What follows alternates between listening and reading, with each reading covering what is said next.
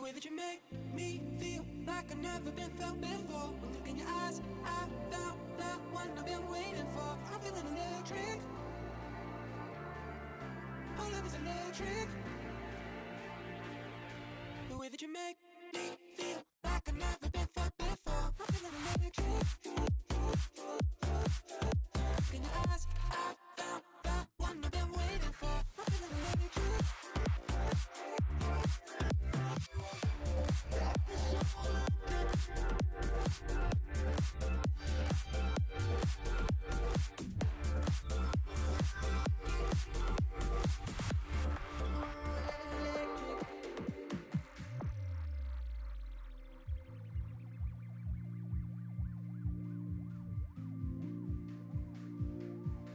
The way that you make me feel like I've never been felt before. Look in your eyes, I found the one I've been waiting for. I'm feeling electric. All of it's electric. The way that you make me feel like I've never been felt before. I'm feeling electric. In your eyes, I found.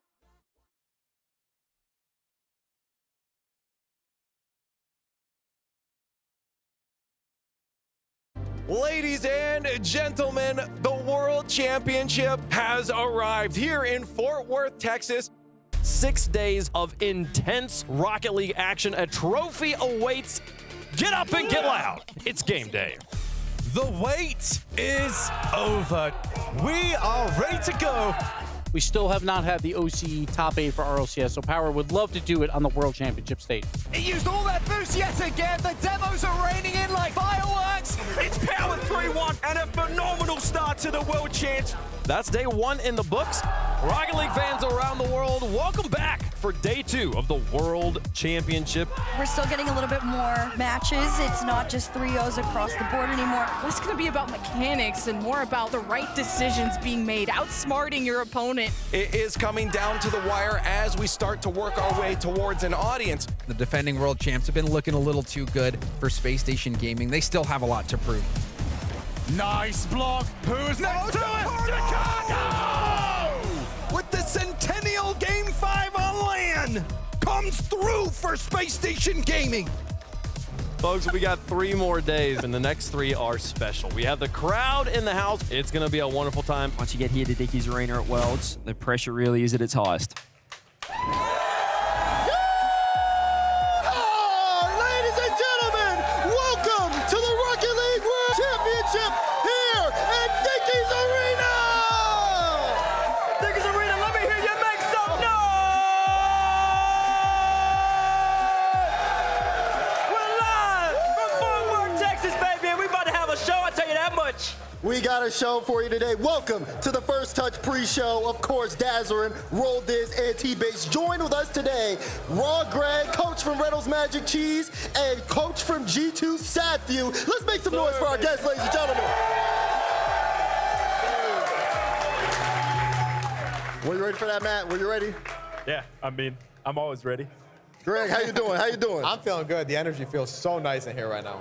I mean, it's absolutely electric. Base, talk to me. How we feeling today? Man, I'm feeling absolutely great right now, man. This is wonderful. This is getting LA 2022 vibes. We're out here, the whole crew. Got a great crowd behind us, ready to watch some great Rocket League. Gonna see, maybe got, let's see who the fan favorites are so far. So, who's rooting for G2 to become world champions?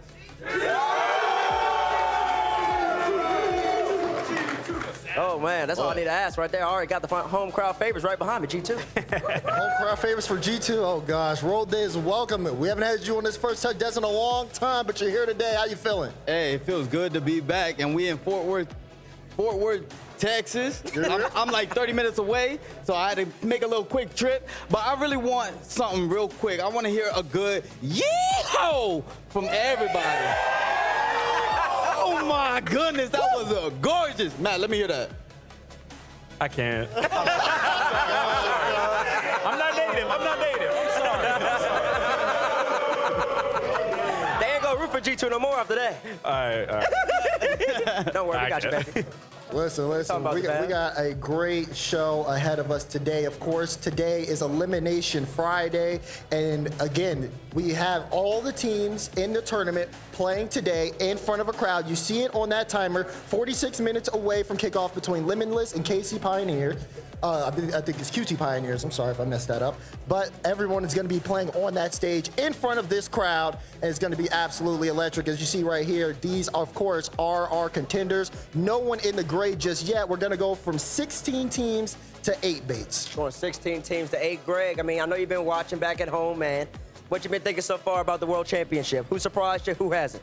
Definitely surprised Space Station yesterday against Vitality. That was an amazing game. I think G2 Falcons, that's the mainstays of this tournament so far. But I think Vitality going down to 1-2 is kind of crazy as well. So, ooh, Zen losing. Zen was a little bit upset yesterday. Went down, tough series. We're trying to defend the World Championship. He said in an interview that he's actually trying to attack the World Championship. Fight for the World Championship. Listen, they fighting for their lives right now, so we'll see what the Zen and the boys can do. Yeah, someone who's not fighting for their lives is you, Seth. You get a day off, so thank you. You know, you get to join us here on the show. We take a look at our Swiss standings. Of course, G2 and Falcons have qualified already for playoffs. You're going to have the tiebreakers there between Furia, BDS, and Karmic Corp a little bit later, but the Swiss stage is not done yet. Matt, though, like we said, day off for you. Talk to me about that a little bit. Like, does that change your approach now, knowing that you can just sit back and watch for today? yeah, it definitely does. We kind of have to navigate this free day much differently than if we were playing. We have to treat our scrims today like we're playing on stage. So it's making sure we kind of just stay locked in and, you know, don't let up at all. Right. Still remaining focused, not trying to let off the gas at all, especially because you know everybody else is going to be having some of these reps today. I mean, Raul, initial thoughts on what we've seen in the Swiss stage so far for you?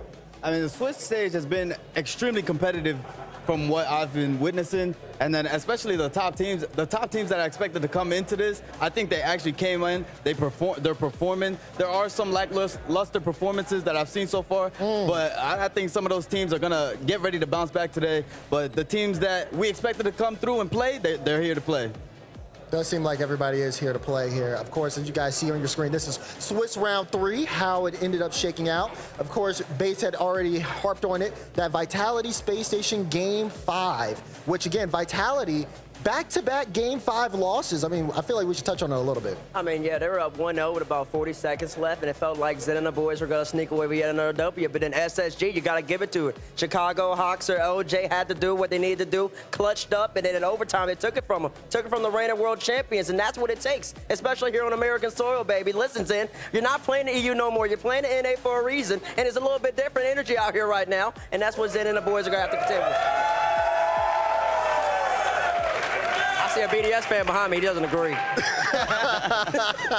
Listen, he's absolutely right. The energy here is insane, and it'll only keep ramping up as things go on. But of course, you also have to talk about some new changes here as well. There's the tiebreakers that are coming out of Swiss now. Now it's not just you finish your 5 rounds of Swiss and then you move on. Teams have to play in that tiebreaker. And I think, Greg, it is a much more interesting change. I know you've played in the Swiss format before, but now, again, we can see what at least that tiebreaker looks like. Karmic Corp will take on Fury in round 1. Winner moves on as the 3rd seed. And then in round 2, the loser will play against Team BDS. I mean, is this what do you think about this change? I like it. I think it incentivizes you doing well in the Swiss rather than just getting, like, as some people would say, a lucky bracket.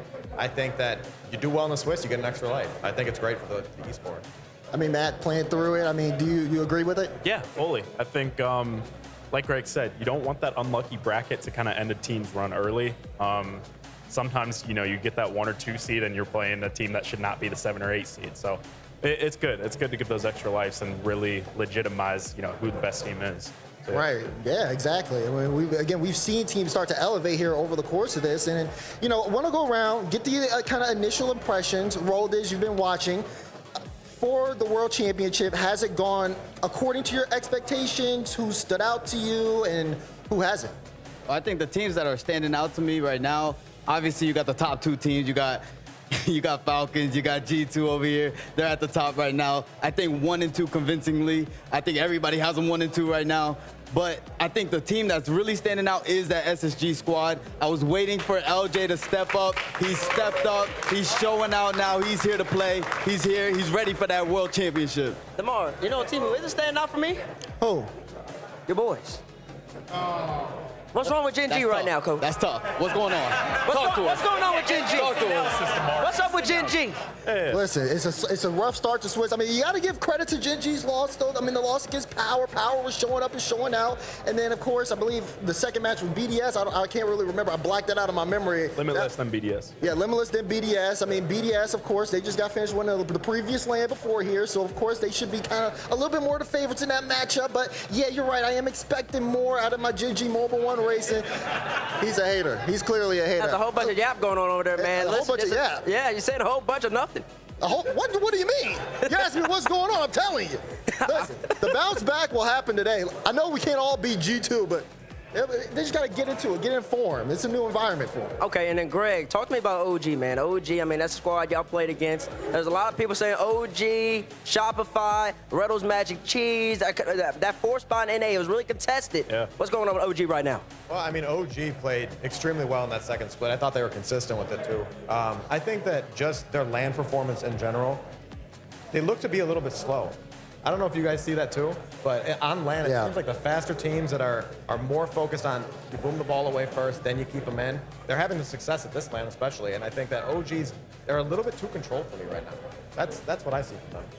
I mean, that's a big deal, and I know when you talk about that slowness, because I feel like for me, a team that I'm looking at a little bit is kind of Furia. I feel like they've been playing extremely fast here, and they got a lot of fans here as well in the building. But it's that speed, their ability to get to the ball so quickly, and we kind of saw it a little bit in their Falcon series where they can catch teams off guard with their ability to pressure. I think for them, they kind of got to work on communication. That's why they started to lose that. Falcons made it very awkward. I know we talked about it a little bit, Matt. Yep. And just seeing them now, they're playing in that tiebreaker. They're going to get more reps on the stage. A lot of people say Fury do good in Swiss, but then when it comes to the stage to kind of slow down, I think the tiebreaker is good for them to kind of get informed. Yeah, no, I fully agree. I love that entire team. I always on stage kind of have questions about Drafinho.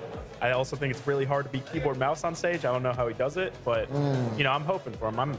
That's a good roster, and I hope they really perform to their expectation on stage. Any team specifically kind of like stand out to you from like your particular perspective? I mean, SSG, you know, shout out Reed Curry. That's my boy. Not on the same team anymore, but always supporting him. Seeing him score the winner against Vitality was awesome. But really, SSG and Falcons, of course, it's not that they stand out or they're different, but they're just always amazing. So, yeah. Okay, and then Raul, you said Space Station Gaming initially. Yeah, I also said Space Station Gaming. I think there's other couple teams. I think BDS is also here. I think they're here to play exotic, looking spectacular. You got Monkey Moon. He's always going to be dangerous when he comes to the World Championship because he's always like if he wins this, where's he go? Where's he go? Top 3 all time? I mean, he's got to be top 3 all time. Top 3 all time. Top 3 all time if Monkey Moon wins. Top 3 without doubt, no question. That's fair. That's fair. That's fair. All right. You know what we've been waiting to see from SSG, though? What? SSG has been consistently number 3 in NA all season, right? But at LAN, they haven't shown it. So right now, we're finally seeing SSG in full form, and it's not just the LJ show, it's Chicago Hoxel, too. So that's actually what makes SSG step up to that next level. I agree, Greg. They might be number 2 now. They might be. They might be. Agreed. They might be. Might be number 2.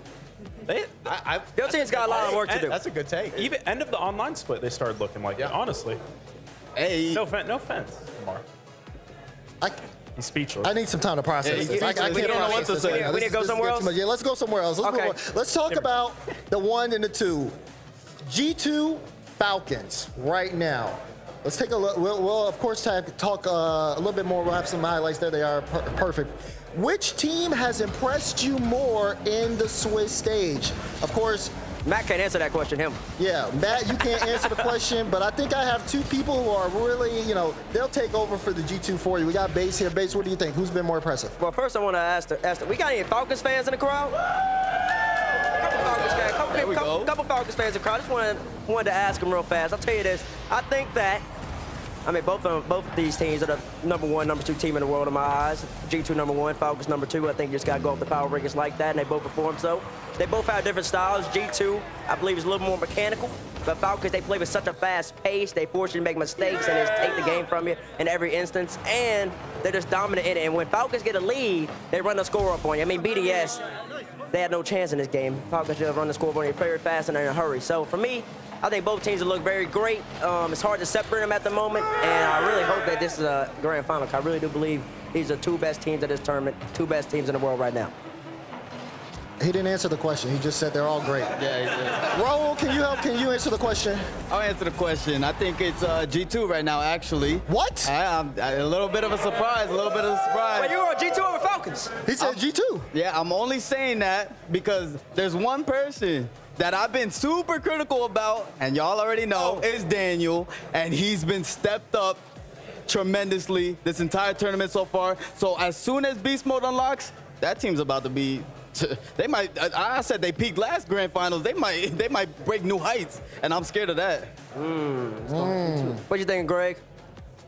I mean, I'm with you. They were both impressive, but I think I got to give it to Falcons here. Ooh. I just like the way the Falcons played a little bit more. You know I love you. No, I love you too, but I think that though. Falcons were just an impressive team. The way that they showed their play style, especially against BDS. I mean, you look at that team, they are suffocating. And it's speed that we don't see. I mean, both of you guys, G2 and Falcons, have speed that these other teams don't match with, and I think that's why they're 1 and 2 right now. Yeah. Where Rocket League is going right now, Falcons, G2, it's clear why they're 1 and 2 right now, I think.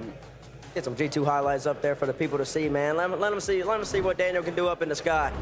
The boys rocking the black. Matt, talk about your boys. How have they played so far at this World Championship? Up to your expectations? Can you play a little bit better? Where you at right now with a day off? We still got work to do. I mean, you know, I'd say we kind of went into the Gentlemate series we're always confident, but I'm not going to say that we're just 100% going to win like it's grand finals. Like, we were like, you know, what happens, happens. We come with our plan, and whatever happens, you know, we win, lose, it's all good. We'll figure it out.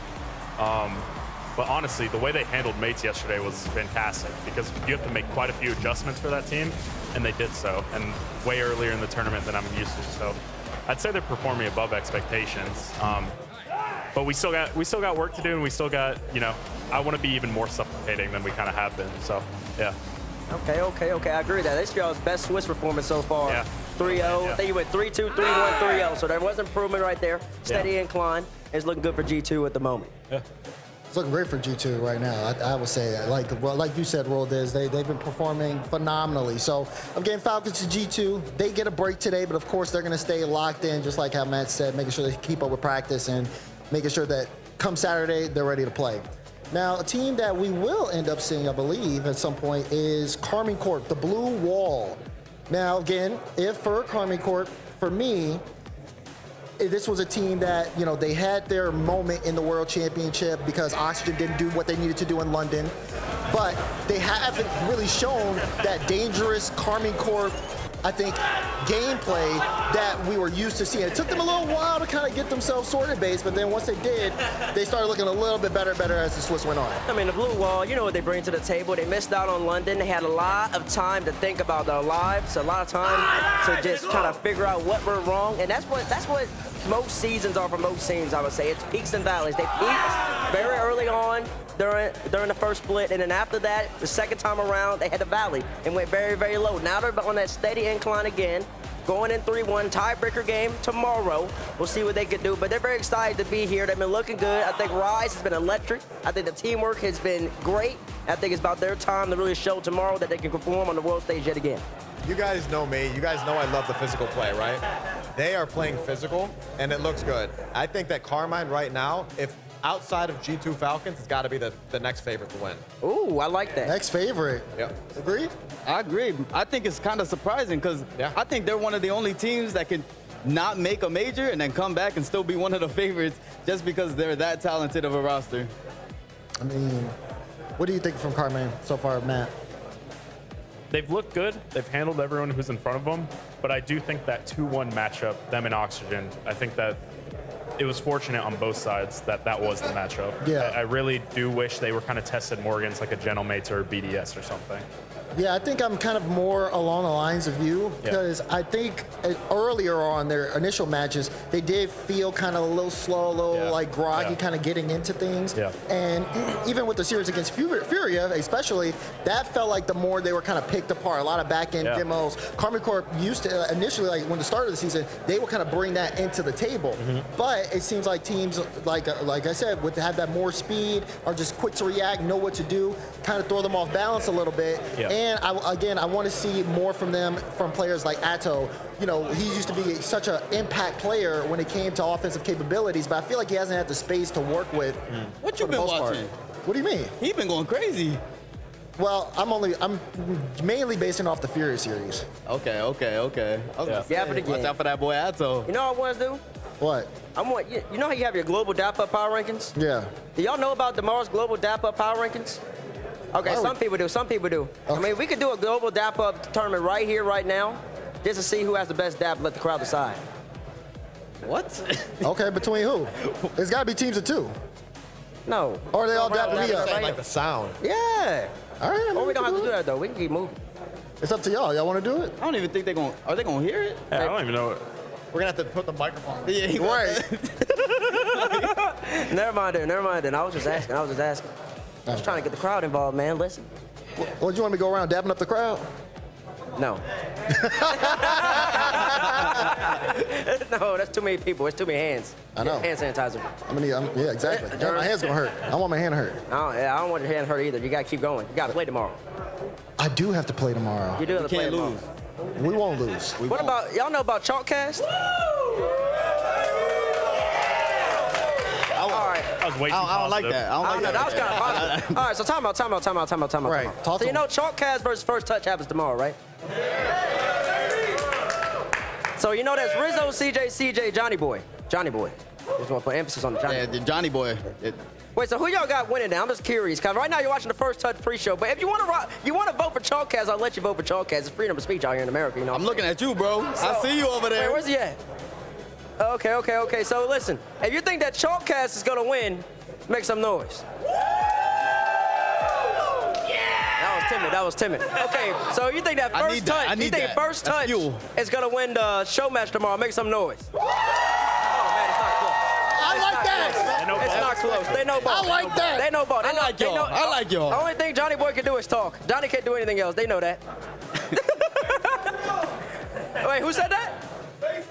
That's what we love to hear, baby. That's what we love to hear. That's what we love to hear. All right. That's true. That will be happening tomorrow at midday, right after the tiebreaker matches. But of course, let's talk about some of the other teams here. Those 3-1 teams, right? Again, Furia, BDS, and Karma Corp. Which one has looked the best so far? They've all really, shown up and shown their stuff, Raul, but who's your favorite out of the 3? My favorite out of the 3 is BDS. I don't really know if it's. I guess you could say it's kind of close, but I think BDS is a bit ahead of the curve for me. I think Exotic is playing phenomenal. Again, Monkey Moon, he is just a player that you always look out for. And then you got Drawley, who's also stepping up to the plate. Matt? I'm going to agree with Raul here. Honestly, I would have said Furia before because they played Falcons actually really well. Yeah. But I mean, that run that BDS made through Swiss is like, you can't even contest that. Oxygen into Falcons, into Gentlemates, into Gen G and the Gentlemates. Yeah, Gen G and the Gentlemates. That's a ridiculous run. That's the hardest run anyone had to make through Swiss. So shout out to them. It's a good result. I mean, I'm going to echo what you guys said as well. I think BDS definitely looked the most impressive. I still want to say that Carmine, if they get rolling, is going to be the hardest team to take down out of those 3, though. I like Furia, man. Furia look good, man. I'm going to go Furia. Okay. So a little bit, we're pretty everywhere here. I think for me, I probably would say BDS because of their run. They've had a really good run. I agree with your point on Karma Corp. I can see what you're saying there with Furia too. But that's what I like about this is because it's just so much competition at the top. That being said, it's Elimination Friday. Who's going home today? We got a schedule graphic or something? I need to know who's playing. There's a lot of matches. There's a lot of matches. Well, I'll tell you the first 2 matches here.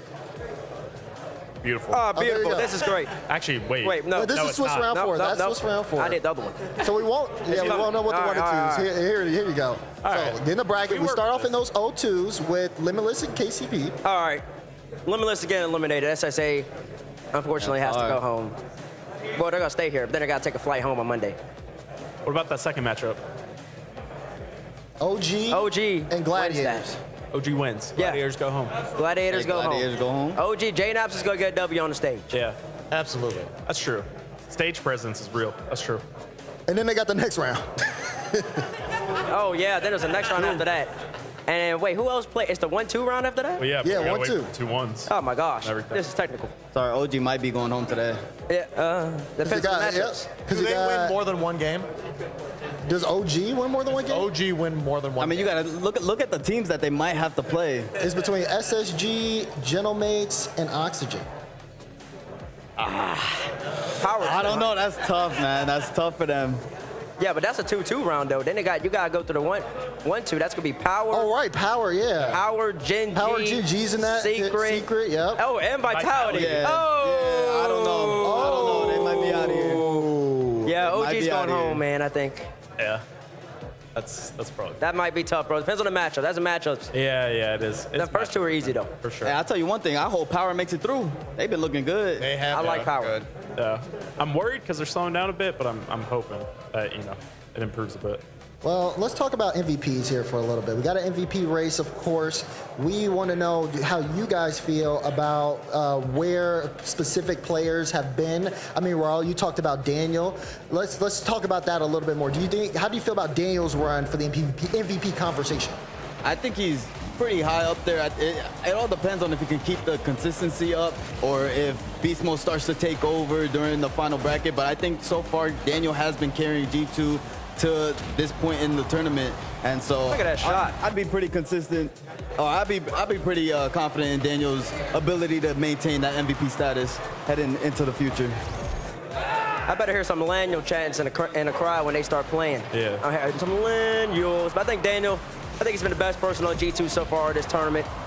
I think that's the first time I said that the whole entire year, at least at a big stage. Beast has really been balling. Mossy's been balling, aka Atomic. But I think Daniel's really been playing really solid, has nothing but confidence. He's really coming into his own at this World Championship. He's really been doing that whole entire season. That's called progression, and that's why he's in the MVP conversation already. Another player here is Rawas from Team Falcons. He's looked actually phenomenal. I've loved what I've seen out of him. Offensively, defensively, it really does feel like he's just had such a good read on the field, and he's been able to make impact play time after time again. I've loved what I've seen from him. Oh, look at that fake. That was dirty. Fake one. You get the bump through, and then you get the 50 right into Clears. He was even surprised. It's been amazing. So, I mean, looking at this, though, I mean, Greg, do you feel like Rawas for Falcons is a good pick? Oh, absolutely. I think that he's the engine of that team. I mean, when they need defense, he provides the defense. When they need a solo play, he provides a solo play. I mean, that whole team in general is just a mechanical monster in all seriousness. But I think the speed of Rawas and the defensive plays that he makes just separates him to the next level. Yeah, so seeing again how this team has looked has been absolutely phenomenal. Of course, there are other players here in that conversation. I mean, like you talk about, how do you feel about Atto? Do you think Atto would be one for that? I think out of all the players on Carmine Corp, depending on how Carmine Corp makes it, how far they make it, and if they do make it to the finals, I think Atto is the guy. He's been the guy for this team. I think he's been the offensive guy the entire season. This team depends on Atto to produce offense for them, whether that's opening up the offense with demolitions, which he's really good at, or even creating plays. We've seen him do pinch shots, double taps. He's everything. He's the mechanical prowess on that. He's the offensive mastermind on this roster. Yeah, and he always clutched up. He clutched up multiple times in their series yesterday in overtime against Oxygen. Both, well, I think he went 2 5-minute overtimes, one like 3-minute overtime. I could be incorrect, but I think he scored like 2 of those 3 game-winning goals. When it mattered most, Atto stepped up. And then Yan for Furia, he's the engine. He's one of the best players in the game. Greg, you said that Yan might be a top 5 player, guaranteed, if not number 1. Listen, I love Yan. I think that what Yan does on the ball, I'll rephrase it. I think that Yan in the world is a top 3 player on the ball. Ooh. I think you just get him the rock and he'll do something with it. So I think that Furia especially depends on Yan. If Yan gets going, because I've seen Yan get quiet sometimes. I want Yan to get hype. I want Yan to get into these games, and I think Furia, if he does that, Furia's gonna be looking good. Listen, he keeps doing that. They'll have a really good chance of potentially becoming world champions, but they've got some great teams to knock out. But of course, as we get closer to Bezos, to the world championship stage getting lit up, we gotta get the fans with one more round of applause, just from us, from just showing up behind us. Of course. Yes, everybody who's joined us today, thank you guys so much. Give yourselves a round of applause. Are y'all ready? Are y'all ready for the world championship? Are y'all ready for the world championship to begin? Yeah! All right, we're gonna do a little bit of game here, a quick fun game. You're rooting for Carmen Court, make some noise. Oh. Oh, no. Okay, next team. If you're rooting for Furia, make some noise. Gen G, make some noise. My man. OG. SSG. Vitality. Oh, they got no EU support. They got no EU. BDS. Hey. All right. I think we all know who they are rooting for. Matt, why would you say it? What about G2? World Championship's about to kick off very, very soon. DeMar, you know what to do. I know what to do, but we are ready. Ladies and gentlemen, it's time to kick off the Rocket League World Championship live in Dickies Arena. Let's get into it.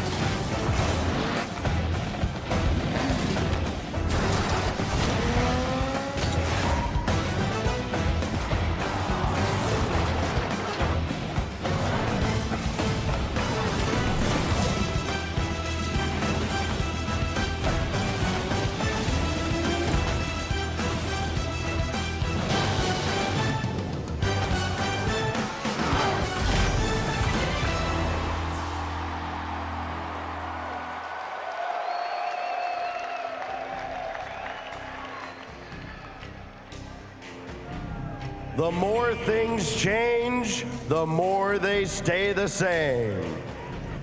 The rosters have changed. The format has changed. But what hasn't changed is the heart and soul of our great sport. I'm talking, of course, about all of you, Esports' greatest fans. We've waited a long time to get back here to Fort Worth in front of all of you. So now, finally, welcome back to Dickies Arena, home of the 2024 Rocket League World Championship.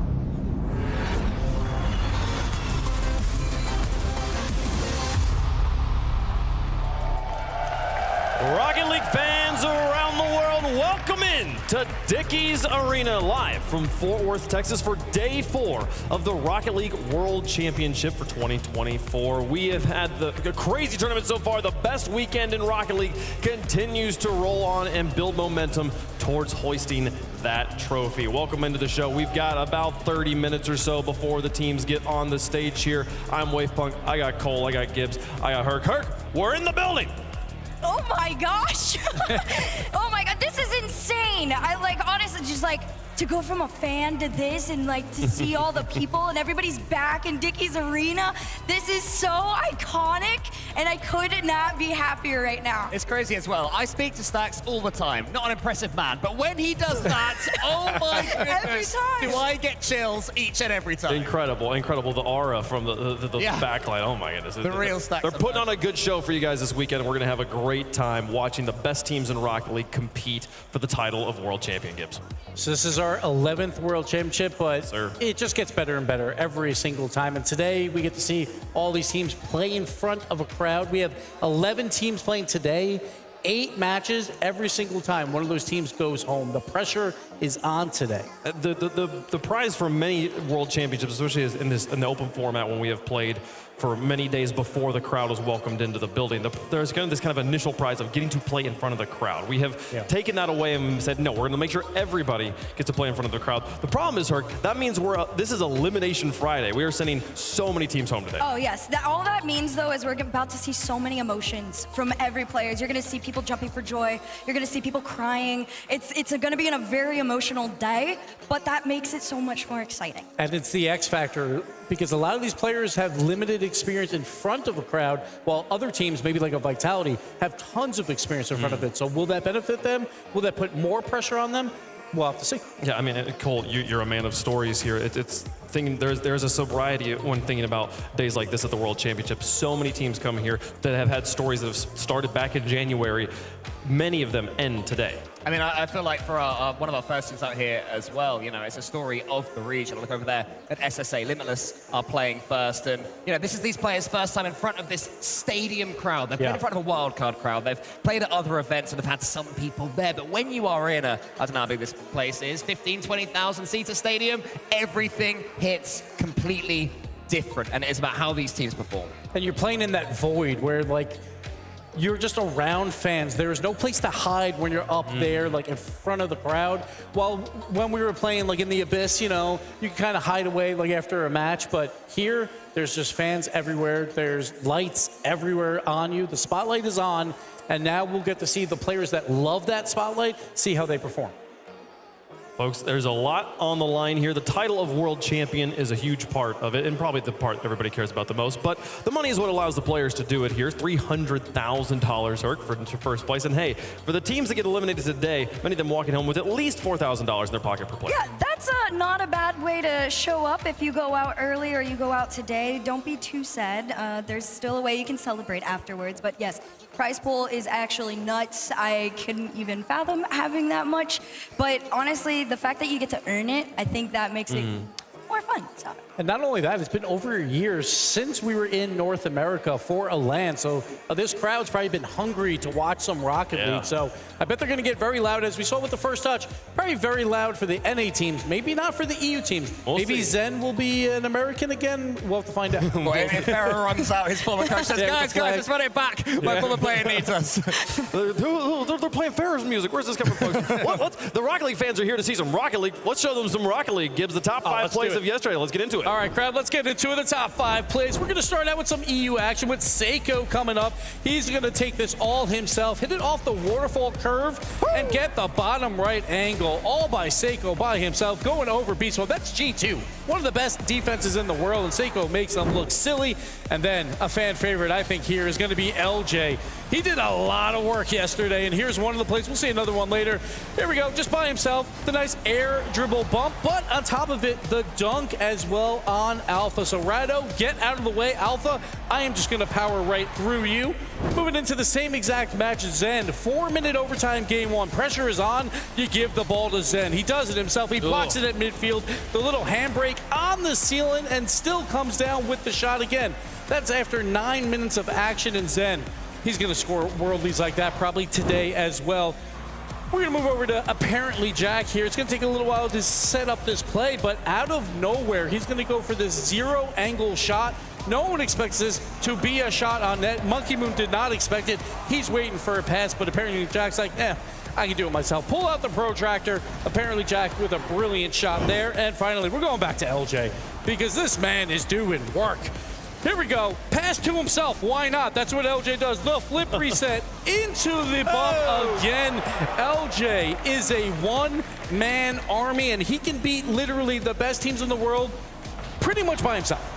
He did beat the defending Rocket League champions of the world just yesterday. So we'll see what he does today, folks, a little bit later on. But there's so much Rocket League to be played. We talked about the stories that are ending here for people that are not aware of how the format works here. Briefly walk through the Swiss and kind of show you guys again what does it mean that they're being eliminated. Many teams have played so far here today, Gibbs. We're now playing in that middle line there. The 0-2 matches are how we're going to start the day. If you lose 3 matches at the Rocket League World Championship, you are eliminated. Yeah, so those 4 teams that are 0-2, they have to play round 3, round 4, and round 5 today. So they might have to play 3 times in front of this crowd to make it to the bracket. We will finish this entire bracket off and get our top 8 teams in the world. But again, yeah, those 0-2 teams, if they do win, then they play 1-2 later. Then they play 2-2 later. So it could be a magical run for those guys. The fact that these guys in 0-2 and also 1-2 later on will have that experience of knowing that every series loss means they go home. Hopefully could mean we could have that fairy tale run, you know, from the quote-unquote lower bracket all the way to the end. Teams are looking at OG right now. They'll back themselves to win at least a couple more series and put themselves towards that playoff. I mean, Herc, we've seen so many teams that when you put them on the land stage, they become a completely different beast. Some of these teams down here in the 0-2, they've never played in front of a crowd, especially not a World Championship Texas crowd. I'm so excited to see who comes out of the 0-2 round, and do they seem different in the 1-2? I think they definitely will. I love talking about the mental side of things, and I think a lot of these, you know, quote-unquote minor regions that haven't really gotten to experience these huge crowds, and we are in NA. I know there's going to be NA bias, and everybody's going to be screaming their heads off for them, but a lot of the times there is that pick in these lower matches where people decide, oh, you know what, I am going to go for Limitless. I am going to go for all the other regions, and that, you can see them get excited. We talked about it yesterday, I think me and Cole, when Power had heard us in the little room that we were in. They said, we felt the energy when the casters were cheering for us, and it made a difference to them. So I think it's gonna be a whole new experience for a lot of these people. One thing that I think links every crowd wherever we are is that they always root for these emerging regions. You know, everyone wants to see an OCE team do well. Everyone wants to see an APAC team do well, and I believe that can make a big difference. Well, you're going to get to see either an OCE team or an SSA team do well here in the first match. That's coming up here in about 9 minutes, though. We'll get the teams on the stage to play. In the meantime, the casters have been playing some. There's some titles on the line for the talent as well. A fantasy draft I'm not losing. At the beginning. I'm also technically not losing. High five. Let's go. We all love seeing Stumpy struggle. We do. Gibbs, you're doing amazing, though. You're doing great. Of course. I mean, come on. We all knew that was coming, but we got to beat Johnny Boy. That's the main thing. I really don't care about You're not winning by much against but him. I just want to beat Johnny Boy. Me and him both have the twins, so that's why we're doing so well with Roas and Killers. But as long as I beat Johnny Boy, I think I'll be happy. 0.0807 and 06 in the top 3. It is neck and neck at the top of the fantasy draft. Predictions also an absolute battle here. I'm not losing. I'm crying. Kirk, what are you doing? Come on. I threw yesterday. I threw 2 of my matches. I was 1 off being like completely perfect. Y'all should have seen me. I was watching it on my phone. I had left to go to the Cloud9 watch party. I'm in there like, there's no way. But I also had never been happier for SSG and being wrong. Yeah, of course. T-Bates is 8 down, and there's not a lot of games left, so he's just betting on the coin at this point. Honestly, I might be rooting for the coin at this point. Oh, yes, like, absolutely. I think everyone. Just imagine the memes. The coin actually is in last place. It's been in last place every single time. It has. This is this run. Yeah, it is. I mean, it is the bar. It is you're literally just don't go under. It'll be fine here. So. But yeah, matches coming up here momentarily as the players are getting ready, and so much on the line for so many of these teams. I mean, when I think about the stories that have happened in this building, I'm thinking about G2 coming in as a favorite to this tournament. Yeah. Last time they were here, they lost their second grand finals 4-1 against a European powerhouse. That is the legacy of G2 and Rocket League. They want to change that story here today. It's going to be wild. Falcons as well have lost multiple grand finals, have never won a title. It would be perfect to win the biggest title, that World Championship. And right now, Falcons look like the best team in the world. So we'll see if they can keep it up all the way through that final. We also had a South American team reaching the semifinals of a World Championship for the first time in this building a couple of years ago against Moist. What a series that was. And that same organization, probably the strongest contender that South America has ever sent to possibly win a World Championship. Definitely. Will we get to see Furia hoist the trophy? We'll see that happen. They'll be playing later today, but we won't see them just off the top of the day. So we're going to start things off in that round of 3 here with these 2 matches down on the bottom. We'll see OG Esports take on the Gladiators, as well as Limitless play the Quick Trip Pioneers. We will see after that the 1 and 2 matches there in round 4, followed by the 2 and 2 matches of round 5. That will be our schedule for the day, folks. 8 matches of Rocket League coming at you. It's time to get the first one begun, get the teams on the stage. They are actually already on the stage. Let's talk about them here. Limitless coming from Sub-Saharan Africa, taking on the number 2 seed from OCE, the Quick Trip Pioneers. And Limitless are the team that are here to just make as much of a statement as possible. They have been improving. They've taken some big hits along the way. There's the occasional game that gets away from them. They concede 6 or 7, but Huck, less and less often is that happening. Oh yeah, it is getting less and less difficult for them, and mainly due in fact to their mentality. I got to speak to them before. They come into this knowing where they stand a lot of the times, but they said they don't underestimate themselves. They come in very, very confidently. They're very proud to be here and to represent, and everything always is at 100% full force, as if they are number 1 on the field. And it's the arena crowd they will have to compete against as well to die for the MVP 3 times running of SSA. He is the best player in the region, but his teammates have really been picking it up throughout this tournament. Snowy, fantastic. Sweaty versus G2 was fantastic. Had a lot of quality shots, and that's against the best defense in the world. So I think these guys have potential to pull an upset here. Yeah, Sweaty had one of the plays of the day on day number 1 against G2. It was a huge moment for them. And I think they took the lead in a couple of those games as well, unless I'm completely misremembering. So they have experience of scoring first against teams, I would say, better than Pioneers. So if they can do that against G2, they can certainly do that against Pioneers. We'll see if they can pull it off here. The last time, the Sub-Saharan Africa. Cool fact. Wow, look at that, incredible. Yeah, he was one of the OGs with me back in the day, but he's still going. The rest of us gave up on that race. That's why he beat you, because you gave up. Yeah, that's why. On the other side, though, the Quick Trip Pioneers have had, so far, not the tournament they were hoping for. They were hoping to get out, not be in the O2 round here again, but favorites in this matchup by a margin. But 2 days ago, they impressed. You know, they went to 5 games. They did lose that match, but Fiber had 1 top 5 play, and then we had to telestrate another amazing play by him as well. So they have been performing. OC as a whole, I think everyone's they really are performing exceptionally well. It's just a little bit they just need to clutch up when it matters most in those game 5s, or now in front of a crowd. We'll see if they can do it here. It's also the first time this event they have been the favorites so far, playing Gentlemates and then Team Secret, that I would say would be a 60-40 game normally. And they were so close to winning that one, incredibly so, just couldn't do it. Does that change here? I think it does, honestly. I think when you come into any matchup and you hear the words "you are favored," even if it's by a little bit or a lot, it does something for your confidence coming into that. They also just seem happy. They've got the big chains on and the KCP necklace. It's good vibes. KCP always has the best vibes. Swagger just coming out on the jerseys themselves with the embroidered gold there, and then look at that chain. That's hardcore. Look at that. That's just beautiful. It's big. It's certainly noticeable. It's the word I would use. It goes well with the gold underneath as well. Last time, Sub-Saharan, I would say it's fascinating. This is we talk about, North American crowds. We love to root for underdogs. This is a battle of the underdogs, but SSA slightly more so than the Quick Trip Pioneers. Last time that Sub-Saharan Africa won a game on land against another region was Snowy here, playing against Quick Trip Pioneers in this building against Super Lucky. They won 1 game in that series. They did not win the series, though. They would love to get that win, that full win here. Oh, absolutely. And that is what they're coming in for. Yes, a game is great. The crowd will probably cheer for them, but that's not enough. They want to play more matches here. They want to place better than they have ever done before. That is their goal. But also for Pioneers, no one's counting the OC 2 seed. Everyone expects them 1 and 3 at max, right? So they want to take this match to keep that momentum. They'll get the crowd experience. All the other 1 and 2 teams will not have that, so they can use that in the next match to propel them forward. So that's what they're expecting to do here, a 3-0, but Limitless They absolutely want to shock the world and get their win. Pioneers, though, they have to put in a statement here against Limitless. I said the same about Gen G when they played Limitless, and in the end they did. I think they got 5 or 6 goals in the final game. Pioneers are going to be looking for something similar. They want the other teams to not look at them as a team they can easily take down, one that are scary in their own right, one that can take series victories in their own right. Well, folks, let us know who you think is going to win. Hashtag QTPG in chat. The Quick Trick Pioneers. Hashtag LMT for Limitless. We will make our picks on the desk. First picks in front of the crowd. Herc, you get the honors. Who you got? I have to go KCP. I think they're incredible. I love them. They're so kind. And honestly, I think they're going to feed into the crowd mentality. If they can get them on their side, I think this just becomes even more in their favor.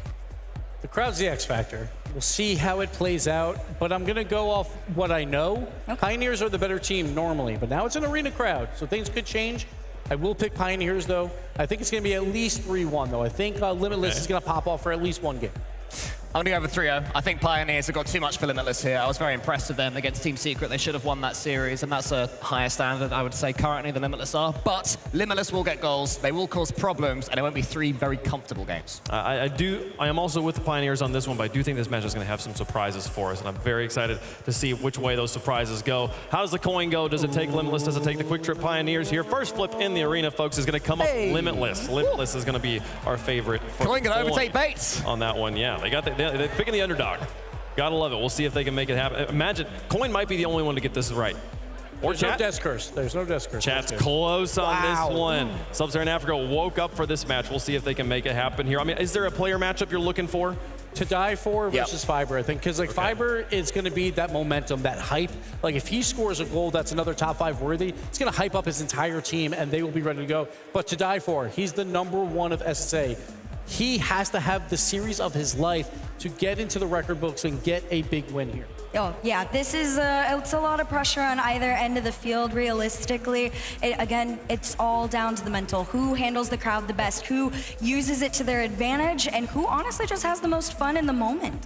I feel like, yeah, the vibes is going to be super important here. Maybe one of the first matches in a long time where I'm like, game 1 just not nearly as important. Game 3 going to be so much more important for these teams. We'll see if they can do it, folks. It's time to get the Rocket League going in Dickies Arena. Fort Worth, get up and get loud. It's game day. Let's play some Rocket League.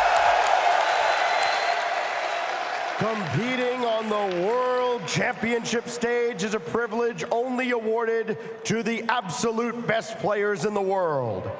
And it comes only after countless hours of hard work and dedication. But here today on Elimination Friday, 8 teams are about to lose that privilege. And now that we've got some fans in the house, it's time to properly kick off our World Championship. Get up, get loud, fire up, let's roll. It's game time. Limitless, representing Sub-Saharan Africa, stare down the Pioneers from OCE. 2 teams with only 1 life left. Who will survive? And the first match in front of the crowd here at Dickies Arena. 2 years on, we're back. It feels good. Buckle up, it's go time. Kicking things off. Limitless trying to play defense against this Pioneers attack. And Fiber, he starts things out. There we go, the perfect start for the Pioneers. You can see Superlock, he just gets 3 to committed defense. It's going to be Fiber, first up in front of the crowd. Fiber, perhaps his greatest LAN performance against Team Secret. It wasn't enough to get the Pioneers the win, but it brought them close. Pioneers now already taking advantage of that Fiber offense. Meanwhile, Limitless will have to find something. There's a passing play. Superlocky almost sniping that top corner, not able to hit the mark. Yeah, pressuring them early. There's the shot though with the instant response. Snowy finds the opening. Huge here from Limitless. Sweaty fakes the wall pinch, instead goes for that infield pass. Snowy ready to receive it, picks up his 2nd goal of the event. Amphis just didn't seem ready for that pass. He had boost in the midfield, but he wasn't covering that option. Now to die for, pops it up. Amphis, under boost. Trying to get One back here for the Pioneers, 50 in the middle. See Snow with the early aggression and Sweaty outpacing Pioneers early. The shot can come through as well, but the bump doesn't land. See that shot to die for, trying to place it behind the Pioneers defense. Good speed from Snowy. Super Lucky now, trying to get that stop off the backboard. Snowy keeping this pressure on. Amphis pressing downfield. Fiber picks up a pair! And picking up where he left off yesterday. You can see Fiber here. He goes off the sidewall, so confident in Amphis getting that win. And Pioneers get the lead again. Fiber appears to be that secret weapon for Pioneers. Fiber doing so well. I said yesterday as well, I think he had a day off, so see what he's doing in screams. Oh, With the hold double on. stop, but he's got to fake it out this time. Limitless ready in defense. Super Lucky just launched off the ball by Snowy. Instead, I thought gets the 50 across. Here is Snowy. Low boost, popping it up for Sweaty. On net this time, Amphis. Pretty regulation save off the crossbar to die for there. Pressure for Limitless. Amphis so quick. Pioneers looking to surge. Again, the midfield game won by Limitless. Limitless looking to Sweaty to control this ball at the midfield. Down into a 50. Fiber looking for Amphis. Amphis to Super Lucky. Flip reset at 10, but you can see lost control of his car a bit. Opens the door here for Limitless. Amphis tries to get the pass across. It's going to go to Super Lucky. Crossbar. Where's the follow? Where is Fiber? This time he comes in. He's looking for the double with the reset. Blocked out, but still trouble here for Limitless. Double commit defense. Low boost all round. There's the cut across. Super Lucky. The bump almost lands. And if that bump landed, maybe it would have been enough to get that goal. Pioneers now having to play defense. Super Lucky, awkward ball. Leaves it. Was hoping Amphis would get there first, but now that leads to a bit of confusion. Fiber moves in to take matters into his own hands. Now in the corner, Fiber keeps going. Pass in field. Amphis couldn't get around it. Yeah, you can see both teams still getting used to the new setups in front of the crowd as well. It's looking a little bit wobbly, especially for Super Lucky early, but this is nice from Fiber. He's going to fake. Backboard defense getting a workout for Limitless, and there's another shot 50'd out this time. Another double commit as well, but Limitless up to the task. Sweaty didn't have enough boost to get up high. Amphis pushing it back into the middle. Bump, Snowy on Super Lucky. That gets some space. Super Lucky working the corner, and now trying to get this ball back under control. Low boost Amphis going to leave it for Fiber. He's going to miss that corner touch. Super Lucky being so aggressive. Amphis wants in as well. These 50s going the way of Limitless. Minute 40, they still need to find an angle, find an opening. Huge dunker to die for. Snowy up now. He's just wedged himself off the wall. Sweaty has to back up. He has found that mid-100. Sweaty trying to take too much time. Fiber shutting that down to die for, going for a wall pinch. Super Lucky lets it bounce around and switches the field, giving Amphis a little bit of space. Here we go, Amphis. He does have the reset. Opts to just use the extra jump and the bump as well. There's the third goal. Super Lucky fires. And it all started out with that hesitation play from Super Lucky where he decides to switch the field. And that caused the Limitless defense to get out of sorts, and a nice play from Amphis as well to get that out in the middle and then land the bump. It's been a hesitant start from the Pioneers, but still had a lot of pressure, a lot of aggression as well.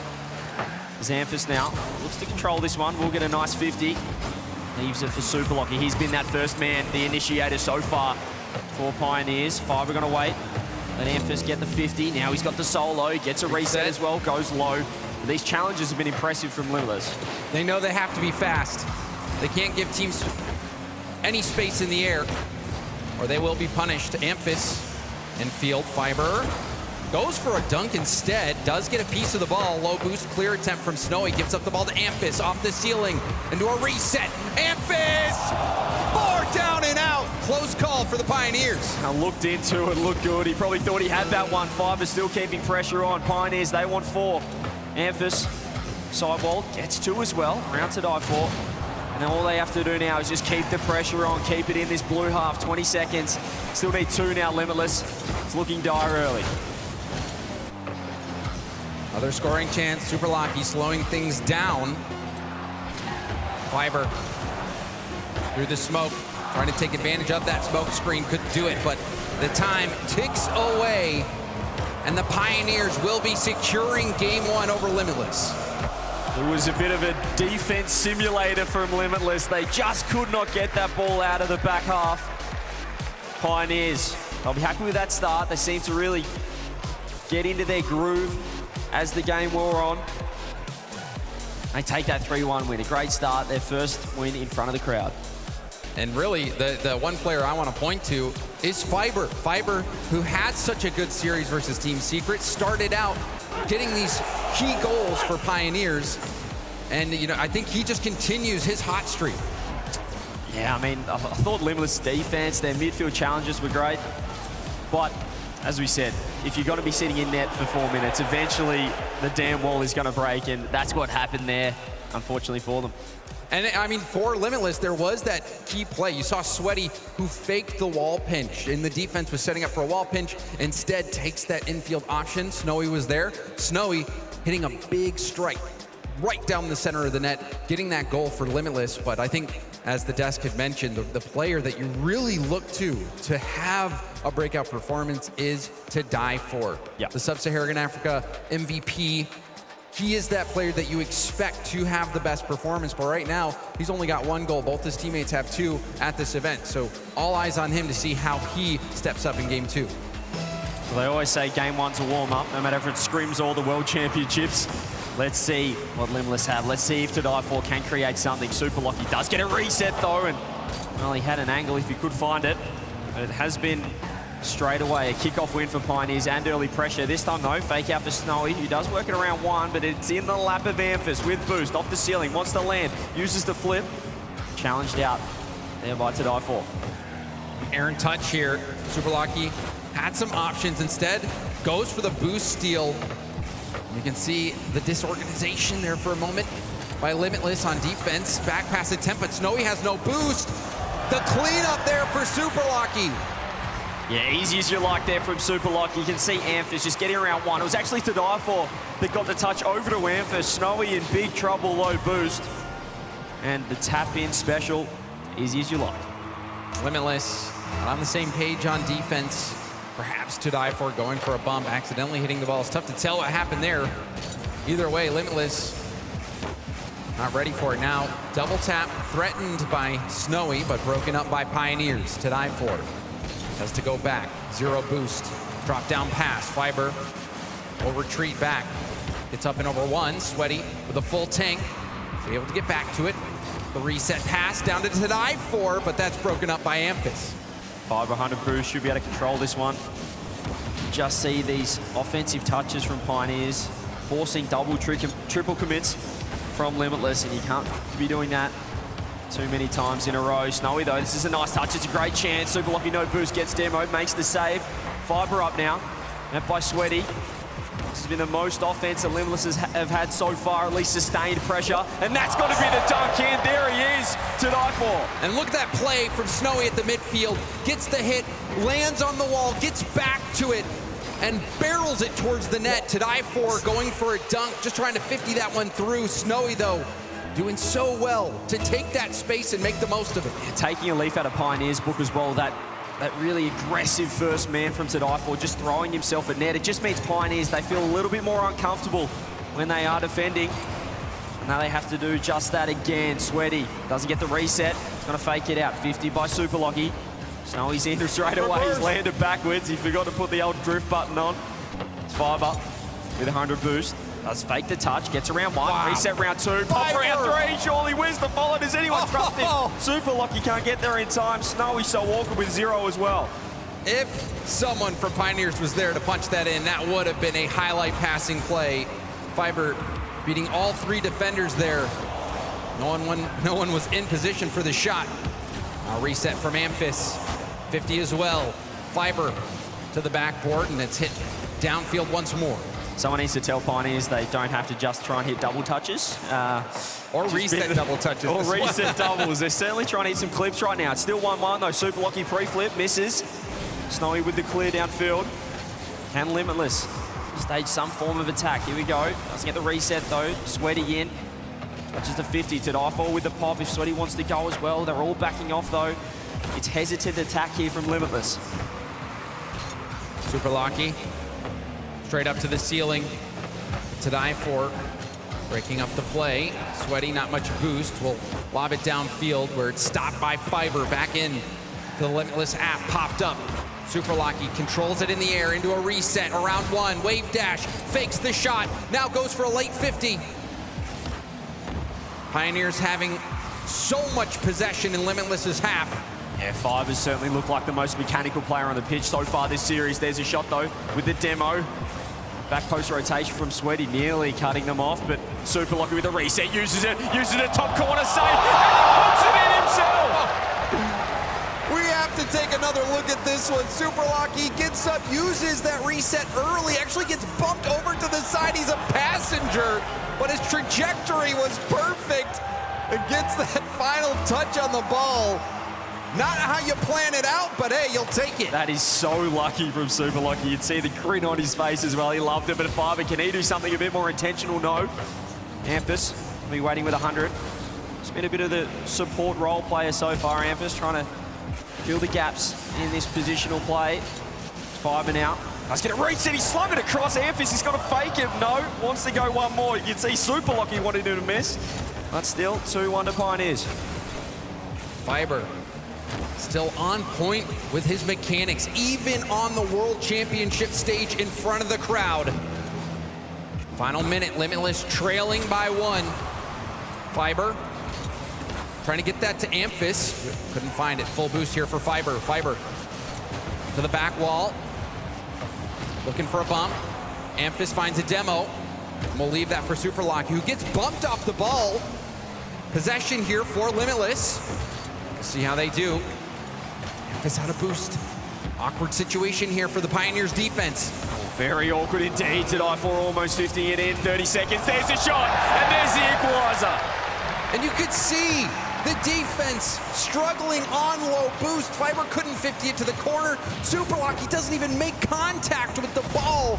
And Snowy moves in to get the job done. Now a tie ball game with less than 30 seconds left to go. Can Limitless get a game? The attacks have been few and far between from Limitless, but when they do get it down that orange end, they have been deadly. Here's the shot, Snowy, huge save. Able to sort of keep it out of trouble. It's very awkward. All three in net, having to be used. Snowy now, no boost. All he can do is pop it forward. Super Lucky with 100. He's going to take it up.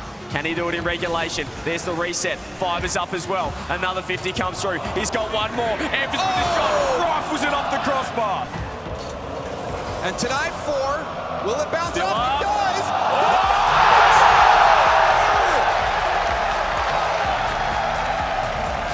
Limitless have stolen game number 2, and don't they love it? Wow! It is not often that you see a team from SSA be able to take a game on land against another region. Well, they've just done it, and To Die For did it in stunning fashion. And it was Amphis missing that open shot down the other end, straight off the crossbar. And how quick did Limitless pounce on that opportunity? Counter-attack. To Die For clutches up. Wow. And you said it, CJ, that miss from Amphis. That is what people will point back to. It looks like Pioneers were going to be able to close this one out late, but that shot just high, even getting a little fortunate there with that goal. And then Super Lucky not able to get that clear out. Limitless never gave up. You can see Snowy's reactions as well, and that's that last moment right here. The counter-attack bounces up perfectly as well to not hit the floor. And you can see Coach Knox is pretty happy with that one. The animated boys from Limitless get their first win in front of the crowd. What will that do to their confidence? It has to boost it. I mean, if you're Limitless, you're even pointing back to that and saying, look, not only did we win that game, we won it despite that lucky goal from Super Lucky. We can do this. We can take them down. It's not even about getting a game anymore. It's about getting that series. The most impressive thing as well, like we mentioned before, they haven't had that sustained offense. They're not, you know, in terms of time in forward half, certainly it's been the favor of Pioneers. But when they do get it down this end, Pioneers defense, it's questionable. Limitless has certainly tested it and found ways through. See what they can do here. It's still more attack for Limitless, so we're getting a bit of momentum off that 0-second winner. To die for, living up to that title of MVP for SSA. Now we see even more heartbreak for Pioneers. That one hitting off the woodwork and going out. Nice fake though, you can see the bumps coming through, it still lands. Super Lucky wants it to die for, 0 boost. Sweaty says, I'll have it. Plus the 100, lands a 50 as well. And lands on it, might be able to get a pop across. Amphis awkward, makes the touch. Snowy, great pass to the die for, works it around 1. Pitch across the 2, is anyone there? No. But to die for is looking lively right now. You could see the boldness to make that fake and get that touch. But there's the shot off the post again. The Pioneers can't buy a goal. The radar's just off. That's 3 misses in a row now. Consecutive games. Amphis backing off to Fiber now. 30 boost. Just tries to get 1 more or a bump. Doesn't land either. Sweaty works it downfield. That's a nice demo as well. It's just Super Lucky last. He does have 100. Buys enough time. But still Pioneers defending. Fiber dribbles it out. A little risky, but made it work. Snowy won't go off the ceiling. Instead, just positions for the 50 and buys time for Sweaty to move in. Now, off the backboard. Shot opportunity for to die for, but that is blocked out. Limitless looking like a much different team, perhaps smelling some blood in the water. They're looking quicker as well. That was a beautiful play from Sweaty to set up that chance. And here goes Snowy, 100 boost. Can he go downfield to die for? Scoops up the 100 as well, finds the 50. Corner boost stolen. Pioneers looking like the worst of the team right now. Snowy wants to get in. That's nice from Fiber though. Look at him launching downfield. Here comes a shot, the bumps. Amphis lurking. In the end, he's passed the back perhaps too much. Fiber's still there. They've got to worry about him. Shot on, saved. Another one comes through and in. The Pioneers, they had look after look, chance after chance. And they finally put that one away. Good effort there from Sweaty, but the rebound right there for Amphis. And even if he didn't have it, you saw Fiber picking up his small pad, ready to take that shot himself. I'd say it's good for Amphis' confidence as well to get that one away after what we saw in the previous game. They do get the lead, but that didn't say much about how the last game panned out. Let's see if they can hold on to this one. Super Lucky works it around, finds Fiber, shot on, saved off the bar by Sweaty. Amphis keeping pressure. 70 boost.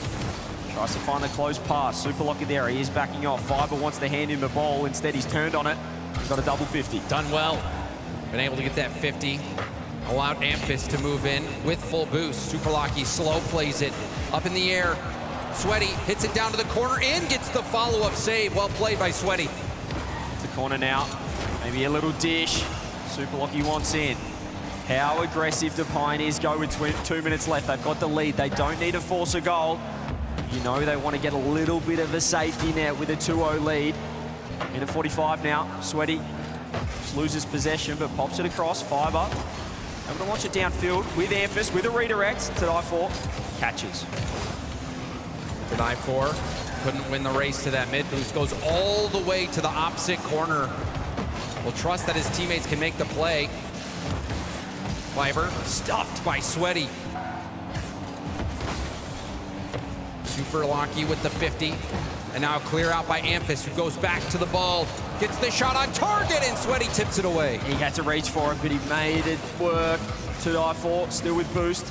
Lands on the 50. Fiber knew he had one more, waits on him. And lets the ball land in his lap, pop across, doesn't land the bump. 1 minute now. Pioneers killed a lot of time off the clock, but we know how quickly Limitless can transition this ball. Pop up, Sweaty, no boost, has to get out. Amphis. Gotta wait for him. Infield play. It's a nice pass though. It's a nice cut across from Limitless. They have to go now. They have to find some sustained offense. Snowy dropping it down. That's better. Shot on, somehow open, and Amphis just reaching to read. Another confidence boost for Amphis making that stop. There's a flip reset from Tadai 4. It's looking like he's in form, especially after that 0-second goal. Limitless still need to get one to force overtime. Pioneers trying to close this out. Sweaty just tries to pinch the ball off the wall. He does land on it. He picks up the mid-100 as well. This could be a great chance now for Limitless. More bumps come through. They have gone for it.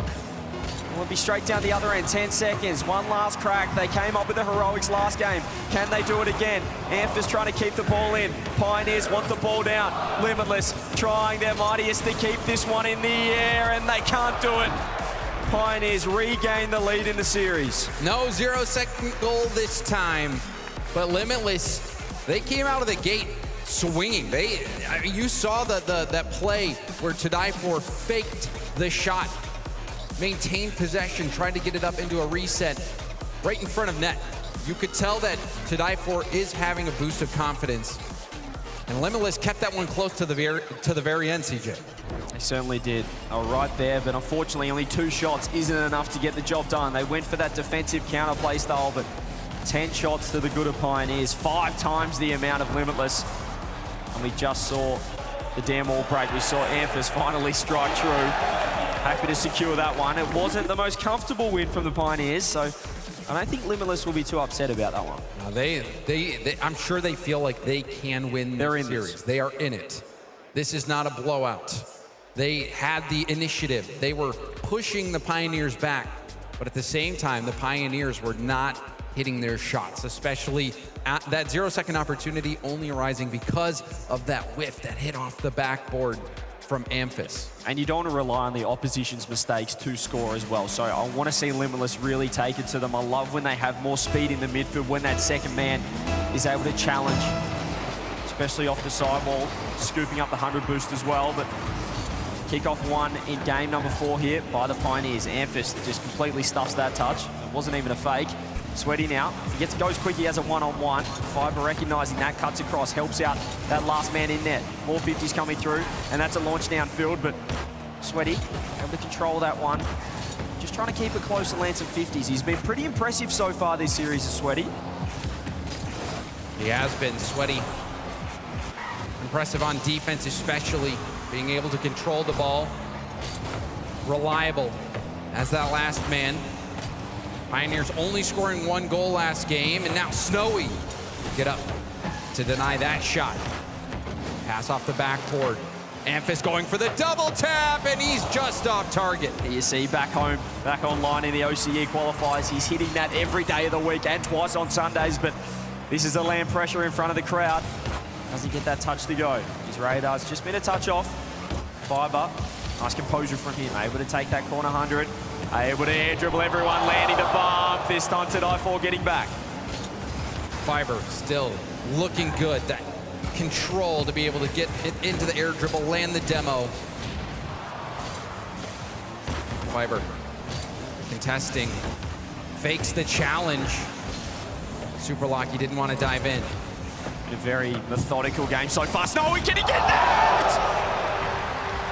The dish off the corner from Snowy, that's class. Snowy has been so fast, he doesn't flip into that challenge.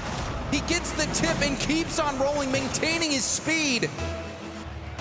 Snowy has been clutch for Limitless. He just caught them out, he caught them by surprise there. It's as if they didn't realize he had the second flip, but he was able to redirect it off the bar and in. And the first time in this series, Limitless struck first.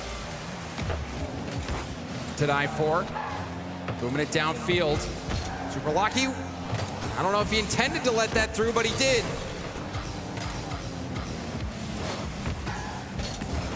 Die For just gets the 50 with Super Lucky now. Sweaty able to scoop up that 100. Pass across. 5-0 boost. He's just going to launch it. He's going for the safer play, but the Pioneers, it's an unusual situation for them. They haven't been behind apart from once the game was over in game number 2. They change up the play style? Do they find more aggression? How do the rotations and positioning change? I wonder how much those nerves are playing a factor at this point. Fiber dropped down past a Super Lock. You tried to dribble it, but Snowy was there for a quick challenge. Amphis contested. Snowy will drop it down to To Die For. To Die For denied by Super Lucky. Super Lucky just put his controller down to save that one. Was very comfortable. Fiber loses that 50, and Amphis wasting a lot of boost just to try and control that one. All he's done is found To Die For.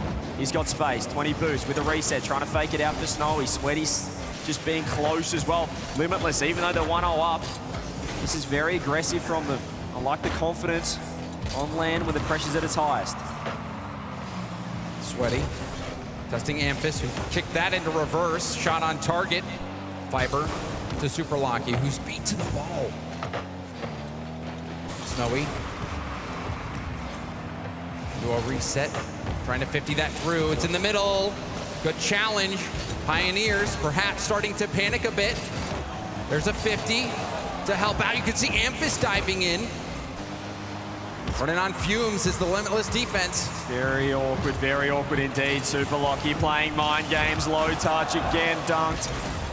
Snowy coming up to the task. They've got 90 seconds just to defend here, Limitless. We might be able to get a game 5 for SSA on land, or will we? Of course, it's Fiber. The heart of this Pioneers offense. The nerves don't seem to be affecting him as he gets that equalizer. The caster curse coming in clutch there for Pioneers. Apologies to SSA. Back corner now, Fiber. Straight off the kickoff, 100 boost. We saw him produce some magic on Wednesday, day number 2. Nothing works there for him. Sweaty now, that's a nice 50. You get it across the I4, sitting so close, second man. You see the aggression, the change in mindset now for Limitless, even though it's still 1-1, they're going. There's a double commit though, that's not what you want to see. Having said that, Sweaty still landed on it. 50 downfield, no one back right now for Limitless. Super Lucky 11-3, double if he hits it, and he does! That was class from Super Lucky. Just magic. Oh, so much control. And you said that the Amphis training pack shot, he'll hit that any day of the week. Well, Super Lucky got his turn, and he knocked it down. It was the exact same shot as well, the exact same double, but it came off overcommit from Limitless. And now their backs are against the wall with that shot. Nice save this time. To die for. Not quite get that touch. Sweaty now, backing up. Just over 30 seconds for Limitless. Tournament life on the line. Snowy faking it out to die for a third of a tank, maybe even a quarter. Not much boost to work with. Couldn't do much. Snowy to the dive for. Back to Snowy. Snowy! More down and out! The shot was nearly too good in the end. Pioneers, though, still a lot of defense. Nice demos coming through. Here's another chance for Snowy, and he doesn't miss this one! Snowy, the captain for Limitless. Never giving up. Had missed the previous shot high. This time passes to himself off the corner and finishes the job. They had 11 seconds. They were nearly on the plane home.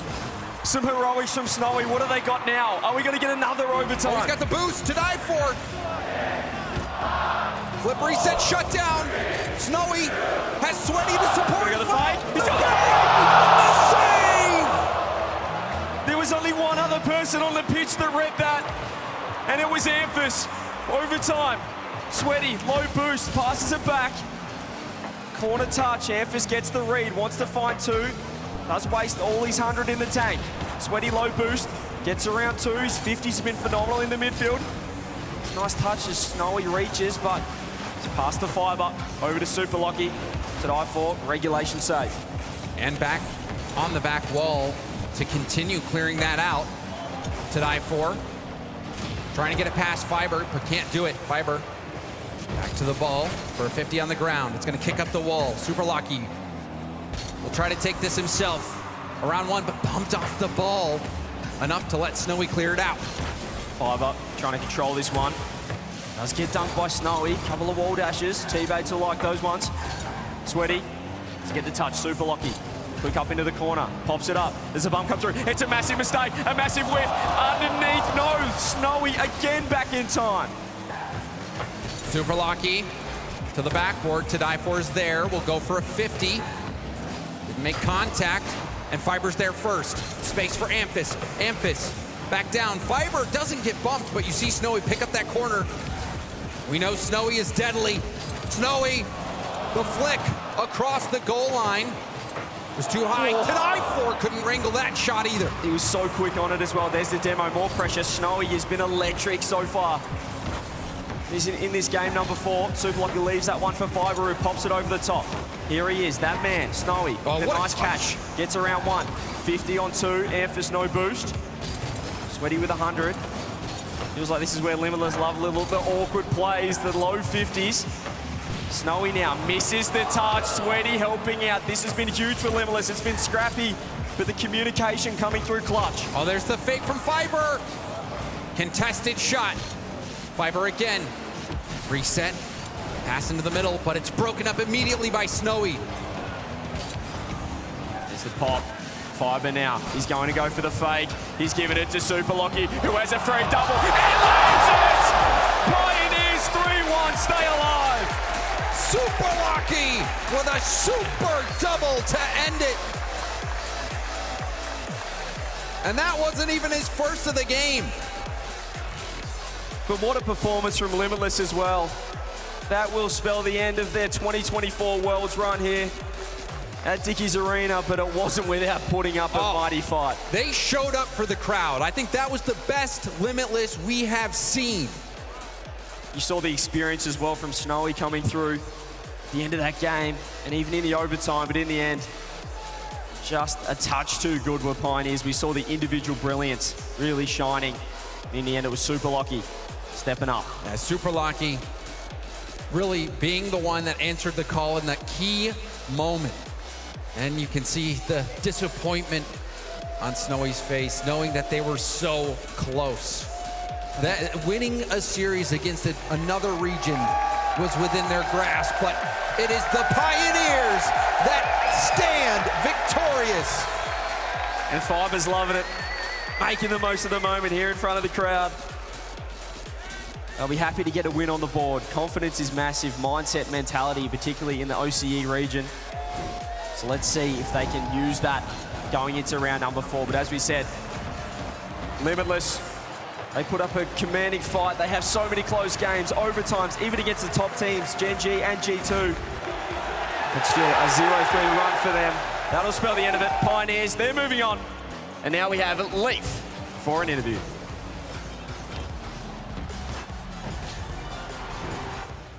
One more time here for the Pioneers and Super Lucky.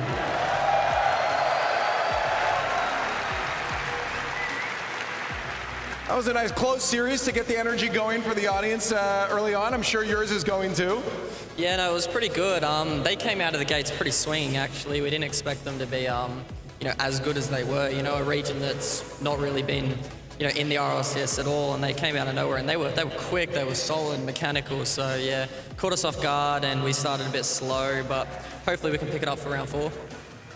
So, did that panic you guys at all with how quick they came out swinging? I mean, you said if we had lost that, we would have gotten flamed, but, for you, did you panic at all? I mean, for me, my first, game in front of a crowd, so, yeah, the nerves were a bit high, but, we knew we were, better than them mechanically, so we just needed to chill out, and they earned their respect, so we needed to respect them a bit more, and, yeah, once we did that, we kind of had control of the whole game.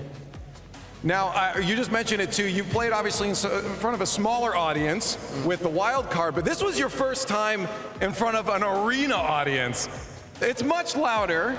Did you feel that energy coming inwards? Yeah, no, you can definitely feel the energy. It helps having, Amphis on our team. When he was on Power, he's played many crowd matches, so he's really good to, keep us composed and get us ready for what we're in for. So yeah, that was really helpful. Can you tell me about the big chain? How did that originate, by the way? Oh, Mox one or Fibers, because they both got the biggest chains I've ever seen. It's huge. Look, which one? Well, that's true. I guess Fibers is big too, but yeah, Mox, it's massive. I love it. Got to rep the org. Well, now that you've got one out of the way in front of an audience in the arena, you've got hopefully all the nerves out of the way. There's 2 more to go for you guys. How prepped are you personally, mentally, for the rest of the journey today and the energy that you'll need?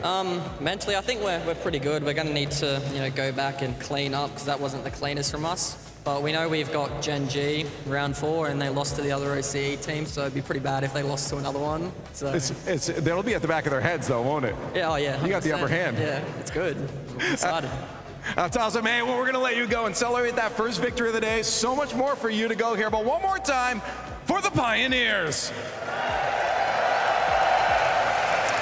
The Quick Trip Pioneers The first team to win on the stage, Sub-Saharan Africa, the first region eliminated from the Rocket League World Championships for 2024. But what a match it was. What a goal, a buzzer beater to win game 2. To win your first proper World Championship in front game of a and crowd. to die for the 3-time MVP to hit that goal. But the Pioneers as well, battle in adversity. Like, you lose a game like that, pressure's on you. Game 3, that first minute, they hit 2 crossbars. I was like, uh-oh, Pioneers might be falling apart. They kept the pressure up. They won that game 3. You go to game 4. Limitless, though, battling back yet again.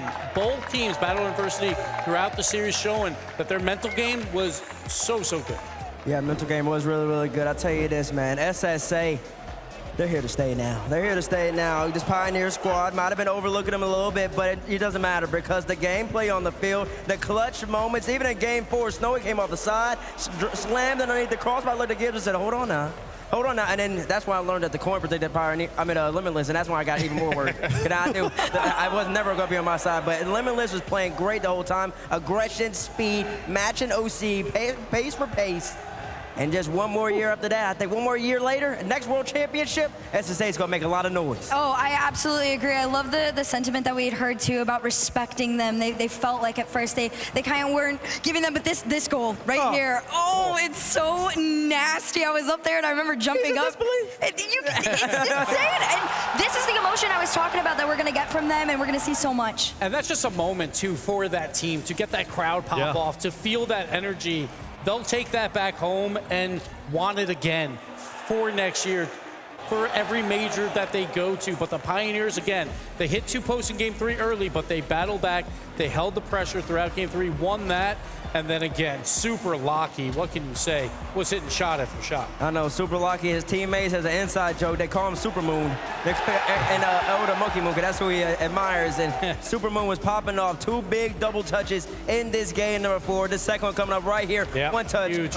Air roll. Give me that right underneath the crossbar. Subtle, clean. He's not even phased. He saw the post-game interview. You see the pass from SSA, though. You saw it from Snowy. And that's what you want to see. These 2 teams, these 2 regions continuously getting better and better to the point that eventually we are going to be saying they can contend for a world championship with no questions asked. I mean, you heard Super Lucky say this is the first time they've played in front of a crowd. I do think, Gibbs, you briefly mentioned this, but I think it's worth highlighting that buzzer beater in game 2, the pop off from the crowd. That's the first time they'd ever experienced a moment of like, oh, that's a sincere failure for KCP. They're so disappointed that goal goes in, and then they feel that crazy wave of emotion from the crowd hit them.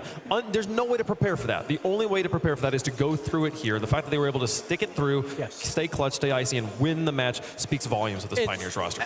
And that's that experience going into the 0-2 round. They're now going to go into that 1-2 round, and they have that experience under their belt now.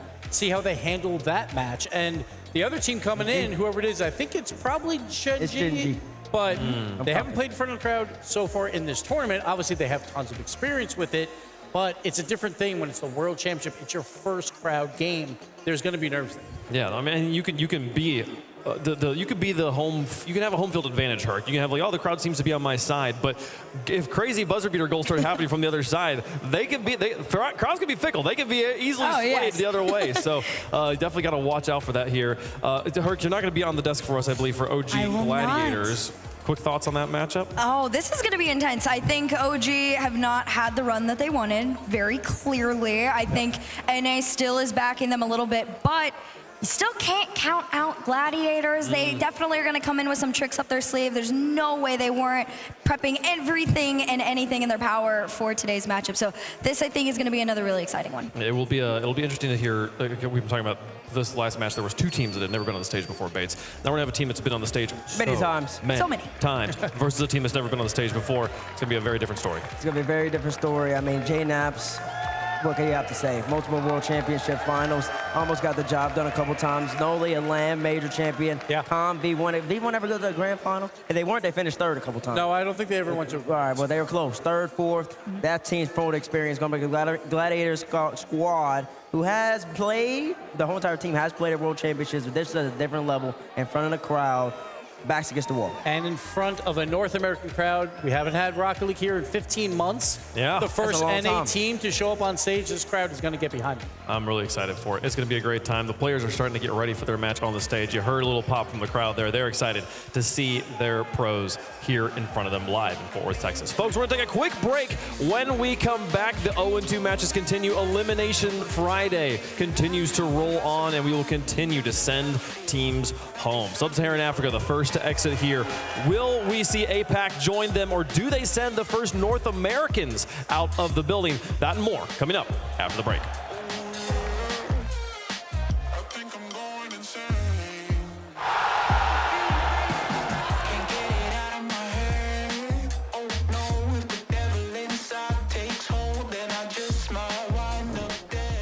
We now return to our interview with the insurance whistleblower. I just think everyone should know there's an insurance company out there exposing other companies' rates so you can compare them and save. Sounds like trouble. It's great, actually. It's called Auto Quote Explorer from Progressive. Here, look. See? We show you our direct rates and their rates, even if we're not the lowest. So, whistleblower usually means you're exposing something bad. I thought it meant calling attention to something helpful. You know, like, toot toot, check it out. This thing's the best. No? This is the opportunity, the dream that you set upon yourself. Here we go.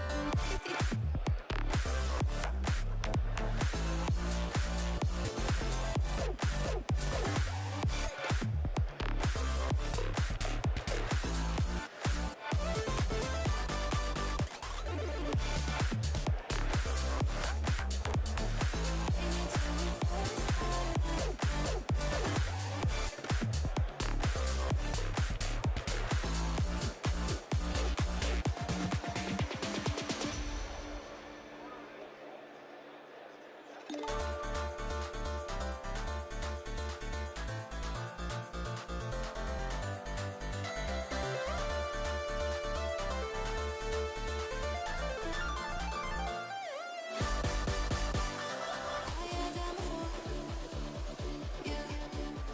me to a fourth dimension.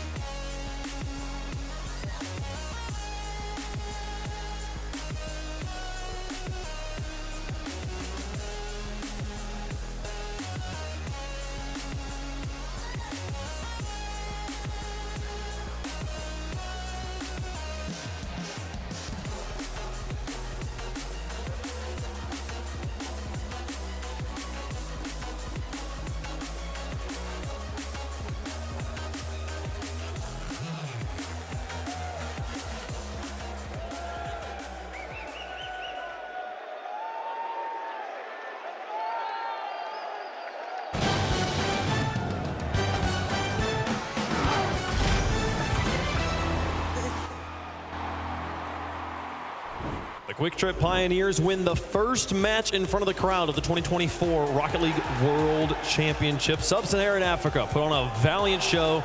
Their road ends here. Welcome back to Dickies Arena. We've got 7 more matches on the day for you, each one sending another team home, and we've got that next one coming up here momentarily. The players are preparing on the stage for their battle. I'm Wave Punk. We got another host on the other end of the stage here, Dazzler. How'd that Southern Hospitality treat you on First Touch this morning? I mean, the crowd is here, they're loud, and they made their favorites known here today. As you can see. Yeah? People are in the building here on Friday. I love Bates is feeling it. Sounds like you're a fan favorite for your show match. Oh, it's not going to be close. Tomorrow, when the Chalkcast versus First Touch happens, and all FT comes out of that stage over there on that side, and the arena erupts, it's going to be absolutely legendary. We'll lead them off, and then G2's going to follow us right behind us, and the American flag's going to be waving, and the crowd's going to be screaming. It's going to be a good time. Bates, you have 2 amazing matchups this week, obviously, with the show match and against the coin. And against the coin? You're beating coin right now going on. Listen, but you're 1 up on the coin now. That's right. Well done. That's right. 1 up on the coin. I'm winning. We'll see. We'll see the coin. We'll see what the coin goes with on this next matchup here, folks. We do have the teams on the stage preparing now, so we can start to talk about it. Start talking through what's going on. Again, we're gotta conclude Swiss round 3 here, and we gotta do these 0-2 matches at the bottom of the board there. So OG Esports versus Gladiators will be your next match on the stage. One of these teams will end their story here right now. It's going to be rough. Obviously, both these teams wanted to do more so far. They have not won a game yet. So both teams looking to get that first game under the belt, use that momentum to ride through this entire Friday. Yeah, I mean, you talk about OG and being in round 3 this early and the position that they're in, they just have not had that start to the World Championship. Feels like you can kind of see a little bit of frustration on them too being in this spot. This is a make or break series. Of course, they got to come up with a win here. And let's be honest here, if you're an OG fan, you're disappointed. You're not, they haven't performed up to expectations. Right. They went up against SSG. You would favor SSG in that matchup, but you expect OG to fight, and it simply wasn't there. You got J-Naps, you got Noli, you got Com. You have 3 great North American players. You got to put it on the stage right now. They've lost more games than they've scored goals so far throughout the tournament. They've only scored 5, but J-Naps, obviously a fan favorite here, as we can see. He is a major champion as well. The experience is on OG's side. The fans are on their side. Literally every factor is on their side. They just got to put it together. Nolly as well, fall major champion. He knows how to perform when it matters most in front of the crowd. And you talk about a crowd there. This guy definitely can get the crowd going. There's Tom there. Hey, I'll tell you, there's no booze when he's in NA. That's right. We're not in London right now. That's right. You hear the energy that the crowd is going to bring to this team, but they want to see it perform, and it's a good matchup if you're an OG fan. At top right, Tommy right there. Tori, give it up for him as well.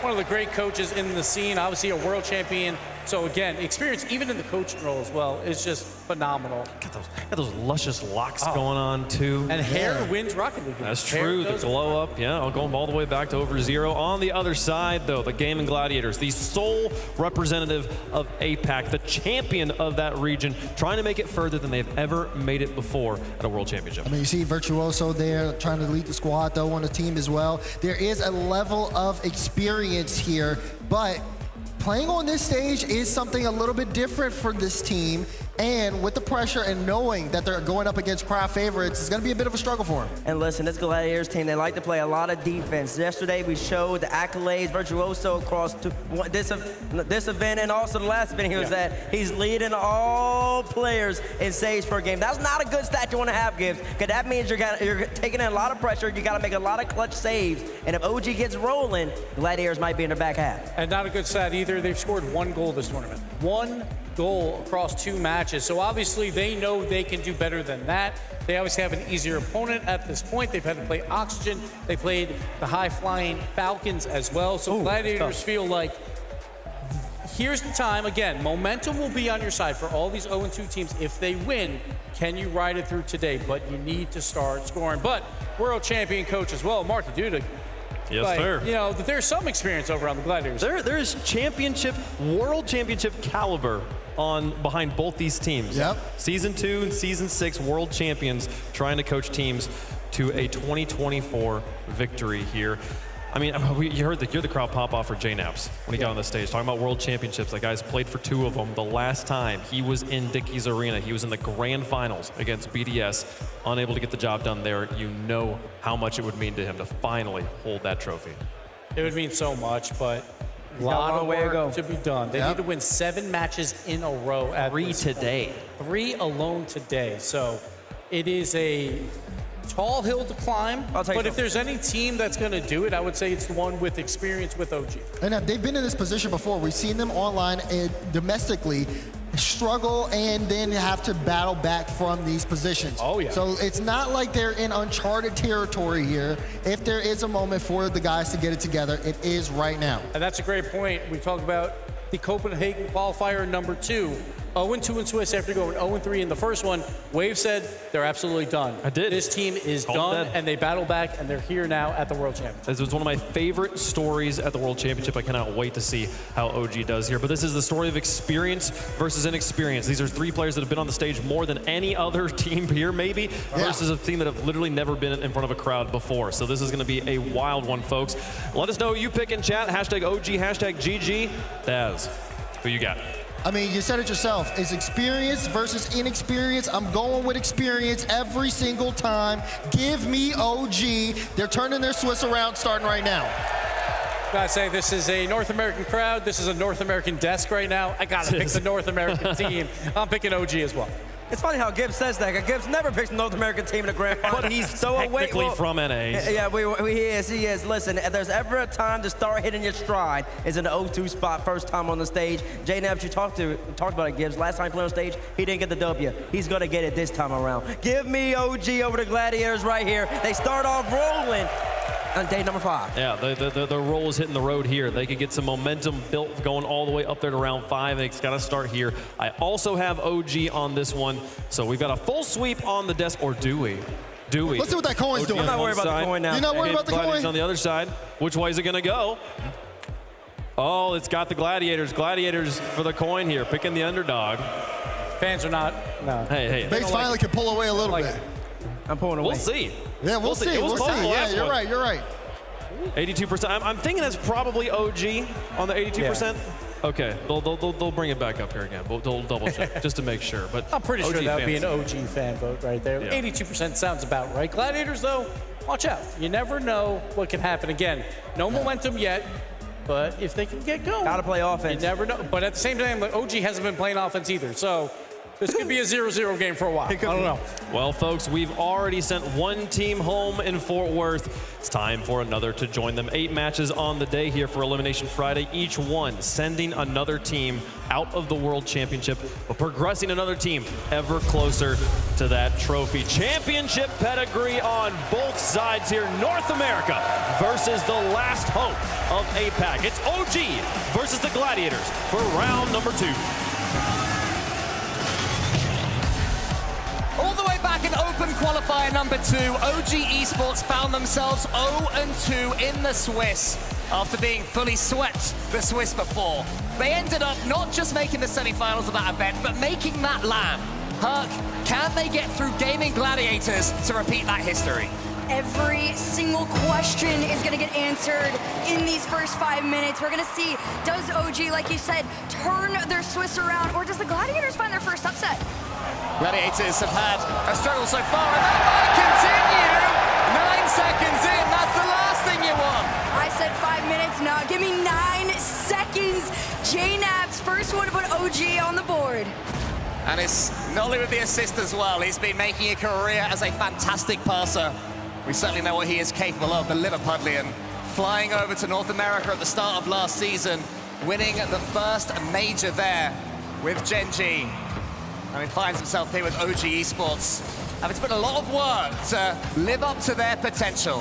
For Gladiators, Herc, surely there's more that they can show us than they have been showing us so far this tournament. Oh, absolutely. This is a team of 3 individually very capable players. They brought themselves together with a plan to represent APAC to the best of their abilities, and they are the last hope. So you got to take it with a badge of honor, but also a level of respect, too, that has to come from OG on this one. You can't count them out by any means, but Noli tried to get one off for himself. This one went crossbar out, no follow-up to come through, although this one almost did. It's post for OG Esports. OG are dominating from the off here, precisely the performance they would have been wanting in the opening minute.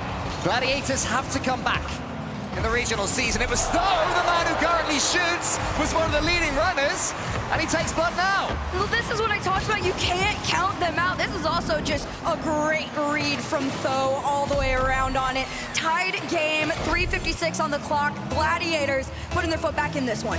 Just when it seemed that OG Esports were going to be able to run away, Gladiators remind us just why they're here. They themselves had a clutch appearance here, but they're going to go behind straight away again from the kickoff. It's too easy when they're calm, they're collected, and they see those gaps.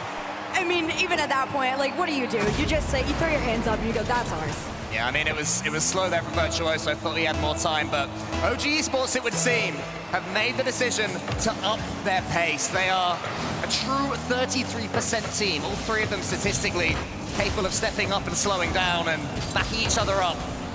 Ability to back each other up is why they are here, but here comes Maxiu, one of the quieter players for Gladiators. Virtuoso has a teammate, but he goes for the shot instead. It's saved, knocked to the side by Com. Gets an early block on the board. Ollie waits for this one, is happy to just watch it go across his shoulder. James now takes a touch. It's one again by Gladiators, and to me, they're getting too many clean hits in the OG Esports hub. I mean, there is an aspect to it where OG Esports is probably going to let Gladiators just wear themselves out and then find that opportunity to just quick transition out of their half, and I feel like that might be the route they're going. It's the patience that really works out in their favor right here. Great challenge from JNAP's low boost. This one goes over his head, but Nully's going to keep this one going. He spots no teammates. Instead, it falls to the hands of Tho, and Gladiators going to make their attack forward. As we saw earlier on from Limitless, these up-and-coming teams, these up-and-coming regions aren't going to make things easy for the more established, bigger dogs. Virtuoso goes to the backboard. Com was already there and nails his clearance. Though it might be about to be taken out of the game here. JNAPS was circling for him. There was a demo in the end, but it was Virtuoso on Nolly. Tho can just slow things down. Half the game gone, and Gladiators will be relatively satisfied with their work up to this point. So you can't quite beat Nolly to that one. Is anyone arriving here? It's Virtuoso, but he's got no boost at all. And Gladiators, they have to keep hold of more than that. I do got to give them some credit, though. Gladiators being able to take just at least a decent number of shots so far is something to be pretty proud of. 2 minutes, more than capable of finding another one. However, JNAP's going to try and extend this one to 3. No follow-up. Instead, it was a floater down. They're going to try same plan again, but this time a clear collected by Nolly, immediately sent out by Virtuoso, and it's back to the Gladiators. Try to take their shots, but it's a wide open net. This could be 3. It is, and Com to get on the board. OG just wait their turn. Com capitalizes on the whiff. JNAP says, do you know what, mate? You get involved as well. We're OG Esports. Everybody shares the goals, and then everybody's happy. Oh, man. Well, 2-goal lead for OG. Just 2 minutes for Gladiators to get in this one. We all said it. Gladiators is coming in as an underdog. Oh, hello. That's a great pass over to Com. Great redirect on in. OG just continue to build. Now they're warming up.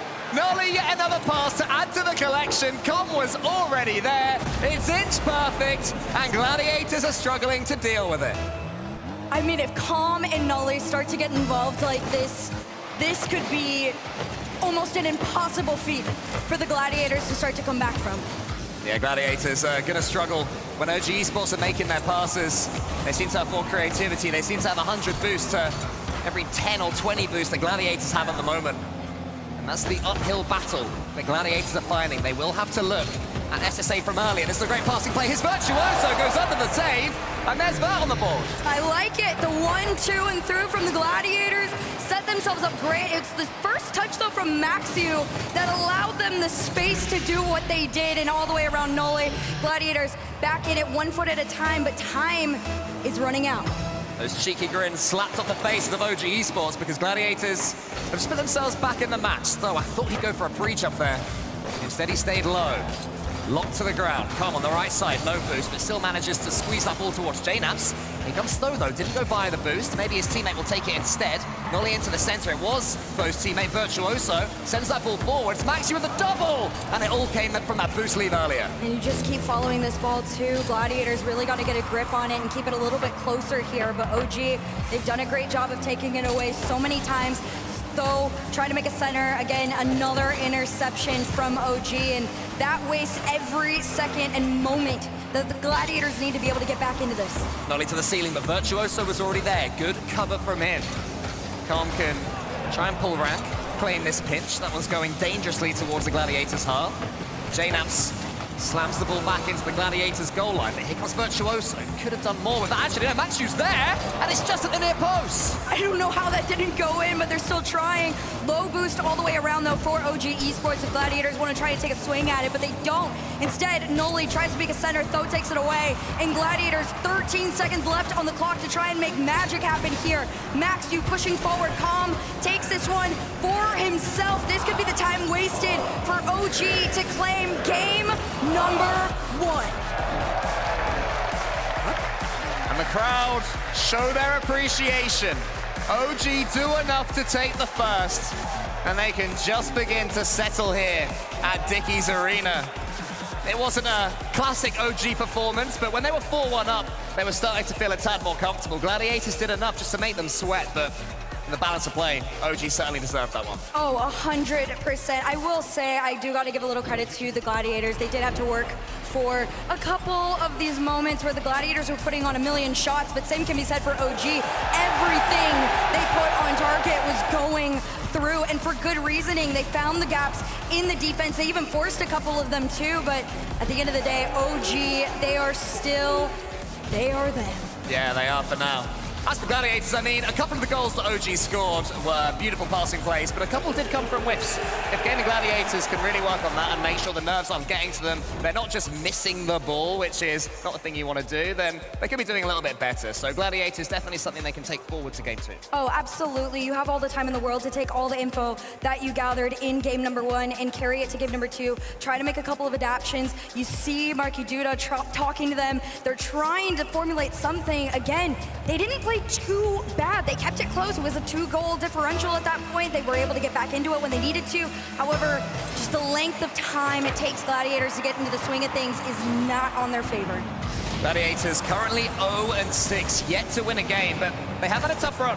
They've had Falcons and they had Oxygen. OG Esports, actually they're the same. 0-3 against Furia and 0-3 against SSG. So OG have broken their duck. It's time for Gladiators to try and match that. This is a fallen ball right now. JNaps just going to take his time with it. You see Tho going up for the challenge. A little successful on that one to kill it and try and get Gladiators out, but Noli just a bit quicker. And you do have to keep in mind in the back, Calm's going to be lurking a lot, trying to catch any of these balls that get sent back. You see Noli up, JNaps tries to go down. For now, this could be it, and it will. Calm to put OG up. Calm cleans up.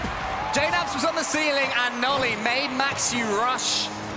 That's what it was all about. OG Esports never afraid to go for an aggressive play, and it worked to perfection right there. It does just seem that Gladiators, when all OG members are involved in a play, they don't really know how to deal with that situation. Yeah, it seems to be a little bit easier for the Gladiators Hello. on that 1v1, but that's a crazy cookster. Ball on the backboard, no double to come through. The clip missed. Instead, OG going for a shot of their own. Couple demos coming out as OG raced back into their own half. The pendulum swung wildly for a split second there, and it almost backfired for Gladiators. JNaps doesn't quite get this touch. The pitch could be rolling in. Is it on target? No, not quite. I just feel for them. There's a couple of these moments where luck should be on their side, but they're not finding it. Gladiators still trailing by 1, though. And here comes OG. This one up in the air. Who's going to collect it? Virtuoso up next. A little bit of a patient game, has the capability to do a lot of these solo plays and break his team into that half, and that's what you need, that initiator from the Gladiators to start a lot of these plays. For sure, both teams defending deep. It's allowing whoever gets hold of the ball, as we see Noli now, to venture forward into opposition territory. What can he conjure up? Noli fakes the flip reset, instead tries to get the dunk off though. JNaps, I have a player in the center, surely he does. Can he find him? It's Calm. He takes one touch, wants to get a second one. He's trying to dunk all 3 of them. JNaps coming in, tries to get the early shot with the pre-flip, and Noli just forces it to the side. Noli, another couple of bumps.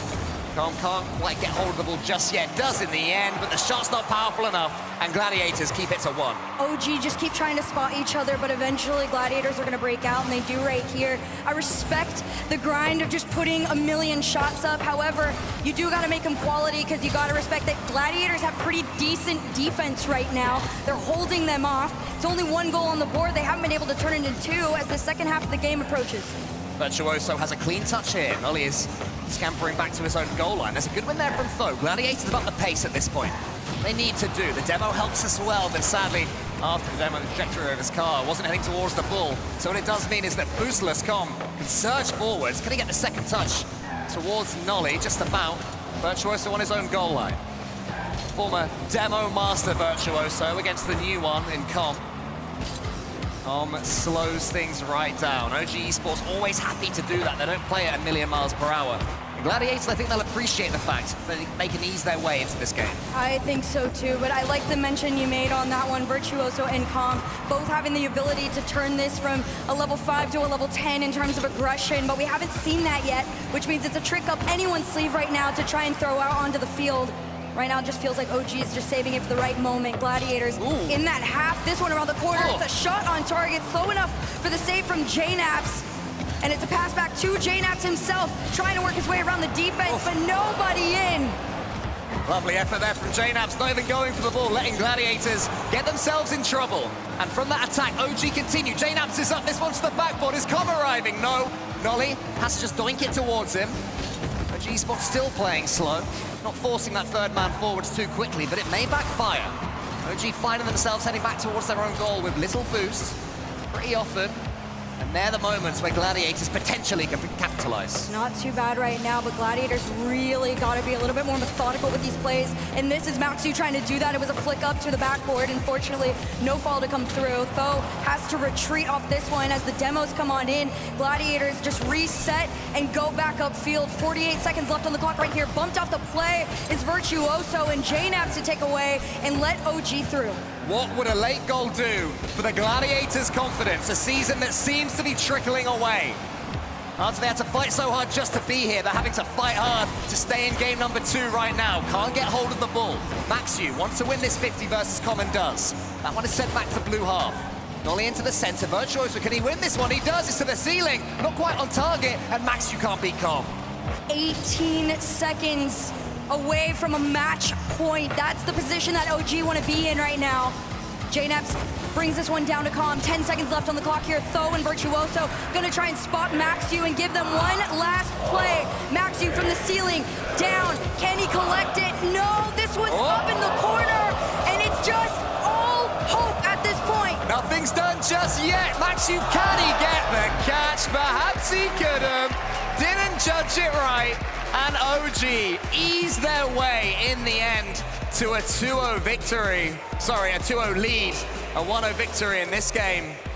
Gladiators yet to win a game. And if they are to survive in this tournament, they got to win 3 in a row, Hark. Have you seen enough? I've not seen enough. If I'm saying the phrase I've seen enough that OG's sweeping at this point. There's no way. I mean, Gladiators, they're trying their hardest, but every time we see them really start getting back into the swing of things, it's always just too little too late. What I would say for Gladiators, though, is that the goal that OG scored, it wasn't from a whiff, it wasn't from a mistake. It was great pressure there from OG, bumps off the ball, and play between all 3 of them. So Gladiators certainly cleaned up their own game. Now it's about really pushing forwards, knowing when to take that risk, to go for the ball that you might miss, this time nailing it, putting yourself in a position where one of your players, they can go for a bump or a demo if needed, but actually take a clean shot, because there wasn't enough shots there. They had 2 in the whole game between them. I mean, you talk about having that one player that can go for that bump or that demo, and as far as Gladiators is concerned, you gotta start sending Virtuoso. Somebody's gotta unleash the beast on him. Launch the attack. He needs to go crazy. This is last chance to stay in the World Championship for the Gladiators. OG Esports looking to get their first win of the week. Let's get into it. It seems that this is OG's to lose. But actually winning is very different from being the favorites. Nolly tries to get a good start here in game 3. They scored within 9 seconds of game 1. Not quite able to repeat that trick. Gladiators hold firm. This time Bert's all alone, but he misses the redirect. Unfortunately, unfortunate. You just gotta keep trying again, and there's the second chance. It was Tho trying to go forward. OG take this away. Nolly in the air, reset, trying to get over Virtuoso. Not quite. It's a tiny touch on it. A bump from Nolly, though, could help make the setup here. Thankfully, Gladiator is able to get a couple of those disruptive touches and slow OG down. Virtuoso wanted to get that second touch again from Nolly, but Nolly pits into the post. Only misses that one, though. Suddenly, it's OG that are getting some awkward touches. JNaps has to head back to his own goal. Gladiators on the ascendancy here in Game 3. They have to make it count. They almost do there. Maxu nearly in. JNaps tries to take control of the situation, and he does for now. Comes in the center. He's got no boost, so has to leave it for Maxu. And Nolly racing back, just staying very, very deep in that third, playing it very safe against the Gladiators, because you know once you reach this point, once you reach that match point, your opposition is going to be throwing themselves at this ball in ways that you have not seen in games past. Gladiators now haven't scored a goal in 7 or 8 minutes after Game 1. Nolly to the ceiling, trying to compound that misery, though. Had to track him all the way. Virtuoso pops it forward, up against JNaps. But can he get this extra touch that they need? It's Maxu instead.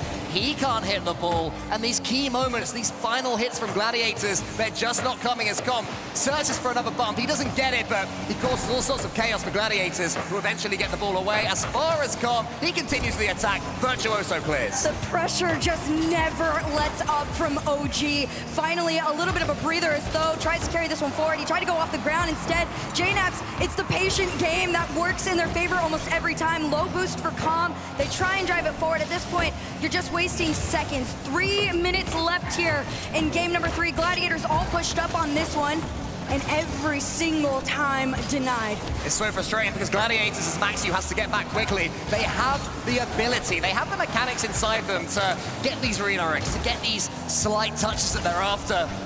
But here on the big stage, it changes everything from the very top of the game all the way down.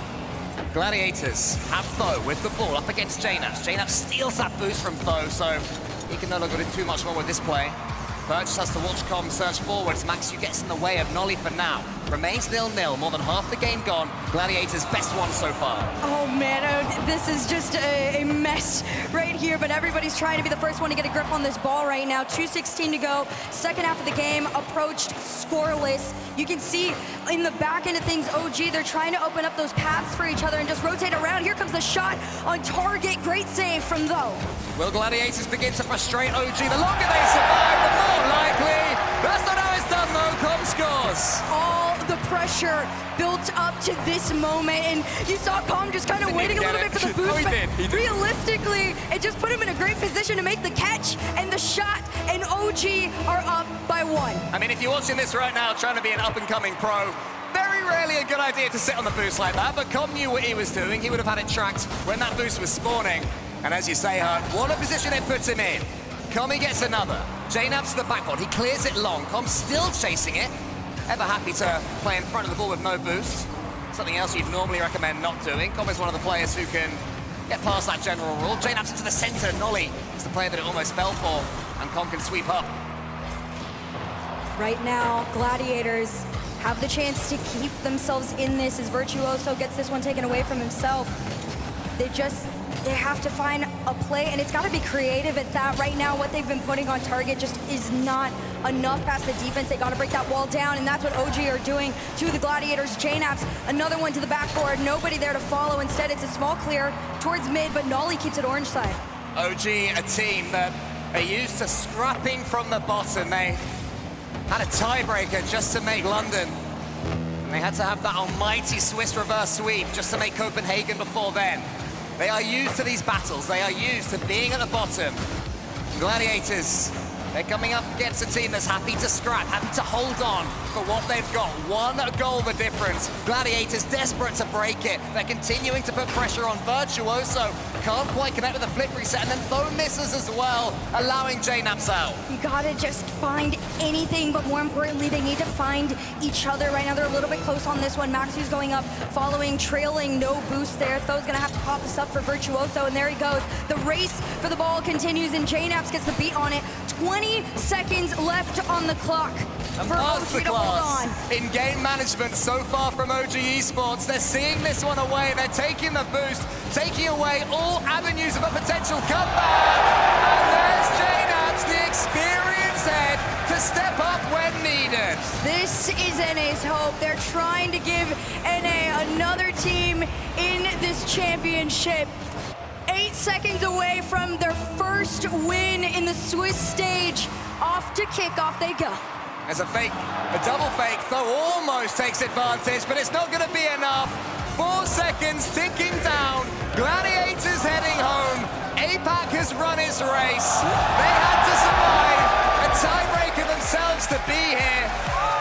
But now their race is run. OG claim the spoils, and they survive in the Swiss. I gotta give it to them. I mean, you come into a matchup favored, you have to play extremely confidently, but I gotta throw my hands up a little bit to the Gladiators. They didn't have too bad of a showing. It's just unfortunately for them, OG are better. I mean, that game 3, Gladiators had opportunities. There was that redirect from Virtuoso. Yes. If he connects with that one, it would have been pixels away.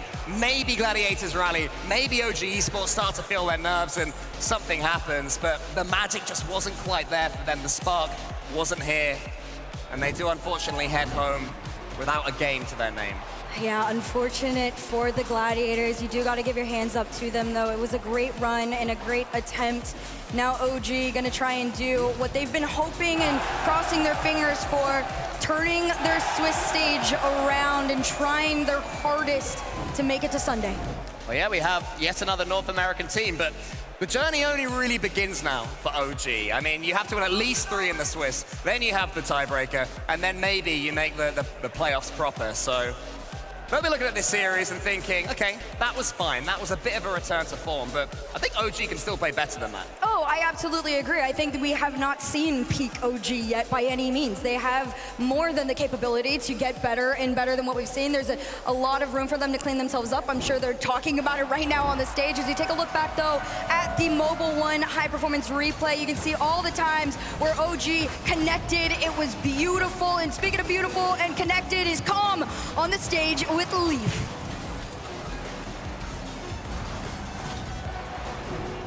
Give it up for Calm from OG!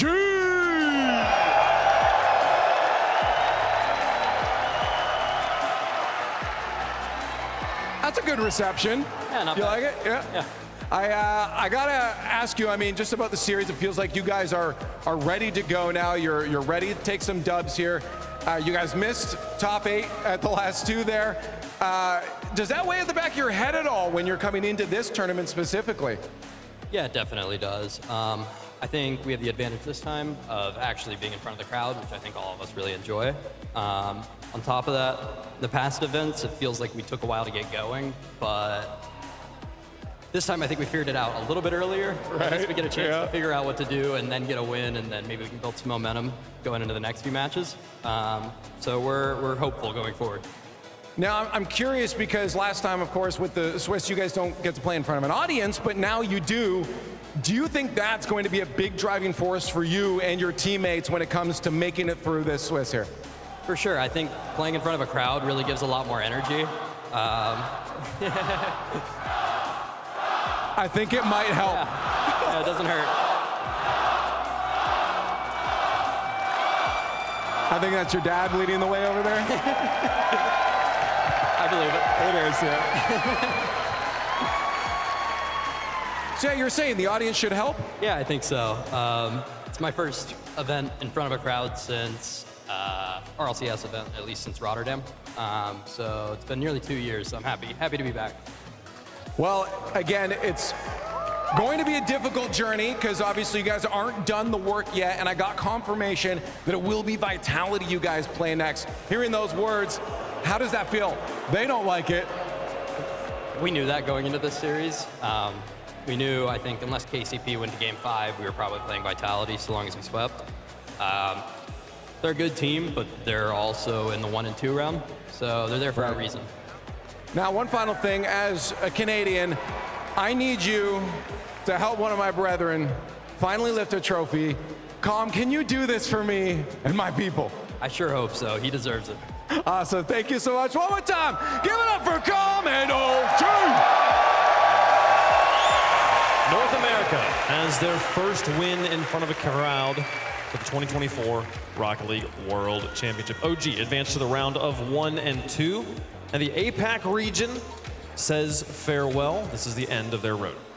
So this crowd was not nervous. That was a comfortable win through and through. As soon as it began, game one, you're like, all right, this looks like it's going to be all OG unless something weird happens. And it didn't. Like, OG played their game, calm, cool, and collected throughout, and they got the job done.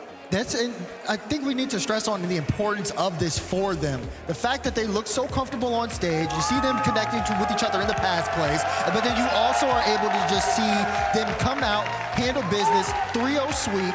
You're going up against Vitality next, who has not played on that stage just yet. You know, that's exactly what you want out of OG, knowing that they have that matchup next. I mean, yeah, that's what you want to see coming out of them. They look good. They are, I would say, just about 2 tiers higher than the Gladiator squad right now. That's a match they're supposed to win, and now they got to go back. They got to retool. They already, Calm even said in the interview, he already knew they were playing Vitality, so I know they're watching that tape in preparation just in case they got by Gladiators going up against the reigning world champions. Yeah, there's tons of space in the midfield. We saw a lot of great passing plays out of OG, and Gladiators had their moments in game number 1. But besides that, it was a lot of pre-jumps. We saw a pre-jump by Calm. That was a great shot. And just some good passing and wide open nets as well. But the midfield was open for OG, and they exploited it throughout the series. Really just too easy for them. Look at this. Too much space. Oh, yeah. Naps Yeah, all day. Got to reset. Got to bump. Still no challenge. That's the type of goals OG is getting. I mean, if somebody gives them to you, you got to take them. You got to capitalize, and you can't hate the play, hate the game. That's what OG was bringing to the table. But they're going to have to step it up just a little bit better. It's going to be more, have to be quicker, have to be more precise going up against the Buzzing Bees. Gladiators, though, they've had a good season. I can't say they popped off as well as Limitless just did in a match before, but I will say the Gladiators, they've been looking good. I think APAC, a couple more tweaks, they can start playing just as good the World Championship as everybody else. Now, you heard Calm saying, like, yeah, we're going to be playing Vitality, reigning, defending Rocket League champions of the world, but they are in the 1 and 2 rounds, same as us. Yep. This is a match I should be able to say we could believe that we could win. Vitality has played over 5.5 minutes of overtime in Game 5 in this tournament. There are 2 losses, both Game 5 losses that went to overtime there. How are you feeling about Vitality versus OG? I mean, for Vitality, of course, you know, they got a lot to shake off. Those losses are tough, and we saw how that affected, especially Zen of all people. Yeah. You know, last time Zen was at a major or a LAN, he was the one hyping up Rados and trying to get his team back together. Now he needs them to kind of do the same for him, and it comes down to this particular match in the World Championship. Can the defending world champions actually defend their title? We'll find out today. We will find out today. OG, though, a clean victory there over the Gladiators, and Johnny is standing by to give us a little bit more analysis on that game. Johnny, what you got? Yeah, well, I mean, what a start for OG. You know me, I love a kickoff strat, and I didn't have to wait long to see one in this matchup.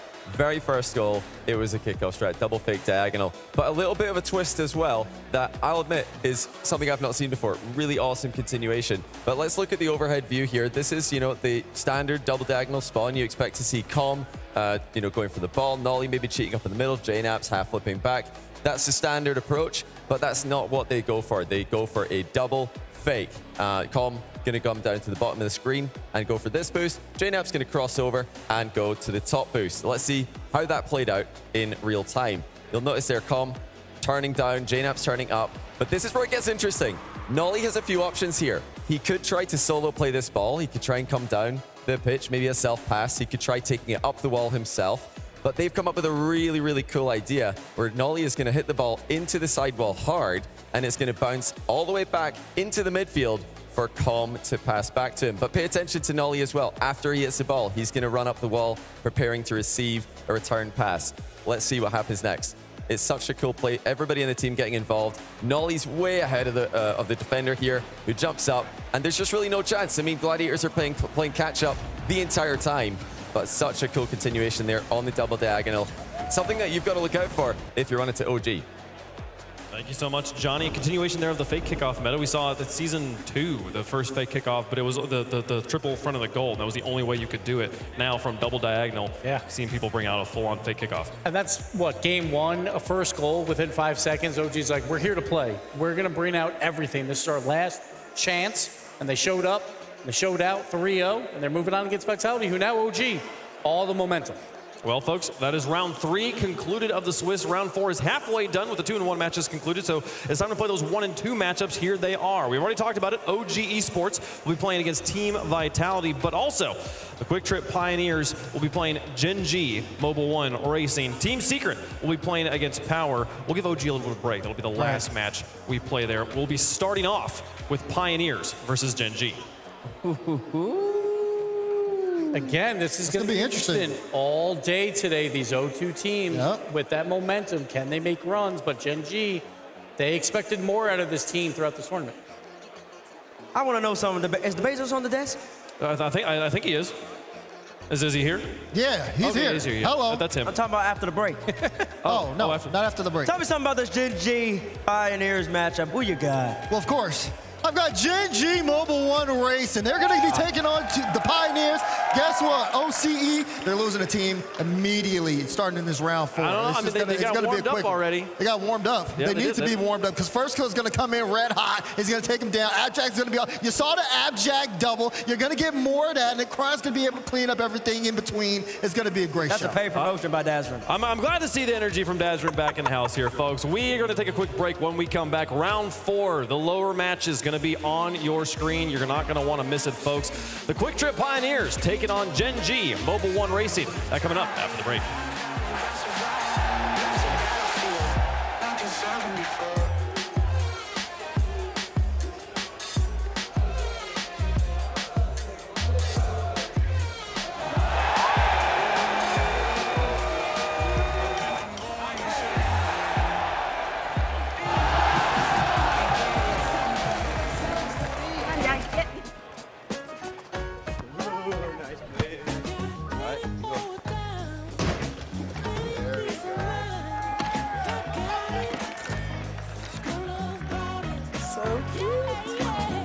At Ally, we're helping millions save more for the things that matter most to them. Whatever you're saving for, we're all better off with an Ally. Get back to work. Oh.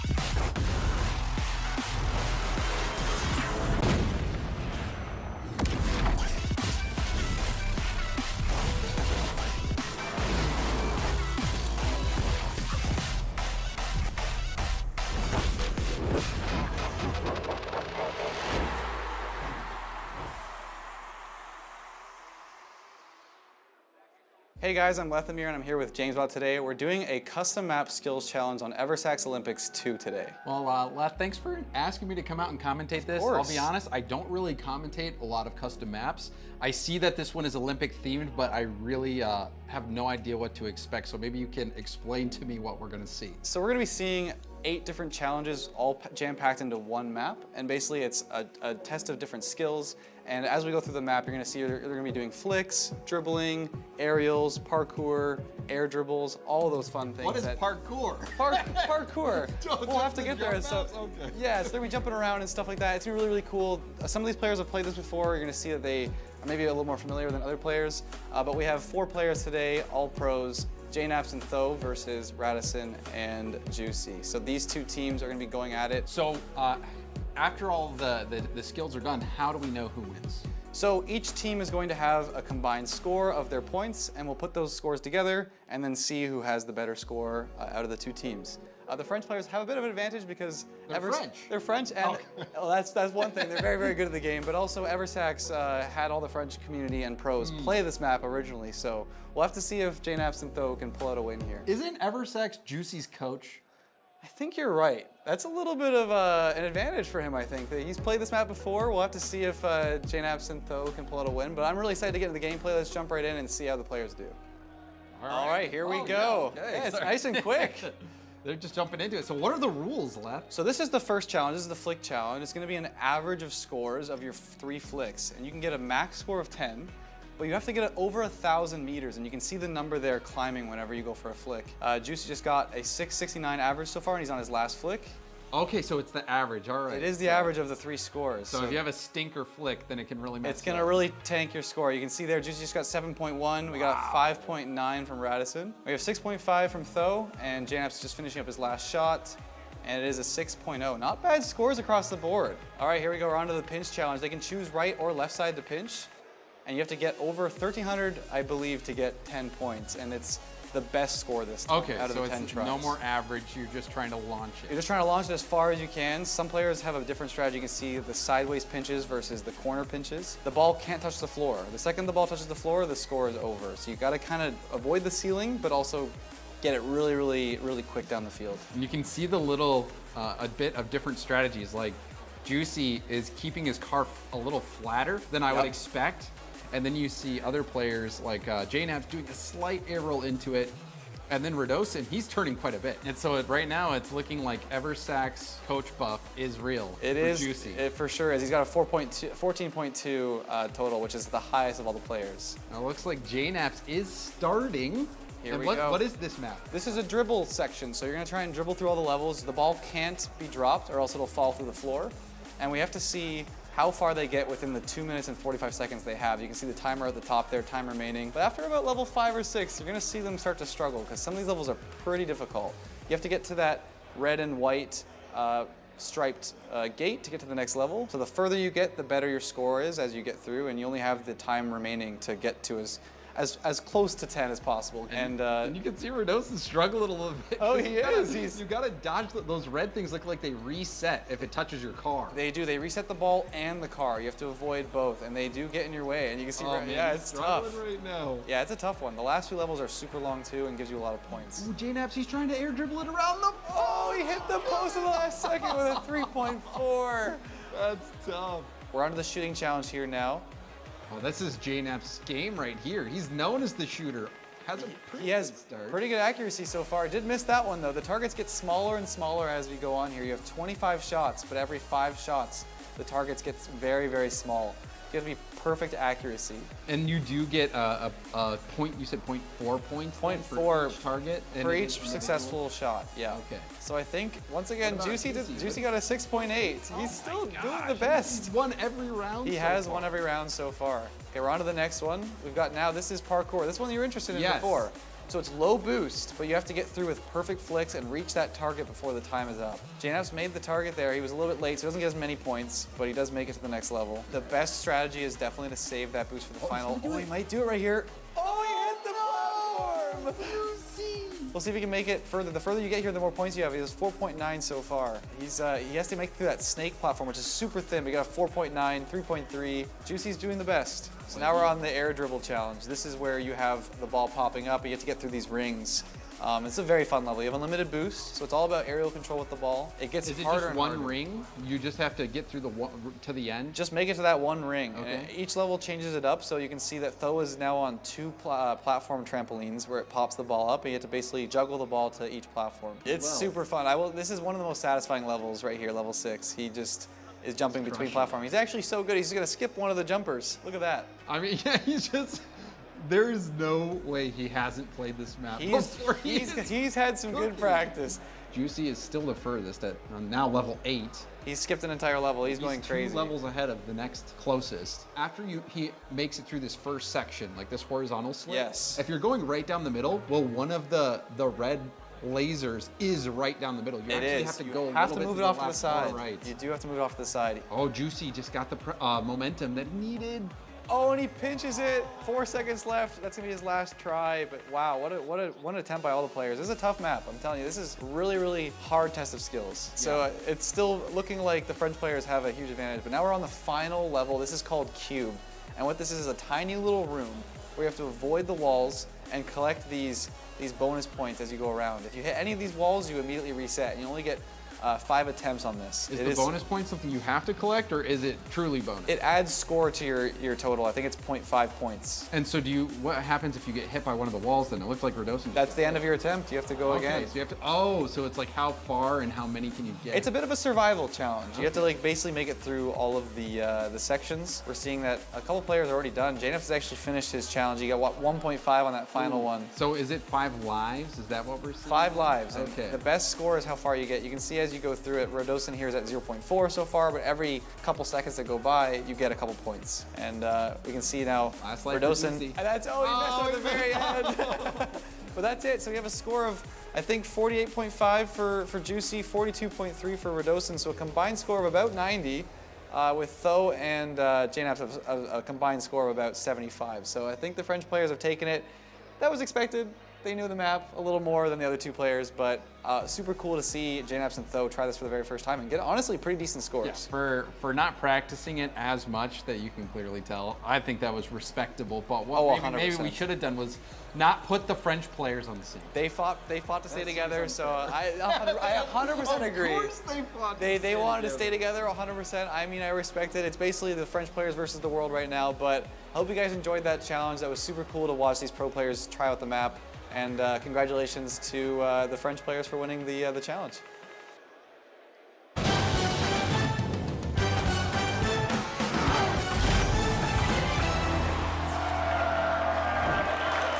What's going on, everyone? Hey, oh my God. I don't even think you're going to be able to hear us. A little bit, just a minuscule. That's right. What's going on, everyone? We're hanging out, of course, in the atrium. First Touch warmed up the space for us, and we figure instead of just a long break, why don't we just hang out here with some familiar faces? We got Rizzo. Hello, how's it going? Hey, it's good to be here. It's great to be here. It's okay. Well, let's see if it's a louder yell for Reddles then. We got Reddles. Yeah, can we? That's right, baby. That's right, Captain. That's right, baby. It's good to be here. It's good to be here. We got Spaceman. No, hey, thank you, by the way. Wow. Yeah, man, you Yeah, Rizzo, what's up, bud? Hey, what's up? Well, we'll go back to you in a second here. And Squishy Muffins. Let's try Rizzo again. Rizzo. There we go. We're just hanging out and seeing how everything's going. Obviously, this is a big event. We have so many friends here. Again, it's awesome, Spaceman, to see you here. You guys are currently with Corelli. You guys are doing a stream up there. I heard there's going to be some chaos. How's that been going? It's good. We have the Pope on lock for the stream. We have a couple pro players. Yeah, we have a straight jacket we're going to bring out at some point. A lot of props, a lot of chaos. We've already put Rizzo through some of it as well. So it's been very fun upstairs. We had a lot of chaos. Squishy, I know you're up there as well, streaming as well. I'm streaming with Justin up there. So. Oh, you got Justin up there. How's it been going so far? Great. It's a good time. We played in this arena like 2 weeks ago, I think it was. So it's cool to be here in a different aspect, you know, and view it from the fan perspective and get to enjoy it that way. Well, I want to ask you about that too, because obviously now you've stepped away, you get to do your own thing. How's that journey and exploration been for you? Is it nice enough to stress about anything? Definitely nice but not to stress. Like we saw Zen this weekend, you know, he had a pretty hard loss, and you see how hard they take it. That was me, like every loss, but you know, every player feels that, and it definitely feels nice to not have to worry about that after. So Yeah. Just wish the best for the players. I know what it's like, the highs and the lows. Yeah. So yeah. I mean, these two nodding their heads as well over here. Like you, Rizzo, you guys know those ups and downs. Do you miss the stress though? Maybe sometimes a little bit. Do I miss the stress? I would say no. Do you flashbacks I don't to miss it? the stress. You know, it's very fun playing on stage. I'll give you that, but I wouldn't say I miss the stress. Like Squishy said, you take a lot of tough losses. I remember having a losers interview actually with that was right after a loss. Had a losers interview, so that was a really tough one. That's one I remember. So yeah, it was hard. Those are definitely tough. I mean, for yourself, Reynolds, how's the event been? Are you streaming as well, or? I am. I'm streaming. Okay, you are. Everybody, I need to get one. Yeah, we got a nice little streaming setup there. Shout out Blast. They really hooked us up this time.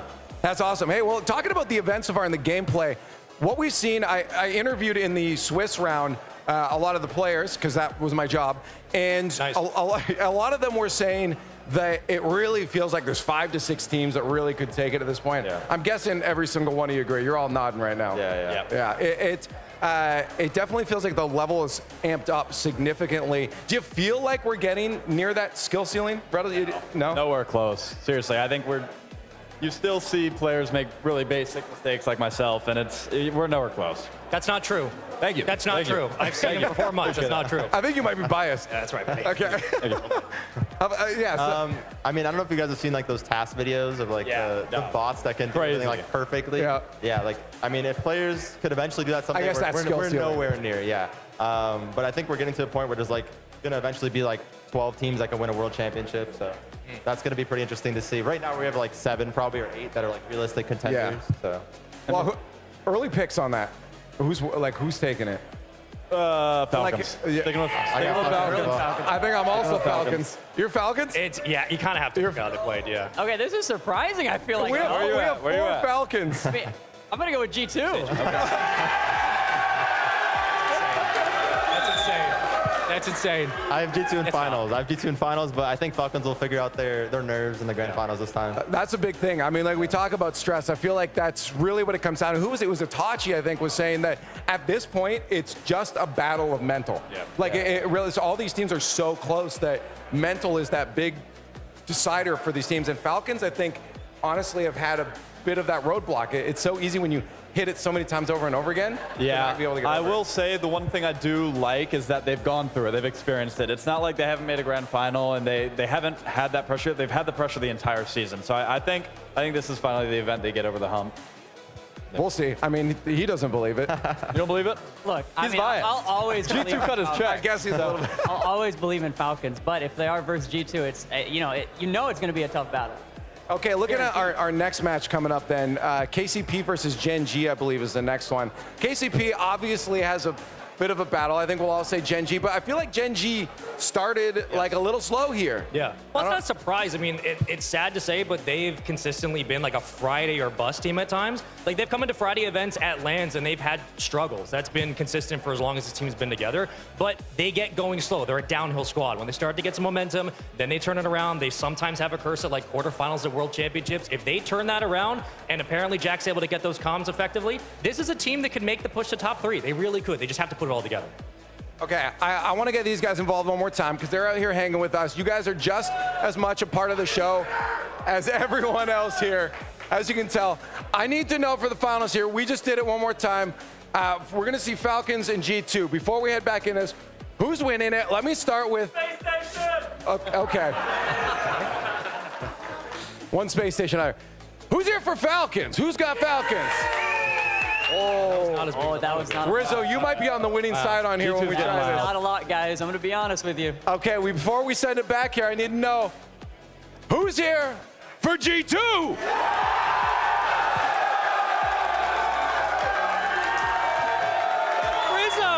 Rizzo! The people have... All right. Well, let's get this show on the road. We can only find out the winner by playing, so let's get back to it. Thank you so much, Leaf. Turns out neither Falcons nor G2 are playing today. We'll see them much later on. Many other teams here hoping to win, but we'll see if anything can make it there. Space we might get to see a little bit later on. QT, Pioneers taking on Gen G Mobile One Racing. They are getting prepared on the stage as we speak. We will see their gameplay here in just a moment. CJ, how's it feel to see OCE get a win on the stage in front of the crowd for the first time in, like, I don't know, like a decade? It's great to be back firstly at Dickies Arena, where where my career ended. It's good to be back with this crowd. It's been fantastic so far, a few series in, but I mean, the crowd sounds amazing. I think the people back watching at home can feel the energy as well. So I don't know what your first question was, but I'm just happy to be here. And I have to say, that was your top player of your career, you retiring. So it was great to see. It was a top play. It's because we wanted you. Don't That say is what why. the play That was. is why. We wanted it. I know what you're going to say. Folks, we got round 4 matchups coming at you here, and we're going to play through the 1 and 2 matchups, which means, again, if you lose 3 matchups at the World Championship, you are eliminated. 3 of these teams will be eliminated here, Bates, before we are done today. Yeah, 3 teams. Another 3 teams have to go home. We've already sent home 2 Gibbs. 3 more is about to follow them up. We got some close matchups potentially coming up very, very soon. And after that, we got to send another 3 home after that. Oh, my God. We're sending home a lot of teams. Sad day. But if your bingo card has momentum on it, that's a free space, because we're going to talk about that a lot today, because Pioneers, obviously, 1 game down in front of this crowd. Gen G, this is their first. Well, they're building that momentum right now, folks. Let's start to talk about it. OCE on one side, North America on the other. The number 2 out of the North American region, Gen G Mobile One Racing, taking on the Quick Trip Pioneers. Yeah, obviously for OCE as well. Got a win over Gen G earlier with Team Power, so this is going to be a revenge for Gen G. But Pioneers got that all-important first win on the board, and it's in front of the crowd. They've already played today. Feels like they just played. So surely that momentum can play a factor. It was only 3 games ago. And Rocket League's about how you play on the day, and Pioneers are undefeated on the day. So that's how they have to look at it coming into this matchup. They looked good doing it. They also looked good 2 days ago. They lost a close game 5, so Pioneers are going to have to outrun Tires and outrun Gen G here. I'll tell you this, man, this Pioneer squad, if they end up beating Gen G, this will be one of the greatest upset victories of all time, without question. And it begins with this young man right here, Amphis. I think last year he had a better season overall in OCE, was performing up to par, his usual standard. He's been looking to pick it up, and it's Super Lucky, a.k.a. Supermoon over there at OCE. That's what they told me about him. Well, all 3 of these guys have traded spots as the MVP of OCE at some point. Even Fiverr has had absolute pop-off moments, which we've seen so far at the World Championship. So it's all about, I guess, consistency for them, because you know one of them's probably going to pop off, but it's about how low their floor is. Well, on the other side, a group we've been excited to see on the stage and the fans are ready for. It is Gen G. The Tigers are here trying to build that momentum we were just talking about. They've been struggling to get the wheels fully getting the grip on the road here, Gibbs. And that was the problem. Round 1 versus Power, they kind of fell asleep at the wheel, lost that, which made them get a very difficult round 3 matchup against BDS. They're probably not supposed to beat BDS anyway, so it's all because of that round 1. They had that tough opponent, but they are the number 3 offense in the tournament right now. They are putting up numbers. Some of that was against Limitless, so, maybe padding the stats just a bit, but still, they are scoring goals. They can be competitive. They have to be awake, though, now. I mean, you say number 3 offense. Yesterday, they looked like number 16 in defense. Those guys are double committing, triple committing, so they've got a lot to figure out, teammates. This is a great series, though, to regain that chemistry. Oh, it was 100% a great series. As Abjack gives the crowd a smile, he knows how to play to him. They want to see him. And the Gen G squad, they came in as the number 2 team in North America. But I'm be honest, they haven't played like it. It hasn't been clean. It hasn't been consistent. They haven't been the same usual team that they are, especially online. CJ, like you talked about, going up against this Pioneer squad. This is something, just get going, get some confidence moving. Okay, if Gen G wins this, they have to play another tough series to qualify for tomorrow. And it's obvious to see that they're not in top form. There's a lot of pointing fingers. Who's the problem? What is it? Why are they not synergizing like we know and love? But at the end of the day, it starts with those guys out on the pitch. And as we said, this is the one day to get started. Who are we looking to have carry the mantle for the Pioneers? Which player do you think needs to take it up the most? Well, I think Amphis was probably the weakest in that first series against Limitless, but Super Lucky for me, he's that carry. He can be that man, and he's the leader, sitting in the middle, so I think he can get him going. Yeah, I feel like Amphis was maybe a year or 2 ago. He was like the first killer of OC, putting up the numbers, was always in the MVP running. And he's kind of dialed it back a little bit, but he's still a great teammate with his team, and that's why every game it's a different player popping off. It doesn't have to be one, and that is what the Pioneers have to hope for, that at least 2 of them are popping off when they play this map. Bates, how important is game 1 for the Quick Trip Pioneers here to come out? Oh, it's extremely important. OCE mental's down in the I bin, think it's more important for Gen G to start out strong in game number 1. You think so? Really? I don't know, man. I've been watching your region, bro. Y'all don't believe y'all can win anything. And so the moment, if they don't win game 1, it's chalk, bro. We have no chance, bro. They've got a lot of experience with that emotion. They know how to play on the stage while they're like, yeah, we're gonna lose, it'll be fine. I'll just go out there and have fun. Well, I sort of do agree. I think Gen G, if they lose game 1, that could be catastrophic, even if they're able to figure out how to bounce back in game 2. Absolutely, because like First Killer, known as one of the best players in the world, has still never won anything, right? So it's always gonna be looming like in the back of his head. Like Appjack, he is the team captain, has to make sure that everyone is calm, and you will be calm if you have a game 1 win. Yep. So that's what they're hoping for. Hashtag QTPG for the Quick Trip Pioneers. Hashtag GGM1 in chat for Gen G. CJ, what you got?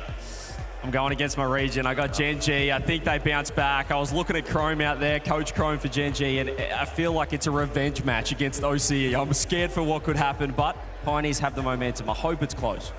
The one OCE caster doesn't go with his own region. Never does. How can any of us? I'm going Gen G as well. I think this will be a dominant win for them. And the words of the great Debezo, Gen G Mobile 1 Racing is going to end up taking a W right here over Pioneers. I think they look good, but Pioneers are going home. They are looking strong right now. One of these teams has to move forward. I do believe Gen G has this one. Let's see how the coin feels about it. Gen G on one side, Quick Trip Pioneers on the other. And it's going to come up for the Pioneers. The Pioneers listen to the horse right. Not bad omen if I'm holding the horse upside down there for them. We'll see if they're able to do it. But you know, what time is it back home, CJ? Oh, 5 in the morning, probably. Okay. Yeah. You think many people are up? I reckon there's a few OCE fans. Let us know if you're watching back home from OCE from Australia. They never went to sleep. Like they were ready to go. They're loyal. It doesn't matter how we perform. You're not loyal. Well, come on. I'm thinking with my head, not my heart, and it is what it is. That's important there. Well, yeah, I'm curious how chat went on this one to see how many people actually showed up for the Quick Trip Pioneers. With roots in Kansas City, there might be some North Americans here rooting for them. It is going to be mostly the Tigers of Gen G. So clear favorites here. Game 1's important. See Amphis stepping up important. We'll see if the Pioneers can put it together here, folks. Time for the first match of the lower part of round 4. One of these teams going home. One gets to play again later on today. The Quick Trip Pioneers versus Gen G Mobile 1 Race in a battle of the black and the gold. OCE versus North America. Let's play some Rocket League.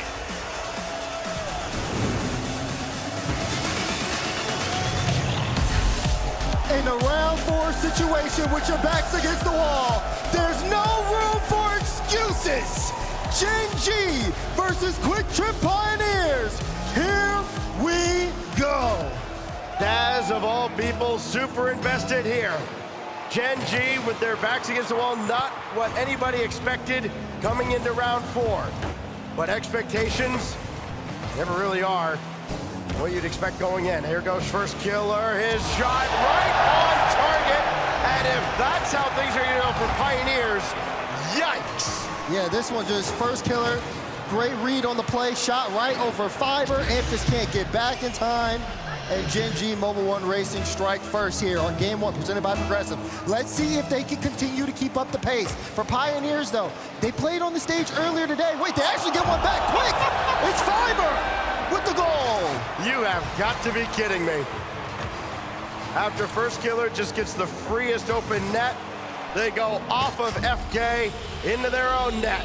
1-all, 15 seconds in. Yeah, this is round 4 at the World Championship. All right. Definitely some interesting goals here to start, and maybe even a chance for another one. Amphis to the top right. Back to back for the Pioneers. So what you have here is a very clear case of not expecting anybody to actually hit the ball, and somebody does, and bang, it's 2-1. You could just tell Jack he didn't expect the whiff to come out there, and he was in a bad position after he jumped. Couldn't get even a 50 on the ball, and good on Amphis to be there in time to knock it out. So already, strong back and forth here. I say strong, but not really. I mean, both teams have just been making mistakes left and right. Who is going to start to actually get some semblance here early? His First Killer flip reset, almost into the bump. Jack follow up. Oh, just on target. Trying to can't get there as well. First Killer will try to keep this one in play for the time being, but it goes off to the sidewall. Well, if defense wins championships, you wouldn't back either of these teams to make a deep run. First minute still hasn't expired. Superlucky will at least control this on the back wall, and things might settle down now here in the first game of what could be a wild elimination matchup. Here goes apparently Jack, double tap, and set away by Amphis. Somebody was looking at the top highlights because they knew exactly where Jack was placing that great save from Pioneers, but they haven't been able to get on offense. Gen.G's been keeping them in their own half. And that pressure, we got to see how Pioneers defense can hold up to it as they finally get some breathing room. First killer trying to play a little bit slower along the back. It'll be apparently Jack, though, that has to try and bring it across the center line. That forces first killer all the way back. And now Fiber looking for one more teammate, but Chronic is there, so is Jack. Low boost for Gen.G as Amphis centers, but still cleared out by first. Now you're starting to see Pioneers, though, just work their way upfield, looking for a little bit of lapse in rotation. They haven't gotten too physical yet, though, so Gen.G's rotations have been fine, but they have to get out of the zone. You can see a little bit low on boost. Sometimes we've seen a lot of mistakes and a lot of whiffs on the Gen.G side. They need to stop there, because Fiber with the double. It's a 2-goal lead. They don't have an answer for Fiber at all. He's got 2 out of the 3 for the Pioneers, and this one, double tap right around Chronic. Still just under 2 minutes gone by. It's Pioneers starting to pull away from Gen.G. And maybe a kickoff goal, but that's going to go well wide. Another one. Amphis is in. Nobody got back. And this is not looking good for Gen.G off the start at all. I mean, clean beat right off the kickoff. Jack tries to dive for it, can't get a piece of Fiber, and no one is home. Free shot for Amphis. It's just a speed test, and Gen.G have been too slow from the jump. I mean, I know that, there's being aggressive on the kickoff, but you expect somebody would get back in time. Nobody was anywhere close. Chronic had that land on his hood. He's got to bring it all the way back. He'll grab the corner boost at least so he won't get starved out. Gen.G have not had a lot of boost at all in the first half of game 1. This is not what they expected at all coming into this series. Though there is the one thing for all these teams that started 0-2, especially now Pioneers and OG still being alive. If you're gonna make a run into the playoffs, you're gonna play all 3 games back to back to back on the stage. And that's a huge benefit for them if they can get some momentum, as Pioneers clearly have. Yeah, and on the other side, Gen.G have struggled building momentum here for a while. I mean, it doesn't feel like they can keep the ball in one spot. That's a really awkward place to be defensively, but first killer is able to make the save out.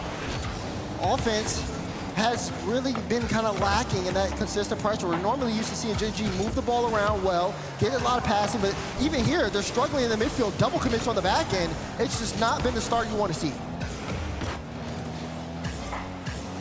We'll see if Gen.G can kind of scratch and claw their way back into this game, into this series. Still over 90 seconds to go here in game 1. Pioneers scored 3 quick ones. Why not for Gen.G, but they'll need to, and they need to do it sooner rather than later. First killer, one-on-one, Superlucky with the save, and Chronic deleted from behind by Fiber. Struggling there on the defensive side. Chronic wasn't able to get the corner because Jack had to dive for the ball, so he'll be low boost trying to pass it to first killer. They're looking for a way out of the zone. Initial challenge was super strong for Pioneers, but here we go. Passing all the way downfield and for free. They're gaining so much room and they're sending Gen.G back home. They are struggling right now. Minutes ago, they can't get anything past QT Pioneers. Gen.G right now has the look of a team that is utterly shell-shocked. Fiber looking for another little sidewall double. That's gonna go right to the waiting arms of apparently Jack. He'll try and bring it across. Just looking for anything at all towards the Pioneers net and getting very little. Not much pace onto the blue half of the field at all. Pioneers have utterly owned this game. See Chronic trying to get this on a first killer trying to sit that center field. Jack, so quick to the play, got a pinch to wrap it now all the way around the net, but team can't do anything with it. Final few seconds starting to tick down, and this is looking out of reach. Jack will go up to the sky one more time, gets a flip over Fiber. Can he make a play with some time on the clock? Anything at this point would be good for Gen.G after the start to this game. But Pioneers shutting the door on game one. This ball just needs to touch the ground, and a 4-1 victory to start this series off. I was a little surprised Gen G even tried to keep that ball in the air at all. I figured they would have just had enough of game one as Pioneers. I mean, they got scored on very early on, got it right back. They score again, and Gen G just had no answer. Everything completely downhill towards the orange half of the field. Lots of crooked numbers on the side of the Pioneers. I just feel like they just were stunned initially. That's the thing. Those early goals came often on the side of Pioneers, and you could see Gen G really struggle in that beginning phase. Now, of course, towards the end of it, they were able to stop the bleeding, but it's still the fact that they weren't able to get things offensively going well. They did outshoot Pioneers, but Pioneers was just more successful on their shot chances. They only missed one shot out of all those 4 goals that they ended up sending, and I think that's going to be a big factor here, as right now, Pioneers, I mean, they got Gen G scared. They could be sending them home here. You don't often see a Mobile One high-performance replay that doesn't have a whole lot of Gen G Mobile One racing in it, except on the defensive end. That's what you saw there is the Quick Trip Pioneers. They are unfazed at all here. I mean, they are not intimidated by this North American squad that has the reputation of being one of the best in NA, but they haven't shown it at all. They're not that #2 team anymore, if that is any indication. Exactly, and then especially in a situation like this, World Championship life on the line. You have to get things going here if you're Gen G Mobile One. Start asking questions as well of the players on the Gen G side, especially someone like First Killer. Is it just the same old here at Worlds as it was last year? Super lucky shot, blocked by apparently Jack. Got the corner boost steal though on his way through. Pioneers could try to hem Gen G deep in their own territory again. At least they break out for the moment. The big clear has Jack burning almost all of his boost to get possession. First Killer, double no, couldn't get there. And you know, Pioneers, we saw them on stage earlier in the day, of course. They already have that experience of playing on the floor. Gen G, they gotta wake up quick. So far, the early part of this game has been much better. As Jack gets a ball from Chronic, got the goal. Quick turnaround play for Gen G, they take the lead. They have been waiting for this young man to come alive in the later stages of this season. What a time it would be for Chronic to awaken. First goal, 1 minute gone by. Gotta be the first of many for Gen G.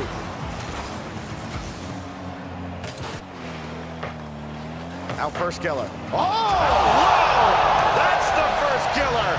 Gen G's side a year ago. What a shot! Look at this from FK. Great redirect on the play, followed the double, and the positioning is perfect. Great precision out of First Killer. 2-goal lead for Gen G Mobile One. I mean, collectively, everybody on this team has scored worldies. Just got to put it all together for a series. And maybe they're about to start doing just that. Pioneers finally have a sense of what they're in for here against Gen G. Yeah, they gave them everything in the beginning, but now you're starting to see Pioneers slow down, and you're starting to see Gen G speed up. Big part here for Pioneers on the offense. Can they still output? As right now, Gen G taking advantage of a lot of space. You see them, again, going for those demo plays. And of course, if First Killer can continue to heat up, that's just a big X factor here for the series. Fiber stays with the play, but not for very long. And now it's Pioneers who find themselves decisively on the back foot, where they had a lead that just kept growing at this stage of the game. They find themselves looking up, but maybe not for long. Oh, a missed opportunity there off the backboard, and you may not get many more of that quality. Yeah, that's going to be Super Lucky's third shot. He had a good look. That one was close, but Chronic able to get the save out. Right now, Pioneers in a pretty good position, but can they make the most of it? That clear is going to send them all the way downfield, though, and Amphis will have to recollect halfway through game number 2. And Pioneers, who had such a strong start, are starting to come up very empty on some of these drives. Well, Amphis gave up that corner boost, and his teammate behind him didn't need any. So apparently Jack was able to steal some. He still got a full tank as he watches his team move downfield. gets into the fray himself. There's Super Lucky burning all of his. So, you know, where Gen G collectively didn't have much boost at all in game one, now they've got plenty, and as the boost goes, so too does the result. Yeah, but I can see KC Pioneers at least just trying to be more disruptive. Fiber as well. They're going for these deep boost steals and they're trying to see if they can get bumps out back on the rotation. Amphis upfield, he just got finished taking Gingy's corner. That's a great challenge to Fiber. Oh no, he hit the crossbar! Shot just off, follow up off again. No one can hit the ball and it'll get cleared out. That is utter disaster for the Pioneers. They haven't quite let Gen G completely off the hook, but with this clear from First Killer, that window has closed, and Pioneers going to be kicking themselves, wondering how they let that opportunity slip by. Minute 20 to go. Now, Pioneers trying again. Oh, Jack almost able to get a piece of that ball. Here's Amphis. Lots of space here for free, but he just doesn't even make contact there, trying to leave it for Super Lucky. He's getting bumped out of play. He's just getting bullied. But left and right, First Killer wants to get a piece of that, but Fiber clears it to the side. Good steal, though, from Chronic. Great intercept. Follow up, gets it to the back wall. Gen G Mobile One have everything they need as time ticks down, but one goal could cement it. There's the shot, and Super Lucky has the block out. Chronic wants to keep this play in. Can First Killer get the flip? He got the flip and almost got the goal. Just been denied on the goal line. Well, it's got a lollipop one out of there as you're trying to clear the zone. He's rolled it right into an oncoming attacker. What do you expect? 2 or 3 more shots coming in. That's been the story of the Pioneers trying to stand against this Gen G attack. It's a Gen G attack that was absent in game number 1, but has shown up in full force in the encore here on Forbidden Temple. Now First Killer, double on the way, and he's pushed it wide. So close, but he's getting a lot of those opportunities here. Final few this time, and the story is starting to go a different page.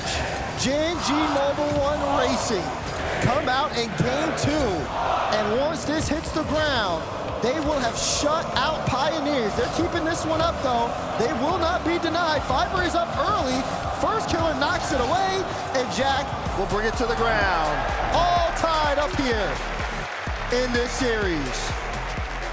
A lot of questions answered in that last 5 minutes. How was Gen G going to respond? Kind of has the makeup of a team that, when things start going against them to the level that they have, you start to question their mental. And then, after game 1 went the way it did, was it completely chalked? Answer, no. Thanks to plays like that out of Chronic. And then the one you're about to see out of First Killer, who scores an absolute clanger. Bang! Woo! Yeah, that's right. That's right. That man gets hot, it's a completely different series. But I like what I saw out of them. Same amount of shots as Pioneers that game, but the shot chances were clean and they looked so much more threatening.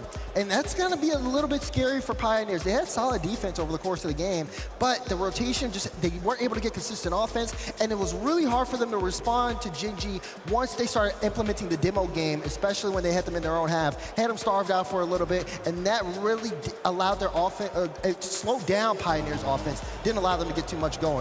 So, both teams have had chances in this series to make adaptations. Big time game 3 here. Who's gonna put the series on match point?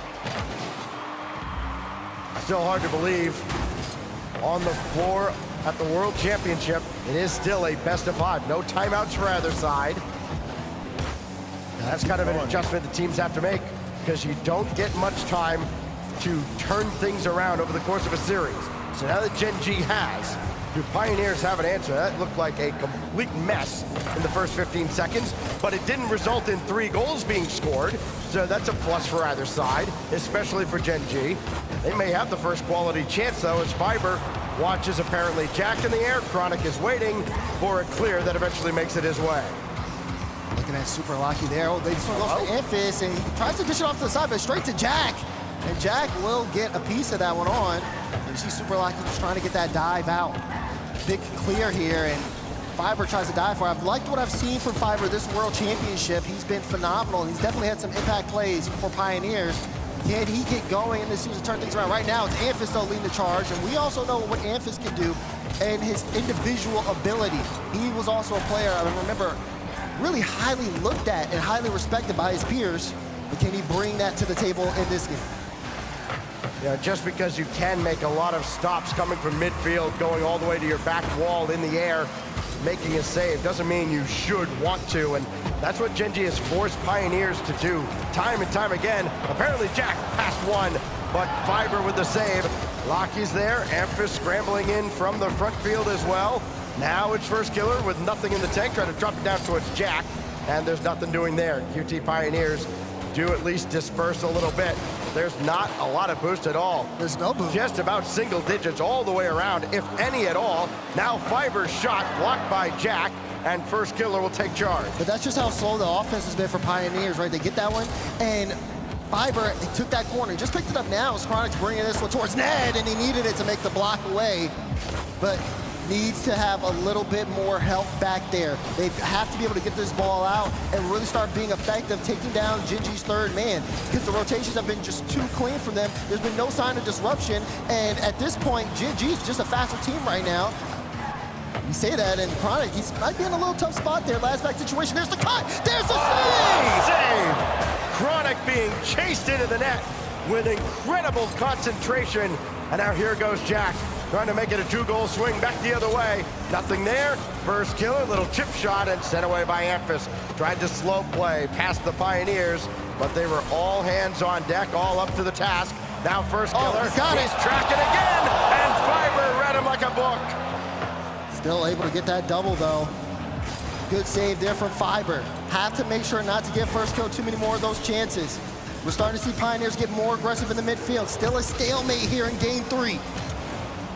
Oh, Lockie just pop it up, but Amphis way too far back, and that puts Lockie in a real tough spot. Here goes Chronic. Fiber had to get around Jack. Oh, score! Reach, gets the flip and activate. Flip reset into the dunk. Huge for Chronic, and Gen.G in front. 1:48 to go. Apparently Jack was chasing Fiber off in the corner, and that little bit of a distraction was just enough that Fiber couldn't get there for the clean save. And is that going to be the difference now in game 3? Can Gen.G eke another one out here? Fiber dropped down, nobody's there. Lockie was so far back, and that's been kind of the problem now for the Pioneers, and now they're back 2 goals behind.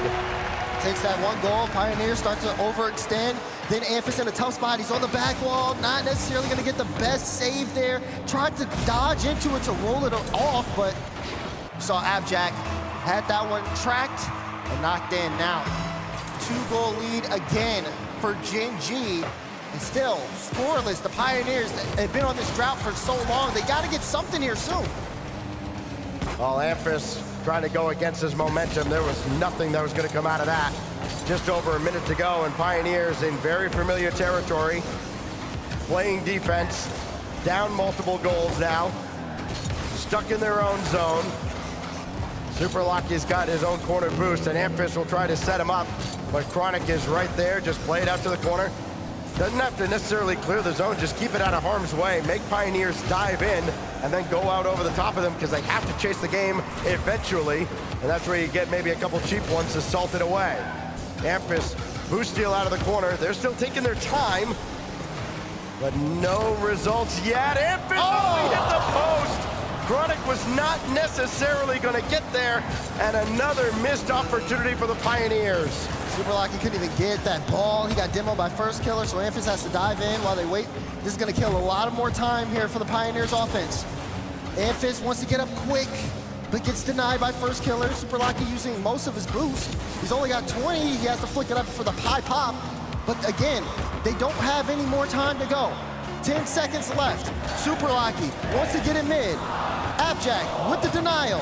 Gen.G closing the door. Back-to-back shutouts as Gen.G Mobile 1 Racing put the series on match point.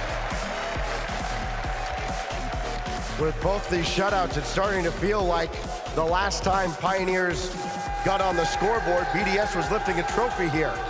It has been forever. And they've had their opportunities, Daz, but when you're sitting right on the goal line and just sky one up to the crossbar, you're just going, okay, if we're not going to score there, when are we going to score? I mean, that save was crazy, though, from Chronic. That was. I mean, and I was just talking about, like, the whole speed thing, and in that particular play, just Gen.G overcommitted one time. They tried to use the numbers advantage, and it still wasn't enough for Pioneers. You know the frustration has to be setting in at this point, especially when errors like that make goals happen, and you haven't been able to get on the board in the last 10 minutes. Well, Chronic has been the guy for Gen.G so far in this series on offense and defense. I mean, First Killer certainly has maybe the most impressive goal of the series. But Chronic has, this series has been his kind of arrival into the second half of the season. I mean, everybody's been wondering, when are we gonna see it? When are we gonna see the Chronic that we're used to seeing, we're familiar with? Here he is, going back now for a boost as we start off game number 4. Closeout opportunity for Gen.G Mobile One Racing. So far, Gen.G, after that game 1, it's been their series. But can they close it out here on the world stage? Pioneers, though, they haven't been able to get anything. They can't buy a goal. What will they have to do? What adjustment will they have to make? You said it yourself, Stack, best of 5, no timeouts. They've got to figure this out. They don't have a lot of time. Give the ball to Fiber and hope for the best. Maybe what Pioneers have up their sleeve. This is all the way down to Chronic. He'll just pop it away. Let Pioneers come right back in. See if they can go over the top again. That time Fiber, though, got the demo on First Killer. He will spawn in opposite ball side, and Fiber will be playing right into his arms. See Fiber getting going. Oh, Super Lucky. He's got to be careful. He's the physicality taking a bit of an effect. Great pass to Fiber. Amphis up. Show me something, Amphis. Got the flip. Oh, but he couldn't get the goal. Wait a second. Fiber plays this one up high. Has the flip. Used it. Oh, but it just wasn't enough. Blocked out again by Gen.G. That has to be so disheartening. You beat the defense. Clever play. Did everything right, except it hits the corner of the frame. And now Fiber with a save back on the other side. First Killer starting to wake up just a little bit as well. Fiber's lost this down towards Super Lucky, but nothing netward. That's looking open. Oh, Chronic took it away, though. Actually played it right over towards Super Lucky. Maybe an opportunity now for Pioneers to capitalize. Got the bump. Shot. Need one more. Memphis double, no. Took too long there to get the double. Defense was able to adjust in time, but they brought everything forward, and they're still knocking at the door. Pioneers' life on the line. They're throwing everything at Gen.G. Oh, you might as well. It doesn't matter how many goals you give up if you don't add any yourself. Shut out 2 games in a row with their tournament life on the line. What a save from Memphis. It's still a tie game. Pass cut out in the midfield. Now you're starting to see everybody ramp up. Demo on the play. Chronic taken out. We haven't seen too many demo plays happen this series, but maybe here could make the change that Pioneers need. Coming up on the halfway mark. I mean, Pioneers have done all they can to hang around in this game and series, but they still don't have anything on the scoreboard since scoring 4 in the opener.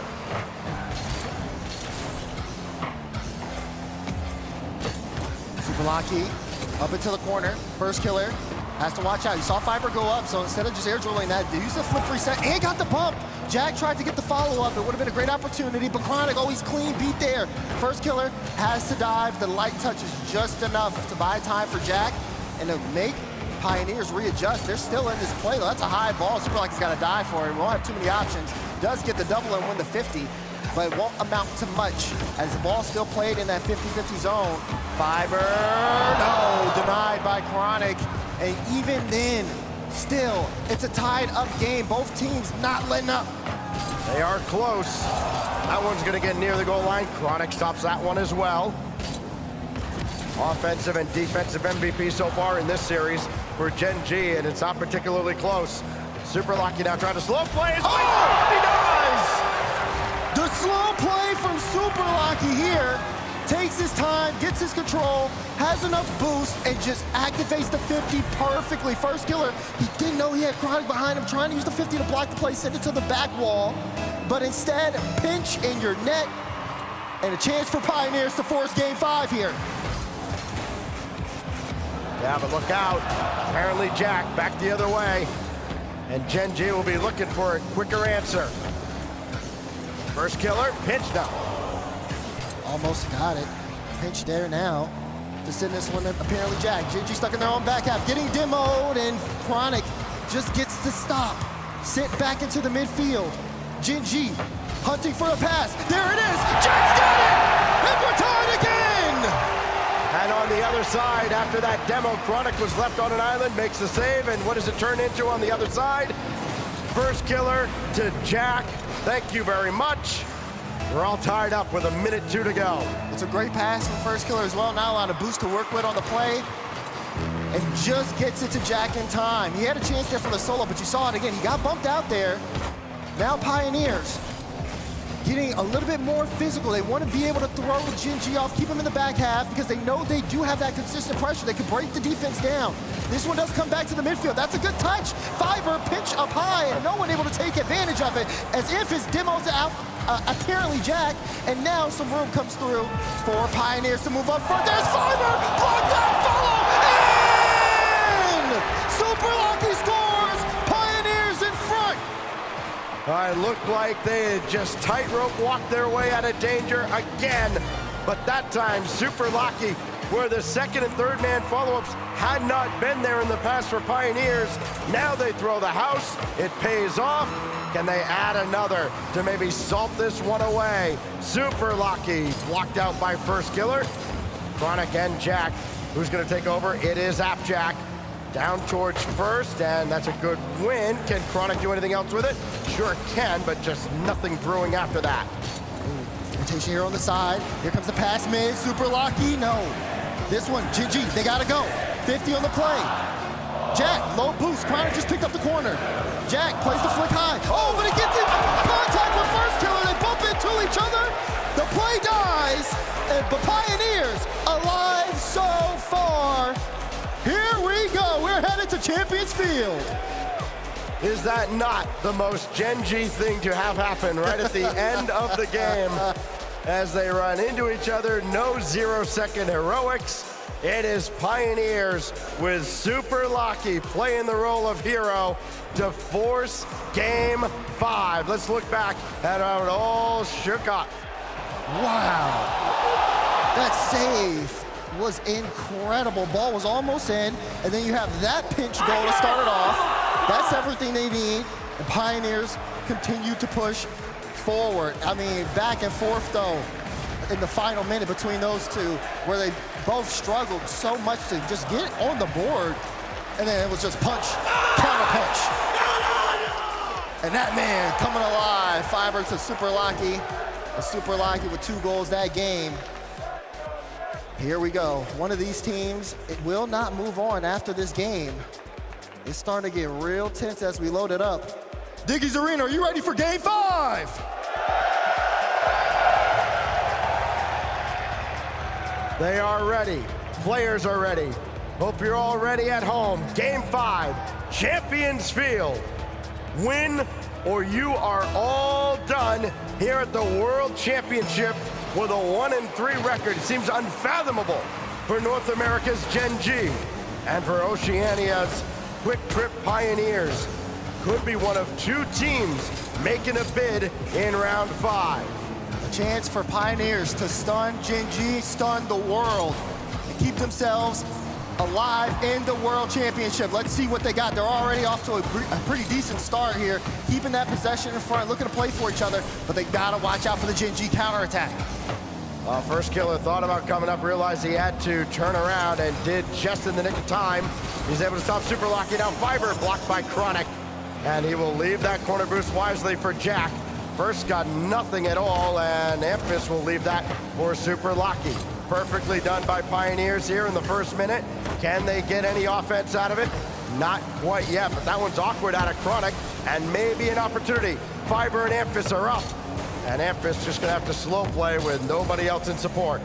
Pressure's gonna be high in this situation. Pioneers starting to move with a little bit more pace, especially after that Game 4 win.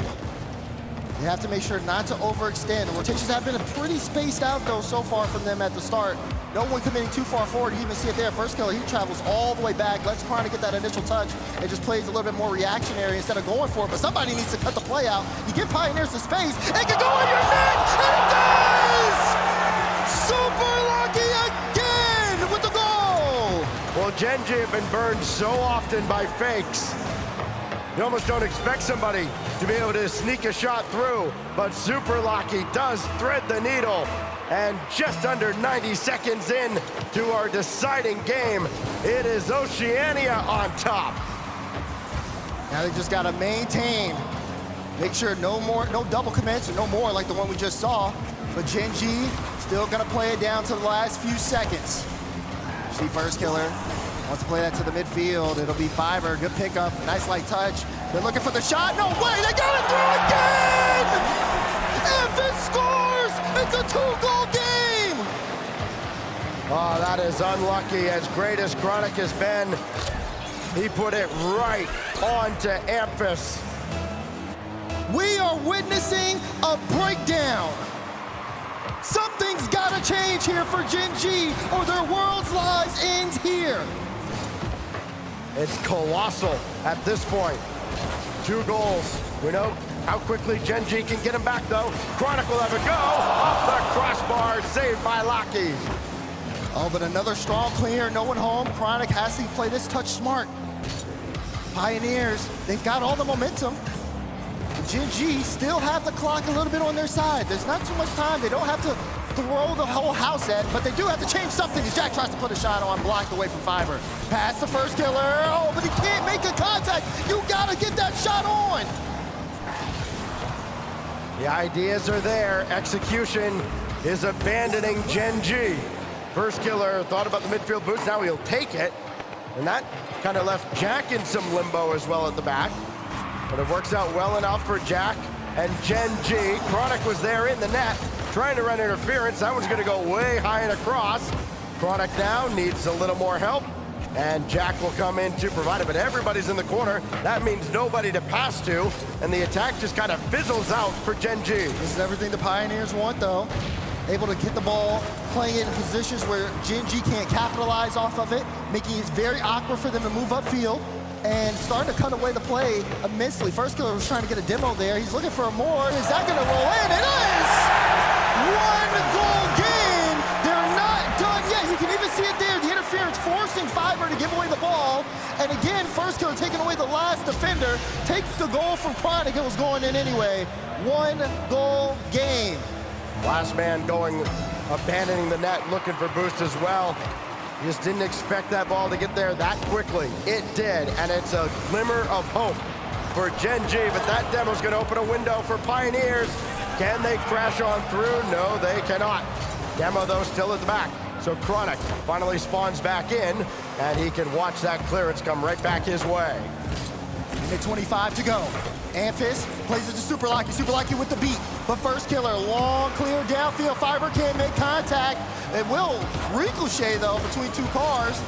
And Jack up early, but he, again, won't be able to bump anyone off here. Pressure on Pioneers as Gen G trying to knock at the door before this one goes down to the final seconds. High drama in Fort Worth at the World Championship. Exactly what everybody signed up for. Though Gen G might be having regrets letting it get this far. Pioneers have given them all they can ask for and then some. Is it enough?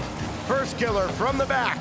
He's got Chronic waiting, and first killer goes under there, and Fiber just pops it away. Opportunities now will be few and far between for Gen G. Drop down in front, nobody home, and Jack got beat. This is awkward. First killer towards apparently Jack.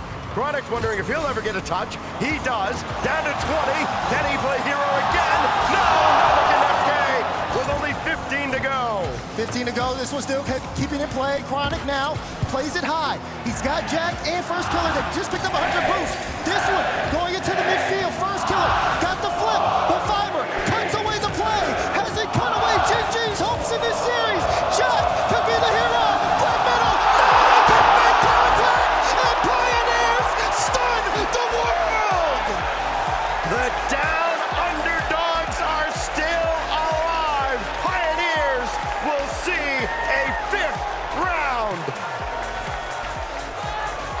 In this stage of the game, there's no room for error. And Pioneers push on. What a performance out of them. My goodness. They left it all out there. The rotations were clean. They were able to make Gen.G look awkward. Anytime there was a mistake, they took advantage of it. And now, they move on to round 5. Is there anybody on that stage right now that has more aura than Fiber right now? Not a chance. Gosh, he is feeding off the energy here at Dickies Arena, and he's only getting stronger. Watch out, whoever draws that team in round 5. Absolutely electric, especially from Fiber. He's put in so much work over the course of the season to get to this moment, and he is making sure his name is known. As we take one last look at the highlights, my goodness. Pioneers showed up and showed out. And they have made their name known here at the World Championship. It is the Quick Trip Pioneers that stun Gen.G. We can hardly put it into words, but Leaf is gonna try to down on the stage. Do not stop that noise right now for the Quick Trip Pioneers!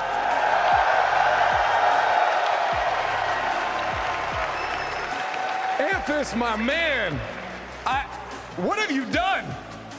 I mean, after that Limitless series, I thought we were going to get 3-0, to be honest. We were not looking very good. It was a rough series, but I mean, I think we executed what we were going to do. I think Mark spoke to us, our coach, after Limitless, told us exactly what we needed to do, and I think we showed it. What's the secret sauce? What do you say? I mean, I'll tell you when we're knocked out. Just wait a little bit. Okay, fair enough. All we win, all we win. Yeah, don't get the defeatist attitude. Yeah, you guys are looking good. Ride this high and keep that going forward. The question is, how do you keep that going forward? This is nuts. Adrenaline must be surging through your body right now. How do you maintain that into the next? I think we go series to series, to be honest. If you asked us yesterday, like, we wouldn't have been feeling too good, but it's about building the momentum every single game. Every single team will get harder and harder, and it's about just lifting to the occasion, getting better and better, and that's what we're doing. I want to ask about this atmosphere, because obviously you guys didn't have as much experience coming into this with an audience. Gen.G does have a little more. What's this been like, hearing people scream for you guys when you're scoring, not the opposing team? I mean, I thought there'd be a bit of an A bias, but thank you for getting around us, everyone.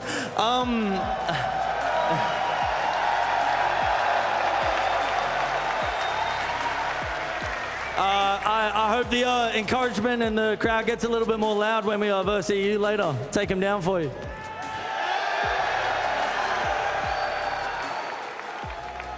Man, I don't have much else to say, so all I'm going to do is make these guys yell for you one more time. You okay with that? Yes, please. Give it up for the Pioneers!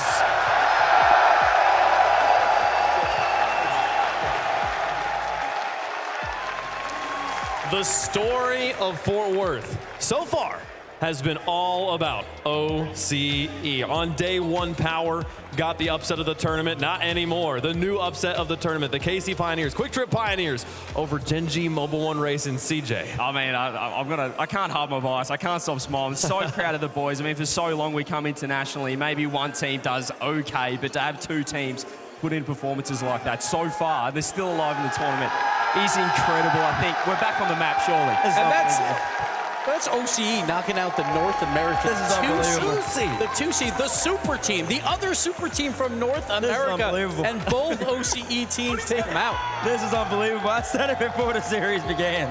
If they win this series, this is the greatest upset of all time. And this even came on, so I thought we were going to get swept. This one is for the OCE believers, for the OCE fans, for the only people that watch our online qualifiers. We tell everyone, trust me, we are good, but we never show it.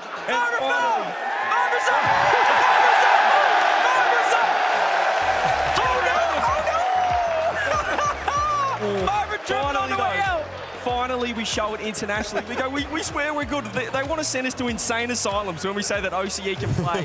And finally, they're stepping up. And it wasn't just, I don't think it was just Gen.G. You know, obviously they weren't in their peak form, but I mean, Pioneers looked phenomenal on the I ball. don't know, man. The mechanics, the solo plays. I mean, but you heard. I mean, he said I thought it was going to be an NA biased crowd. You even heard going out of Game 4 into Game 5, the Gen G chant starting, the crowd trying to get around Gen G. Two of the players from OC here never played in this environment before. How do you deal with that? There's no way to prepare for it, and yet they held on and they got the win. It's pretty special. It goes to show maybe the warm-up as well. They obviously had the Limitless series. Momentum. Yeah, maybe that game one. Yeah. They said it didn't mean anything, though. The momentum. The game one was, I mean, we're about to check it out right now with the highlights, but that game one, they just ran away with it, 4-1. And that was just like, it was one kickoff goal by Gen G, and then Pioneers like, we're just going to score 4 unanswered, just right back to back to back. And you're like, okay, they're here to play, but we expect them to lose in 4, right? But no, they battled the entire time. Some good plays out of Appjack, doing some bump plays to open up the net for Chronic. And like Gen G wasn't exactly all there, but the Pioneers, every touch by Fiber just felt magical. It just felt like so much control on their touches throughout it. Yeah, like Appjack had a good series here or there, but what a save. But Pioneers, man, just the touches felt like, yes, they can compete with the very best. Like if there was no name tags, you wouldn't be able to tell that they're from OC. Exactly. It was world-class gameplay from them. The way they were using each other in defense, there are a lot less double commits. That's what OC has probably been our biggest problem is the defense. It's random goals out of nowhere, but we didn't see that. Some of the saves they were making were ridiculous. And, I mean, to get the job done, the confidence is now sky high. The confidence is sky high. I mean, this is what I was looking for in the OCE region. You go down 2-1 against Gen G. Can you bounce back? Clutch save right there. That might have put them away, but Pioneers clutch save. And then they end up taking the lead in Game 4. Good pinch right there from Super Lucky and the boys. And they never look back from this point. Momentum, confidence personified. Wait, hold on. I forgot Jay's score right here. What happened after this? Oh, it was a Fiber special. No boost to his name. Gets it by 1. Abject too slow. FK, he usually saves that. He usually saves that. That entire game, though, game of inches. That was 3 different goals that were just barely, just a little bit more of a bounce here or there, and that could have been the end of the series. But no, we go to Champions Field, and then Super Lucky again. The big plays for 2 matches in a row for the Pioneers. Then it was still a battle, back and forth. We get a 2-0 lead by Pioneers, but you know that the North America 2 seed, they're gonna fight. They're gonna fight to try and bring this to overtime, and Gen G do so. 0 seconds though. They had a perfect pass to First Killer, and First Killer just misses it. Yeah, he pre-jumped it, and he looked like he leaned back a little too far, but he still, and then he had backflip rather than front flip, and it kind of he hit that little part of his car where like it's like kind of confusing, past the fast low radius or whatever it is. But I'll tell you this, you still expect him to hit that. 100%. And I'm saying something, man. Gen G lost the power and KCP or QTP, KCP, whatever their name is. They got a long name, Pioneers. Man, oh man, I don't know, man. There's a lot of conversation this year about OCE losing spots. Now I'm a little worried about my region. Because now all of a sudden, NA, we're not looking so good. I'm telling you, man, after that loss, I've decided I'm not going to predict Gen G another time at this World Championship. Oh, well, you know what? That's bold. A good point. It's a bold move. They're gone. They are the 3rd team to exit the tournament. It is APAC, SSA, and North America, the first 3 regions to lose a representative here at the World Championship. Folks, we are through one match of the round of 4. We got 2 more to go before we get into the round of 5. The Pioneers in that round of 5, they could make it out, folks. Do Power join them in the round of 5? They'll be playing Team Secret here a little bit later on, but before that, no, actually, that is what is coming up next. And then we have OG taking on Vitality to close things out. I mean, do you feel... How does Power feel about this one, you think, CJ? Like, obviously they're happy for their boys, but you feel like there's like a standard's been raised, a bar's been set, now they got to live up to it? I mean, I think so. I think it goes back to Chiefs at EWC, just seeing, Hunter and Kaka get a win. They're thinking, okay, well, they can beat a Gentlemates. I know they did have Joris over there. But, just the confidence, it's really infectious. And I think that, Power would have been confident going into Team Secret.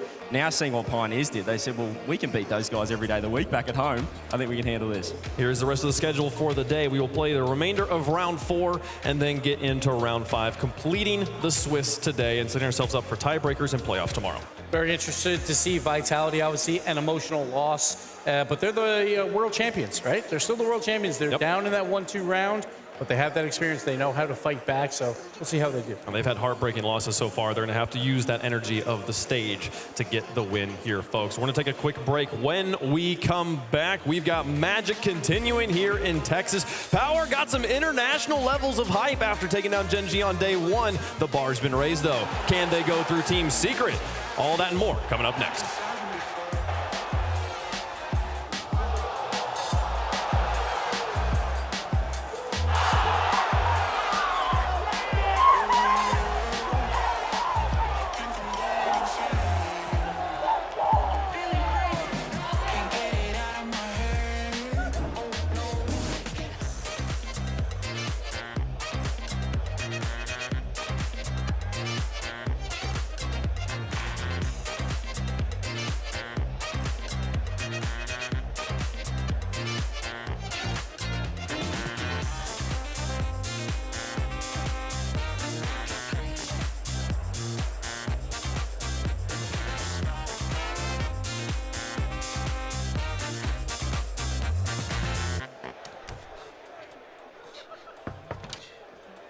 Hey, Flo. Cool leg warmers. Thanks. They're just for the bus ride to work. They're not part of the official uniform. No tunes today? No. My apartment was robbed last night. Took my cable-ready TV, VCR, portable cassette player. Yep, all the latest tech. If only Progressive had renter's insurance, like their home insurance. Then we could bundle our cars and get the same 24/7 protection. I think we just invented that. This is the best day ever. Well, I still got robbed. It's still a pretty good day. This is the opportunity, the dream that you set upon yourself. Here we go.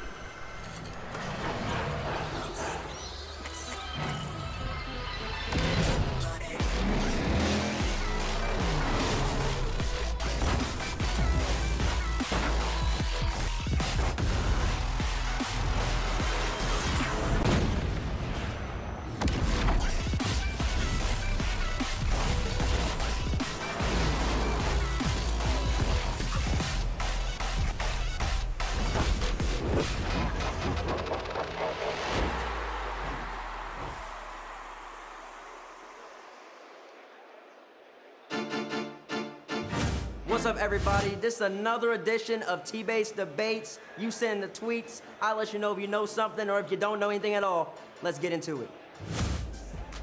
Grande RL, who's better at T3 baits? Lamar Jackson? Or Atomic?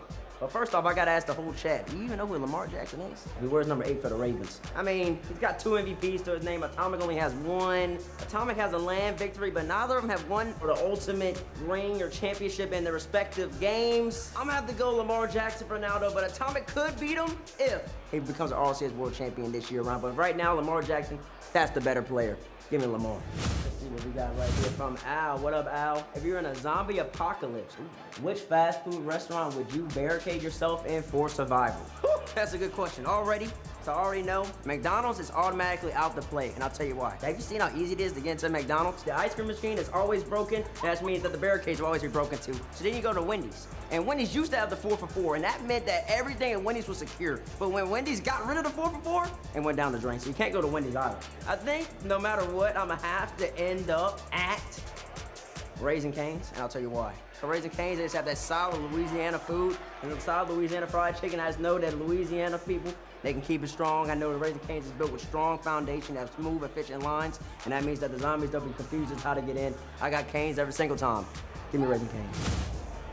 Oh, hilarious. What's up, A? What's your celebration gonna be when you beat Chalkcast? For one, thank you. I appreciate that confidence. Chalkcast is gonna get swept 3-0. I don't know when this is gonna air, but just know, if it happened already, they got swept. And if it doesn't happen, I'm just giving you the script. Could do a little bit of like rotation, do a little bit of this, a little bit of Dougie.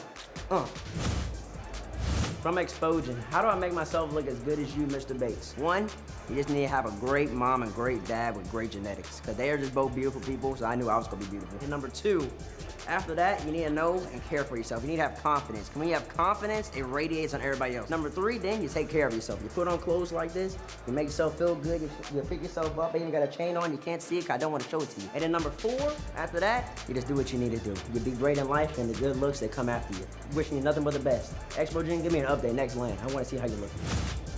From Pokey Ninja 77. I know this is a basic question, however, I feel like it would be interesting to discuss on the big stage. Does pineapple belong on pizza?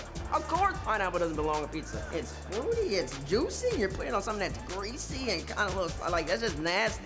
But I mean, if you want to go for it, I respect it. I learned a lot about the person. I learned a lot about your character. At that point, your stomach's just a mishmash of just chaotic chemicals going through all the routes. So I would never do that to myself. But if you want to go for it, go for it. But I'm going to say no. Thumbs down.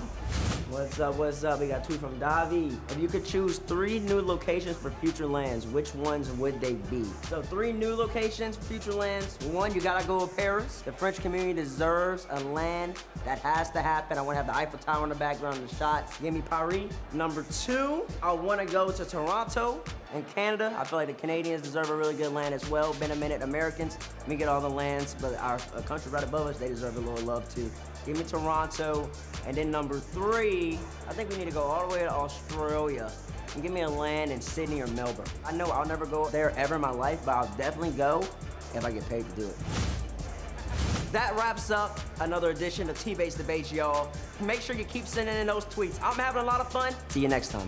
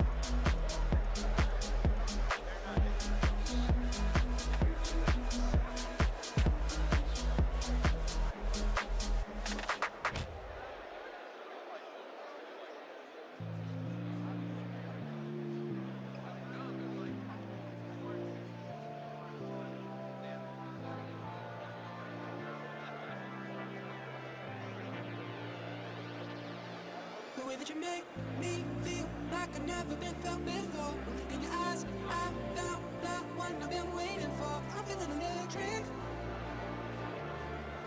My love is electric.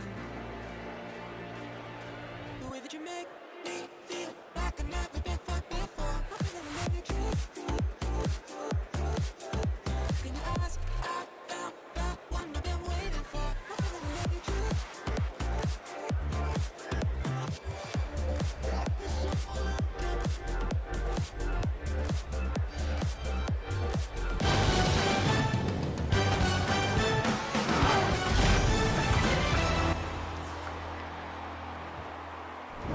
A big day for Rocket League, a big day for OCE, and that big day is continuing here after the Pioneers took out Gen G, as Power will take the stage and take on the second seed from South America. Power versus Team Secret. coming up here momentarily at the Rocket League World Championship. Fort Worth's been a nice home for us so far and is continuing to roll on. Excited to see how the rest of the matches go. And can we match any of the excitement? I feel like every season we get like one big upset at Worlds, Cole, and I feel like we've had it now. Can we get two? I can't remember the last time an upset truly shook me. 0% of me thought that Gen G were going to fall there to Pioneers. And then it's like, you know, they get that game number 1 and they score 4 or 5 goals. It's like, oh, they've got their game. Then they get their second. It's like, oh, they got their second game. They never win in game 5. They just kept on rolling. Can we see something like that again? I mean, it's the World Championship. We certainly can, Wavepunk. Whether we will or not is a very different question. I hope we do. I hope we do indeed. Many, many matches still left to be played as we've got 2 full days of action coming up after this, and we still got 5 more matches on the day. Got to play through 2 more of the round 4 matches here, those 1 and 2s, and one of those teams in each of those matches will be going home here, and then we will conclude the Swiss with the 2 or 2, where every match puts you into the bracket and sends a team home. We'll see that here in just a little bit. It's time for the next match of the day, though, as we get on to that. Again, we'll see 3 more matches after this round 4, so 6 more matches, or excuse me, no, 5 more matches on the day. We had 6 matches on this graphic. We already played the top one, so 5 more matches left to go. OG versus Vitality is waiting in the wings for the conclusion of this next match. And we've been talking about it. We've talked about it with CJ just a little bit, and let's get into it here, folks. OCE versus South America. Power versus Team Secret on the stage, ready to go here in Fort Worth. Power versus Team Secret. Team Secret actually just took out that Pioneers team. Well, they didn't just take them out. They took them out earlier in the tournament in Game 5 on Champions Field. And that Pioneers team, it looked like they're in form. But Power, they beat Gen G. So they've had some quality wins. And there's potential for 2 OCE teams to be in round 5 of Swiss if Power does end up being Secret right here. But this is an interesting one because Sam number 2, both majors went 2 and 3 in Swiss. On the other side, OCE 1, Power, went 2 and 3 in both majors. So one of them is going to have a disappointing result here. That's why we play the games. We'll see how it comes out. Team Secret, though, again, like I talked about, the disrespect of that region. Everyone talks about Furia, but no one else. But Team Secret can put up performances. Last time around in London, they made it to round 5 and just narrowly missed out on playoffs. What I'd say about Team Secret is that 1, KV1 for me has been their star performer, and 2, as the day wears on, that 3-2 victory over Pioneers is looking better and better. Yeah. At the time base, it seemed like a bit of a weak performance, bit of an underperformance from them, but now you look back at it and think, wow, okay, they had something to get past those guys, and they have to do the same against Power. They sure do, and this Secret squad, they're known for their defense. They've been nothing short of sensational the whole entire season, even back in Sam regionally playing defense. And then when they can pop up on the offense with KV1 with Brad cooking up in front, they always have a chance to contend. But going up against this Power squad, Power's nothing but offense this whole entire tournament. Well, Power's confidence, too. You know why no one talks about them, right? Because they're a secret. Nice. Okay. On the other side of things, Power, the number 1 seed from OCE. They have looked strong so far this event. They were the first team to take out Gen G on day number 1, and we thought that was a huge upset at the time. Now it's looking like maybe OCE just had Gen G's number, but they are looking to continue their story here against South America. And we got to talk about vibes with Power. They always have a good time, no matter what event they go to, as you can see in the video as well. Power, though, I talked to Torsas, and we'll see it in a video at some point. He begged me. He's like, well, we always go 2 and 3. Can we please make a top 8 run? And you know what, Torsas, it's not up to me. It's up to you. It's up to you on the field. And Torsas has had a fantastic tournament. He normally is not a goal scorer, but he's been putting in a ton throughout this tournament. It's probably the best he's looked in 5 years on the offensive side of the ball. I mean, speaking of offensive side, this guy for Power has been a class above. He is the difference maker for this team. He has been all season the MVP, and you can see why. Mechanically, I would say the best player, probably in the region, on the team, in my opinion, as well. And there's Jimmer as well. I've yet to start a career in Rocket League. 2025 will be my year. Lock it in. Oh, I think gosh. if I turn around and Jimmer's there, I'm feeling more confident in him. Oh gosh, one of the nicest men here. He's excellent. One of the nicest men in the world in my estimation. I love talking to Gemma. And this Power team, they've gone through the gauntlet so far. They had to play Gen G, beat them. Then you know what they got rewarded for? They had to play G2, lost to G2. Then you know what they got rewarded for losing G2? They had to play Oxygen. So Power's just been playing great teams non-stop. Secret, honestly, on the scale is probably the easiest competition they've had this whole entire land, but they shouldn't just be overlooking them because Secret can catch you if you're not paying attention. It's their easiest matchup, but it's also the most high-pressure situation. As you've said before, every single series today, you lose it and you're out. So Power, maybe on paper, would be slight favorites here, but as soon as you factor in the case that you lose and you're out, it changes things. Hashtag TS for Team Secret. Hashtag It was PG, I think, on there. I missed the hashtag. Anyways, you guys know what it is. You're already spinning it. PWR, thank you, of course. That makes sense. That's how it works out, folks. The pressure of being on the stage, the question for the day for all these teams, even if they've got lots of experience. Torres is one of the most experienced people playing on the stage. It's first time playing on the stage here in Fort Worth. I think it's going to be a factor in this particular match. I feel like the nerves are not going to be a factor for either of these teams because OC has always had that. They choke in Game 5, but it feels like in this tournament that hasn't happened. So I think OC is ready. I think Team Secret is ready. I think both teams are going to play well. Cole, like that. Who are you picking? I'm going to go with Power. I think the OC is stepping up. I think that they've looked better so far in this event. I think the vibe's going to be too much for the team in yellow. I think Power are favorites, but I think they're slight favorites, as Cole said. Go with the underdog. Team Secret, I'm going to try and gain a point because I think I'm the only one who picked them out of the other people. Okay. So I'm going to go with Team Secret with a little bit of an upset win here. Okay. I got OC, I got Power right here. And we went all the way back day one of this. I said I have a concept of Power getting top 8. I didn't know how it was going to come to fruition, but it's coming into fruition very soon. It's all coming into line. They're going to be Secret right here, go 2-2, and play somebody at that point. It's not often I feel like I can pick OCE and have like all of the actual rationale on my side. So I got Power on this one. I'm excited to see how they go. How does the coin go? Power on one side, Secret on the other, folks. And it's going to come up Secret. Underdogs all day for that point so far. Coin, man. We'll see. You and the coin moving on up. We'll see if they can do it, though. It's going to be a great game. How does chat feel about it? This one could be split down the middle. Oh, OC's finally woken up, and they're feeling it after the Pioneers win there. Clearly, Power is the favorites in this matchup. Can Team Secret play spoilers? 2 upsets in a row in Fort Worth. Maybe. Let's see how it goes down. Excited for the match, folks, as we get into it. OCE on one side, South America on the other, both with something to prove in both building momentum as we head out of the Swiss. It's Power versus Team Secret.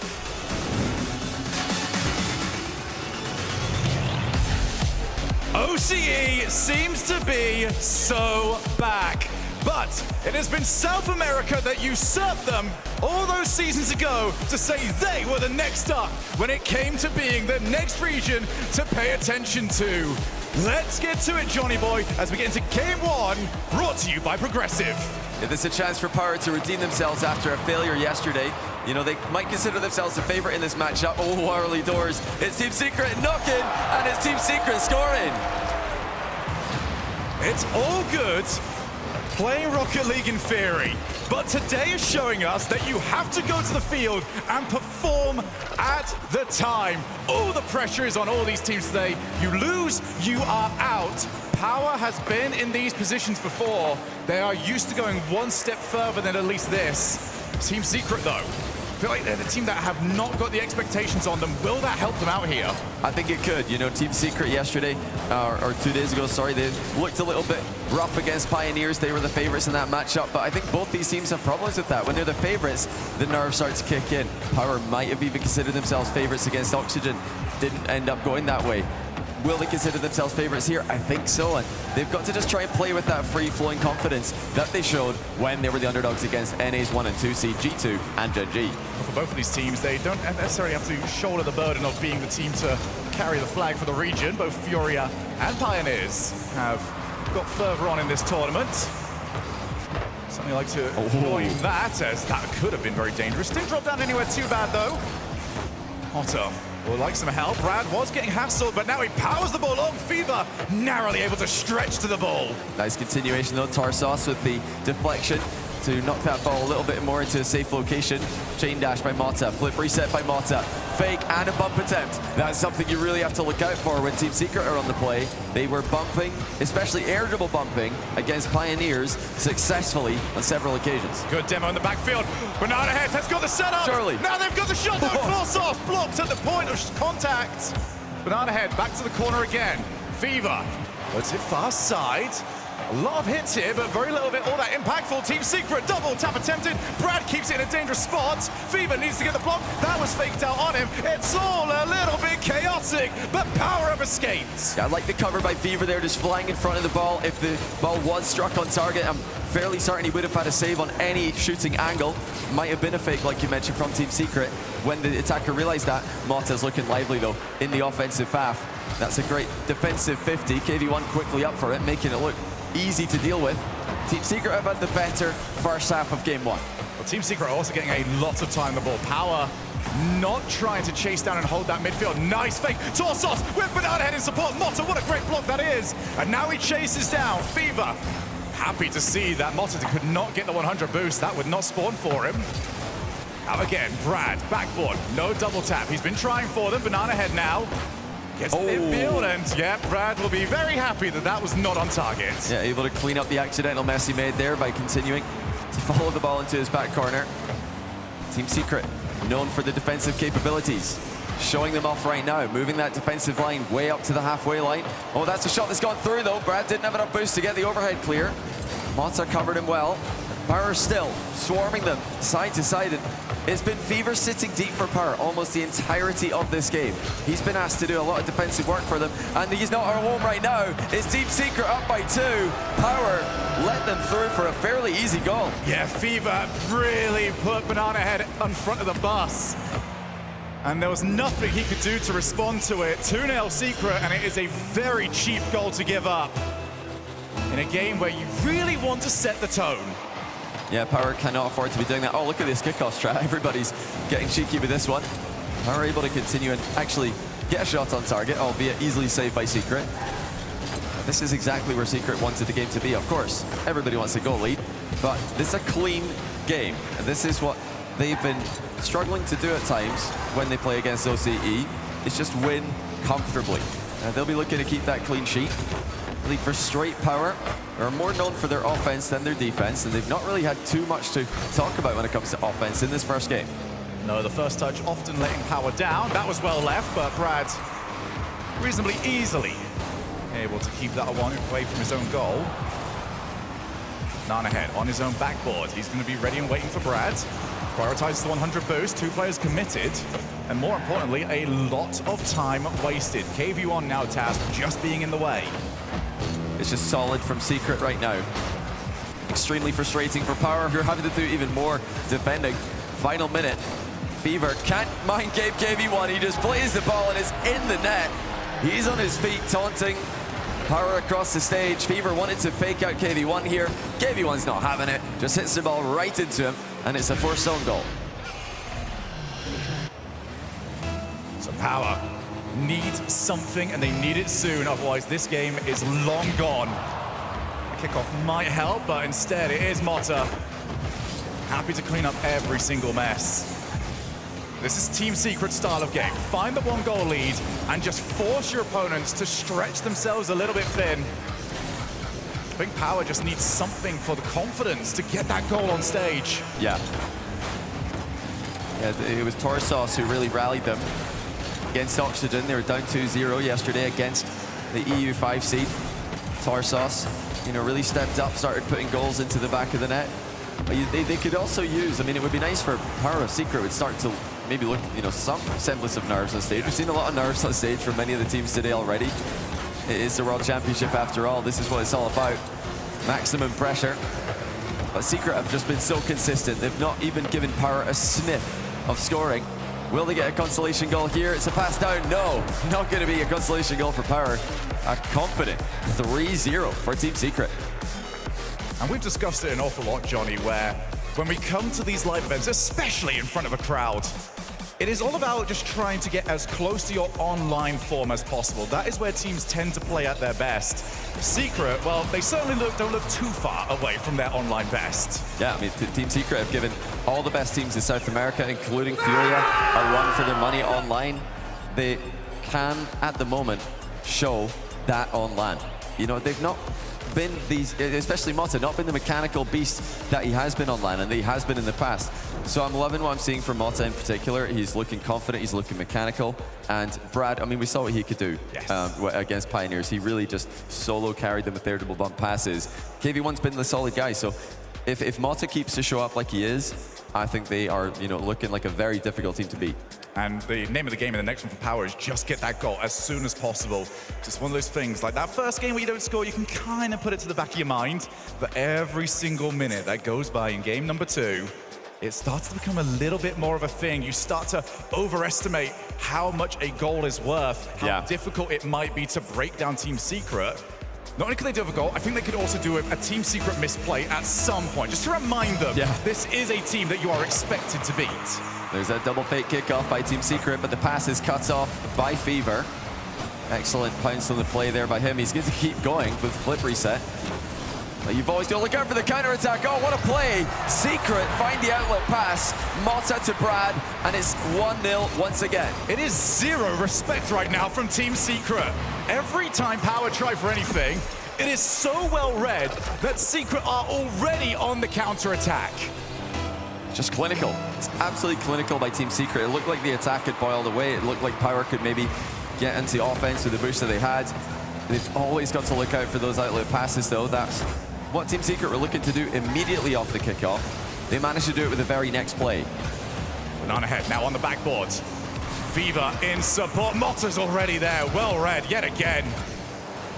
What is it going to take from Power at the moment to just find that opening goal? Good fake. Fever shot top side. Still stopped. And now it's the breakaway. That was a huge dive in from Torsos. Now he's put his team on the back foot. Brad couldn't go and find the second touch. Well, luckily for Power, nobody was over there in that far post side from Team Secret as a passing option for Brad, who did brilliantly. Now this is a chance for Power, but once again, Team Secret have got players back ready to contest every single touch, and it's not just one. They're playing after their own ball as well. And look at the shadowing and defense by KV1, just slowing the play down, buying time for his teammates to come back and help him. Torsos off the wall. KV1 clears the lines. Next up is Fever, but that is a massive block. Still back into the midfield, and there's no follow-up right now. Power looks like they're going to have to try and 1v2, 1v3 just to get one good chance on net. Need to trust one another. Oh my goodness! KV1! It's just too good. Team Secret's Brad gets back to the ball barely before the defender can reach it, and he actually put that on target. KV1 is there to pad the stats, but Brad has completely outplayed Power there. It's a disastrous situation for Power. They're yet to score a goal. Maybe one goal can open the floodgates, but they need that one goal, and it's not coming easy. It is 5-0. For one of these teams, it looks like the RLCS World Championship elimination rounds. For the other one, it looks like it's Friday. Secret could not care less. Torsos off the wall. That's going to drop down nicely. Shot to the far side. Oh, that's dropped so awkwardly, but KV1 has got it covered. Well, it didn't look like much, but nearly bouncing off the post. That was definitely a good chance for Power. They've got time still, but these counterattacks are really hurting them. It's limiting just how confident they can be when they try and follow up on each other's touches offensively, because Team Secret have punished them so many times in just a game and a half into this series. We've seen it throughout this season. Power have got a little bit of a... No, wait, here's a chance. Oh. KV1 gets another block. It was earlier on in the season where it was both OCE seeds coming in and getting perfect swept in a row. It is something that you start to worry about. Now they've got the shot. There we go. Put the worry out your mind. Let's start working towards getting back in this game. Oh, this phenomenal fake by Banana Head. Mota thought Banana Head was trying to ground pinch that, so he threw himself in the way of the ball. That never got hit, leaving it wide open for Power to strike. Must goal there. I mean, if they'd missed that one, that might have just been the series over right there. Critical goal, not a minute too late for Power. Bit of a misread there from Torsos. Can that be target man down the side of the field? He has been selected. Demoed for his troubles. Oh my goodness, and Mota couldn't have asked for that to come out any nicer. Brad, first touch took it away from him. Those double taps, always defined by how well you get that first hit. This could be very awkward indeed. Oh Good my. bump, but where's the follow-up? Well, the bumps in the demos are coming in on the ground right now. It was the aerial bumps from Team Secret.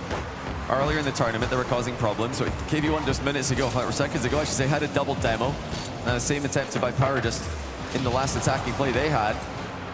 Still plenty of time for Power to work with, and here comes Torsos. Can he roll back the years again? It's off the bar with the reset, and the next shot saved. Fever choosing not to pick up that 100. Far side, Banana Head tried to get there. This is where you get a little bit worried here for Power, because now you've got the counter-attacks. Secret had a couple of open nets in that last game. Power cannot afford to allow that to happen yet again.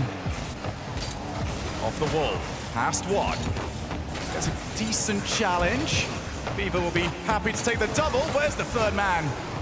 Power not willing to pull the trigger on that sort of play just yet.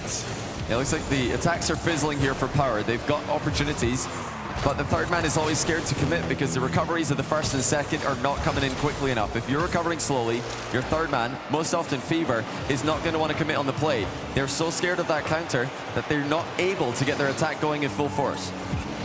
45 seconds. One goal separates. This is a lovely play here from Brad. He kills some decent time off the clock, although that touch has certainly left a lot to be desired. Faked out. Banana Head, that's not had to be better. It's not even close. Banana Head put that out way wide of the goal. 30 seconds to go. Still Power. The backboard covered well by Mota there. Secret doing such a great job of spreading out in defense, covering all offensive angles that Power have got, but now Power starting to just send everybody forward. They don't have any time left really to choose any other strategy. But Team Secret's defense holding strong for now. Nice infield. Oh! Now we've got them scrambling just a little bit, but that demo is massive. Fever forced to reset. Torsos keeps the ball in the air. Ceiling reset. What can he do? He leaves it. Can he do it again?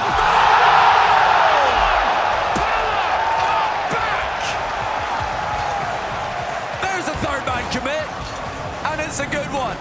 They've been holding back on that all series long, afraid of Team Secret counters, but you don't have a choice when it's 0 seconds. Time to send the house, and it works. The first time they went forward with confidence, and it worked. Secret now, the team on the back foot. Torsos will leave. Fever just doesn't get a good enough recovery, so it is dropped to Mota, although Banana Head is always loitering behind enemy lines. Secret have got to be worried about these demos. Same over for Power. Who will blink? This is must win, I feel, for Power. They've got the momentum. They can't afford to drop it. Very early here from Banana Head. Well covered. Oh, he rifled that one downwards. The pass was coming at him quickly. And now here comes Team Secret. First real chance of overtime for them. Mota gets stuffed. KV1 with a follow-up. Not enough boost to really get back to his own ball there. Power have by far the most of the possession at the latter half of this game and into overtime. Team Secret remain dangerous, though. They've been the more clinical of the two teams. It does feel like Power, if they're going to score, they have to score a 7 out of 10. The Secret has often been a 3 or better. Yeah. But Power will have opportunities, but will they recover quick enough when they don't work? Very early from Torsos. KV1 ends up just running out of boost. And that's actually a big problem over for everyone on Secret. KV1's finally boosted. Comes up clutch! What placement by Banana Head. Mota thought he might be going to the backboard with that one. You could see him turning up the wall as the shot was about to come in. But Banana Head just called him, thinking, I don't think you can reach this if I shoot bottom corner. And it was a great read. Banana Head, who missed way wide with a shot in regulation, perfectly finds the corner in overtime. And it changed. Oh, the relief. Ever so quickly. That was looking real dire. You can see the relief on the face of Torsos there, leaning back saying, okay, at least we don't get swept. At least we got one. And now they can relax. But man, for a minute there, it looked like Team Secret might sweep them. Unbelievable playmaking by Brad. Power dug deep. They were so patient with their comeback. Heroic save by KV1 there, but the next play was Power's third man committing. Well, you can see here in the Mobile One high performance replay. Slot. The moment Power had to go, the moment that they had to just throw away anything in their mind that says, okay, what happens if this goes wrong? It was already in the worst possible situation. Once they got there, they played the Rocket League that got them into this position to start with. Yeah. Now, for me, Johnny, the question is, when we start the next game, what Power are we going to get? The one that started the last one, or the one that finished it? Oh, I'm fairly certain it's going to be a continuation. They're just going to keep going, keep sending aggressive plays forward. It's all about just saving a little bit of boost left in the tank as you commit so that you can recover at supersonic speed. As long as you do that, then they can keep playing exactly as they are. Team Secret, do they change anything up here? They've been happy for Power to get in their own way. That is sometimes a bit of a double-sided sword. Especially if Power are now starting to really feel confident. Well, they're confident enough to get the bump on their own teammates. Oh. Fever fakes out. Up to the ceiling. Oh my goodness. Inch looks to try and follow him. That bounce was not kind. Oh, huge demo. What? KB1 down the middle. Where did that come from? KB1 again with a double demo.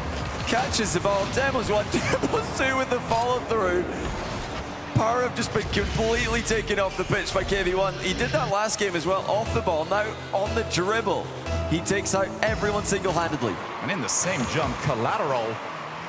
Motta off the backboard. They want Fever yet again, who ends up missing in field to, well, Banana Head, and that's the wrong player. Posted in. It was post and upwards, so you know that was close. But Banana Head had to really race to get to that one. I mean, it would have technically been an open net miss if he hit the post on that, but it was a stretch, so I think he's done well there. Power immediately bounced back. They don't have to wait long this time. It's a sort of commit as well that you have to have it right, because if you've got it wrong, you're not getting any contact. You're not going to get a block on the shot that Secret would have had. And also the ball's like bouncing upwards. Oh, what save by Banana Head. It's a phenomenal shot by Secret, but now misses coming through for Power. Brad might be faking this. Indeed he is. Leaves it for Motta. Looks like Fever read that fake though. Played for the follow-up play that Motta was going for. Banana Head has been just a different level ever since they got that first goal. Secret, who can step up for them? KV1 got them that first goal. Can he provide another moment of magic? Torsos, 100 boost in field to his own teammates. That can be somewhat risky, as I'm sure Secret already know. Nice blocks there from Motta. Forces Power to scamper back into their own side of the field before the clear. Love the back pass though by Power. The passing plays have really been impressing me all season long. Oh, look at this as well by Torsos. Just a little bit of a passing play with the back wall.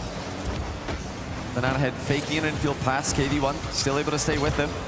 KV1's been a menace for Power in the recent minutes of gameplay. Here come Power again. Brad stops the first shot. You know there's going to be another one though. Just don't know where it's going to come from with Power. Sometimes it's backboard, sometimes it's infield, sometimes it's just direct on target. This is a massive moment in this series. We've seen goal after goal after goal for quite a while, but it has slowed down a little bit here. And the tension for both these teams will start focusing towards not making that mistake. Oh my goodness, Banana Head, he's got past everybody! Whoa! Banana Head ran out of boost, but the defender thought he had more touches. Right here, Brad thought that Banana Head's gonna hit this hard at him. He stopped and just watched it go past him. I mean, he was a spectator in the play like the rest of us. I feel like you've got to just play the ball there. You can't give Banana Head the slow bouncer on target when, you know, you're probably saving the shot if he does hit the ball anyway. I'm not sure what Brad was thinking on that defensive play. Torsos was grinning ear to ear after that one went in. He knows, but they kind of just got one for free there. Brad, can he now make it up? Tries to fake the first. Well done to play the ball. Motta off the wall. Can he get past Torsos? Yes, he can. In field! What a goal! Motta just delivers it on a silver platter with the ceiling pass. Using the double jump to just knock it straight downwards. And Brad left nothing up to chance with that bottom corner shot. This series is developing into an absolute banger. We've seen a lot of different kickoff plays. Yeah, another one to add to the bag. It's that double fake again. I mean, we saw OG use it earlier on today. The follow-up wasn't quite as good, though. At least immediately by Team Secret. But have they scored off this? No, the post saves Power. That was definitely open bottom corner. Here comes Torsos, looking for the bump. He's got it! Garrett the way saves Torsos. Perfect first touch. He's dribbled over the top of Brad with that, and then completely speared Motta out the air. 1v2 play by Torsos, the OCE legend. Just the harpoon straight through the car. Everyone's kind of getting in each other's way here. Brad looking for the backboard, double tap. Oh, he was going to get there. Well done on the stop. Banana Head just had to get anything on that one. It's a nice save as well by Torsos, finding Banana Head in the back corner. Now the passing plays continue from Power. Brilliant to see them looking for each other on the pitch like this. Always want to give the ball to their teammates. Such a selfless squad. Secret, boom the ball to the opposite side of the field. Torsos happy to take his time. Oh, it is a very different Power to the one that started this series.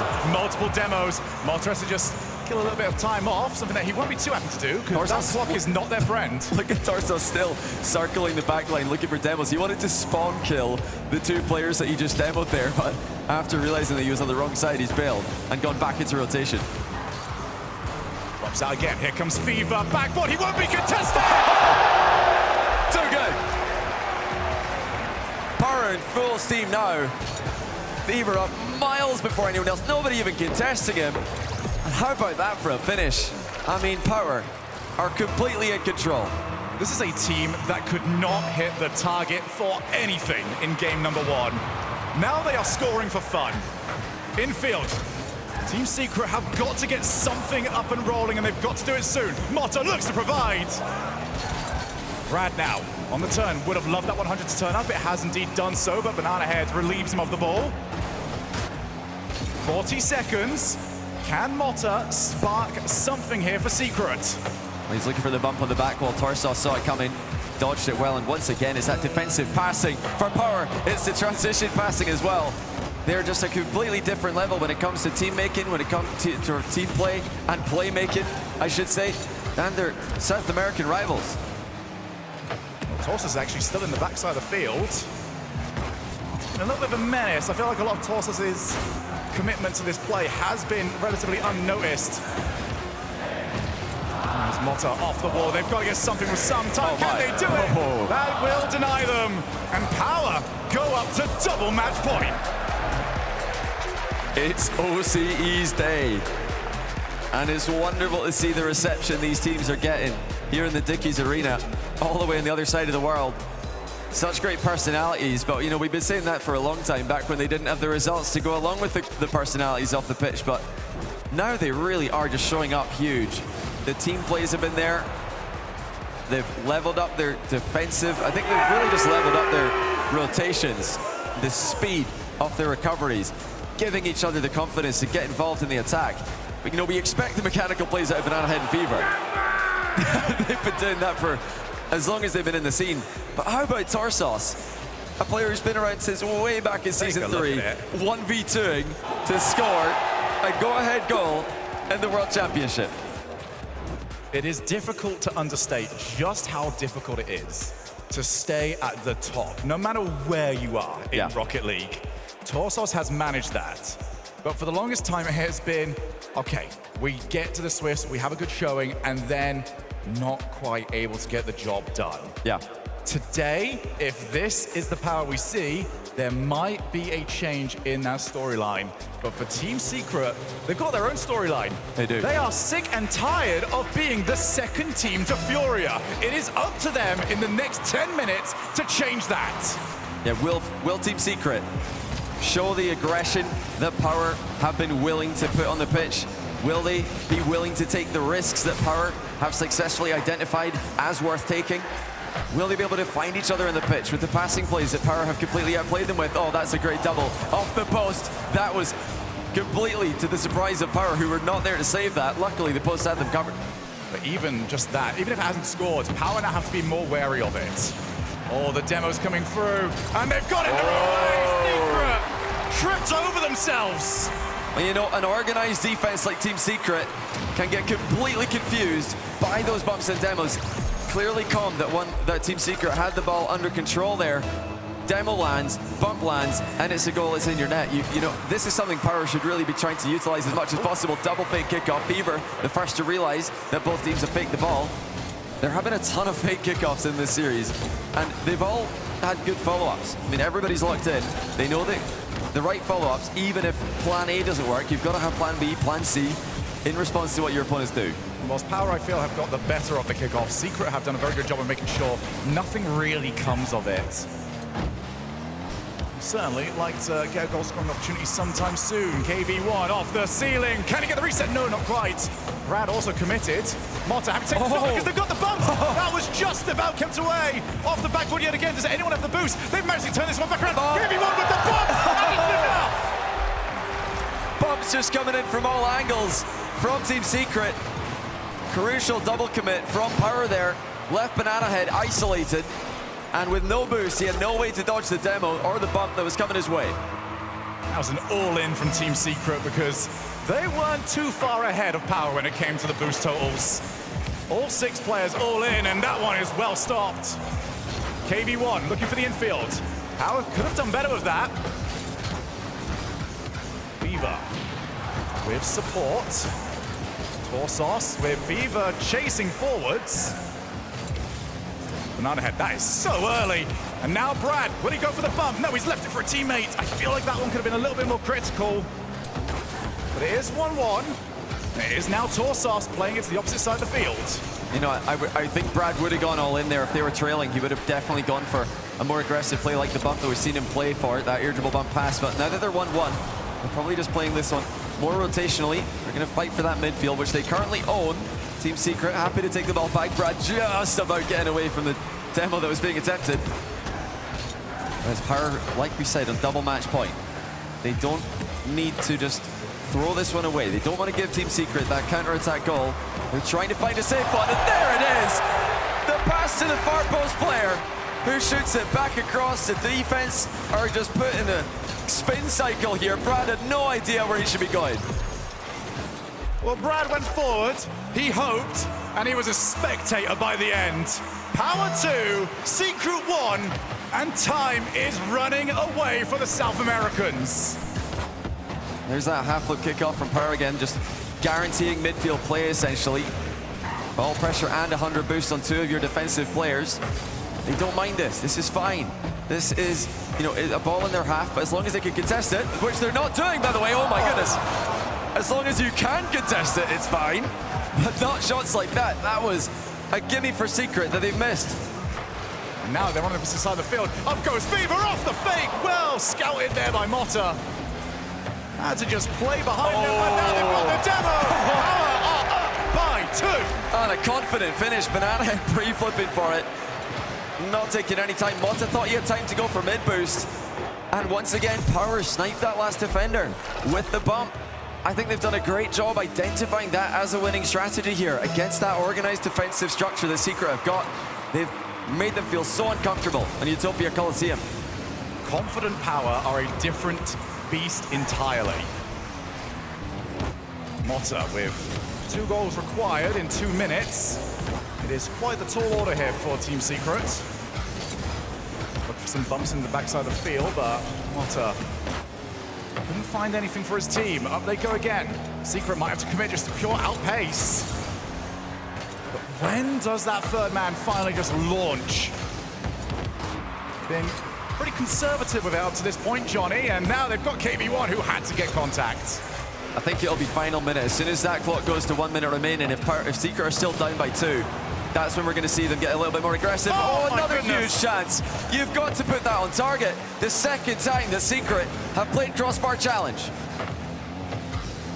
Now we are closing in on 1 minute left. Will that drop down nicely? No, it won't. Brad out to KV1 who can't get to it. And now to 2v1. Demo as well. Banana Head to try and put it in. But Brad gets back just in time. No time wasting from Power. They're trying to just get the ball up in the air. Let the clock work for them. That's an early interception by KV1 though. Follow-up Motta misses. Secret are just not finding their shots in this critical moment with their tournament life on the line. And they've double committed a miscommunication from Secret. 40 seconds. Demo. Up goes Brad. Shot on target, but Banana Head in the way. Huge save. That essentially puts Secret in an all-in position. They're full send in every single challenge now. Motta dives in. He got the big pad as it spawned, but they've only got 25 seconds to play with. And Banana Head will just take this one to the ceiling. They won't worry too much. Just play the one player. And Banana Head gets rid of more time. Have to score with at least a second on the clock. Good comms by Power in these moments. The double commits from earlier are a distant memory, and they might have done it. The ball's in Secret's end. They're still down by 2. They can't get a shot on target in time, and it will be Power advancing with a huge comeback win. It's OCE's day.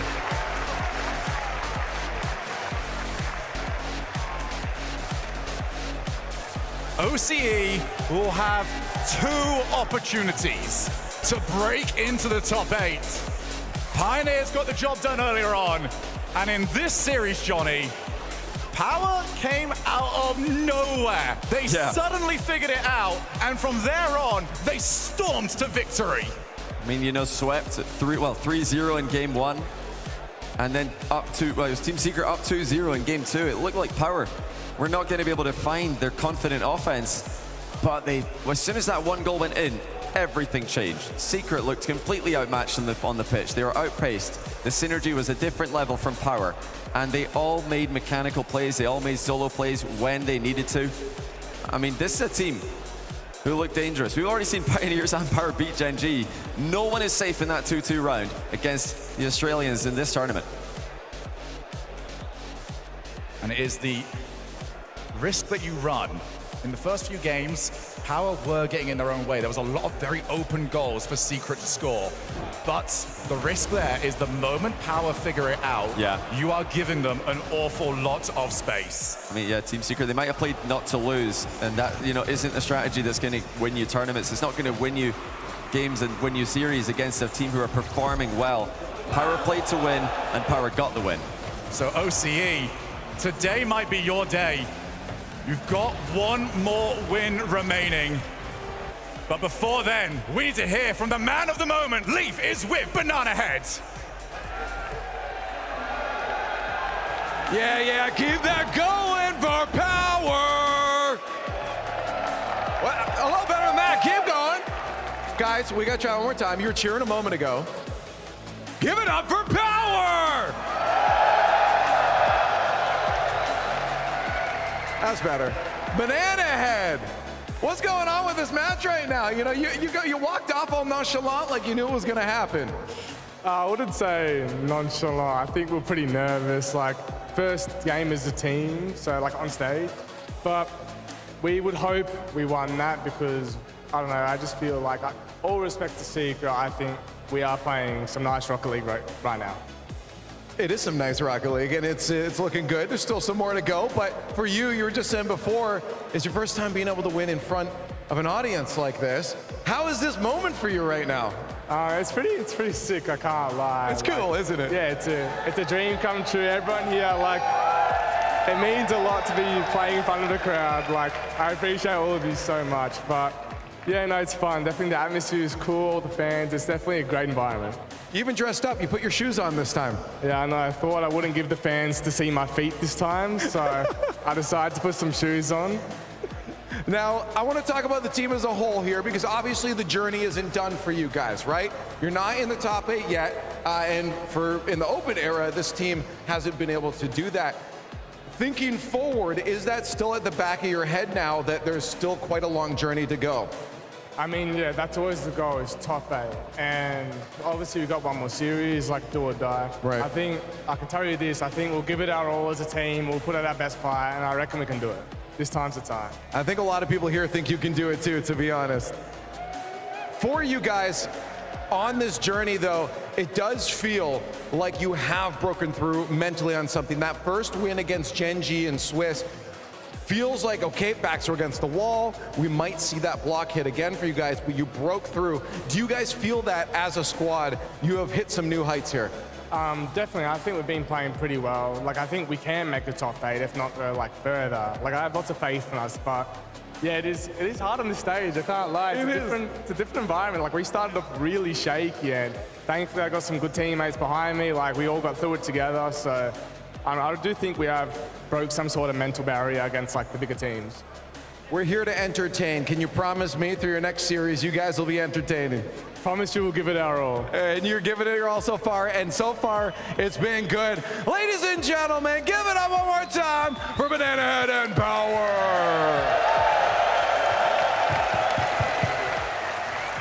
Oceania continues to sparkle here in Fort Worth as Power punched their ticket to the 5th round. Meanwhile, a South American hopeful story ends here. Team Secret are done at the Rocket League World Championships for 2024. Yeah, that was a tough loss for them. I feel like that game 4, they feel like they could have had that. They also had, game 2, where they were in the lead until 0, and then they falter, and then they lose that overtime. I feel like that series they felt like they could have won, but they fell short. And honestly, this might be a first for OC, where it's like, oh, they weren't maybe necessarily playing the best in the first 3 games, but they find a way to win the series. Normally it's OC, they show up early, and then they find a way to throw it away. But OC cool, calm, and collected again. Yeah. They move on. I mean, I feel like at the end of the game 4 there, you can kind of see the nerves starting to get to Team Secret. You started some more and more apparent mistakes. I mean, at what point did things start to shift for you, Cole? Do you feel like Power really started to take over control? Yeah, I think the 0-second goal is a clear example, as Gibbs said. But I think as the series stretched on, they could feel it getting away from them. They were trying to force it more. The patience ran out. The desperation set in. Even when it was, I think it was 1-1 for a long time in Game 3. And Power were just biding their moment. Secret were getting snatchier and snatchier. And from that point, Bates, it never seemed likely they were going to recover. It never did. And this man, Torsas, just had a masterclass performance. Make sure to watch the steps over there, fellas. Whoa. Careful. Whoa. Whoa. Hey. He did it. I see he can go on steps But this now. man, Torsas, man, he was incredible. We talk about the 0-second. Hopefully we showed on the replays. There's a moment. I think Torsas just played a legendary performance of the series. It's how he was controlling the pace, the tempo of the game. He was not rushing anything. Even on the air dribble bump, he slowed it down, assessed where his defense was. Okay, I'll go by him, slow down, make him challenge, and then like bump the second one. And if we show the overtime, if we show that 0-second goal, you'll see Torsas fakes where most wouldn't. It gives Power an opportunity to make a play. Obviously, you have the mechanics to have the play happen too. And then from there, they had another momentum, and I knew from then it was over. I mean, at that point, we were sat next to a very smug Gibbs, who was pretty confident in your pick, Gibbs. I was looking Well, I don't blame you. is. And then here's the look at the control there with the dominance. Best car in the game, by the way, apart from the battlefield. And then there's bumps going on everywhere. Who else but Banana Head to come in? And that sometimes is Rocket League. The luck that ball doesn't hit the ground after the shot as well. And then Banana Head. That's no luck right there. That's just a fantastic shot. But sometimes you need those small bounces to go your way to gain that momentum. Power took it in game 2. Then Banana Head here, like that was basically like a fake pinch air dribble. And then he just brought it to the right side. And Power, from then on, it was just Team Secret mistakes. Power would capitalize right after. He was just so clinical, man. Power, the offense just kept getting better and better as the series went along. The demos, this play was great. The passes, the shooting. Secret, they played well. Power, they simply played great. They're all peaking as well, Power. I mean, Banana Head at the start of this tournament against Gen G was incredible. But the other two, Fever and Torsos, I mean, it is just such a high level of performance. We're in some of the highest vibes at this entire tournament as well. These guys just seem to love playing together. The coach works perfectly with them, understands them all to a T. And everything is great in the scenes there. And that's a monumental win, but their job is not done yet. They've been here so many times before. Every time. The 2-2 round. There's that one final hurdle they'll play a little bit later today. Yeah, for sure. I mean, it is so wonderful though to see the OCE team that has always got such immaculate vibes actually have something to celebrate. You even heard Banana Head be like, this is a crazy moment. I've never quite been to this spot before. You know, first time on a stage as a team. Each of them have had moments of glory in front of the crowd before, but I think for Banana Head also first time in front of a crowd. Didn't get any Banana Head chants. Fort Worth. Banana. There's just so many things you can do with it. That's my favorite one. Let's get some of those next time they're on the stage. We will see them again, though. Excited about it. Here is how things are looking for round 4. One more match to go before we are set up for that decisive round 5. OG versus the reigning Rocket League champions of the world, Team Vitality. And we talked about, will we see another huge upset? If OG win that is a monumental upset as well, to take out the reigning world champions. I know they're not the same caliber of team, but OG as well has not looked that great in North America. So for them to take out Zen, it would be incredible. It would be a big swing back for North America as well after having to lick their wounds of Gen G going out to Pioneers earlier on. If Team Vitality are felled by OG Esports, big claim back down the other side. And that is what we love to see. Wavy P as well, you and me, baby. Yeah, we got to be up there on the top. And Bates, it's got to feel good to pick a favorite and then watch someone pick an underdog and have it not work out for I them. know, Gibbs. It's almost like if you did that, you might be at 20. Why does production bring this up only once throughout our show when I'm not in the lead anymore? What I like as well is we speak of upsets. Bates is now beating the coin. Let's go! So well done, T-Bates. Have you won any prediction contest this year? Yeah, he did actually. Well, listen, that means you can talk, Nick Cole. You can talk, Gibbs. You can't say anything. I won that one too. Well, folks, we've got one more match to go in round 4. We're going to take a quick break. When we come back, the reigning, defending Rocket League champions of the world will be on the pitch, taking on the NA 4 seed. Can Vitality and Zen get it done against JNaps and the gang? We'll have that and more after the break.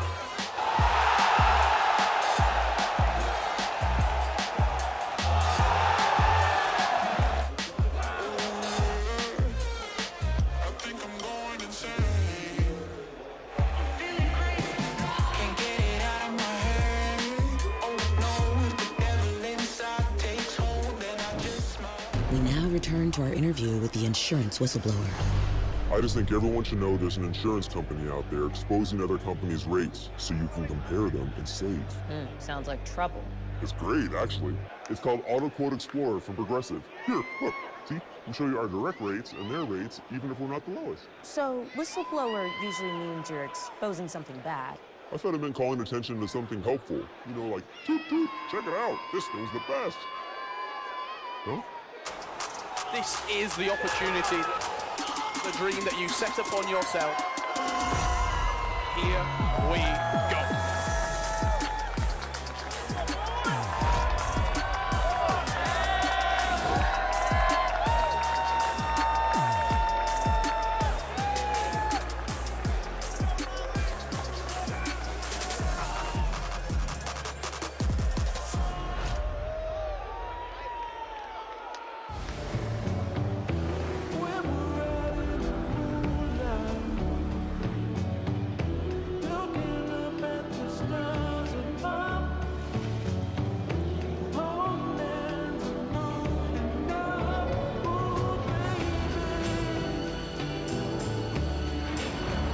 From racetrack to road, Mobil 1 Motor Oils make whatever you drive more beautifully.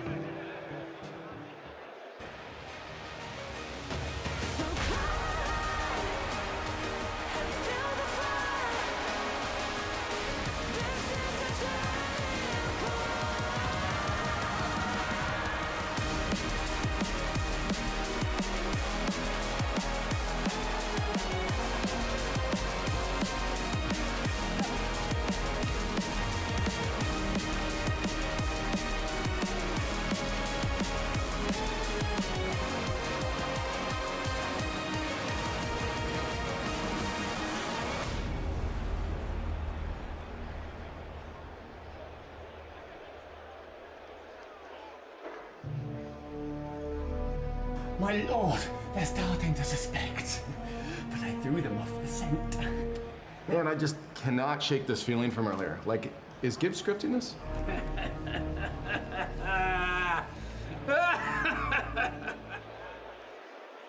And Torsos is hungry, so I think Power is going to take down Gen G 3-1. That's a crazy take from Gibbs. Let's go to break.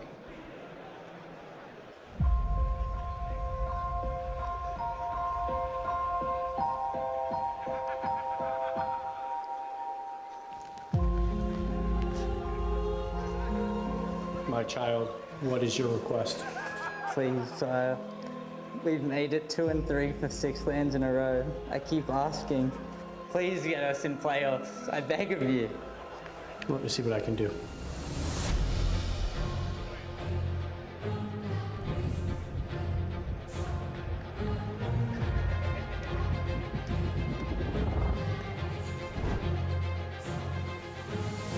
That will be a no. But you didn't even say which one it would be. Can I at least see? I said no. Next! Gibbs, sire, please can we have a game this time? No.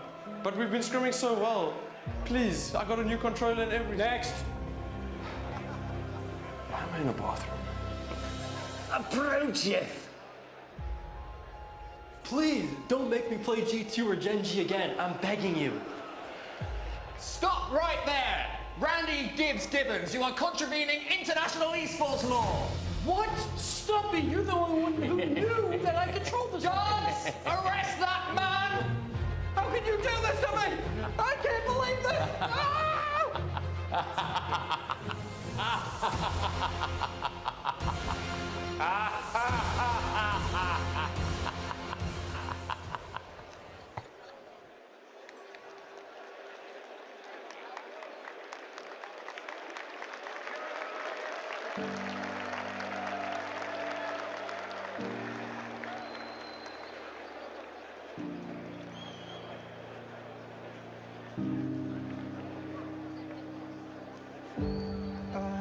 Lift my feet off the ground, let gravity take me up. As beautiful as it's been, it's time for me to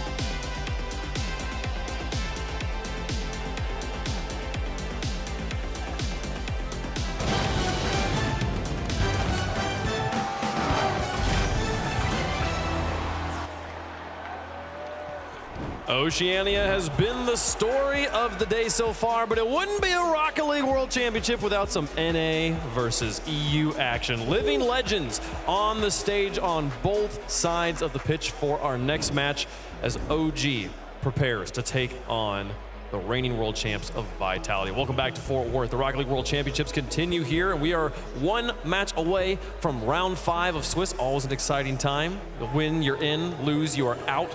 Crazy stuff for the teams here who are left. Yeah, and we have the world champions on the ropes here in the 1 and 2 round. And Zen, I didn't see an American flag with him, so I think he's full European at this event. We'll see how that plays for him. We'll see how it does. We got world champs standing behind them as well, and Torment and Fairy Peak. Both of those players have won a world championship before. They would love to do it again here as a coach. I know, like, yesterday was such a rough day, but it's a different environment. We got the crowd, and you just know how loud the fans are for Vitality, but also there's the home turf advantage for OG. Everything changes today. Dreams will be made, hearts will be broken. Absolutely. Well, we'll see how things go as the players continue to get ready. We'll give you guys the updates on how things have been so far. If you're just now joining us, we're finishing out round 4 here. Just OG versus Vitality there left to finish off. We've had some exciting matches. If you missed that Gen G versus Cutie Pioneers match, it went to Game 5. You're going to want to go and watch that one again. Team Secret not able to get it done versus Power. OCE still has 2 teams alive in Fort Worth, Texas. We'll see how they do in round 5. But one match left to go, and OG, their story has been up and down. After this, we will have round 5 as well, so make sure you stay tuned after the conclusion of this match. We'll have 3 more for you. But yeah, we start talking about our matchup here, NA versus EU, a team that I pronounced dead early on in the season has somehow made it all the way to the World Championship, and I just can't believe that I get to watch them play. And they made it to both majors as well, but international events have not been going great for them. 1 and 3 in both of them, and obviously they're looking at a 1 and 3 yet again. This is a team that scraps, that fights, that has heart. Individually, they want to be the best. Of course, that's an obvious statement, but they go to every source of help to know, how can I reach that next level? And you come to a land like this where the pressure is insurmountable and they are crumbling. They're losing to teams that they shouldn't, that they have beaten before. SSG is an example. They have gone toe-to-toe. They have won against Gen G.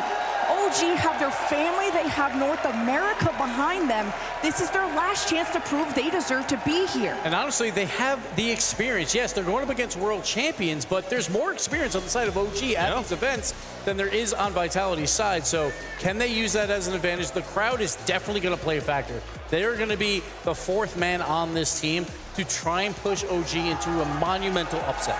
Yeah, I will say, I don't know if I ever have seen Vitality play where the crowd is against them. Even in Boston, where all the North American teams eliminated at that point, so then they then just go wave the flag around. So then Vitality is usually, if maybe not one match, usually has a crowd on their side, or at least a portion of the crowd on their side. I don't think that's going to be the case this time around. OG did just get their first W. It was a little shaky against the Gladiators earlier, but you want to see them bounce back and play much better against the reigning world champs. Well, let's see how the crowd feels about them as we will get them on the stage here shortly. Your Rocket League World Champs Team Vitality here, coming in from France with one of the best players in the world, if not the best player in the world alive right now, Zen.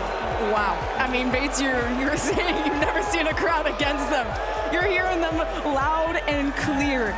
But this is a team, everything changes today. They had their hearts shattered. They've never faced a loss like they did yesterday. But I think not only did they get a wake-up call in EWC, but yesterday, they realized that, of course, fans are behind them, but they love them no matter what happens after this match. And Zen, he's a guy that will rally this crowd to support his team. And mentally, both these teams really rely on the crowd, their teammates, and if they start losing, that's where I get worried. Yeah, Zen is the future of Rocket League. We all expect him to win multiple World Championship titles. Maybe not on the same team. We'll have to see how all that plays out. But Rado, when he's going, he could have won the MVP last World Championship.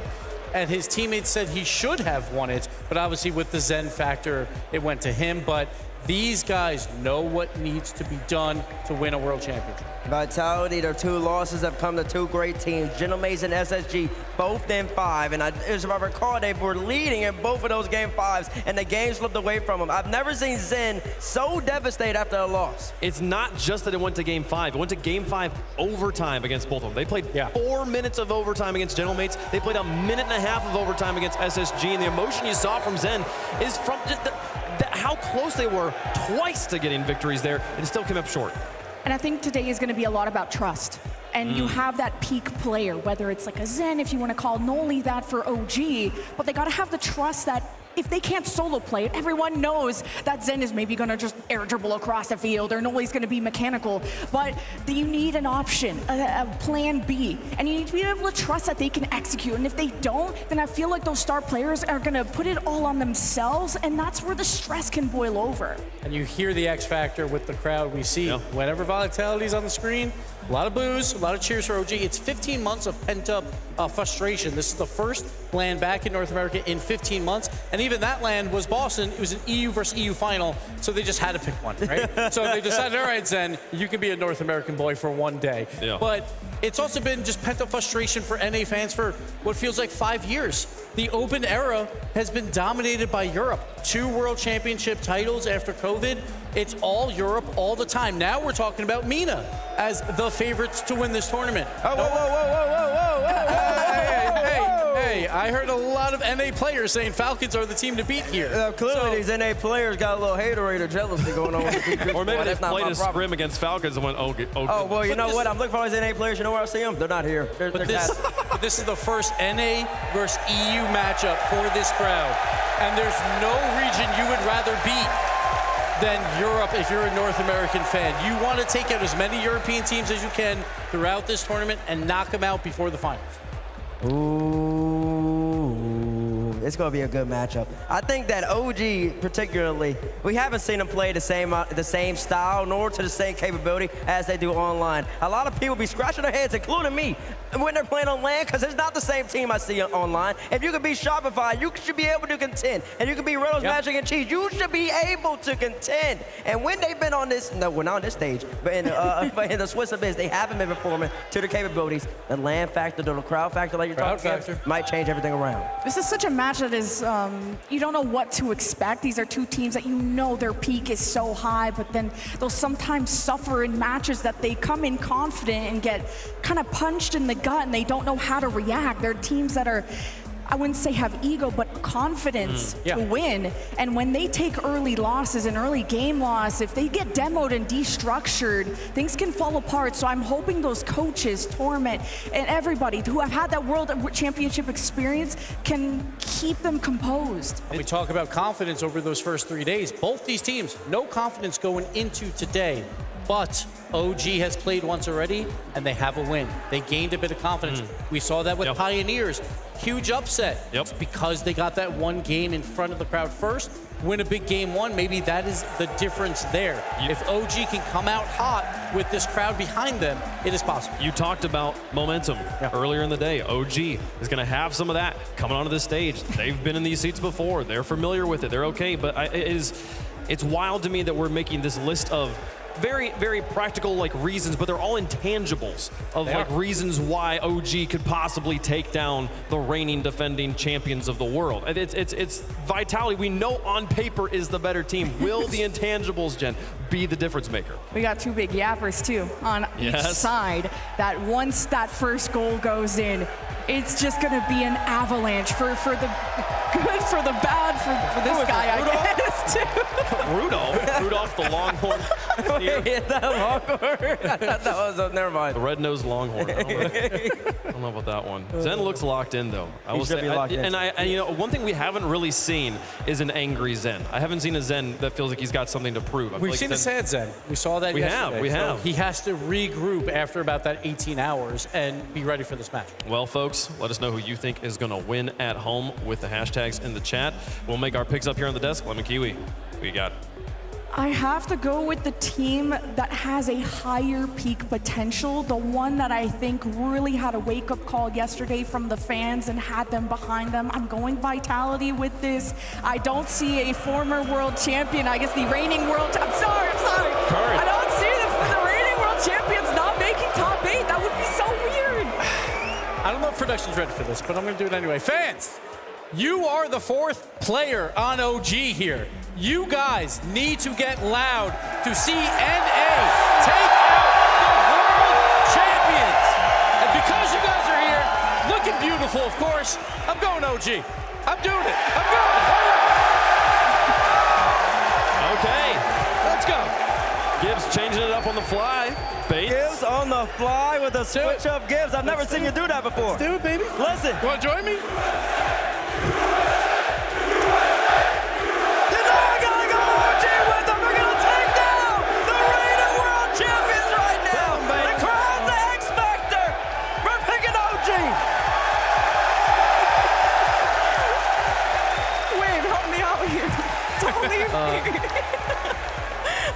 Yeah, I'm picking Zen. I'm taking Vitality on this one for sure, folks. They're going to feel pretty good. We're split on the desk, though. How do we feel? How does the coin feel? We got OG on one side. We're going to go this way. Vitality on the other side. It's going OG. The coin believes. The coin believes in the 4th man. Can they be the difference maker? This is going to be a wild one. How is chat feeling about it? Chat, the French are awake and they're ready to go. They believe in the world champs. Underdogs, barely here OG is when it comes to the court of opinion, but we don't play Rocket League in the court of opinion, folks. We play it on the pitch. Manfield is waiting. The players are ready. Let's get into it. Who goes home? Is it OG in North America, or are we going to crown a new champion in 2024, folks? Get up and get loud. It's Vitality versus OG Esports.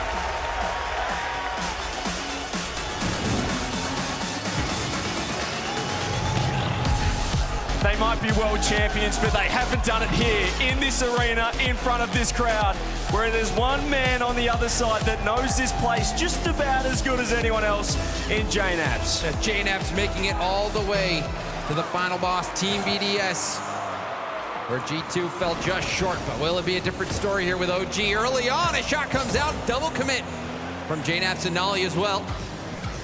JNAPS pushing it down. Nolly with the low 50, wins it through. Awkward for Alpha. He gets demoed off the pitch. Des spoke about the crowd. They're going to have to be massive for OG. They are yet to take a game off any region outside of APAC. Obviously the sweep over Gladiators, but outside of that, haven't looked too crash hot. Need a generational performance from JNAPS. But if anyone can do it, it's one of the land goats. Radosin with a reset. Let's get it past Nolly as Alpha goes to the backboard. Follow up as well. Com's got a steal boost. This is a great start for OG. And speaking of matchups, Team Vitality, 2 incredibly difficult Game 5 losses. Close call there. JNAP stretching to get that double tap faked out, but no one there for the shot for OG. Still, the pressure coming. You mentioned those losses as well. What toll does that take on the mental, on the mindset? We saw how important mentality is for OCE teams into the round 5 of Swiss. Obviously, Zen really upset with how those game 5s went. The Gentlemates was a heartbreaker. And then to go 5 and lose again.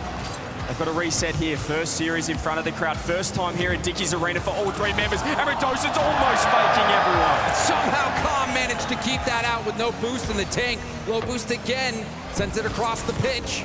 Zen will take over. Limited boost. Testing the backboard. Nolly easily beats Alpha. Now a chance for a breakout. Calm up the wall. JNAPS is there. JNAPS contested by Radosin. Calm with 0 boost. Tries to take that space. Nolly moves into assist. And a big boom down to Zen. Yeah, Zen just not getting his solo plays going early here. OG had a couple of chances, but he's been a scrappy start. You can tell both of these sides really starting to get used to the crowd. Obviously, OG already played once today. Vitality, this is their first match here on the Fridays. JNAPS with 100 boost. Gonna drop that one down. Radosin's gonna leave it. It's gonna leave space for Com. Alpha pre-jump. Does miss it. Com with space. Nolly up as well. Vitality playing a lot more defense than perhaps they thought in game 1. You'd expect OG maybe to be the team giving that space to Vitality, but no, OG trying to set the tempo. J-Naps with another win. Com lurking, waiting for a chance to dive in, finds it. But it's well played by Radosin and gets by another defender. Com, though, will keep this ball at the midfield. How important are those bumps going to be? Com obviously loves being in this situation, loves being the underdog, creating those upsets. Those demos will be massive if OG are going to be a chance here. They'll leave it for Nolly with boost. Tries to transition, doesn't get the bump, but doesn't get the touch. Does land the bump, though. Com leaving it with low. He's going to be awkward on this one. You can see the jump coming through. Great help defense. Very good, recognizing that Com was not going to be able to get to that in time. Nolly with the assist defensively. Alpha with a pop-up. Will chase it down. Looks to get a double pass out to the middle. J-Naps also battling. Low boost situation. J-Naps did grab the corner and will be up in the air for this ball off the ceiling now. Gets back to it. You could see him be ready for that 50, but Com called him off. Now Nolly upfield, low boost for all of OG right now. They're scrambling to get it. Yeah, scrambling, but still aggressive positioning. Com leaves it to J-Naps. Now it's just Nolly last. Has to respect that touch from Zen, who almost pinches it across. Pinch off the backboard. Alpha gets out. Radosin just trying to keep it in. Nolly launches it downfield. It's J-Naps. Tries to get a hand on it, but the clear was just too much. On an earned touch there by Alpha. Zen also low on boost. Had to get help from Radosin. Like you said, CJ, a scrappy start to this one. You can see those game one nerves out there. Zen, pass back to Radosin, pops it back up. Radosin will chase it down, but J-Naps is there first. J-Naps again. 50 by Alpha. Now the shot. Zen dodged that bump to get the save. And he had to. Would have been a goal. Here's Alpha, though. Goes over the top. Only meets him in the air. 40 seconds yet to have a score here so far in game one. J-Naps is going to have space with the air dribble. Alpha's up. The low reset. Alpha doing so well defensively. And Alpha getting another 50 on Nolly. Composure there for Alpha 54. Under 30 seconds left to go. Another chance for J-Naps in the air. Tips it down. Pass too far away from Com, but Com grabbed the corner on his way out. Nolly, the 50. Again, hitting it off the sidewall to Com. They're pressing. They want this one. 10 seconds left. OG with the boost, with space, with control. There's the pass. Free flip from Zen. Radosin looking for the clear. Nolly trying to keep it in. OG trying to steal one late with the demo. It's above Vitality's net. The bumps are coming through. J-Naps double block. Game one OT. And OG surprising everyone right now with their level of play. Surprising maybe everyone except the crowd.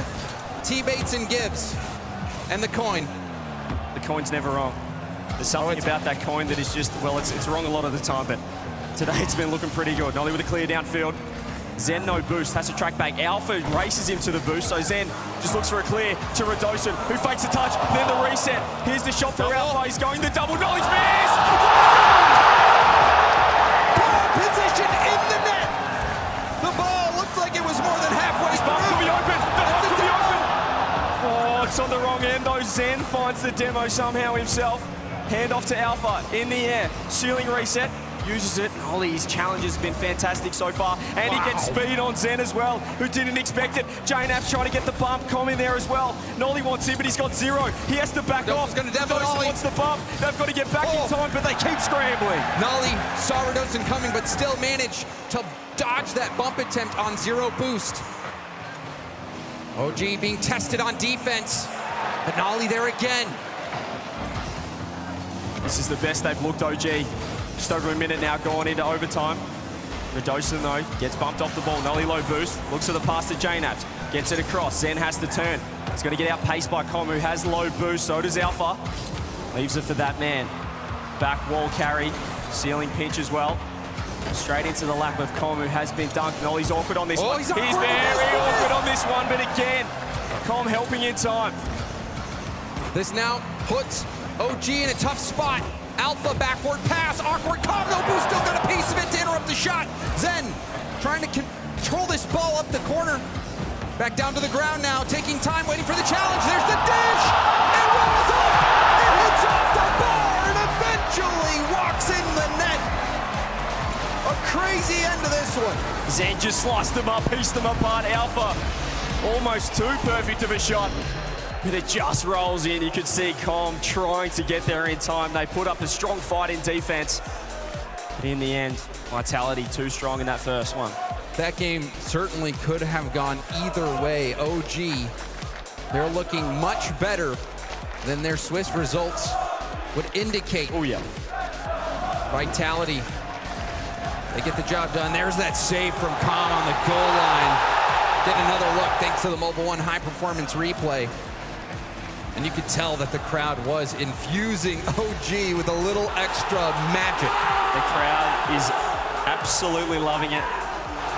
Something about Gibbs, anything he predicts, the crowd seems to get behind, and with that home crowd advantage, as we said, JNAP's a grand finalist 2 years ago here at Dickies Arena.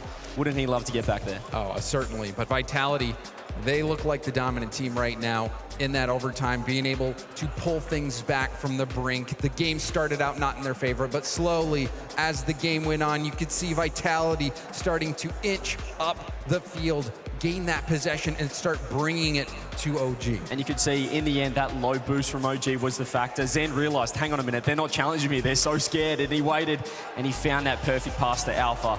Really great play from the world champions, but it's still not perfect from Vitality. Alpha in particular making some very important defensive plays, stopping that early rush from OG. But now we get ready to kick off game 2, OG versus Team Vitality. Alpha winning the kickoff, 100 boost as well. Doesn't get the reset. Does fall into the lap of Radosin. There's the demo on JNAPS. OG in early trouble. You can see the aggression. I wonder what Fairy Peak has spoken to the boys in between games there. There's definitely a shift in bumps, demos, and aggression early.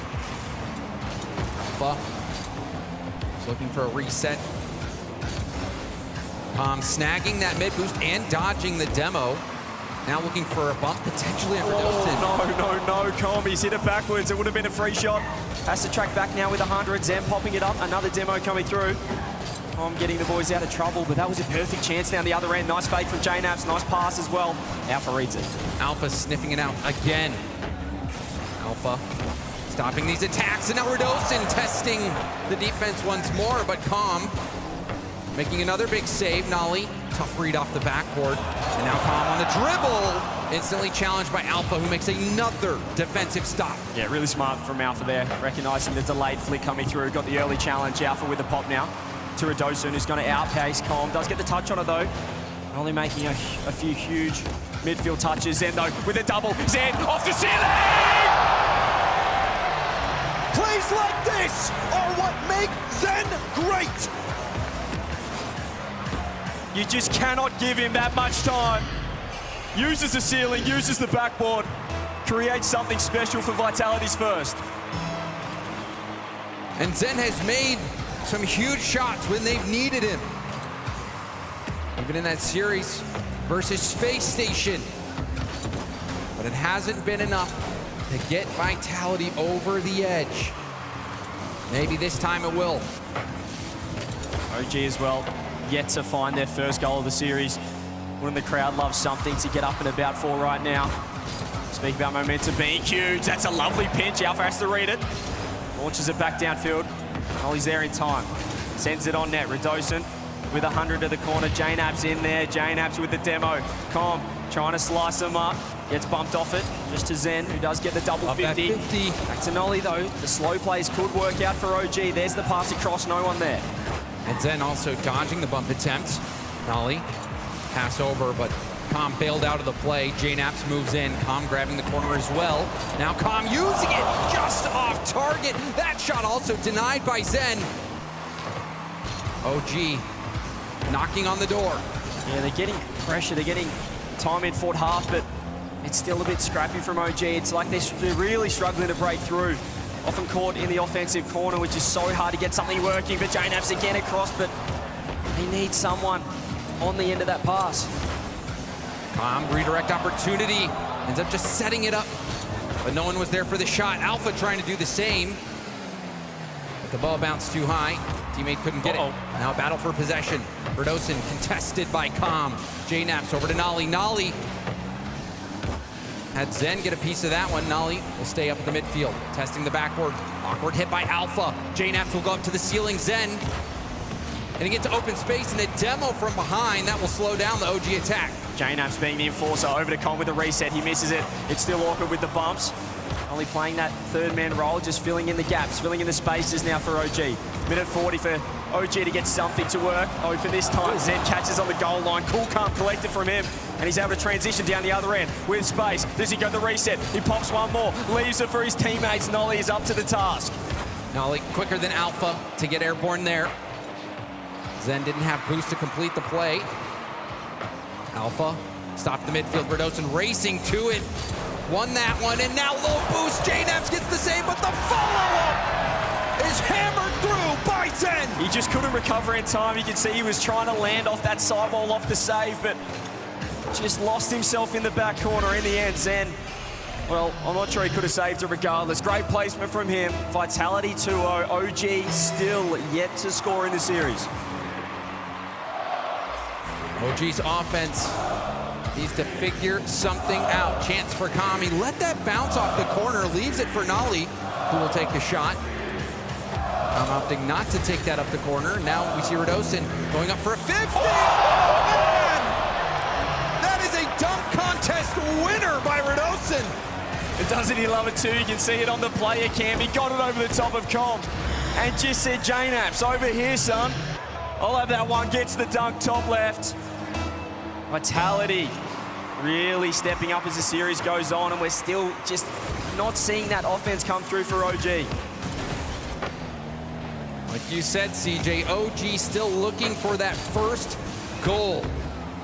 Off the corner, Com bails out. Zen booming it to open space. There's a demo on JNaps. Alpha hoping Zen could bump another.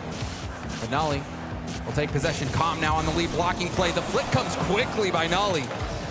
JNaps up in time. Trying to get something working, perhaps some late momentum if they can find one here. OG. Nolly trying to catch. Doesn't quite get the direction he wanted. Had to go across. Alpha wanted that one. Com up now is 70. Let's pop over the top. Has JNaps left if he wants him. JNaps free jump shot on again. Zen last.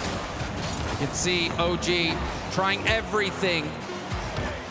Digging deep into their bag of tricks, but still nothing working. That free jump, leaving them empty-handed.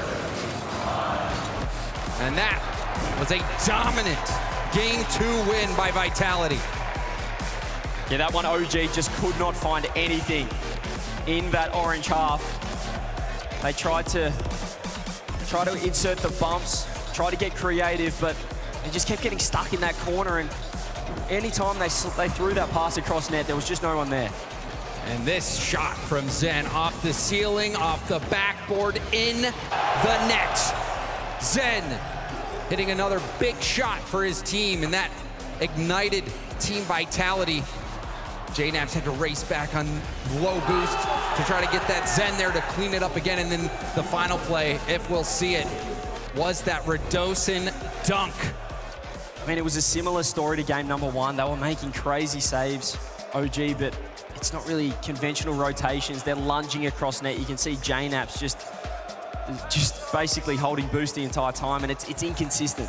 And also, when OG has tried to play the ball high or slow the play down, it seems like Alpha is always there, getting a piece of that ball, slowing down the attack. And then on the other side as well, you saw OG trying multiple times to wrap around the back wall to catch somebody in a bumper demo, and they have not been able to connect with those. That's exactly right. They need to start landing those demos on the third man. So often it is Zen. He's so cool, calm in net. It's calm. Have the control. He did get the boost. He's going to get bumped though. Oh, it's very, very scrappy. Zen's still there. JNaps has to go. One boost to his name. Now none. Oh, and that has to be so annoying for OG. All the boost stolen away by that aggressive play from Vitality. Vitality already putting them under intense pressure early. Yeah, it just feels like there's a few chances. Even JNaps there throwing himself at the ball, but he's wasting boost. And when Vitality are playing like this, trying to suffocate the defense, you have to conserve as much as possible. You have to have 3 attaches on the field. Right now, it's not quite working out, but Zen gets the ground pitch. Redosin looking to cut across. Gets the fake. They scoop up another 100 of OGs. It's Alpha. Goes sideboard. Does he have the double? He's faking for Zen. Red by Com downfield. Redosin there in time. 2 of Vitality are up, and he found none of them. Put it straight down the middle and not high enough to help. You saw it, CJ. Both players from Team Vitality on the sidewall ready to receive that outlet pass. Yeah, that's the confidence right there. They know that they're on the verge of a perfect sweep, which is not what Gibbs was expecting. Back on the desk, but here is JNaps. It only takes one goal. How often do we see it? So far this World Championships, one goal can spark something. It's a great pass, not there in time, out for 54. Zen now, same spot, he got the OT winner. Did I get that one? Com on the instant challenge. JNaps, nice catch, great 50 as well. Com there. No, he's gonna have to back off the boost. This is where they get the bump. No one helping though, and the bump doesn't land. Oh, and you can see JNaps couldn't get the challenge or the boost there. Clinical at the midfield by Team Vitality. Zen there just warming up his ultimate move. His signature shot. Didn't get that one. What a catch though from Zen here at the reset. How about another one? What a save, Com. Saw the setup. Zen makes it look so easy. And I promise you, it is not. Oh yeah. Zen off the ceiling to the backboard. We saw him make that exact shot earlier, but he was shut down this time. Nolly's going for a bump. Opening up a shooting lane, and there it is! OG Esports have their first goal and their first lead of the series. And you could see his intent as soon as he popped it over the top of Alpha. He just landed on Rosa smacked him into the ground. OG finally get there first, and the crowd is alive once again. Have they awakened the slumbering giant of the crowd? OG have the lead. Can they hang on? There's a shot. Turned aside. Nolly turning quickly to make the play. That one going towards net. JNaps will hit it to the corner. And field pass to Zen. Zen just off target. It's just like a homing missile for that top corner. He's got to get bumped here, Com. Had to dodge it. Radosin up. Com did that very well. That's around one. And slicing, he's looking for the pass. Great position from Nolly, but the shot's still on. Alpha goes high. Wanted that one again. Radosin keeping it in. Vitality trying to respond instantly, but OG just fending them off. Radosin was hoping to collect it, but JNaps back passes it to Nolly. However, Zen picks the pocket. Zen waiting around. Missed that mid boost. That lets Com have a chance to stay upfield and almost lands the bump on Zen, but Zen doing great to dodge that one. Zen lobs towards net. Now off the backboard from Com, double from Alpha. Picked up by Radosin into the corner now, and Com trying to make this play off the ceiling. You can see the intent from OG as well. You know the Torment would have been drilling this into them. They're trying to insta-challenge Zen as soon as he gets it. They want someone up on these plays, on these air dribbles. Com, 100 boost. Zen 0. There's the pinch over to JNaps. There's a shot on net! Just off the post. If that was on target, that was in. OG caught Vitality out, but we're not able to capitalize. Fake by JNaps. Com will go towards net again. Radosin is there, will pick up the corner and can solo play. Not the best first touch though, and Radosin will just settle for a 50. Yeah, just seeing Vitality a little bit more loose than before. That third man isn't as structured as we saw in the first two games. 50 seconds, OG just need to hang on. Fake across, JNaps again cutting. Nolly with a 50, 100 boost now. Com tries to find Nolly downfield, will have JNaps in support. Leaves that one. Zen with 22. Missed the 50, it's running down the other end. Nolly just has to find it, it's just in! What's the radar gun on this one? Oh man, you've seen that before in ones games, but in threes. A pinch goes from the opposite corner all the way down, and OG extend their lead. There was still 33 seconds left. Vitality did not need to be that aggressive. Now this might be too much of a task. 2 goals in 30. Unless Zen can do something special here. Ceiling misses the touch. Nolly again, their challenges have been fantastic this game, OG. You can see the bumps coming through. JNaps is bombing downfield, looking for some sort of boost. Radosin looking for the dunk. They get one back. Radosin, dunk after dunk.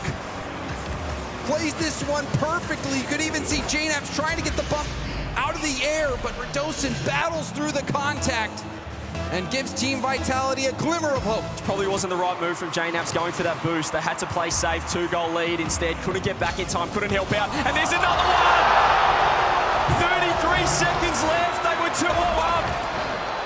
And Zen, he didn't even go for the kickoff. It looked like he let the second man get it, a set piece from Team Vitality, pulling out the strats. Oh my! They've done that so many times in the EU online qualifiers. OG just not ready for it. That's the international games. You don't have the experience in the head-to-head. Zen tries to get another OG. They were shot.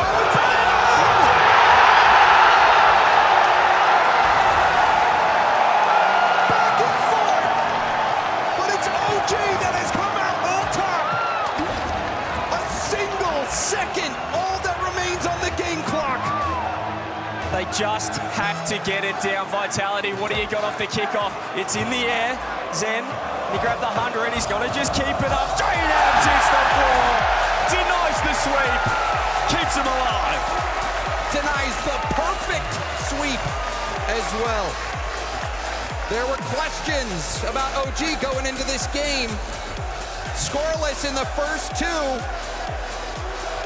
But in this game 3, OG rose to the occasion. Everyone on OG scoring a goal, and every single goal invaluable. And that's what they need as well, a team performance. You think individually head-to-head, Vitality wins that. But what can they do as a team? We saw chemistry, it's worlds, it's all about who's gelling the best at the time. How's your communication? How consistent can you be under pressure in front of this crowd? OG nearly flew it. They conceded 2 goals in 22 seconds, but it was Nolly with the winner. And Calm getting up from that challenge, and you see Redilson getting beat. Alpha not able to get back in time, and OG snatch that victory. But Team Vitality, got to tip your hat to them. The kickoff strats, tying it up in a matter of seconds. Goes to show you that those 2-goal leads, they are not as safe as you would hope. And the mindset, the mentality has been a bit of a question mark for Vitality, particularly in this tournament with those Game 5s, 2 Game 5 losses. You think if OG can force Champions Field, the demons will start to arrive for Vitality. Zen now is up, Con with a pre-jump, so smart from Nolly just to get on that backboard, make it as easy as possible to get the clear. JNabs not able to get that follow-up touch, but had assistance from Calm. Verdosen has had a few dunk goals this game. OG might think twice about trying to take that 50 against him on their own goal line. How will Vitality respond? Oh, Verdosen with the shot, Nolly with the save. It's still trouble here for OG. Great pass though, downfield to Nolly. Alpha goes, another 50 in the air. Where's Con? Here he is, shot off the bar, follow up, no! JNabs so deep with 100. Might still have a chance on the solo, off the ceiling. We'll go backboard, Com underneath. Alpha reaching, lunging for the touch. Nolly misses, Com scoots up the 100. Has JNabs on the right, uses it. JNabs is pre-jumped! JNabs the pre-jump, we've seen him go for it before.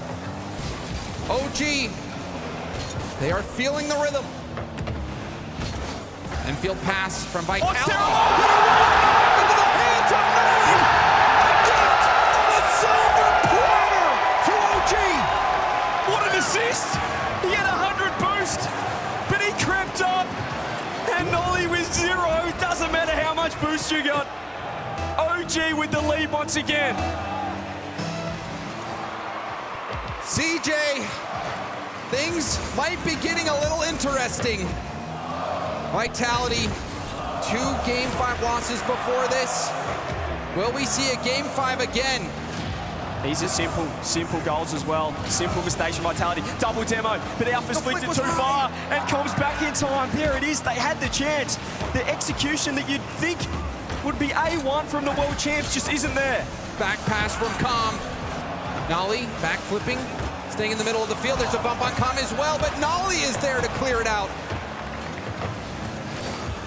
So OG leaving the net a little bit more open than you'd like when they're 1 goal up. Zen, let's grab the 100, but it's denied boost from his teammate. Redosen has 100. They're looking for the handoff. They do find it. It is wide though. JNabs, please don't own goal. 30 boost, gets to safety. JNabs has been fearless, pre-jumping, back passing. They're low boost though. They're low boost. They have to go once again. Just 20 boost for Nolly, 0 for JNabs, 5 for Com. They've just got to get it out. The only man with boost launches it downfield. Buying more time for OG. Still so low boost though. JNabs with 100. Zan trying to get the dunk. The help defense all series has been OG saving grace. They've got to step up here and on own goal! Nolly not expecting that bounce to go so high. Playing so closely, surprised by that touch. Swings and roundabouts, the big mistake from Radosin. And Nolly just gives them one back as well with the whiff. It's 1-1, we're tied up once again. Zen, ground double towards net. Lovely save by Com. In the corner now, Radosin putting it in the hands of Nolly. Nolly couldn't get the reset. Alpha put it into the OG corner. Alpha stopped in his tracks. Still in such an awkward spot though. Here goes Radosin, has Zen underneath. JNAP 0 boost, passes it to Alpha. So much boost control from Vitality. They're in a great spot now. Alpha trying to fake everyone. The 50's coming in clutch for OG. They have to get it out. They can't sustain this though. Nolly conserving that boost, trusting JNAPs. Trust pays off, at least for now. Alpha not able to get to that ball first. Com will stay on the wall, gets the bump, giving a little space for Nolly. Yeah, it's just against. This ball's been in OG's corner for too long. And this is all keeps them alive. He streaks in at the last second to make the save, but will anyone save this one? The answer is no. Zen takes the lead for Team Vitality. You just cannot withstand this sort of offense. They've come in clutch, OG. They need it down the other end now. 1 minute 20. They don't want to be going home. And will that be the big shot from Zen that will help Team Vitality close this series out? Zen answering the call in so many moments for Team Vitality. Might it be enough this time? They fought hard as well, but you know that these players, these champions, you know that JNAPs won't just be happy with a commendable loss. He wants to take this one. Wants to move to round 5 of Swiss. Alpha looking for the double, misses. Nolly now with 100. It's been so scrappy these games. More 50s coming through. Radosin off to Com, pass back. JNAPs with 0 boost. Zen with 100, playing that third man role. 40 seconds, they're still in the blue half. OG, is it going to be a counter-attack? Can they form any sort of offense from here? Approaching the final 30 seconds. Still trailing. Zen will turn. Contest the ball, but didn't get a piece of that 50. Ball won over towards Com, who has full boost. Com off the ceiling. Going for it himself, but Radosin there to help out. They're in time, still low boost. Look at the bumps coming through. Look at the shot on net as well. It's off the post. Nolly didn't read it. He can sweep back on. Put a top corner. Alpha with the save. 10 seconds. Zen with the clear. On low boost. Last chance for OG. They've got to go. JNAP's in the corner. Nolly and play. And the touch wasn't enough. The ball hits the ground inches away from the goal. And you can see the relief from Vitality, the elation. They might have been favourites, but they needed something. 2 back-to-back Game 5 losses. That might be the start of their journey towards the top 8. They've got to go to round 5 of Swiss, but OG put up a strong fight. They didn't show up those first 2 games. They found life in Game 3, but it was too little too late. A little bit of a late start, and that really encapsulates OG's season. Starting out this year, losing 5 straight matches in the Swiss stage. Everyone thought they were down and out. Nobody thought that they would be contenders to make majors, let alone worlds, but here they found themselves. And they didn't give up till the very end, and it took the reigning world champions to end OG's season. It was a grand final last time here at Dickies Arena for JNAPs. You won't be able to see similar success here, unfortunately. OG, as we said, put up a strong fight, but it is the world champions that they are up against, and even if they're not in top form, at some point they're going to find it. Maybe not as a team, but we have seen so many moments now, CJ, even in the losses, where Zen was in the position where he could sway the results of the series. He could make a power play, and he was able to land those shots, make those plays. That bodes well for Team Vitality. And you look at these individual performances all across the world champs, LJ for SSG as well. Zen was huge, but it was still scrappy. It was a 3-1 win, but there was still some massive mistakes in there as well. Which does go to show it's not full form, it's not final form Vitality just yet, but it was enough to get past OG. And here's one of those that maybe wasn't the best plays, or one that you'll really want to review during replay reviews, but that pass from Merdosin ended up not haunting Vitality in the end. Team Vitality taking down OG, surviving to fight another day. And to talk about it, we've got Leaf down on the stage with an interview. I've got the coach of Vitality here, Fairpeak. Give it up for Vitality still with the win. We had to expect it. Yeah. We'll talk about that in a moment here, but first off, I want to ask, we saw Zen just a few moments ago popping off here. This seemed like a very important win for you guys. Yeah, it was very important because since the start of this tournament, we didn't play as good as we wanted. So we talked about a lot of things yesterday. We hanged out yesterday night, and we figured it out, I think, now. So yeah, we just play free, and now I think we're ready. It seems like you are ready. Still a long journey here to go for you guys, but I want to ask about that from your perspective as a coach too. Obviously the team had some emotional up and downs here. How do you handle that approach to make sure they're ready for a day like today? I mean, like I said, we talked about a lot of things here today. I'm not gonna tell everything, of course. That's fair. But yeah, like I said, we figured out as a team with all the stuff behind, and we just said we just need to let the pressure off, just play like we want, just like as a team, Right. Because we weren't playing as a team, we were playing maybe our comm wasn't as good as we used to. Right. So we just said, do what you want. Okay, fair enough. I got to ask then, is that kind of the same advice? Because game 3, OG started to bite back at you guys, and it looked like maybe the series could turn.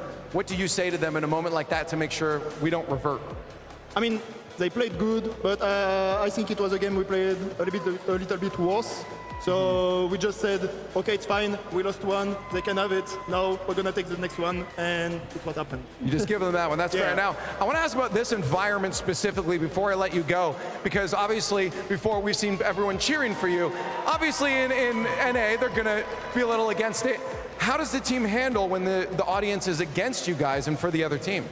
I mean, we focus on ourselves, of course. It's the main thing, because we just want to play good and we just want to hear what each other have to say to everyone.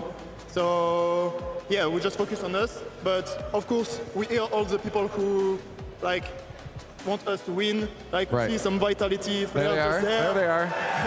We see their families there.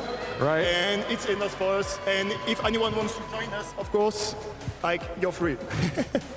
Oh, feel free to join them if you want. We'll try right now. I know you want it. Thanks, everyone. But guys, give it up for Vitality. Thank you, everyone. They might boo when it's time to play, but the Southern hospitality of Texans will come through in the end. They'll recognize a job well done. The world champions are still alive here in Fort Worth. The dream of going back-to-back still hangs in the rafters. But that was fun. That was a fun series. Obviously, game 1 was great, 0-0 nail biter, and then we heard the OG chants. OG, it was very close to being 0-3, but they did battle back, and we almost got the reverse sweep, challenging for it. Vitality, though, hey, I was with you for 10 minutes, all right? So give me that. I will say, you called out them as the fourth man, and I'm gonna say there was a point at which the crowd was so loud. I was sitting there thinking they might have to 3-0 if they want to win this. If OG gets any momentum here, the energy this crowd is pumping into this stadium could be the difference maker. Ultimately, Zen and Radisson had different ideas, though. Radisson, what a series from Rado here. Oh man, his dunks were insane. Game 4, I believe he had 2 dunks as well, and he was just popping off. Zen, moment after moment, the slow play into the pass. That's what Zen does. Zen is just one of the best players in Rocket League, and he's going to win multiple more world championships. And I said this series was going to be about trust and getting back to your peak form. And this is the vitality we've been looking forward to seeing. One that can play off of each other. Zen unleashed, and Zen knowing how to rely on his teammates. And even the tiniest of lapses, it doesn't matter. But also, we got to commend OG. That was some of the best Rocket League I've watched from them. To make a world champion sweat like that, you got to... It's such an effort from OG, but I totally agree with you on the trust thing. I mean, I was complimenting Rattle's goals. We'll see a few of them in this series, but he also had some key misses in game number 4 that his team had to balance out, had to say, hey, it's okay, let's work together, we can still win this, we're still the world champs, and they managed to pull it through in the end. I mean, and the best player in the game won the series. Zen took over. Zen was watching me and Gibbs get the crowd hype. He did. While we He were was making looking our at picks, Zen was looking right at us. And I knew, and I said, Gibbs, we messed up. We activated him. And I thought that maybe in this game number 4, Rattle made an uncharacteristic mistake. Yep.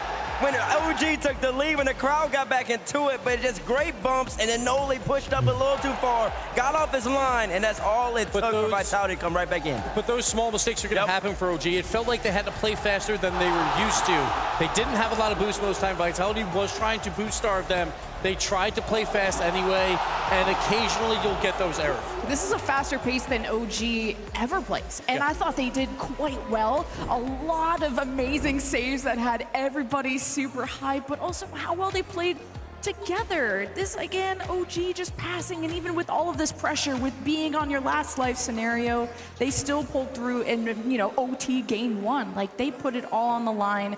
But Vitality ain't going home today. Yeah. Man, what a way for OG to go out in front of one of easily the loudest crowds we've ever had. And this Friday, we have 2 more days for the crowd to build up in energy here, though. Vitality, quite good in that match. Just how good were they, Johnny? Kickoff. Well, they were great. I'm really impressed with OG. They made Vitality work for it. Vitality were a little bit tentative to really send everyone in, knowing that OG are playing a defensive lineup, but no more clear in game 1. 0-0, long overtime, but of course we already saw in the highlight reel it was Zen who was able to be the difference. But let's take a look at how that last opening, the last sequence of the game came to be. Zen with 0 boost, cycles across the backboard, steals one of the big boost pads, breaks rotation, and goes back across. He's going to steal the other big boost pad on the other side, while Alpha and Radosin make dangerous touches. And now here comes the winning sequence. Zen solo play. Now, we have to pause here and look at what Zen sees in front of him. JNAPS, backwards on the back wall. That's something that he'll have noticed. Com, turning backwards on the back wall. What does that mean? Well, it means nobody can challenge Zen. So he's not going to hit the ball at that back wall. He's not going to go quick. He's going to slow play. Let's take a look at the slow play that he goes for. Completely fakes out Com, who tries to go high. And now here's the second moment that Zen has decided to just assess what's in front of him. Nolly jumping. Now, JNAPS again, look, he's still facing the goal. So if Zen shoots high, JNAPS will have it. You can see Nolly challenging him, but what does that mean? It means that mid pass is open. If Zen can just get the ball to go into that mid area, then a goal will surely occur, right? Well, let's see if it did. We already saw this, but just about squeaked it in. Alpha didn't make that easy. The post almost came to the rescue for OG, but it was Zen controlling the pace, just slowing it down. That was the kryptonite there for OG. Thank you so much, Johnny. I mean, and we see that, you know, it bouncing around the edges there, and you might be like, oh, they should have shot a little bit more accurate. But there's a chance that a more accurate shot actually isn't in. That JNAPS has it covered there. And that was, I tweeted out that Zen's a surgeon right after that moment. That was the play. I was literally like, I hope Johnny breaks this play down. I'm glad he got it. But that shot by Alpha was supposed to be near post because he knows who's on the wall is going to go for the outside corner because he's expecting a shot in that location. So he goes for the near post. Almost misses it, to be fair, but he does squeak it in, but it was more about the boost control. Zen, again, took both big boost pads, so only, I believe, JNAPS had boost. Everyone else did not have boost. That's why Com, he just went for the challenge. He's like, I have no boost anyway. My only challenge is to just throw myself at it, and he got taken out of the play. Round 4 of the Swiss is concluded. We have round 5 coming in shortly, and we do know the matches that we are going to have played. I think we teased it earlier that Power would be playing Gentlemates. Basically, as long as Vitality won the match, that would happen. These are, this is it. So I think this is not in order. We'll show you the schedule here in just a moment, Bates. Actually, I'll show you that. So we'll have Gentlemates taking on Power Set, but Oxygen Esports going to play Vitality. Europe versus Europe, only one gets to move through, and then the Pioneers playing Space Station for the last spot.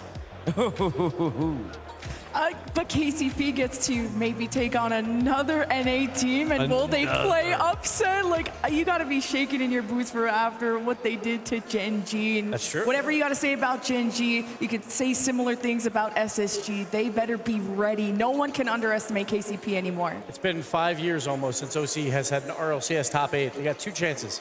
2 chances in these 3 matches. Let's see if they can do it. We'll see if they can do it, folks. The first match of round 5 will be the Gentlemates of Alpine taking on Power from Down Under, folks. We're going to take a quick break. When we come back, round 5 on the table here at the Rocket League World Championships.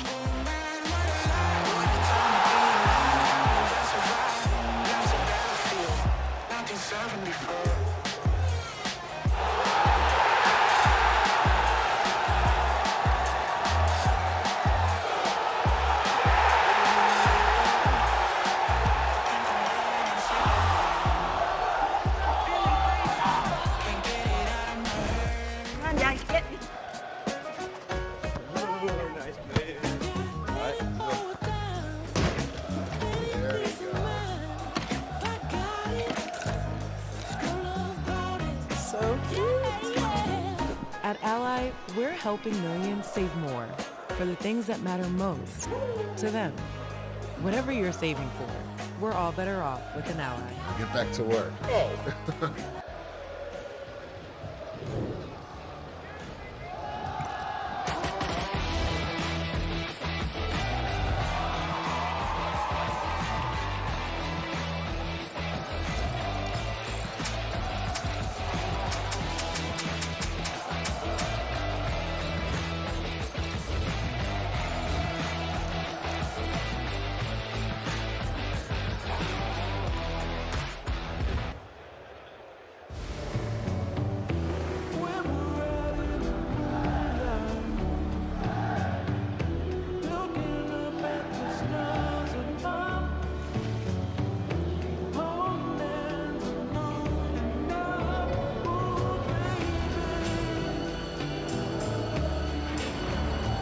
Racetrack to road, Mobile One Motor Oils make whatever you drive more beautifully. We now return to our interview with the insurance whistleblower. I just think everyone should know there's an insurance company out there exposing other companies' rates so you can compare them and save. Sounds like trouble. It's great, actually. It's called Auto Quote Explorer from Progressive. Here, look. See, we show you our direct rates and their rates, even if we're not the lowest. So, whistleblower usually means you're exposing something bad. I thought it meant calling attention to something helpful. You know, like, toot toot, check it out. This thing's the best. No?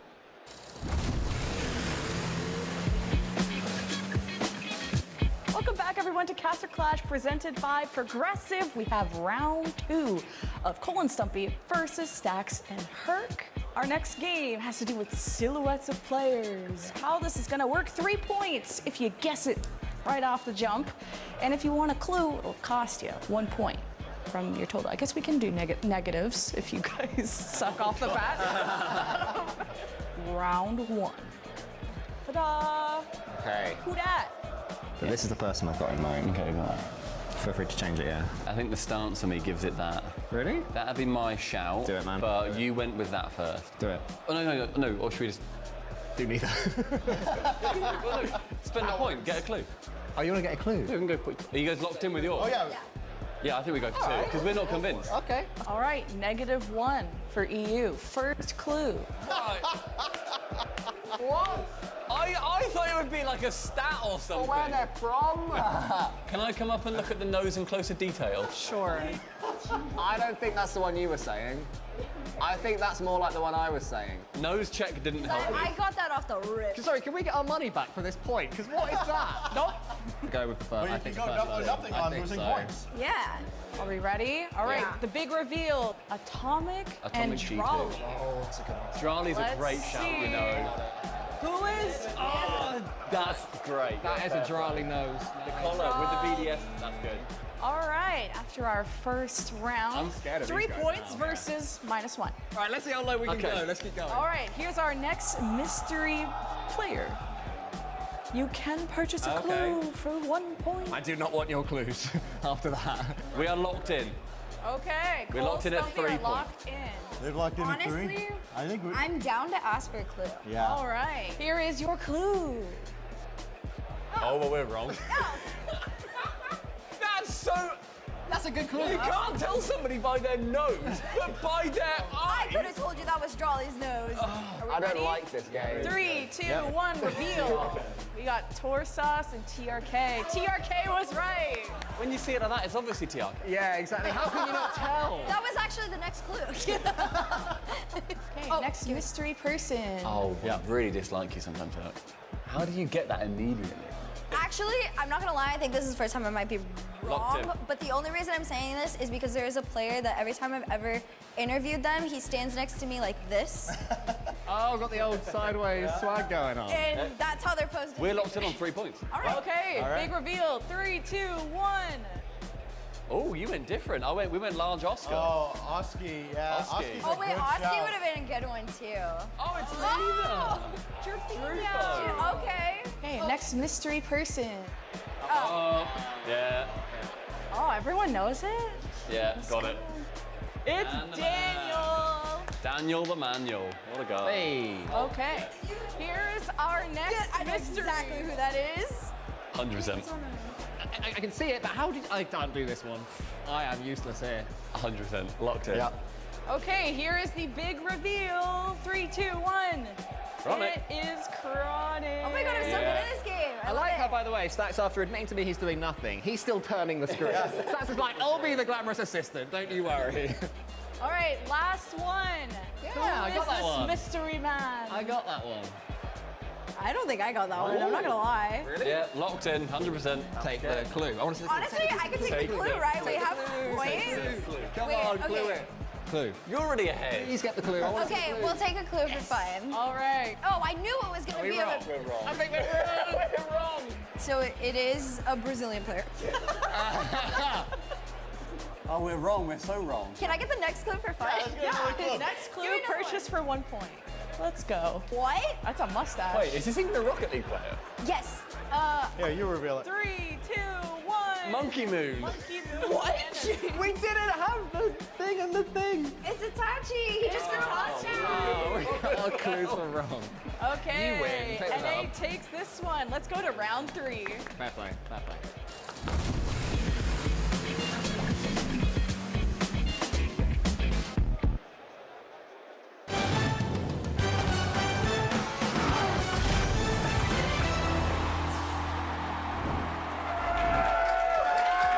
Welcome back to Dickies Arena. We are hanging out right now in the atrium, and the audience, even though they're not in their seats, are still making some noise. They're excited for the matches today, and honestly, I understand why. America. We have pretty much the same crew before. We'll go through them again. You guys better do better this time when we get to Rizzo at the end, by the way. Let's start out. We got Squishy Muffins on the desk with us. Give me a little bit of something for Arsenal. What are we thinking about Riddles? So how's everyone doing? Good. Actually, really good. How about Rizzo? He's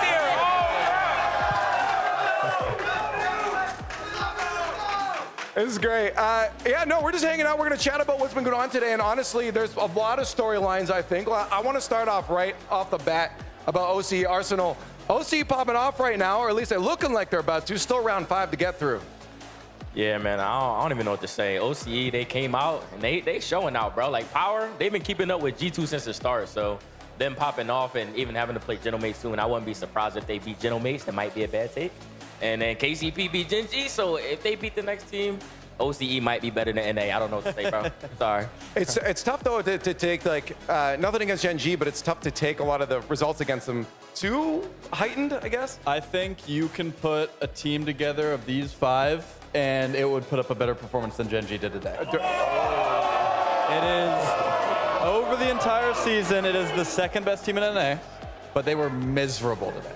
They have been terrible. I honestly, if you include me in that, that significantly tanks our performance. But yeah, no, it's Rizzo. It's been really cool seeing this storyline for these guys, and the support from the audience as well on the day of OCE. Yeah, I mean, the audience has been great for OCE. These guys are definitely showing up, showing out. But, you know, it took a couple years after CJ retired for OCE to really, you know, step up and kind of... They realized they weren't held back anymore. Exactly. They were held... I'm glad you got where I was going with that. They were held down for a while. CJ retires. Takes them a couple years, but, hey, they are showing up today.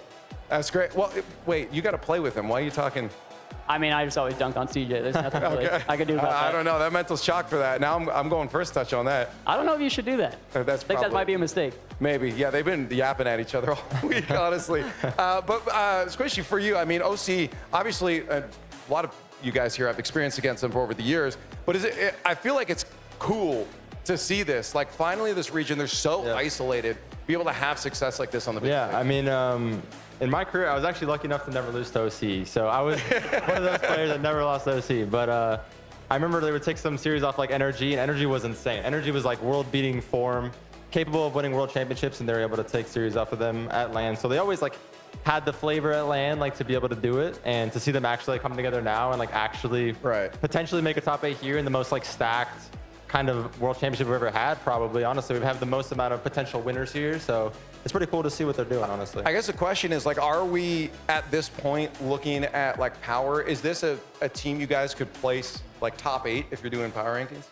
For me, 100%. Like I said earlier, that G2 series, they were looking like they could win the LAN. Like, I might be gassing them a little bit, but their play style, how fast they play, Banana Head, in my opinion, is world class. That man is nice. Yep. Yeah, I overall, I feel like the speed of play, because I forget I was talking about one of the SAM players, and I said, you guys used to be known for your speed, right? Like, those guys were the fast guys. But now it feels like everyone, you especially got Mina coming into the mix as well, and everyone, it feels like trying to keep up with that, and it's just getting faster and faster and faster at this point. Yeah, it's weird, though, because you still do see teams like OG, like Secret, even like Gentlemates to a point where you still have a ton of structure, and to see Secret come out as a second seed in SAM, playing that slow and defensive compared to, you know, you have NIP, complexity even, it's impressive. I want to go over the matches that are about to come up here with you guys and see if you just want to tell me which way you're swinging on these. Final round here. This is elimination still, but also qualifications, if you want to look at it positively. I know you were already talking about the Vitality Oxygen matchup just a few moments ago. Can you give me your thoughts on that again? Tell me what you said. Vitality Oxygen. I mean, it's going to be a lot of pressure for Vitality, seeing as they're the former world champs, and I personally think they're going to win, bro. Like, you think they're going to win? I think Zen is okay. No, he has too much aura. Okay, everyone's going to be Zen. Oh, he's going to aerial Zen. Oh my gosh, and then he's going to feed off that. He's going to score like a clip, and from there they're going to roll with it. What about you? For that matchup, I think Vitality will take it. I mean, I think that loss yesterday definitely hurt Zen. He felt like he wasn't in form, I think. And today he looked insane. He almost had that crazy double flip reset. I think that would have been shot of the tourney. Like, he caught it like crazy, and it would have been beautiful. So I think he's playing perfect right now. Like today, the way he was looking, I don't think they're going to get beat. I thought someone said, who said that they wanted Oxygen to win? I'm going to call. That was me. Was that you? Okay. That was me. All right. Like, I think Vitality is going to take it. Like, I love all 6 of the players out there, but there's a special place in my heart for Joyo, and I just want to see him make it through to that top 8. Yeah. Exactly. I'm actually taking Oxygen in that one. Are you too? I'm not really convinced by either team. I haven't been super impressed with either, but I like the way Joyo and Oski have been playing so far. Give me Oxygen. Yeah, I saw some nods back here too. Oxygen? You guys, well, you guys were booing Vitality before. All right, what about Gentlemate's Power? Because like that, Power's the love for everyone right now, but Gentlemate's, you can't forget about them. For me, Gentlemates has a play style to where they just won't mess up. Like, you can play super fast, have so much pressure, and they'll just counter you, and they'll lock it down. They have one of the best defenses, best structure at this LAN, and I think they have one of the best chances to win the LAN in general. Yeah, I think the same as what he said. Like, Gentlemate's LAN play style is like unmatched. It's exactly what you want to play like at LAN. You don't make mistakes. You're keeping pressure, like suffocating the team. They do it really well. So I think I'm not sure what happened. Okay, they're doing exactly what you want to do at LAN. They're doing exactly what you need to do to win the championship at the end of the day. And I think that I'm gonna have Gentlemates for sure. Yeah. Just quick, so we're almost time here. Yeah, you can give all the analytical takes you would like, but I'm off vibe, so I'm going Power. You're going Power? I'm going Power too. I got Mates. You got Mates, okay. Well, I'm not sure. Well, tell me, Pioneers then at least? Yes, no? No. Wait, what happened? No Pioneers? You don't think Pioneers take down Space Station? I think they could. Who did it just beat? Genji? Oh, but Genji's looking rough. Genji. Yeah, that's fair. Maybe not. I'm going for America. I'm America on top, baby. I'm going to say they could. There we go. The only way to find out at this point is to play the match. So let's get back into the stadium. Come on! I'm holding Leaf to that prediction he just made. What prediction did he just He just make? put power over Gentlemaids. Let's make sure on the prediction is that what he conference said? that he actually does. Is he okay? Yeah, we got to make that sure on the Yeah, we'll make sure he does, folks. Nourishing. Round 5 inbound. 3 more matches on the day before we are done with day 4 of the Rocket League World Championship. We've got each of those matches sending one team through to playoffs and tiebreakers, one sending them through out of the tournament. Yes, no tiebreakers for the teams in the 2 and 2. They'll just go through in the lower bracket. Okay. But again, these teams have been playing all day, or some of them have been playing all day, and they know what is up right now. You need to win yet again. If you're Power, one big win was great, but you're back where you've always been. The 2 and 2 round. You need that final upset in round 5 to finally eclipse that top 8. And what a journey for KCP here at Lemon Kiwi as we see them down there in the O2. We played that round this morning, and now here they are still alive 2 matches later. Just incredible for their region, but also this top 8 to not have Gen G. I think this opens things up for SSG or maybe Oxygen to creep through. I think everyone had predicted them either the bottom of top 8 or right on the edge. So this is going to be a really fun playoffs. And I feel a little bad for Pioneers because they have to play the last match of the day. They've been here all day playing, and they are. Now they're going to have to wait to the very last one for Space Day. What a journey. We'll see them a little bit later on. For now, it's time to get another one of the French powerhouses on the stage. The Gentlemates of Alpine taking on Power. We watched Power, an incredible performance earlier. Now they have to double down. Oh, do they have to double down too, going up against the, what do we call that? The Copenhagen Major champions and Gentlemates. They've been land boys the whole entire time. This is the first time though they've gone all the way to round number 5. I mean, to me, this team is the surprise of the season. Nobody expected them to do as well as they did, despite them being one of the first teams formed in Europe at the very beginning of the season. They chose to play with each other, and yet we kind of kept looking at it being like, I don't know how this works. This is a team of like leftovers, even though that's not how that works out at all. Then they played online and they didn't do well. They were like, Exactly. yeah, 3rd or 4th best team in Europe. No tournament wins there. But when it comes to international lands, at least for the RLCS, EWC was kind of a blip in the radar. But besides that, they look like one of the best in the world. Yeah, I have Gentlemates as my champion just because I believe in this environment, Gentlemates in the form that they are, which decent enough in Swizz. Round 5 is unexpected, but now that there's a crowd, I think this is what helped them excel, and that's why I put them as my champions, because this buffs them to no belief. And when there's crowd and when there's pressure, it doesn't matter for Seiko. He doesn't care. He's a world champion in this building. In this building, in his rookie year, he doesn't care. No errors is what the mates are all about. They don't make mistakes. They play perfect Rocket League in front of a crowd. It does not matter to them. So on the flip side, Power, known in OC, obviously OC makes a lot of errors because they try and do a little too much. They're going to have to play mistake-free this entire match.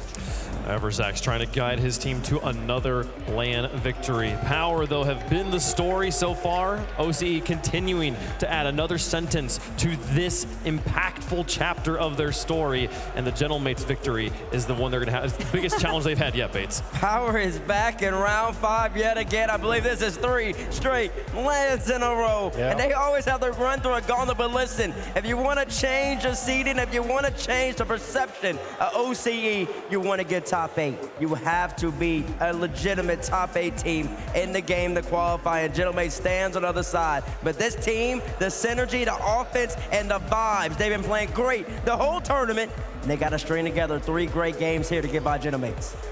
Okay, we're just channeled in. And he's like, this team is so aggressive, so solid, but it's gonna come down to being intelligent and making smart decisions on the stage. And Gentlemates are maybe gonna try and pick up the pace, and this can give you even less time to make those choices. So we wanna see Power take their time to not just throw themselves at the ball all the time. And that is the hardest thing to do against the mates, is like, they're gonna play back and just wait for you to make that mistake. They know they can protect their goal. We've seen it before. When the mates go up 1-0, Bates, what do? They just turtle. They turtle and they shut it down. Wait. And then they'll counterattack when they need to. Power needs to make sure that they don't go too crazy on the offensive side, because if they do, it'll be counterattack after counterattack, and Mates will run away with the series. The green suits are in the house, at least in portion here. That has always had sort of the impact of convincing fans that are undecided to cheer the other way. Yeah. And I feel like Power, being this underdog champion story, the Cinderella story we're witnessing right here, is going to convince even more people to go in their direction. So I'm expecting the Gentlemates to not be have any sort of home field advantage here. They'll have to be playing against it, but they've been that way in most situations, I feel like. I mean, it's been an NA crowd. They're going to root against every single European team here. Absolutely. Well, let's make our picks here up on the desk. Let me Kiwi, who you got? Gibbs, I don't know. Are you going to play the crowd again? I'm not going to play the crowd on you this time. You can just get your pick You threw me under the bus last time. I did. You were right last time, though. But you were a pawn, but it worked beautifully. It worked beautifully. Some people play chess, some people play checkers, but I'm just gonna go with the obvious one. I gotta go Gentlemates. I mean, as much as the upset sounds really fun and Power really makes you live on the edge, Gentlemates, I put them as my champions. If I didn't predict, then that'd be weird. Mates play chess, Power plays checkers. I'm going Mates. Okay. Power plays Powerball. Give me Power. You're taking Power. All right. I also have the Gentlemates on this one. I was sad about not picking them at any point during their championship run in Copenhagen, so I think they absolutely are owed it this time. The coin, which way does the coin go? Mates on one side, Power on the other, and it comes down Power. The coin continues its streak of underdog picks here. OCE. We'll see if they can do it. How does the chat feel about it, though? Mates, France was awake for Vitality. Whoa! 50. Right down the middle. I am told that is accurate. That is not a bug of any sort, folks. Chat feels neither way on it. Split on the desk. Does it? If you guys keep voting in chat, there we go. There we go. Now would be the favorites. A narrow favorite. The smallest of margins has Power the fans' favorites here. But can they make it happen on the pitch, folks? Let's get down. 5 games of Rocket League. If we can make it all the way, I'm excited for it. I know you guys are too. OCE's gotten 2 teams into round 5. Can they escape the Swiss? They gotta go through the surprise of the season. Gentlemates versus Power. The boys in pink, the green wall are here. We see you and we hear you, but OCE, they have gained a whole new family this week. It is time. The battle, one last chance to keep going right now. One small pocket of this arena is definitely fully going for the Gentlemates, but Power, as you say, Herc, have won so many fans. Banana Head in particular, the first man to get full control of the ball, is the one that has been leading the Power charge, but it's his teammates that stepped up so much earlier on today as they saw their way past Secret. As for Gentlemates, 2-2 for our Copenhagen major champion. So much better on LAN, and you can see why already moving forward as a trio, and a small corner erupts. This is not going to be an easy feat for Power by any means. Gentlemates are going to come out absolutely swinging. They have seen the highest of pressure situations. This is nothing new to them. Our Gentlemates, they'll be feeling comfortable. They'll be feeling confident. They will believe they're able to take this one. But the thought of being reverse swept in the Swiss, losing to G2 and then losing to Team BDS, a team whose number they had only a few months ago in London, not too long ago at all. We're all hoping that we'll see the version of Power that we've been seeing for moments, for entire games, in fact, so far in this event. But up to now, it's been Gentlemates making all the plays. Torsos, it's a chance here. Banana Head left it. Torsos waits, and Juicy, he was equal to that one. Gentlemates so far starting better. And I do like the creativity that Power's brought in very early on. However, just because you're being creative offensively, you do gotta keep in mind on the back end, defense is gonna help you get through this. 50 on target and through! Power to tie things up. It's like he's been here forever, Torsos, and he's only getting better. Look at that, dodging into the ball, forcing a monumental dunk against Seiko. And Power equalize. They are not wilting away. Back into kickoff we go. Juicy, try to get this one forward. I like what I'm seeing from Banana Head, just slowing things down a little bit, keeping this ball close. Great one, great touch. Fever next. 30 in the tank, this one taken away in the mid. But Power keep trucking forward towards the backboard. Banana Head to take into the mid. Juicy up next. Torsos and Fever getting each other's way. There's a demo.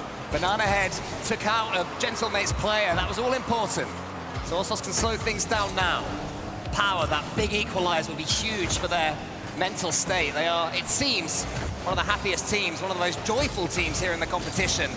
But that can go away quickly. That's what Gentlemates do to you. They just keep on beating down upon you until you stop believing. So far, it's been equal. Tachi's coming in. EU MVP. What a step up he's had this season. He really has. It has been an incredible season all the way around for the Gentlemates. Obviously, it's been a little shaky at times, but as the week has gone on, they have gotten a little better. Granted, the last 2 losses for them, 1 and 3 against BDS, and I think it was G2, yeah. But Gentlemates, it's been rough, like you said. Slow start, getting back into the swing of things here. This is a capable match. They are favored. They recognize that towards backcourt here. Double demo onto Power, sends them back. Half the game left to go. Tachi with a nice catch in the center. Now in comes Juicy. One of the biggest step-ups so far this season. He was great at times last time around for Moist, but this time around it's the consistency that he's brought to the table. Gentlemates looking for that second goal. Itachi pitches that one into the center. All 3 Power players in the same corner. Can Itachi force it through into the middle? That's what his teammates will be expecting, but not on this occasion. So instead, it's Fever with boost and attack to the ceiling with him. Juicy gets it over the top of him. Banana Head rotates back, and Gentlemates take control. Still a tied game at 2 minutes on the clock here. Much closer than I think Gentlemates would have expected, but Power, they gotta feel good about themselves right now. They have had a couple quality, decent shots here in the few moments we've seen right now, but Juicy clears this upfield. Gentlemates trying to make do with the opportunity they had, but it's taken away by Torsos, and this one kept mid. Torsos, who got a glorious equalizer earlier on via that aerial control, but this one hasn't worked out quite so well for him. There's the man I was mentioning. Not too bad on this one. I do like the connect from Itachi. Wide open, all the space in the world to just take your time with it too, and that's a defensive mistake on Powers and being just caught up a little bit too far there. Props to Gentlemates, up by 1. You know, Itachi's been doing that time after time, nipping in there, getting his teammates a simple goal. Juicy could replay that 2 million times and never miss. There's a shot there from Fever at the near post. Torsos up against Itachi yet again. He's certainly the player that is the constant thorn in the Power side. Seiko keeps it down on the orange side. Juicy with a touch. He definitely is the Gentlemates player whose name we're mentioning the most. Seems to be the one who they're turning to mechanically so far as they keep this slender lead with a minute left. He has a lot of impact ability on this team to be able to drive them forward, but on the flip side of things, my eyes automatically towards Banana Head, but Fever defensively has been incredible, although this time it will get past, and Gentlemates just continue to build. In perfect control on land, as they always seem to be. Itachi just dunks it downwards. Juicy dunks it downwards, and Itachi picks his slots. 2 goals now to the good for Gentlemates. They're locked in, they're looking comfortable.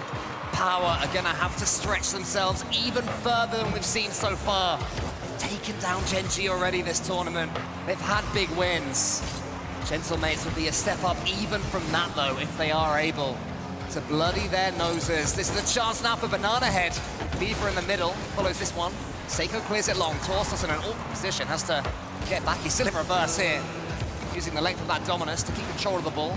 0 boost. Somehow, can he squeeze it through for Banana Head? Banana Head gets the bump. Nearly Fever was in. Torsos, potentially one more opportunity to make this one nervy for Gentlemates. A shot by Banana Head, saved on the goal line. This is the kind of play you want to see from them too, connecting with each other, one pass down to the other. However, time is running out. 8 seconds left on the clock. Shot opportunity for Itachi, completely sent off. Instead, Juicy plays the back pass. Gonna waste those last few seconds there. The challenges are coming in, but as soon as this ball hits the ground, Gentlemates will take game number 1 of the series. Pretty much what we expected from the first game. You can even see the fans there saying, calm down, stay relaxed. If Gentlemates do that, this should be theirs. The EU #1 seed for a reason. Team that continue to step up on these LAN occasions. They scored the first goal. It could have been Itachi or Juicy. All of them queuing up after Seiko's demo. Power, though, they got themselves back into it at least. Oh man, I look to Power and I'm like everybody else right now. There is such potential for them to really do it. I mean, like you said, we've watched them take down Gen G. We've watched them take down people that most people wouldn't have expected them to be able to take down. This is just another one of those challenges for them going up against Gentlemates. For Gentlemates to even be in a round 5, it feels odd. It does. And I'm sure it feels weird to them as well, but that just means you're getting an even more angry green wall. Yeah, I mean, it's not the only team that we're going to see in a Series 5. Same with Vitality as well, same with Oxygen, Space Station Gaming, all teams that on any other given day could sail straight through this Swiss into the later stages. But that is what the Swiss does. It is never simple, even for the teams at the very top. One wrong turn, you find yourself here battling and scrapping away. And Power, they are not a simple team to get past. So much has been made of Banana Head, but Fever and Torsos continue to improve. Oh, absolutely. Power is not a team that I nor anybody else in this arena is going to be counting out, especially not the Gentlemates themselves. But off the kickoff again, great first opening shot there from them. Trying their hardest, but this time Power a little bit quicker on the transition. Tachi gets that one towards Seiko, who was waiting patiently, and look at the second touch from him. As soon as Seiko was in, he could strike. Juicy waiting for it, but Tachi has been beaten now. Banana Head, he takes out the defender, and Torsos forces it home! The breakaway pulls through. You see it one end of the field to the other, but that demo to open everything up for Torsos. This is just great communication, great opening play. Similar to the first goal for Gentlemates in the last game as well. Power showing they can throw down. They can chuck some hands if that's what Gentlemates want to do. Itachi wins this one past Torsos, and that is instant.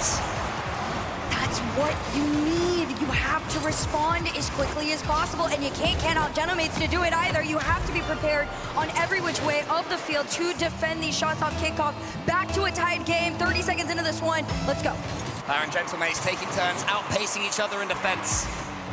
Juicy's got no boost, but he does have Fever in front of him. Can he lever Fever to get that ball into the center? He nearly does. Tachi following up. Keeps the ball for himself up against Fever yet again, who's having to do a tremendous amount of work deep in Power territory. Torsos forward. I just feel that whenever Power come forward, the player on the ball has so little boost. Namis and Gentlemates can deal with it. Seiko, on the other hand, has plenty, but his first touch to pass towards Juicy, follows it forwards, but Power combined to get it away. And they're still going on this play here too. Juicy spots it, quick cut, quick turnaround. Patience is a virtue here, and it's working for now. It's Power team bumping, going back on this one. It's up in the sky. Seiko almost spotted, but that's a faster catch up from Torsos. And Power is gonna double off the backboard and in. Look at that read from Torsos. Oh, you like teaming up, do you, Gentlemates? How's this for an infield pass read? And then as soon as it was won, Banana Head can hit those every day of the week. Oh, not again though, it's Seiko! Power just can't hold it!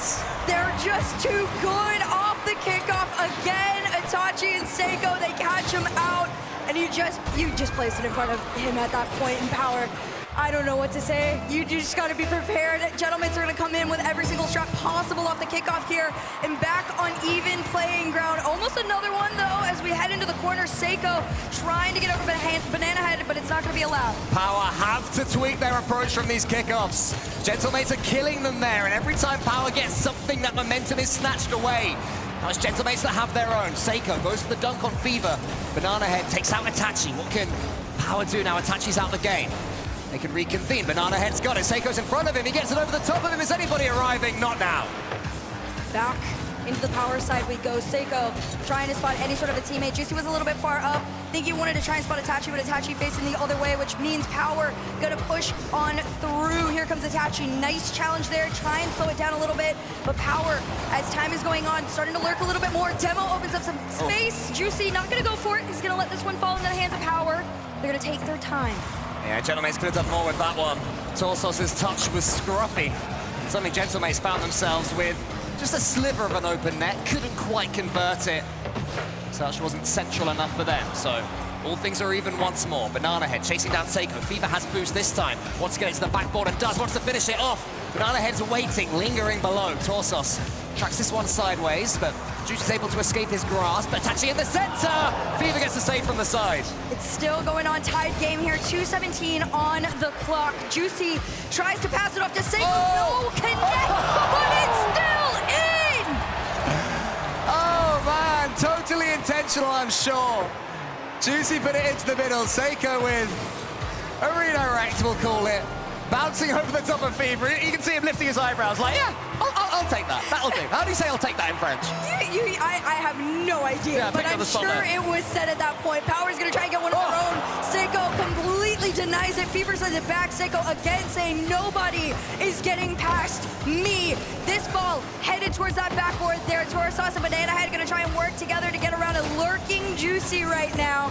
1 goal lead still in favor of Gentlemates. Power are winning the races in defense, but the third Gentlemates man is always reading it. A team that are unlikely to triple commit too much and to push things forward when they don't need to.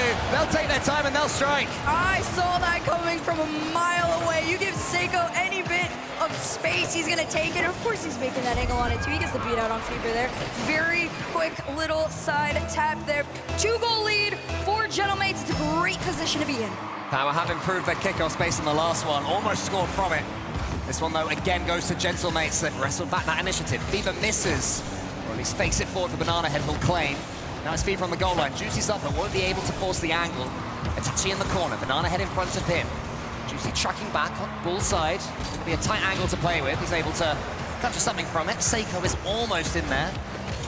Fever again tries to take control. Gentlemates are waiting for Power to take these touches, and then and only then are they surging forwards. And again, it all comes back to patience, letting Power take the shots, wear themselves out. All you have to do is play extremely solid defense and clear out when you have the opportunity, but Power's trying to clear them out one by one. The bump came through, no follow on that play, no connection on it. 1 minute left to go here in game number 2 as Gentlemates try and push their way towards a match point. Oh, huge pre-jump from Banana Head. He gets himself in a huge tangle. That's probably game 2.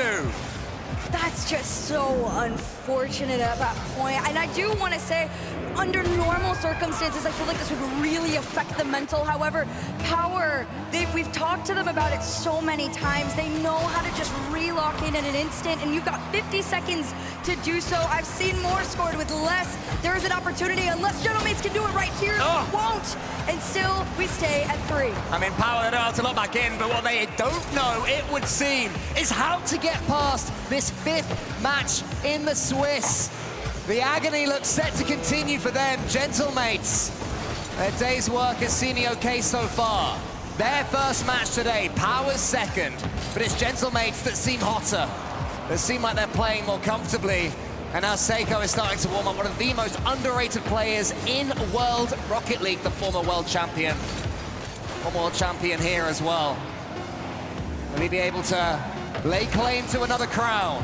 This game is certainly going the way of Gentlemates.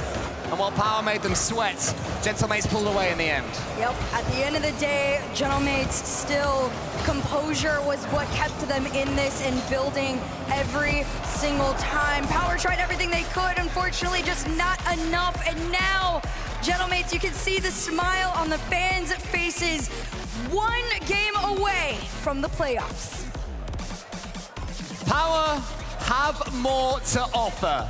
They have taken games and scored great goals against all defenses in their path, but Gentlemates in this one, for the first time they went behind, and it was from pretty much a role reversal of the first goal in game number 1 here in this Mobile 1 high performance replay. Banana Head, oh, he even gave them the lead again, but this was the moment, I think, from here, it just seemed their fight ran out. Yeah, you could feel a little bit of a shift there, especially in that second half of the game. Once this 3rd goal had come through, this one in particular, where it's just, realistically, it's an accident. Yeah, for sure. That really starts to take a hit to, you know, every bit of mentality that you had that you were trying to keep so strong. It's a crack in it at that point, and Gentlemates took advantage of it. They just went full force ahead. Well, Coach Jimmer is leading something behind Power right now. Edesax is chilling. He's pretty happy with his team. Not too much to discuss. They will be feeling incredibly comfortable, but they are going to be able to take this one. But they cannot take Power lightly. You know, they can't assume this one is done and dusted, because if they do, we know what Power are capable of. Exactly. This is the moment where Power almost have to hope that Gentlemaids are going to underestimate them a little bit. They're going to come into this 110% absolutely swinging. I expect nothing less from them. You are in reverse sweep territory, and first shots are sent off. Already, though, it's the Gentlemates pace. Instead of relaxing, instead of kicking back, they're going even faster, trying to kill this one right here, right now. The Power survived that first attack. Will it turn into an onslaught? Banana Head, sorry, Fever takes out Seiko, but there is a clearance that comes forward. Banana Head looks for the pass for Fever. It's a tad in front of him. Nice idea, but not quite the right execution. No, not quite. Power, though, going to try and make an attempt of their own. Instead, Juicy, nice big clear there. And that's what I want to see a little bit, too, as far as the Gentlemates are concerned. Getting those clears out, quick transitions, and follows. As this one's left, Juicy takes this one up towards the ceiling. Gonna use his flip to try and get this one down to a teammate, but nobody there able to take the shot. Instead, first 50 seconds or so are gonna be scoreless.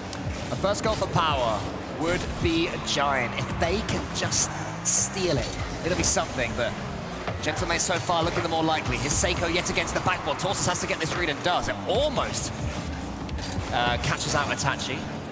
But Itachi's able to do something brilliant with it. Flicks it towards Seiko. Seiko to the backboard. Should be able to shoot from this one. But Torsus knocks it to the side. Right now, Power, they're just playing a very big zone at this point. They have to be prepared in every way for these Gentlemate shots to come through. Great save there from Torsos. But right now, they are slowly starting to get boxed into their own half. Seiko, again, another shot sent off a little bit wide on there, but the fact that they are even able to take so many shots, eventually something's gonna find its way through if Power can't break out. Juicy and Itachi working in tandem to keep Power penned in, but Banana Head manages to escape. Now he stares Itachi down, wants to get the bump on him. He doesn't bump him, but at least forces his touch to be a little wide.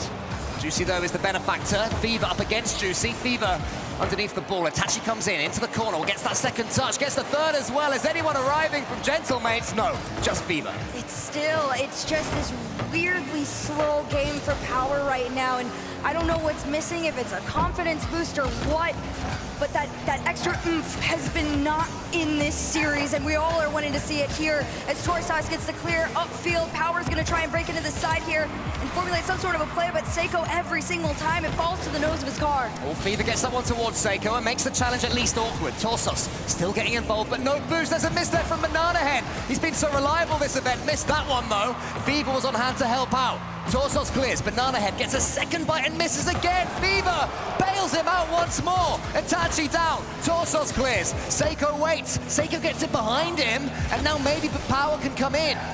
Fever has to turn back around.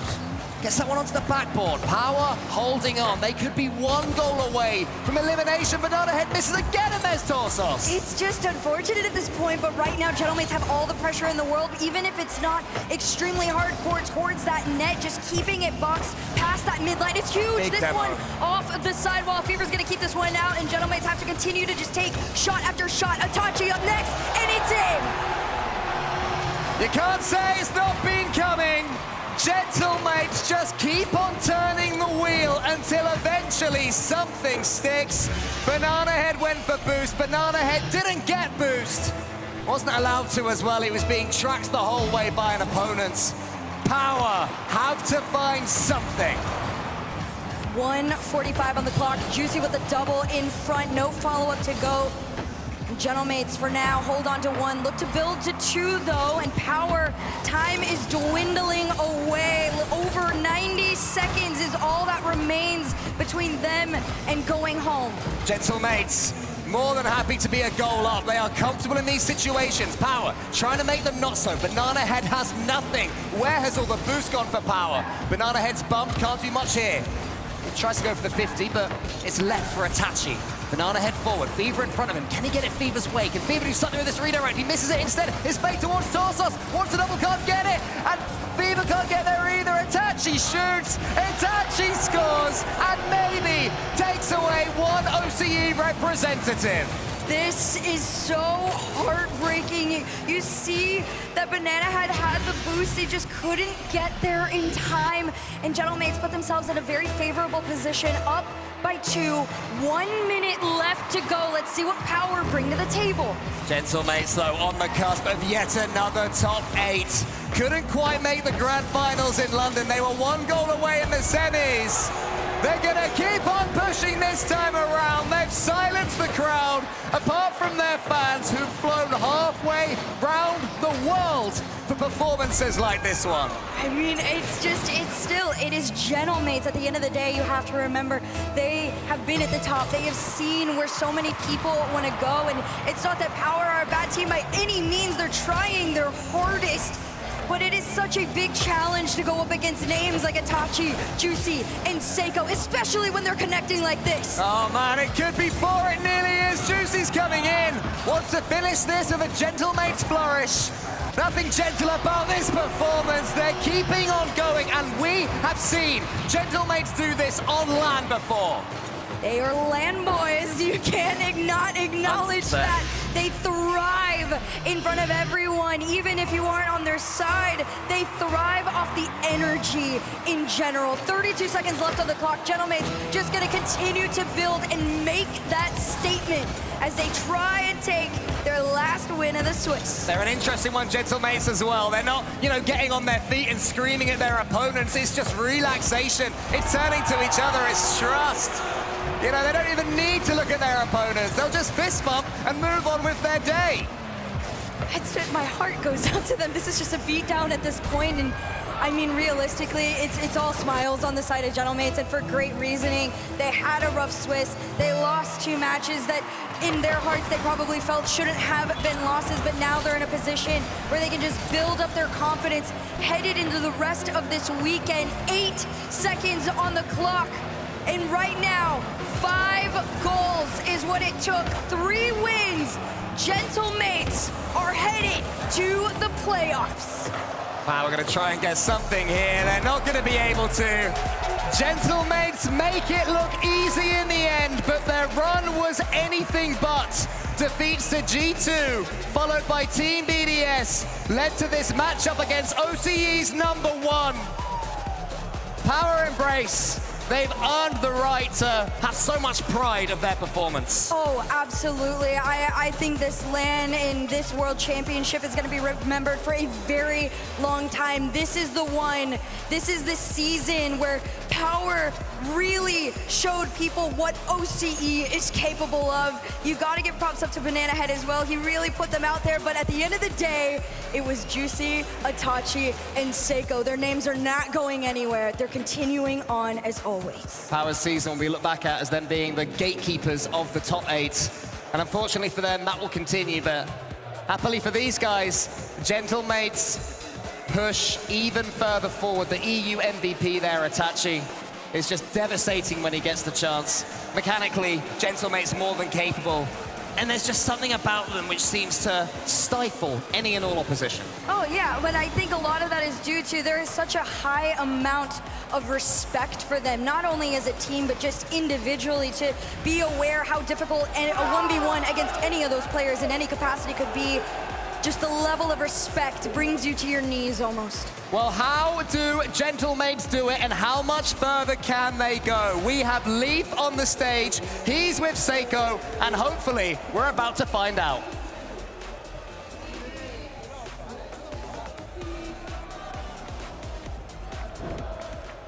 One more time here for the Gentlemates. It's an NA crowd. I want to know for you, Seiko, because there's some ups and downs during Swiss right now, how important was it for the team to be able to play on a stage where it seems like you guys thrive? Alors, vu que vous avez eu pas mal de difficultés pendant ce Swiss Stage, à quel point est-ce que ça a été important pour vous de jouer ce match de qualification devant finalement le public? Non, bah, je pense que c'était important. Après, on perd 2 matchs, on perd contre G2 BDS, donc 2 personnes qui peuvent gagner les Worlds quand même. Enfin, on n'a pas perdu contre des petites équipes. Donc en vrai, on restait confiant parce qu'on a quand même bien joué nos matchs. Juste après, c'est des top teams, ça joue à des petits détails et puis voilà. Et contre les petites équipes, on est là. So, we lost against G2 and BDS, which are 2 title contender teams. So I think we played really well, and it was important for us, of course, to play in front of the crowd. But still, I think we played quite well during the Swiss stage, and it just went, you know, on small details why we lost these games. So yeah, it was important for us to play today in front of the crowd. I want to know for your opponents across here, there's been a lot of love for OCE right now. It seems like they're starting to level up quite a bit. As someone that just played them, can you talk to me about the OCE region right now and how they're looking in general compared to the world? Alors c'est vrai qu'on a vu pendant ce tournoi, finalement l'Océanie step up de plus en plus, on les voit de plus en plus présents. Toi qui viens de les jouer, est-ce que tu pourrais nous en parler un peu plus de leur niveau? Est-ce que tu penses que finalement ils sont en train de step up? Non, bah de toute façon, en vrai de vrai, toutes les petites régions ils step up, que ce soit les SAM, OCE, tout ça, ou même les MENA, tout ça. Je considère un peu tout le monde dans le même panier maintenant. Pour moi, il n'y a plus de petites régions ou quoi. Et juste, je pense peut-être d'ici 1 an ou 2, ils peuvent être au top. So I do not really consider any minor regions, you know, SAM, MENA, OCE, they're all stepping up right now. And so I think in 1 year or 2, there will be maybe title contender as well as EU and NA. So no more minors region for me. I like the timeline, because 1 year from now would hopefully be another world championship. So maybe next year, but of course, you knocked them out here. For yourself, as a player who's raised the trophy before, as a world champion, how awesome is it to be back on the stage here again in 2024, 2 years later, but how awesome it is for you just to be in this moment? Alors toi qui as été finalement champion du monde il y a 2 ans ici sur cette même scène, qu'est-ce que ça fait pour toi d'être de nouveau présent ici sur la scène devant le public au même endroit où tu as été couronné il y a 2 ans? Non, bah forcément ça fait plaisir, je suis excité de rejouer ici. Forcément, ça me ferait beaucoup plaisir de les regagner ici, histoire de reclimatiser un peu la salle. Parce que bon, on se rappelle il y a 2 ans, bref, les fans G2. Et ouais, si on peut rejouer G2 en finale et je reclimatise la salle, je suis content. So, you know, it feels great to be back here. I'm really excited to play here again. And yeah, maybe why not to play against G2 again in a grand final? It will be great, but yeah, it feels really great to be back here, of course. Hey, well, you made it through the day, so congratulations, Seiko. Again, I know it's today, but let's give it up for the Gentlemates!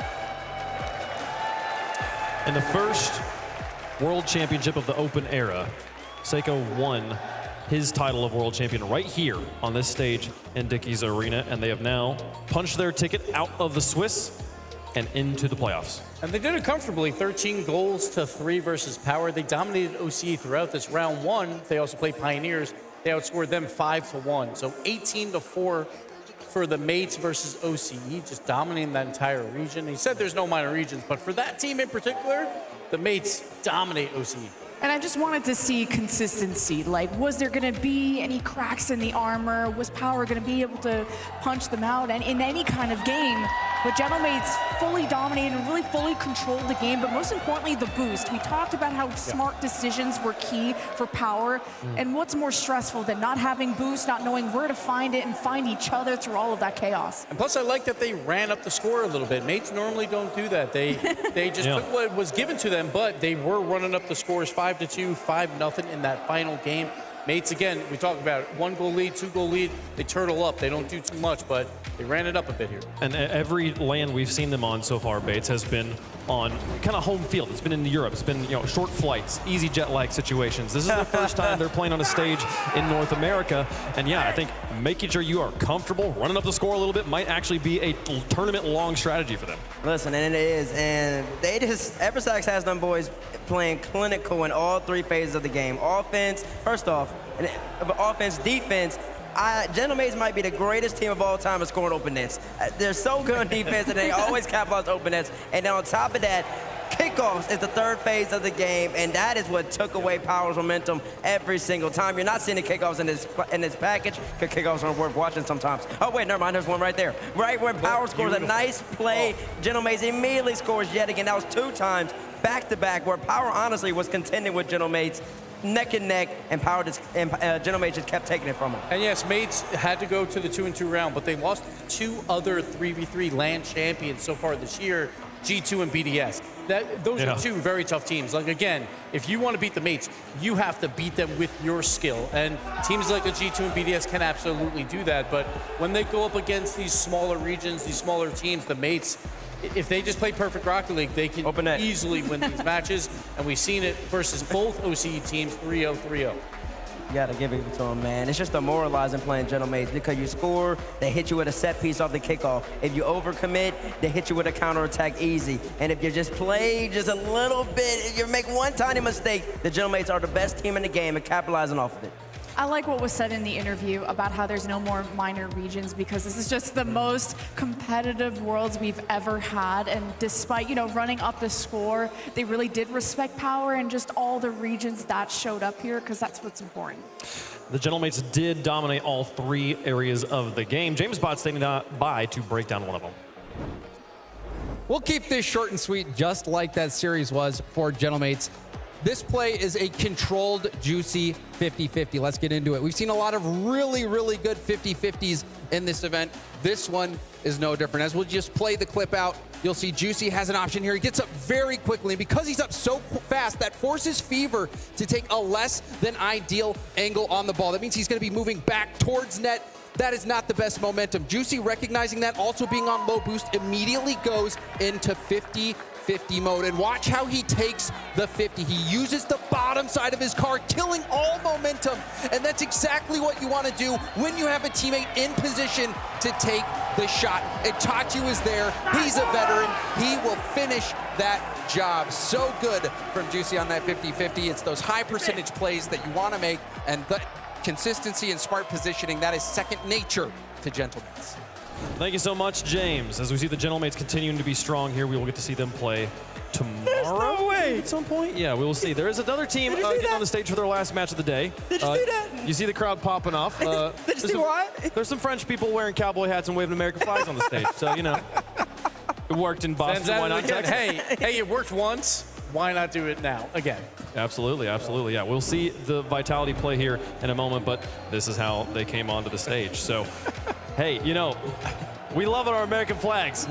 These colors don't run, baby. We'll see. We'll see them playing for him here. And this is going to be an exciting match, too, because this is a similar situation to Boston where it's Europe versus Europe. Yep. So and it's right after they knock out an NA team, too. Yeah. A lot of patriotic fans in the building going, I don't know who to root for here. So they're like, hey, root for us. We're over here. We'll see. We got 2 more matches to go on the day before we are done with Swiss Round 5 and done with this 4th day of our World Championship. Oxygen versus Team Vitality will be next, followed by the last hope of OCE, the Quick Trip Pioneers here. How you feeling about this EU versus EU matchup, Jen? I think it's comfortable when you can face a team that you face in official matches, because like I said, in scrims, it's different. You probably see a bit of everyone there, but facing a team that you know you can beat, or maybe a team that seems beatable. I think a lot of teams can look at Vitality and said that they're not perfect anymore. They can be beat, and you really have to believe that you can be a team that can do that. We'll see if they can put it together. You come to the World Championship to watch the best play. Zen is back on the stage, folks. We're going to take a quick break. When we come back,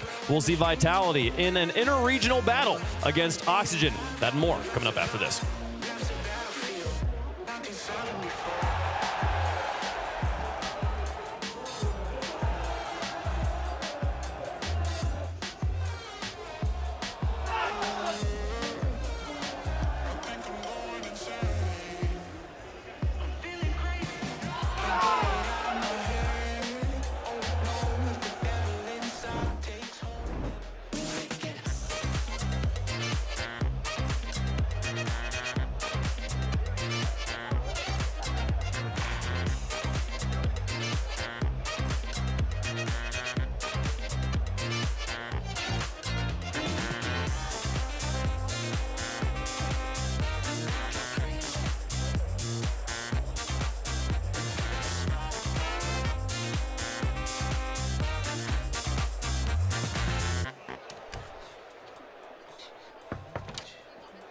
Hey, Flo.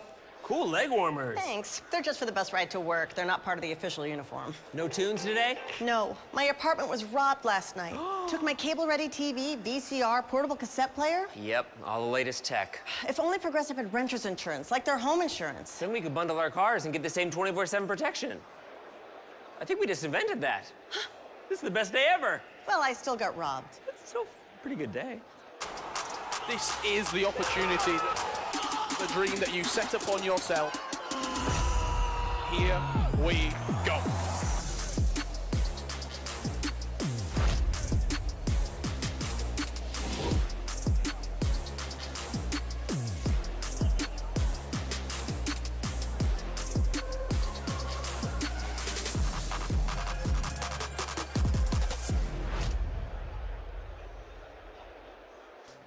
Welcome to the Lone Star Kart Park here at Texas Motor Speedway, where we are poised to bring you excitement like you have never seen before. If there was a real-life counterpart to Rocket League, this would not be it. Nope, would not. Not at all. Nope. For health and safety reasons and legal requirements, we are not able to bring you real-life Rocket League, so this will have to do in its place. Rocket League professionals hitting a beach ball around a go-kart track and go-karts. This is the beach ball time trial. Each player must take the ball around the Lone Star Kart Park circuit as quickly as possible. The winner gets to take home the greatest prize of all. Not the flag, they get to take home pride. They can feel good about themselves. And the loser gets to take home this beach ball. It's really hard to pack down. Let's race!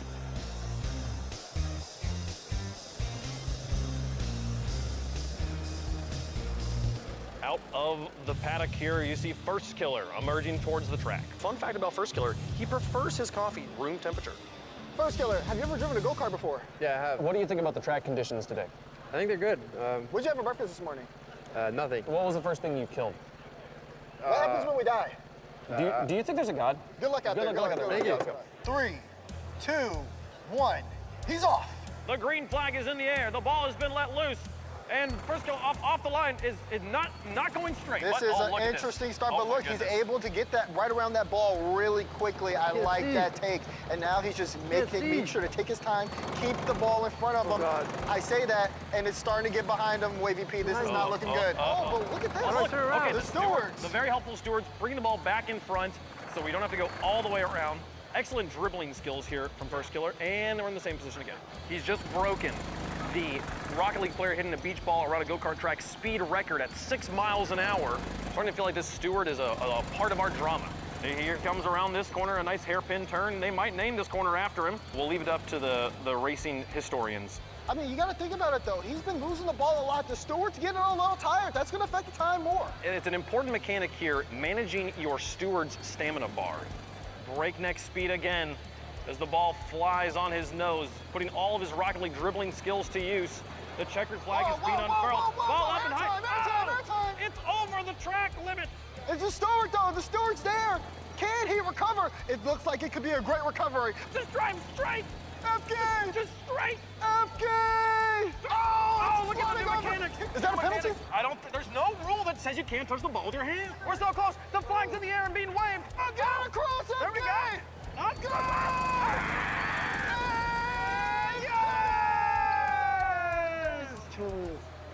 First Killer with the first placement set. First Killer, you just finished an absolutely breathtaking lap here out of the Lone Star Kart Park. It didn't feel like that long, honestly, but... Does it make you feel better to know that that is a league and circuit record? Yeah, it makes me feel great. Absolutely, as it should. What would you tell the young people that watch you do this that want to do this when they grow up? Just do something else. Let's get on to our next racer. And emerging from the paddock, it's LJ, looking stern and concentrated. He's not going to take any L's today, that's for sure. He's locked and loaded. Fun fact about LJ, this man has a large stash of marsupials hidden in his back closet. I really want to know his thoughts on PB&J. On a scale of 1 to 40, what is your need for speed right now? I'd say like 60. Do you like PB&J or is that too many syllables? Can I expense beach balls on my LLC? What are your thoughts on AJ? Hey, good luck on the race out there today. Good luck, good luck, good luck. Hey, thanks. 3, 2, 1. And they're off the balls, immediately going to the wall. Oh, the and wind LJ again. is faced the wrong direction. Don't worry, the stewards are there to help out, and LJ, whoa, contact. Crash course, the steward, no. He's got to spend a lot of energy now getting LJ back into the right position. He's losing the ball. This time we've got a double steward here to help out LJ, but this start is going to impact his time greatly. The ball is moving the wrong direction. We believe there is no damage to the go-kart. And now back in front of the cart here. They're going straight into the corner. And oh no! The ball's over the edge! Oh no, the steward's gonna have to work overtime on this one early. And LJ can't believe his luck, hands on his head. You can see the frustration. Well, we've made it around the first 2 corners. I'm guessing we're about 5 weeks into this race at this point. Oh no! If this was a toddler's foot race, I might have my money on the toddlers. Yep, and now LJ is approaching his turn with a lot of pace. I like this. This is making up for lost time. Oh, he's getting on the outside of the ball. Getting to the edge. When this steward woke up this morning, he didn't know he was going to be a go-kart tugboat, but that's what he's doing now. I believe they are pressing the brake pedal more than the gas pedal at this point, which is Never what you want to do when your need for speed is, and I quote, 60. First Killer did not make contact with the wall one time. A wall hit will slow you down, but he might make up for it on the back stretch here. Wait for the ball to catch back up. Let it come back through. The ball's gonna catch up. Oh! First Killer really strong on the final corner. This could be good. This could be good. Look at it. He's doing it. He's got the carry. Can he do it? Get there, Yes! But his hands on his head, you can tell this is not the race he was hoping for. 8 seconds behind First Killer. How do you feel? I wish I beat him there. LJ, did you have fun? Do you have anything to say for the effort of the steward today? I mean, he kind of carried me there. Yeah. Yeah, he was the MVP of the match there. Well done, LJ. On to our next racer. And here comes To Die For onto the track. Looking excited, looking professional, maybe even cocky here. Fun fact about To Die For, he considers Hot Wheels to be an illegal export. Really? I didn't know it was a sport. Update for the viewers at home. They've decided to put water in the ball to make it bounce around a little bit less. If you had to go around the track with the ball full of air, tough luck. We're here with To Die For, gonna be putting down our third time. Do you know if there's anything worth lying for? How do you feel about the steering wheels when they're not round and they got the flat parts on it? Why do they do that? Let's do it. All right, let's go. And he's off. Can To Die For get to the outside here and keep it off the corner?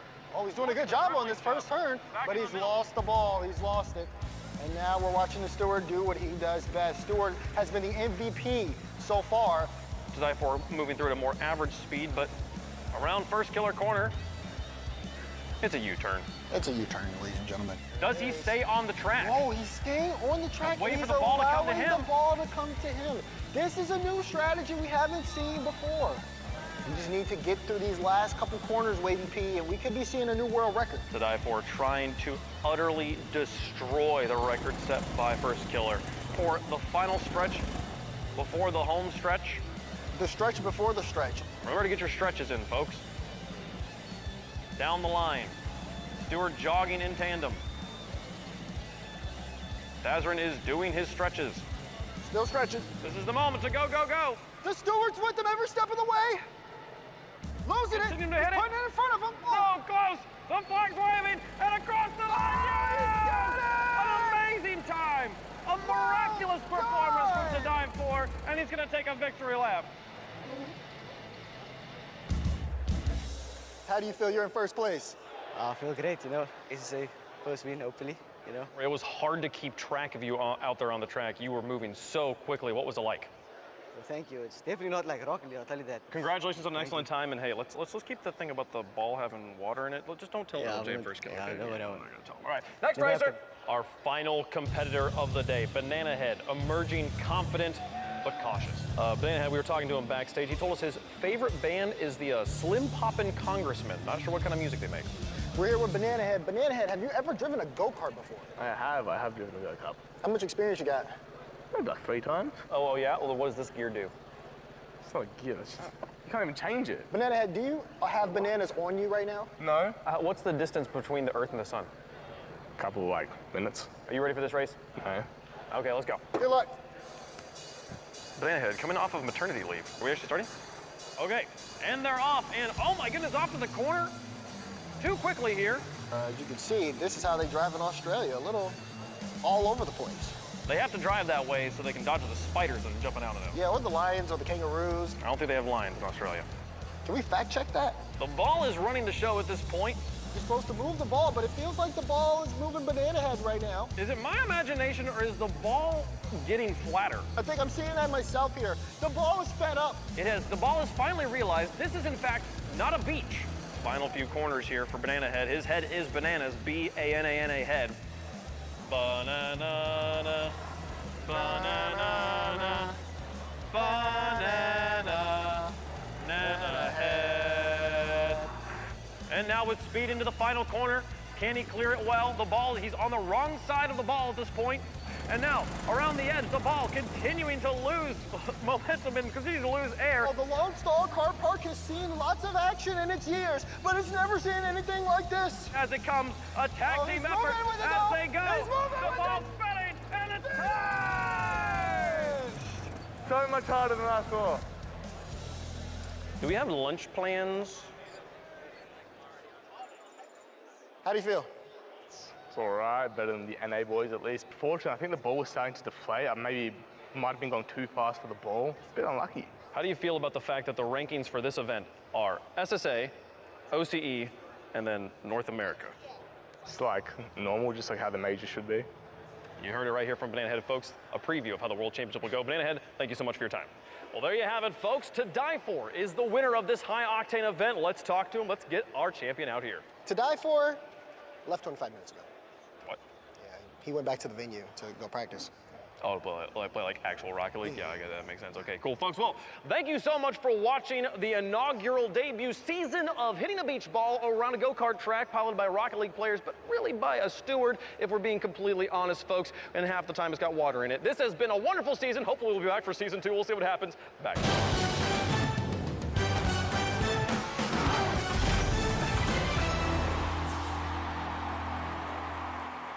2 more matches before we are done playing Rocket League for the day, and we'll have our Swiss fully completed for the World Championship of 2024. France is doing pretty good so far. They're continuing to be very, very good at the Rocket League, and the first of OCE's champions has been sent home. Another one waits in the wings for the result of this match before they get the chance to play for the playoffs here. We'll see if they can get into it, folks. But meanwhile, before we get there, James, Europe versus Europe. Yes, and you know, this is an interesting matchup because you have the defending world champions who are supposed to be here, right? They're defending their title. And then you have Oxygen, who was a little bit of a last minute. Literally not supposed to be here. They were not supposed to be here. Literally, we're not supposed to be here. So to see them in this matchup, it's a little bit mind-boggling. And honestly, for Team Vitality, looking at how they performed today, I'm not really certain on this one.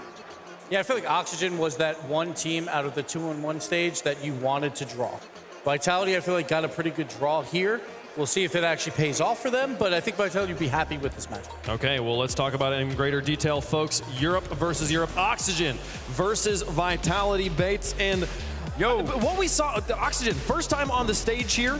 Again, at a tournament they did not expect to be playing more than 2 weeks before today, and yet this is the opportunity every Rocket League team dreams of. That is so funny you say that, Wade, because I was just talking to Archie yesterday. He was saying it's the farthest I've ever been in a World Championship, mate. So yeah, his first time playing on stage at a tournament he wasn't even supposed to be at. Basically 0 hours 2 weeks ago for him and Joyo, and yet they're here. Well, you know, this team is so good. Oski is insane. Team Liquid, when he was playing on there, they were maybe the best team, I thought, from Europe, not to at least make a final or like go the distance. They were so good. Archie as well, we know that he is a positive addition to any roster, but I think this team, it is so interesting because they have that dynamic of we are the underdogs. We weren't supposed to be here. Everything that we do, how far we get is just icing on top of the cake.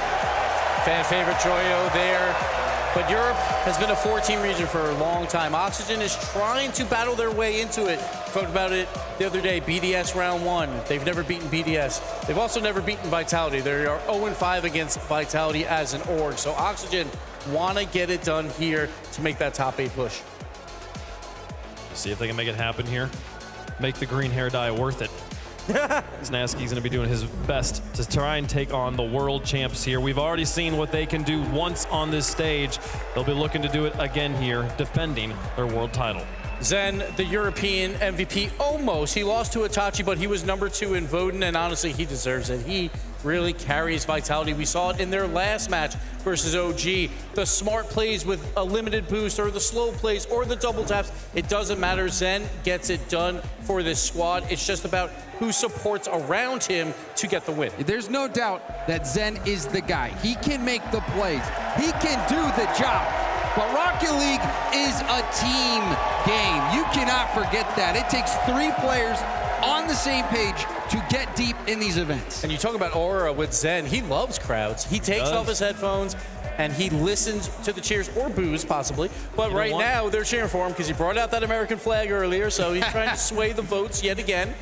But it's all about what does the rest of the team do. We got Rado here. He had 2 amazing dunks in that last series to get them a crucial win.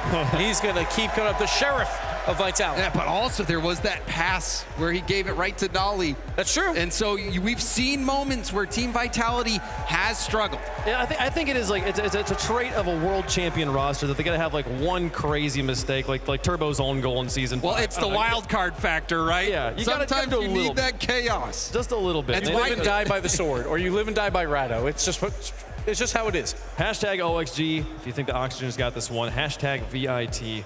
Get your votes in chat. We'll see how you guys feel about it here. And yeah, I mean, the battle plan for Oxygen coming into this, they've had time to figure this one out over the course of the entire season. Again, playing as regional rivals. They've thought about how to play against Vitality. What do you think Snasky's telling them, James? I think he's telling them that you guys, they are feeling the pressure. I've been watching their matches. They're not playing perfect. We can beat this team. We have the talent. And, you know, we have the fact that we're not even supposed to be here giving us that extra boost. Protect your corner boost. That's what Oxygen has to do on defense. Protect your corner boost. Vitality boost starved out the mates. They boost starved out OG. Protect your own boost. It feels like the most dangerous thing about Vitality is how unselfish they are. They're all willing to play the support role if that's where they find themselves in the rotation. It makes that boost suffocation so deadly. We'll see if Oxygen can do it here. James, who you got? I'm actually going to be picking against the grain. I'm going Oxygen here. Wow. I know that they don't have the best record against Vitality, but we saw Team BDS finally get over the hump and beat Gentlemates. I think Oxygen are going to get over the hump here with a big upset, knocking out the defending champs. Zen is listening. He's listening to our picks. He heard me and Bates the other day, too. There's a rock, paper, scissors versus Zen. I'd say, all right, well, I'm going to go Vitality. I went against them last time with my heart. But I'm going to pick with my head this time. Okay. I am going to go with Vitality because it is Zen. I expect him to make some magical runs and score some amazing goals. Got to go Vitality. Well, he just got all his bad luck out against me because I just beat rock, paper, scissors. He's played rock, paper, scissors right before the most important match of his entire year. Like, Bates, who you got? Crazy.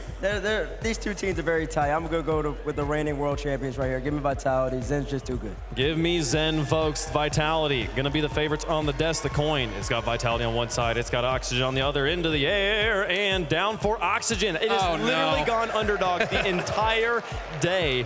We'll see if it gets this one right, folks. It's been back and forth. Chat, got all of Europe awake right now. Vitality going to be a favorite here by a good margin. So they are the favorites in the match. It is all of Oxygen's work to make this one happen. Vitality's match to lose. Can they do it here in Fort Worth, Texas, folks? Let's get onto the pitch. Oxygen on one side. Vitality defending a world title on the other. It's Europe versus Europe. For the second to last match, the penultimate match of the day. Get up and get loud. It's game day. Just how quickly things can change. 2 weeks ago, Oxygen were eliminated from the RLCS World Championship. 2 weeks later, they are in a position to eliminate the world champions themselves. Dazarin, let's get to game number 1, brought to you by Progressive. Both teams into the pressure cooker. Round 5 of Swiss. You win, you move on, you lose, your tournament and your season is over. And it is a situation that Vitality never imagined themselves in. They have had to play once already today, and they were forced to fight through that round. Now against Oxygen, who will feel like they've got nothing to lose. Joyo now off the backboard, looks at the setup, but Oski can't get there in time. Oski has to be a little bit careful. He tries to bite there. Of course, it's really hard to play second man in that situation, but Oxygen have all the tools in the trade. Yes, of course, they had a slow start here at the World Championship, but they have made it all the way to this stage, and they're facing up against a team that they know how they play. It's just about Oxygen executing their game plan at this stage of the game. For Vitality, it is all about finding their flow. It has just been here or there a lot of times. No, it's a good save from Alpha. He's the player I feel needs to step it up in this. He was very quiet earlier on. Now they've got to play off the wall. Up goes Alpha, chooses not to follow. Called in the second time around. Clear isn't that great, but Oski was ready for it. And you just see Zen getting that retreat, but also playing patient. And Radosin, of course, I mean, he's got the Sheriff badge on. He's feeling comfortable and confident. That's exactly what you need on the side of Vitality. So far, the rotations have been pretty solid. Everybody very spaced out. But we'll see if things change once that aggression starts coming through. And, of course, like Gibbs said, protect your boost. It's a big factor in this series. Yeah, especially for Oxygen, who are very boost heavy. Oh, that's a huge miss off the backboard. And Archie miraculously bails his teammate out. Close save there as well. And now a little bit of room to breathe, but Oxygen still low on boost here. Dosin off the wall. Massive dumps from him earlier on. Can he set Oxygen up? Couple of bumps. Joyo out as far as Radosin, plays it to the wall where Zen is ready and waiting. So far, Oxygen more than equal to the plays that they've seen. And now they've got it over the top. Joyo, he's got one more to beat. He's 0 boost, and does it better! First goal from Oxygen, and Joyo with no boost says no problem. Wave dash, and then got the light touch over Zen, who also had 0 on the play. Zen tried to cut down the angle. Joyo knew he would do that and took advantage of the space. That wave dash is disgusting. Zen thought he had the read. As soon as that jump goes up, no, he had the play. Up goes Oski, backboard. There will not be a third man follow. It's fallen straight to Oscar. Oscar can't get the first one, but that's okay. Archie's there to feed it right back into him. Stays in the play, gets the backflip. Alpha got a piece of the ball, but it's Oski's reaction time that makes the play work. Well, well, well. Who would have seen this coming? Oxygen 2, Vitality 0. Now off the backboard, and there's no one to follow up. You say who's seen this coming? I mean, who's seen today coming? It's been stun after stun all day long, and Oxygen in a good position to stun Team Vitality. Halfway through game 1, they're up by 2, and Vitality have shown no signs of offense, and they're just getting dunked. Look at the giant Oscar! He is annihilating the world champions. No fear, just go for it. But that's the thing you need against a team like Vitality. No fear, no hesitation. Oxygen are showing that they're up to the task. And now Oski yet again, gonna go for it. Radosin off the backboard, taking on Archie. Huge challenge win there from Archie. And that is all they need at this point. A 3-goal lead, 2 minutes left. And Vitality, who started slowly in their earlier series, have started slowly yet again. And they're just giving the ball back to Oxygen so many times. Oxygen so comfortable right now. The field positioning is great. They're pre-jumping Vitality. They're making sure to keep up this pace. They don't want to slow down and let Vitality get comfortable on offense. And the worst thing is Oxygen, we have seen them in this form before. When they get going, it is a steam train heading towards you. They will not sit back on a lead. It will be goal after goal if they get their way. Now off the wall, Joyo, low boost, almost found contact, but it's left it all chaotic. 2 players in front of each other. Alpha will be getting the call to take the ball. Opposite side of the field. Zen's got to do something with this. They are running out of time to make anything of this game. They're also getting demoed there in the back, and that's just going to slow down the offense here immensely. Good infield pass. You see Alpha playing it straight to the back wall, but he's straight to Archie. Even though no boost, it's still rough for Vitality to get this one in front. That's a good bump, though. Gets a little bit of space to Radosin, but Archie there to clear away the danger, while Alpha tries to keep this one in play. Final minute to go. That was the best we've seen from Vitality on offense so far this game, as they keep trying to see if they can out-pressure Oxygen in their own half. Well, they tried to make something of this, but the game has slipped away. That is a massive hit there from Joyo. Not entirely sure he wanted to go like that. Drops down again. Joyo will not commit. There's no point. You've got the 3 goals. Don't give up anything silly. Make Vitality do all the work. Just over the top. Oski would love to pass this to Joyo. And here he comes. Will they add a 4th? No, not this time. Alpha sent full boost. Didn't want to let that by, but again, Oxygen, though, they have so much time to create these plays, and they're killing more time off the clock. Vitality have come up empty so far in game 1. It's looking like it could be a shutout. Yeah, this game is more than gone. Vitality just wants something for the momentum. 3-0 over the top. Will they get at least a goal? Through the smoke screen, they are denied. Clean from Oxygen, very, very clean. And I think if you are on the side of Team Vitality, man, you got a lot to talk about there.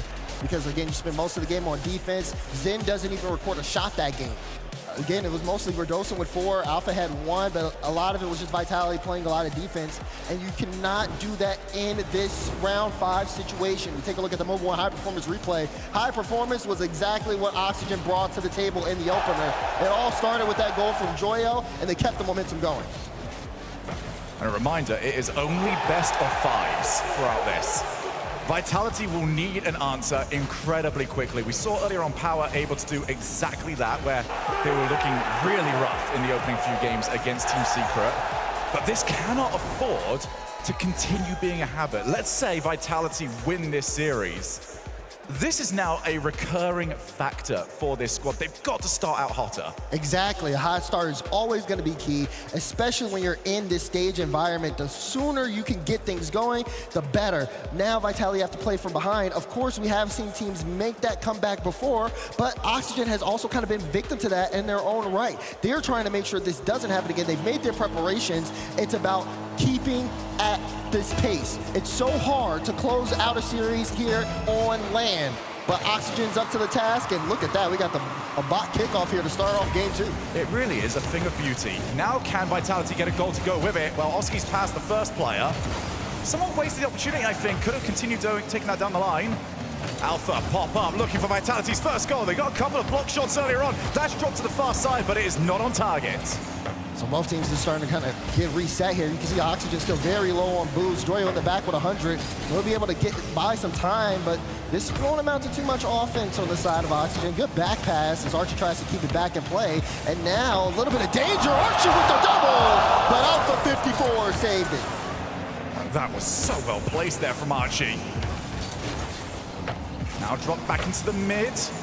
Oski out to Archie, takes a second shot. That one was a lot closer covered by Zen. Joyo off the backboard. You cannot allow him to have that unchallenged. And Radosin realized that more than most. But you can just feel it though. Vitality backs against the wall early there.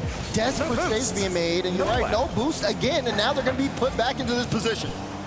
But Joyo at least just gets some contact. Don't let Vitality take it the way they want. Radosin, has he got anyone to the left? Yes, he does. Alpha. Got the 100 boost as well, so Vitality might like their chances. Joyo, target there. Top corner! The crossbar in! Woo! Shake your hands off, Joyo. That was a hot one. Oski passed upfield, and you knew Joyo was going to go up for it. Bore down and in. A quick counterattack for Oxygen. And this is the confidence that Oxygen have got. They are leaving Joyo there every single time. They do not think Vitality can beat them, even with 2 people in the defense. You said it earlier. You cannot give Joyo a little of that room. Whether it's on the backboard, whether it's in transition, he's just too good. And it is in this arena that he last had that big opportunity to go for that World Championship. Looks to try and make a top 8 yet again in Dickies Arena. Archie with Joyo to aim for. Joyo was out of boost. No real point trying to aim for him, but here comes Oski. We have a tame first touch by his standards, and his standards have been immaculately high throughout this tournament. Vitality, though, 7 minutes into this match. No goals yet registered. This has been rough offensively for Team Vitality. Not only are they struggling to get control of the midfield to even set up offense, I mean, they're struggling on defense. Oxygen have just been able to outplay them every step of the way, but there's still a lot of time in game to go, and they are charging down the field right now. Yeah, Operation Full Send still doesn't get anything for them. Back into the midfield. Alpha just powers it down the way. Oski only as far as Zen. But every time Zen tries to make something happen, it's been Oski and Joyo that have just met him. We don't need to win the ball, we just need to make sure that you are not comfortable. And now Oski, 0 boost, nothing else gonna happen. Oxygen are running low on boost. Yeah, but they're spending all of it just trying to get Zen off the ball. You even saw that from Joyo. There was no way he was getting to that, but he just wants to apply the pressure to Zen, force him into position where his teammate can make a better challenge. That's really all they're doing, making sure Vitality are uncomfortable on offense, because Oxygen are confident in themselves offensively in transition. So this is their game right now, and Vitality have not been able to work around it. This is gonna be horrible if you're Vitality. Just every single time you don't get the perfect hit. Oh my goodness, it's Joyo. A bit of a jump scare there for Vitality. Now played to the opposite corner. Archie, ready and waiting, takes the ball into his clutches, wins the challenge, and Oski cut across. He's trying to give it mid. Archie won't be there. He's a little low on boost. He's trying to hang back. And this one will just be, again, enough to get a player off the ball. Zen playing it low, but Oski's there to deny. Coming up on 9 minutes. No goals for Vitality. Joyo couldn't quite find the reset. Comes out again for Oski, just gonna play for the block. This is now the best position Zen has had. What can he put together in this position? Try to go low. Oxygen will not give the Magician any room to breathe. And you see that flash, 1 minute remaining. Archie, though, he might have a chance to set something up. Free back wall, tries to play it to a teammate. Joyo with the shot, but Zen will get the save out. Vitality guy to get things going here soon. They don't have enough time to set up a solo play. They need to rush this ball downfield. What a touch from Oski. Oh my goodness. Ruins any plans Vitality had. Joyo, not the best from him. Alpha wants to try and play out to Zen, who only just picks up the 100. Speed. 30 seconds left on the clock. Oski, backboard, do they go? Of course they do! Archie doubles it! Do you see the speed? They look at Zen, he gets dusted. And then again, Oski goes up, great 50 out of him. It's an open net for Archie to follow up and close the job. What are we witnessing right now? We are witnessing not just the unlikely, the impossible. An eliminated team forced back into the tournament, and they have taken their opportunity and they're running with it. Another! Right up the score, Oski! Huge win on the challenge. Look at the follow-up. And he just tracks it all the way down. We are another 3-0 against Vitality. 6-0. The world champions are rocked. Radosin just trying to get something. Again, it might just be a consolation goal. But Vitality needs something, anything. Their world championship is not only slipping through their fingers, it is being thrown on the floor. Not that is on target. And even physics will not bend to their will.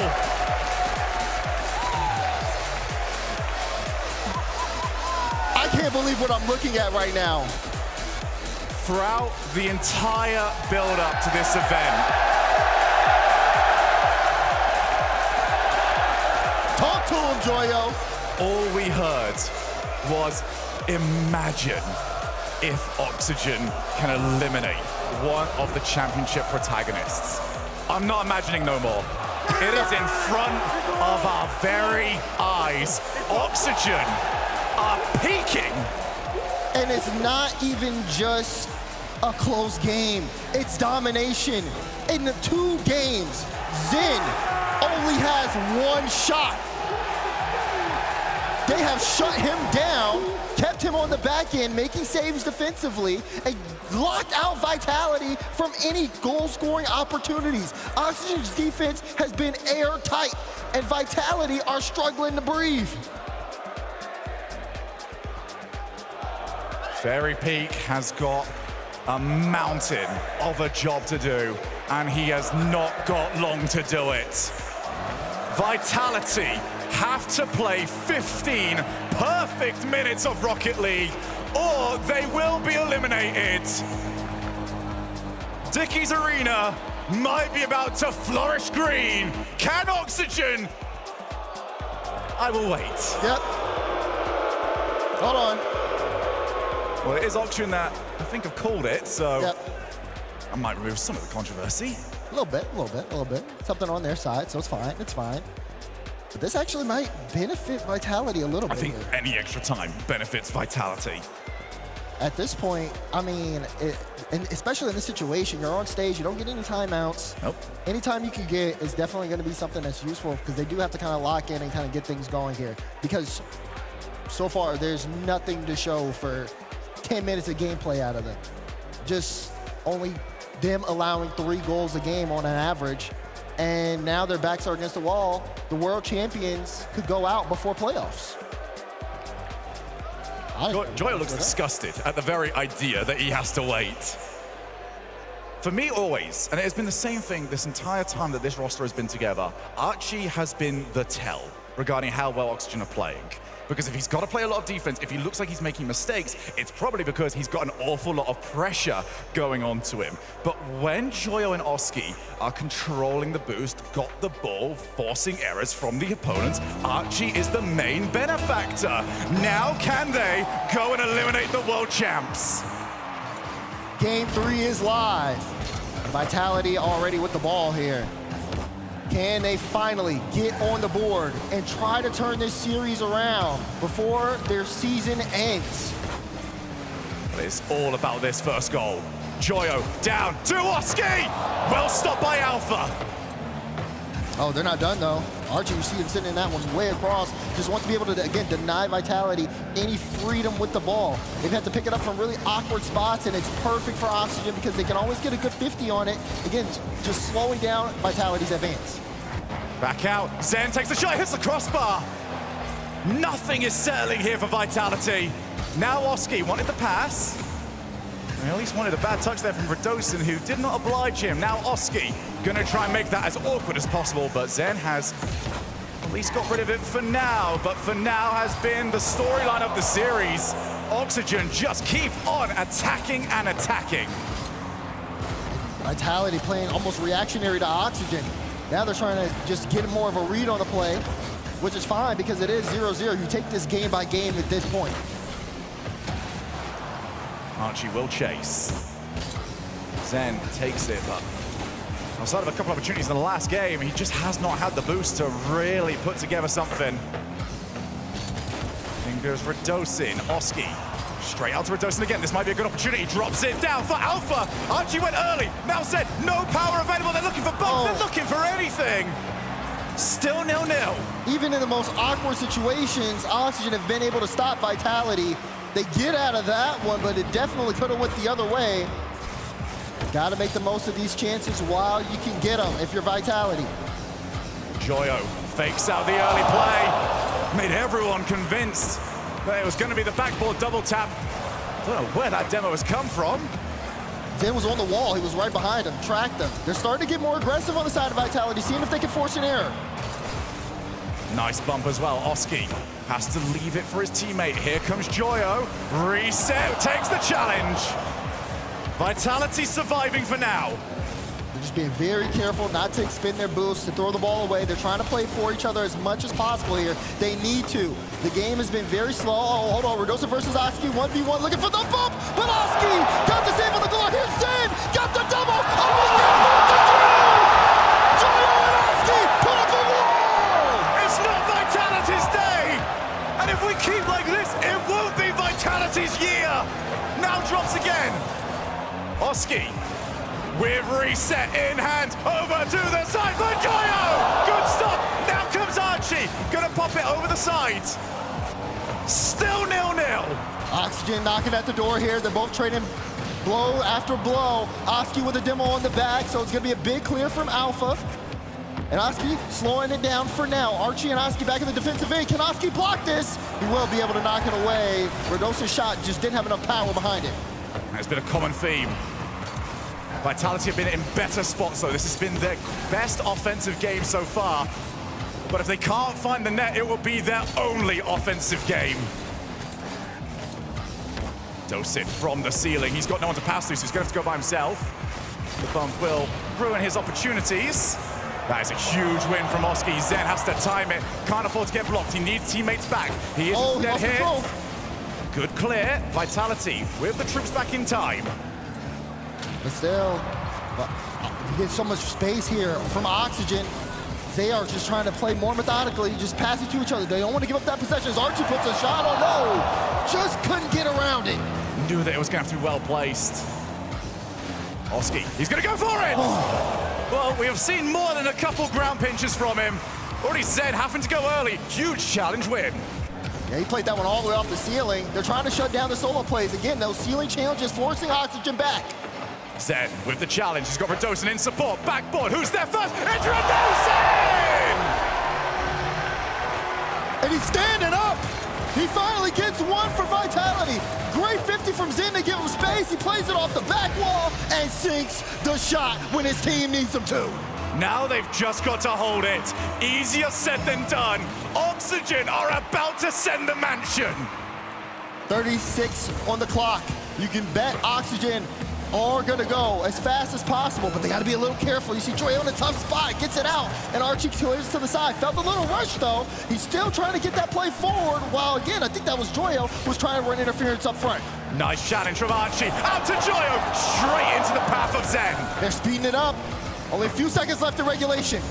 Radosin, just get rid of it for the time being. 1-0 is good enough. Oski, not there ahead of Zen. More time off the clock. The psycho won't work. Well, Oxygen need the 0 seconds. Archie! It's blocked! They're struggling to keep it up, but it'll hit the ground, and we play on!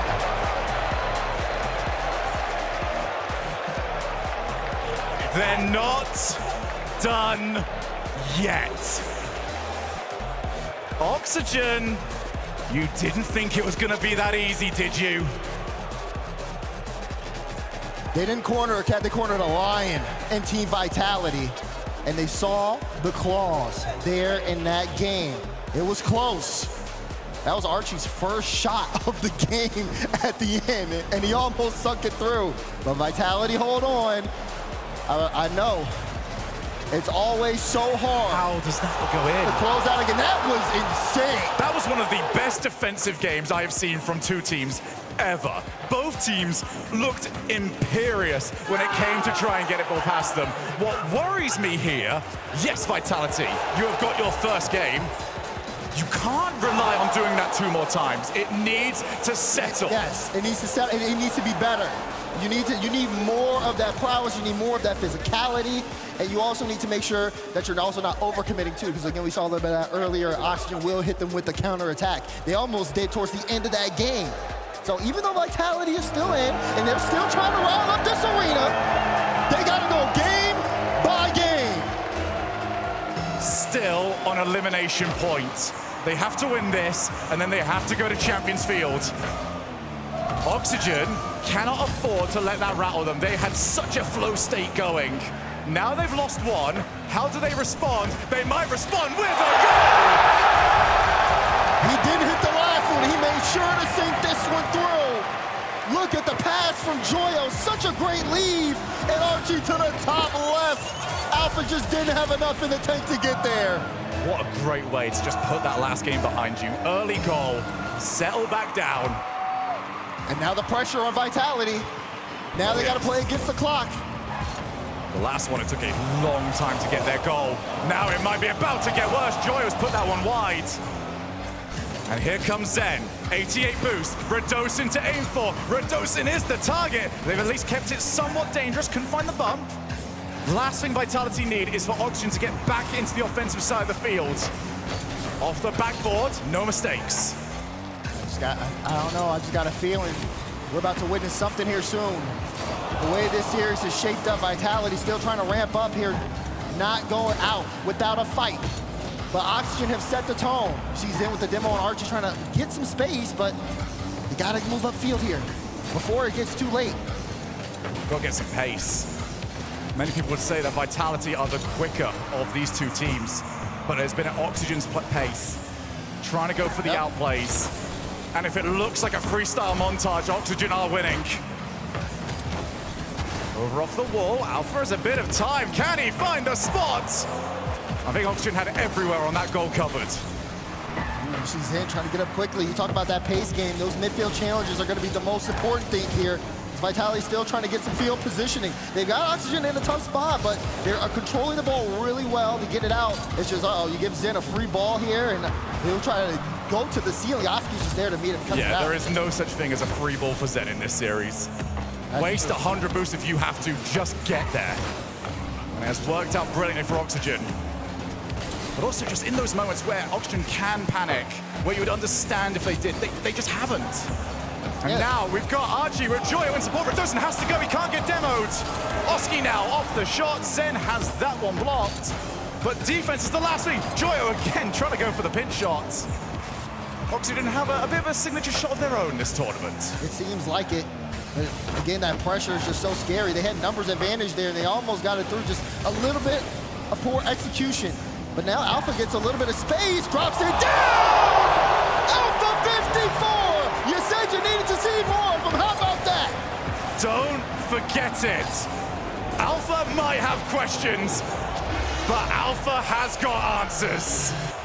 Has he been the answer to Vitality's woes in this Game 4? They need one more to send us to Champions Field, and that kickoff might not help. Radosin cannot afford a mistake. Gets a good clearance, gets a little bit of space, a little bit of room for Vitality to breathe.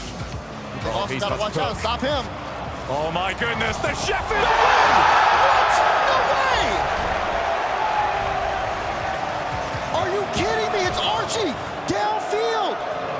He's running interference on Zen. He doesn't let Zen get there. Zen was rotating back. And all Joyo needed to do was get the beat. You see Joyo in the air, and rightfully your eyes are all on him. Allows Archie to now run up, get the bump, and put his team back in winning position. Radosin didn't look too comfortable with that one. Alpha, straight back in. They find themselves 1 goal down yet again. Can they find another answer? That's just behind the goalkeepers! It's off the post! So close, but not enough! Zen can't find the back of the net. We need more positioning on the side of Team Vitality if they want to stay in this fight, but they haven't been finding them all goal series long. It has to be discipline from Vitality. The frustration on these shots not going in, you can understand it, but they cannot go down by 2. That might be series. It's so close, it's so tense. Every field possession, every touch, every errant touch matters so much. Wait, here's a play, no way! Where's the follow? Too far back, and now he's got to be careful. Archie just couldn't connect, so it'll be Zen's ball. I have no idea how Joyo has these reads. Now he's on the ball yet again. Looks to try and add another goal to the tally. That's a huge win, and there might not be anyone back off the respawn. Archie's there! Are you kidding me? Are you kidding me, Archie? What was that save? Fresh off the respawn, he gets there in time. The worst demo Vitality could have got. The recent update, Archie knew where he was going to be. No guesswork required. 1 minute, Vitality are trying to save their world championship. Joyo turning this one right to the side. You can see again the pitch downfield. Oh, but Radosin able to get a piece of it. Leaves this one, and Zen again shut down. Now it's Alpha. We called him once. We need to call on him again. Can he get this one? He almost got the follow-up touch, but it's just off. And Alpha scored that when they won against BDS last year. But this year, it just will not click. 30 seconds. And it's immediately Archie into the play. Vitality have got to find possession somewhere. Is this the end for the world champions? They gotta get going now. Zen, he gets a couple foot resets and a bump, but Radosin wants to keep it in play. Vitality low on boost. Is this it? It's so awkward, and Oski dares. Play to the side, off the side wall. Archie puts it down!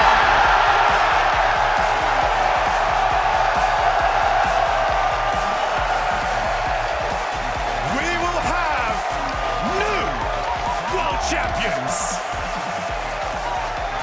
Oxygen. Can you believe it? A couple of weeks ago, they never thought they'd see this stage. And here they are, beating a team that shut them down all season long. What a victory! What a performance!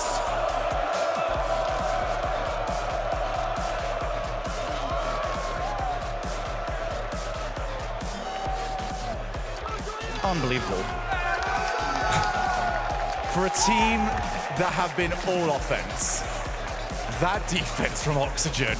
Unreal. I can't think of anything more frustrating to go against. What is in the air in Dickies Arena? This isn't the first time something like this has happened today. And who knows, it might not be the last.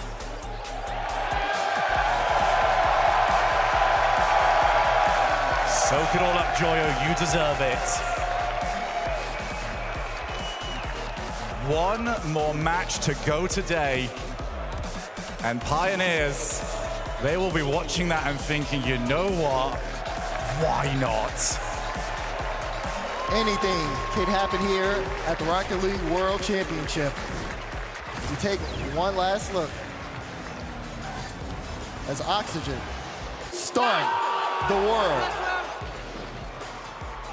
They will go to the top 8 and they will play for that World Championship.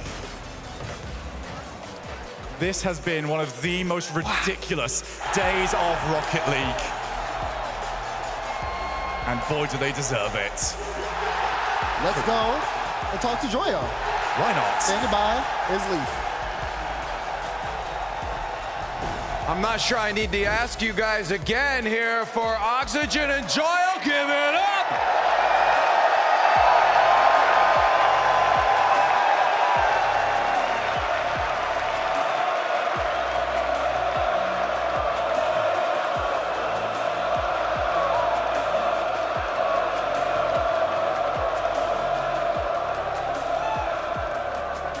My man, you're not even supposed to be here. What are you doing? I mean, obvious.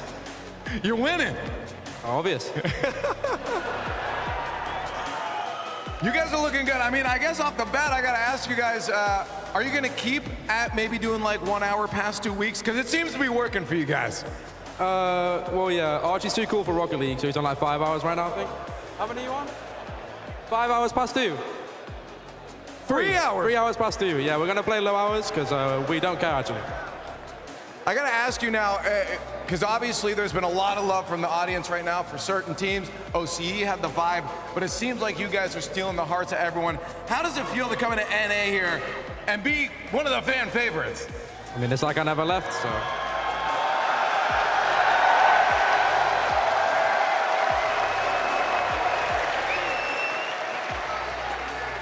A little bit of technical stuff for you guys. Obviously, you guys were looking great. Archie was looking phenomenal. The whole team looking great throughout the week here. Are there any real changes you make in? Like, what's the vibe going from no audience to audience from day to day? I mean, I don't know. I play the best when I'm on stage. I mean, we never got the chance to this season, but yeah, I don't know. I mean, we've always been a good team, pretty underrated in my opinion. So when we actually play how we do, then, I mean, it's obvious. It's obvious. We need a t-shirt with that on it.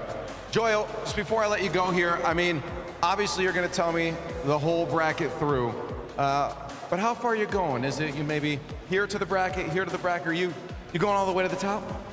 I mean, I made Sunday every single line in America. I think my average is like 3rd, so why not? I mean, obvious. That's it, Oxygen and Joyle going to the top. Give it up one more time for Oxygen. It's a Cinderella story, as powerful as any, but apparently if you're on Oxygen, it's an obvious story they knew was going to happen here. What a performance, what an upset, and we will officially crown a new world champion in 2024. And it's just hard to believe that Oxygen was the team to send Vitality home when they had struggled against them so much, when they had struggled really many times this season. You even heard Archie holding up two, three figures on how many hours he played in the past 2 weeks. I think that goes to show you that so much of Rocket League at this level is mental. And that's after the whole year of, you know, battle and Vitality, always being less than Vitality. Sometimes you do just have to come in carefree and just go for the match. And Oxygen, the defense was insane on Zen, and just so many clutch saves by Joyle. The flip reset double tap, I'm like, oh, that's the perfect shot in this situation. It has to go in. He's gonna 50 it. But no, somehow that didn't go in. There were so many moments on the goal line where you're thinking, surely Vitality has done enough, but they never did. They never did indeed. It wasn't just the defense too.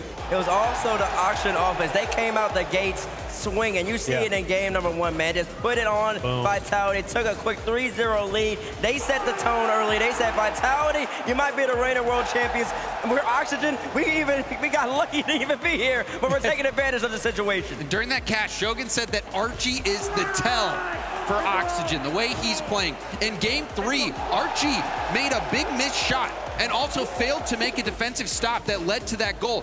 All eyes were on him, and he bounced right back in game 4 with making great saves, having a great interference play on Zed. Archie bounced back game 4, and Oxygen got the job done. And you felt like it was over 2-0, but Vitality do bounce back. But right here, this save by Joyle, one of the best saves I've ever seen in the RLCS. 0 boost, too. And that's also after Oski makes a phenomenal save to dodge the air dribble bump. But still, Vitality, they battle back. They win game 3. They also make a great save right at the end of that game as well. And it's just back and forth we go. And you're thinking, oh, it's Zen. at some point it's just going to fall to him, but it didn't. Oxygen. This shot was crazy. And that shot too. It was just highlight after highlight on both sides by the end of the series. Well, you're just waiting for that moment. And when Alpha hit that shot, you're thinking, oh, maybe they'll be able to do it in game 5. But then that bump, that interference play, that was when you're thinking, oh my goodness, the demo actually going to do it. The demo update. He spawned in with a new demo mechanic so he could see what corner he was spawning in on because he's able to get over to the ball in time. Without that mechanic, I don't think he makes it. And 2 weeks ago, he doesn't make that save. He doesn't make that save. And 2 weeks ago is when they found out they're coming here too. So it's just, wow, Oxygen from not even going to the World Championship to now a top 8 team, and they're 4 matches away from a World Championship title. It's possible. The miracle run. There's the miracle run, the Cinderella story to me, James. I mean, it felt like a fun thing to think about. It didn't feel real until right now when they knocked out the reigning world champion. Well, I was in the green room with T-Bates, and it was right as the series was starting. I said, T-Bates, what if Oxygen wins this whole thing? He says, no, they won't. Well, they win this series, and they take that one step Green room closer. conversations getting aired out. Listen, stick with it, though. Because you know why they won't? Because they got to run into another team that hasn't played today. But so much of Rocket League is mental, and I feel like Oxygen is in the right mindset. They're playing with house money, and all those players, if you look at them individually, they have the talent to get that job done. And we always talk about honeymoon phases, and it's honeymoon phase 2 for Oxygen. They're not supposed to be here. They weren't practicing. They're like, let's just go have some fun. It's like a brand new team at this point. Why not? Just go out and play our game and see what happens. I mean, they were on the front foot that entire match. They came out swinging from the beginning, and I think when Oxygen plays like that, they're going to have so much momentum. They have what it takes to win. But that's like saying, like, oh, a team that's winning has what it takes to keep winning. Like, I feel like the real test for Oxygen here, the real statement on this Cinderella story is going to be when the clock hits midnight, when they are down a game, when they have to come back. Will they have it on this stage? Tune in tomorrow to find out. Yeah, more Rocket League wave, and we'll see this has been one of the best days in World Championship history so far with the upsets and everything, and there could be one more Lumen. Pioneers for Space Station, our final game. If you bought tickets to the World Championship and you said, you know what, I'll show up Saturday. Boy, did you miss it. You're regretting it right now. This has been some of the best Rocket League we've ever seen. And we have one more match to play on the day. The players are getting on the stage. The Quick Trip Pioneers taking on Space Station Gaming. A lot of Space Station fans in the house. Residuals left over from previous World Championships and just from an org that has been in Rocket League for so long. They're about to play in front of the crowd for the first time in North America in over a year. And not only that, it's like we're down to 2 North American teams. This crowd is going to get behind them. Obviously, there is G2 Lumen, who's the #1 seed into the bracket, but Space Station's the only one left. So this crowd is going to double down with them. Oh, yeah, and we've seen LJ hit some incredible shots. And now to have this stage in front of the crowd, that is a mixture for some magic. I cannot wait. It is a gauntlet to make it out of the Swiss when you start off 0-2. The Quick Trip Pioneers are going to try and make that happen after the break, folks. Space Station Gaming in the house. Going to be competing on your screen here in just a moment. The Rocket League World Championship continues after this.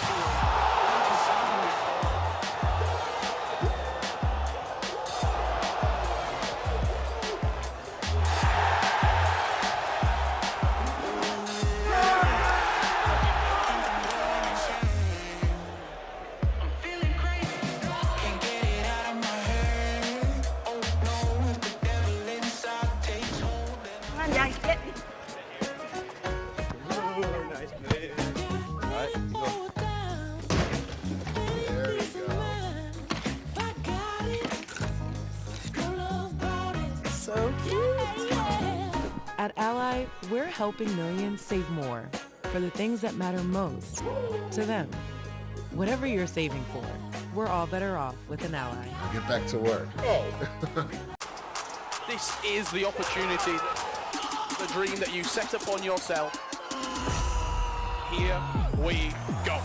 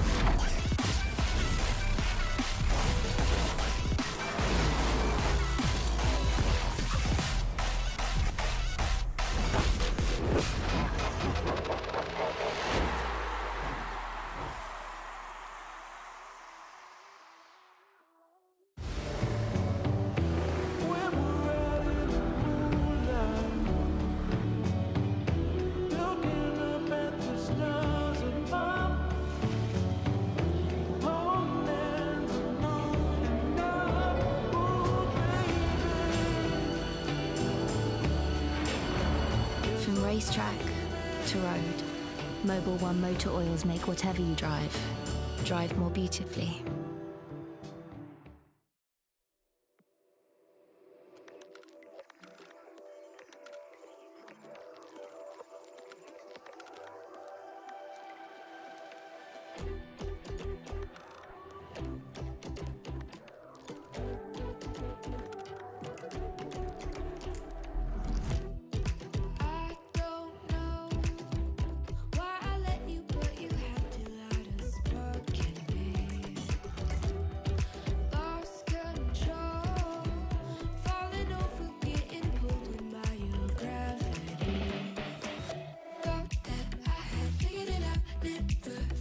Professionally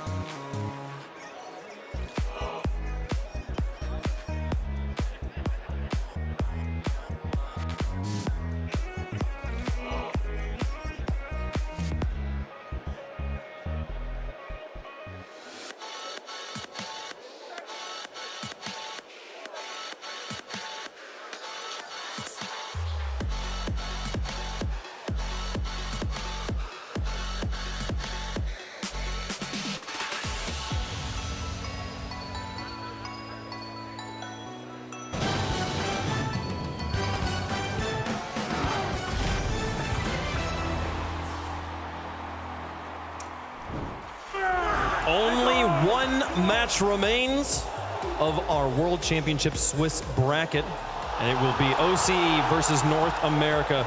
The battle for Europe concluded with the boys in green continuing their incredible run, and we will get to see that story continue tomorrow, folks. Welcome back to Fort Worth. We've only got one more match for you, and I'm excited for it because we got kind of two stories here. Are we doing the Joe Oil wave? This is. I mean, we kind of have to after they just took down Vitality. Well, the Archie wave is like the evil equivalent of it. That's Joe's happy one, and then suddenly Archie's like, "See you later. You're out. Go If home." you had to blend the two, That's the mean one. If you had to like blend the two, what would you do? Like, okay. What is that? I don't know. Well, that's what you were doing earlier. I'm improvising here.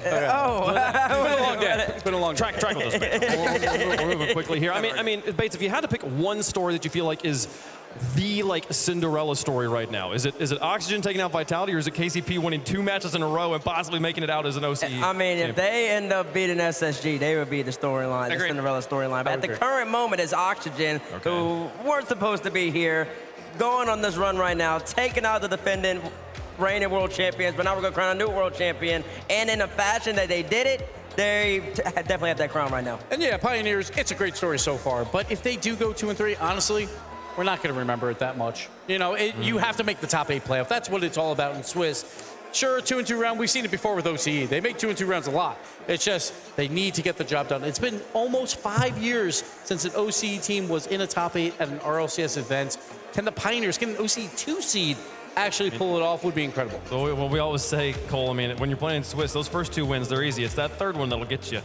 It's hard to find that one. As Power experienced earlier, yeah, I mean, it just gets more and more difficult, and this will be the, not throughout the season. This one is actually an easier matchup than against Gen G earlier, but it's not really how it's gone so far this event. Correct. Is it, with Space Station Gaming. There's only 2 North American teams left, and while America does love an underdog story, they love a hometown hero more. Space Station Gaming taking on the Quick Trip Pioneers. Let's talk about these Pioneer boys. And for people that are just tuning in, Bates, tell them the story they've been on. I mean, the story they've been on is that if you don't know about these boys, now you know. They have been balling the whole entire time. Earlier today, they took out Gen G in what I call the upset of Rocket League. Nobody expected it, but they got the job done. And all 3 of these players are super mechanical. Power dominated Oceania the whole entire season regionally, but I believe personally that this team, mechanics-wise, is better than Power. They have the speed, they have the ability, and every single time you give them space, they take advantage, Cole.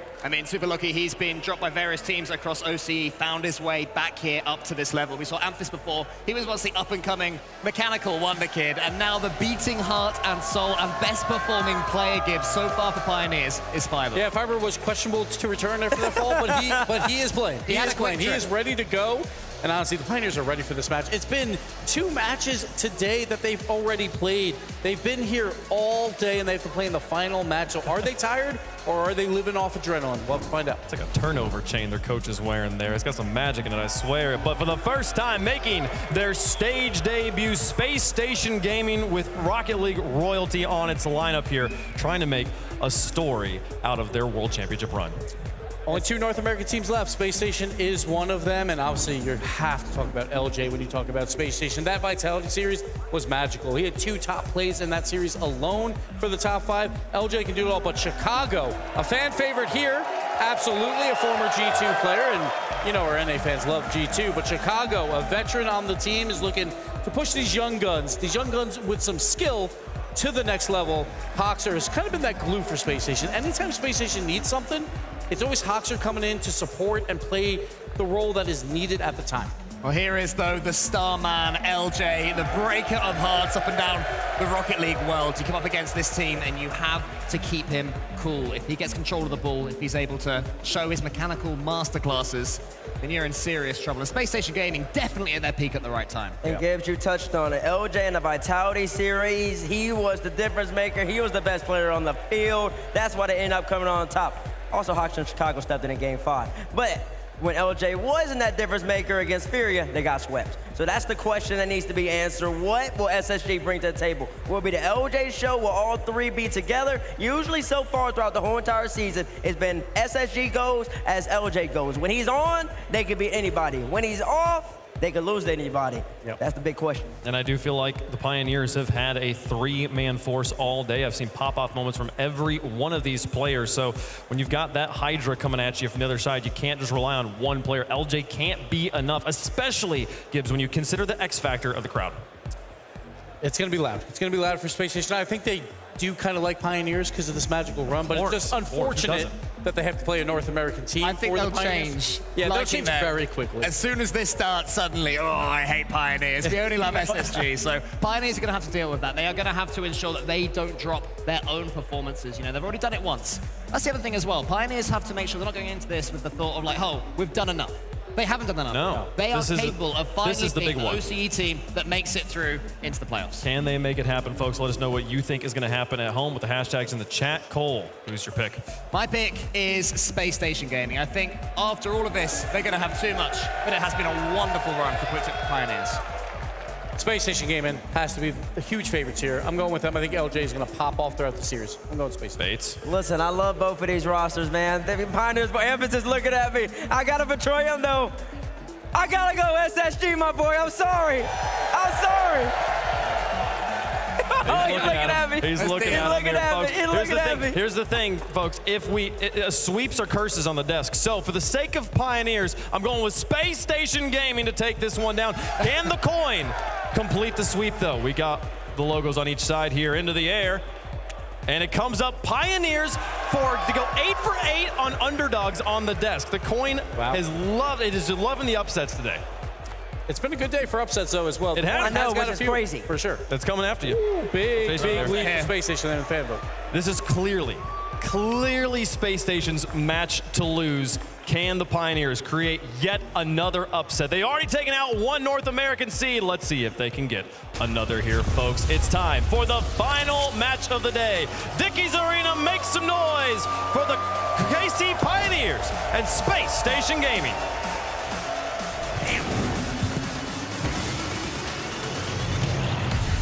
Here in Dickies Arena, we have got the hometown heroes of Space Station Gaming taking on a team that have traveled the furthest to try and knock them out. Top 8 on the line.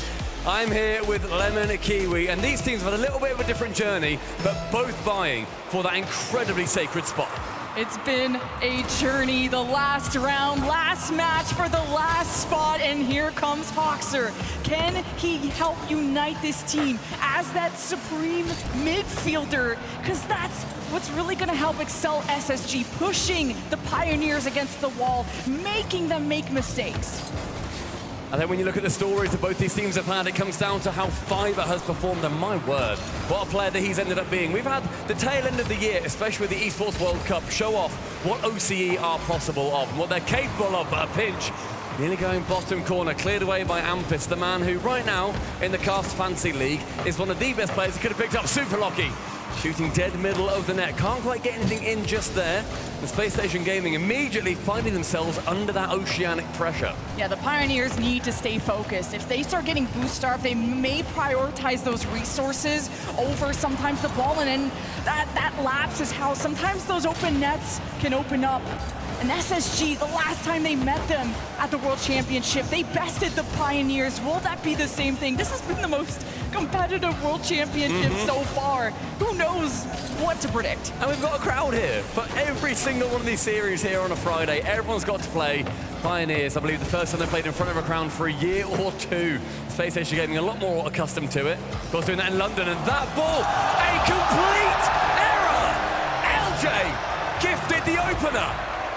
LJ gifted the L for sure. First he gets bumped off, Fiverr gets confused, and this is what I was talking about. You get kind of too tunneled on boost, and the comms get mixed up, wires get crossed, and that's how these gaps open up. Pioneers, this defense needs to suit up. I mean, Super Lucky maybe called that he might be going for that, or Fiverr just assumed he was going for that. But that back corner caused a lot of confusion, and LJ gets that first goal. Space Station Gaming attempting to join G2, the only other North American team to have qualified through to the top 8. But with 2 minutes gone with that opening goal, they're going to be quite happy about it. Hoxer continues from his bump, sets it up high for Chicago, backboard, drops it low. Super Rocket actually misses, is open. Is anybody going to be there? No, a double commit. Ampis bumps Lockie away, and my word, Pioneers look messy. That play didn't result in a goal, but it got a lot of boost out of the Pioneers, gave a second for SSG to go get their resources to come back and continue the press. The Pioneers haven't cleared. LJ's looking for his second man. That's usually Chicago. And he's even had an incredible event, really stepped up. That's been the wild card that has turned into the ace for SSG. But can they make this a clean series? That's what we're all wondering. And out of all the North American teams, not a lot of people expected SSG to potentially be that number 2. And we'll see if it is. Pioneers have to push them to the brink. And here's Fiber with a demo. Amphis wants to collect, but Hawkser will bully him through. And you mentioned Space Station Gaming being that number 2 team. Right now, Gen G had such a disappointing tournament that they left that number 2 spot completely wide open. I mean, Gen G fans, some of them are going to be returning their jerseys based on their performances, but SSG, with their wonderful sort of camo look to it, the Texan hunting look, I think a lot of people are going to be taking them home with them. Fiver trying to set up his teammates with no one there, and Super Lucky trying to go for bumps on net. Nothing's going to apparate just yet. Amphis right above the crossbar. And we're seeing bumps, and we're seeing these disruption plays come through for the Pioneers, but nothing finding its way just past yet. Amphis trying to set up Fiber. Fiber's up, Hawkser misses, nearly a top corner chance. Yeah, the plan for Pioneers is to disrupt the structure from SSG, look for bumps in the net. They don't have any boost, and these touches start to really make SSG keep jumping forward. They're making the saves. SSG are only up by 1 with less than 90 seconds. Chicago receives the pass. Super Lucky will lock it down.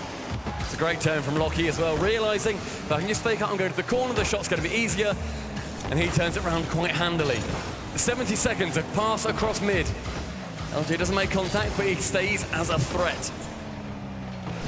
1 minute with Super Lucky trying to just get something on the board for the team. Drop down low for Hawkser, an error by Chicago.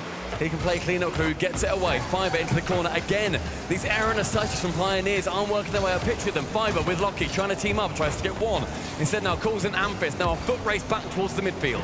Yeah, the Pioneers really need to get some good aggression going on their offense. They're getting beat by Hawkser on the defense, and they're not able to create a lot of threat. But here's Fiber with the fake, seeing LJ, who decides to and through the traffic, Pioneers equalize! Pioneers Starman Fiber does it all himself. The 1-2, then straight down into the dunk. Chicago coming in for an awkward side angle, leaves that bottom corner completely open.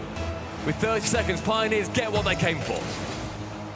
Now that gives them a chance to force overtime. Oh, but you got LJ with a full tank of boost and decides to concede possession so he could play the frontliner. And Hawkser now has to fight for that ball right back, and SSG lost a lot of momentum off of this quick decision. Chicago can't go for a huge dribble here. He doesn't have any boost, so he's hoping he's getting some backup. 11 seconds. Pioneers, you got him where it hurts. Super Lucky almost with a shot. LJ gets it away. Fiber in the midfield. Amphis on Chicago's tail. And with the pinch that goes towards the corner, LJ getting it to Hawkser. The double!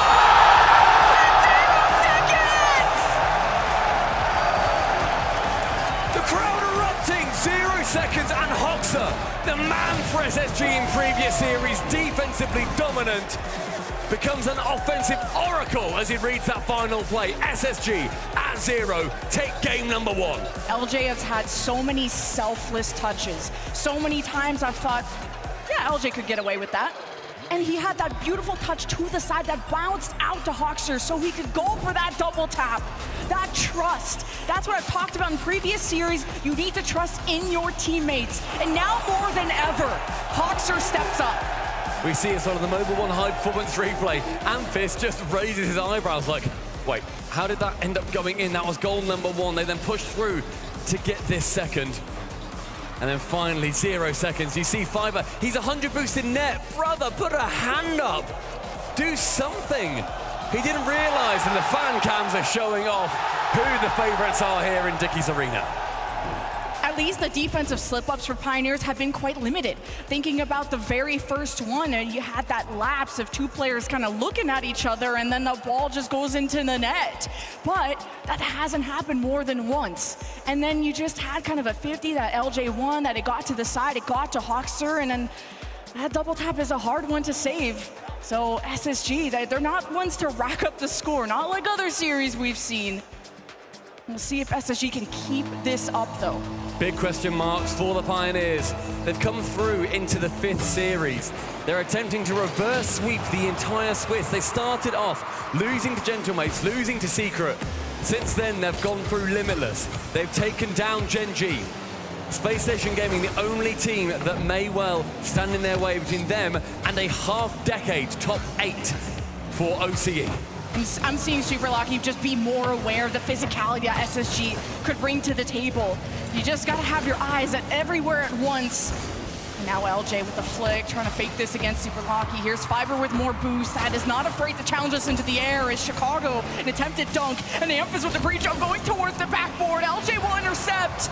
Chicago went for a tempo though and kind of quickly adjusted, but the threat wasn't there for Pioneers to punish that. I mean, Chicago going for that demo, he then gets the next touch. Chicago, I think he is one of the favorites. A double demo in the back line. Hoxer needs to make sure he touches instead. He whiffs and alleviates a lot of that pressure. Chicago wants to make sure that he's going to continue with that hard work. The 1-2, a dunk from Lockie. Onto that back man now, Amphis, no turnaround, Fiber, another pass back, a shot on net, and LJ responds positively to the snapshot. And the Pioneers offense is alive and well. Look at these demos. Catching SSG off guard. They've kept their post protected. Chicago doesn't want to go too up high for this. Thought he would play it low, and Super Lucky was already up high, and now Hoxer will take the helm, but he's been demoed. Pioneers are out for blood. So LJ wanted to continue as those sharks in the water. Hoxer, a bit of time, takes a touch, goes high with it. It's the on the backboard. They are. LJ ceiling pass straight down. Hoxer moves a little bit too far forward. Can't capitalize on that great pass for his teammate. Lucky 1-2 central. No one there again. We're seeing both these teams set up their teammates, but no one wants to take the bait so far. Yeah, Pioneers are hoping to trap SSG and maybe force a mistake, and that's been difficult for them to do. Pioneers are only sending one, as Hoxer now has to deal with a lot of cooks in the kitchen. And Chicago doesn't get a strong enough bounce. LJ knows this. He's going to play a safe third-man position back. He can't get this out of Fiber's hands. Now Hoxer, oh my God, Amphis just rolls him over and gets the second touch. Chicago gets a hand up. Super Lucky just didn't have the jump he was hoping for, but trusted Fiber to finish the job. Nearly a rule one in the final series of the day. A great pitch, actually sends it towards Space Station net. Not enough beans on it, however, so Chicago can clear it quite handily. Fiber to the ceiling, does get the reset. Over another for Amphis. He wanted that ball as well. 2 bites to cherry, unsuccessful for the Pioneers. A demo again, LJ with one. It's open, it's Hoxer. It's the goal that SSG have been pushing for. And this is why. I know everyone cringes when we bring up fantasy, but I've had him at multiple lands because he is such a productive, active player. He's if it's not scoring, he's an asset. He's impactful, off ball, on ball. And that's what I love about SSG. They're very selfless in that regard. It's only one.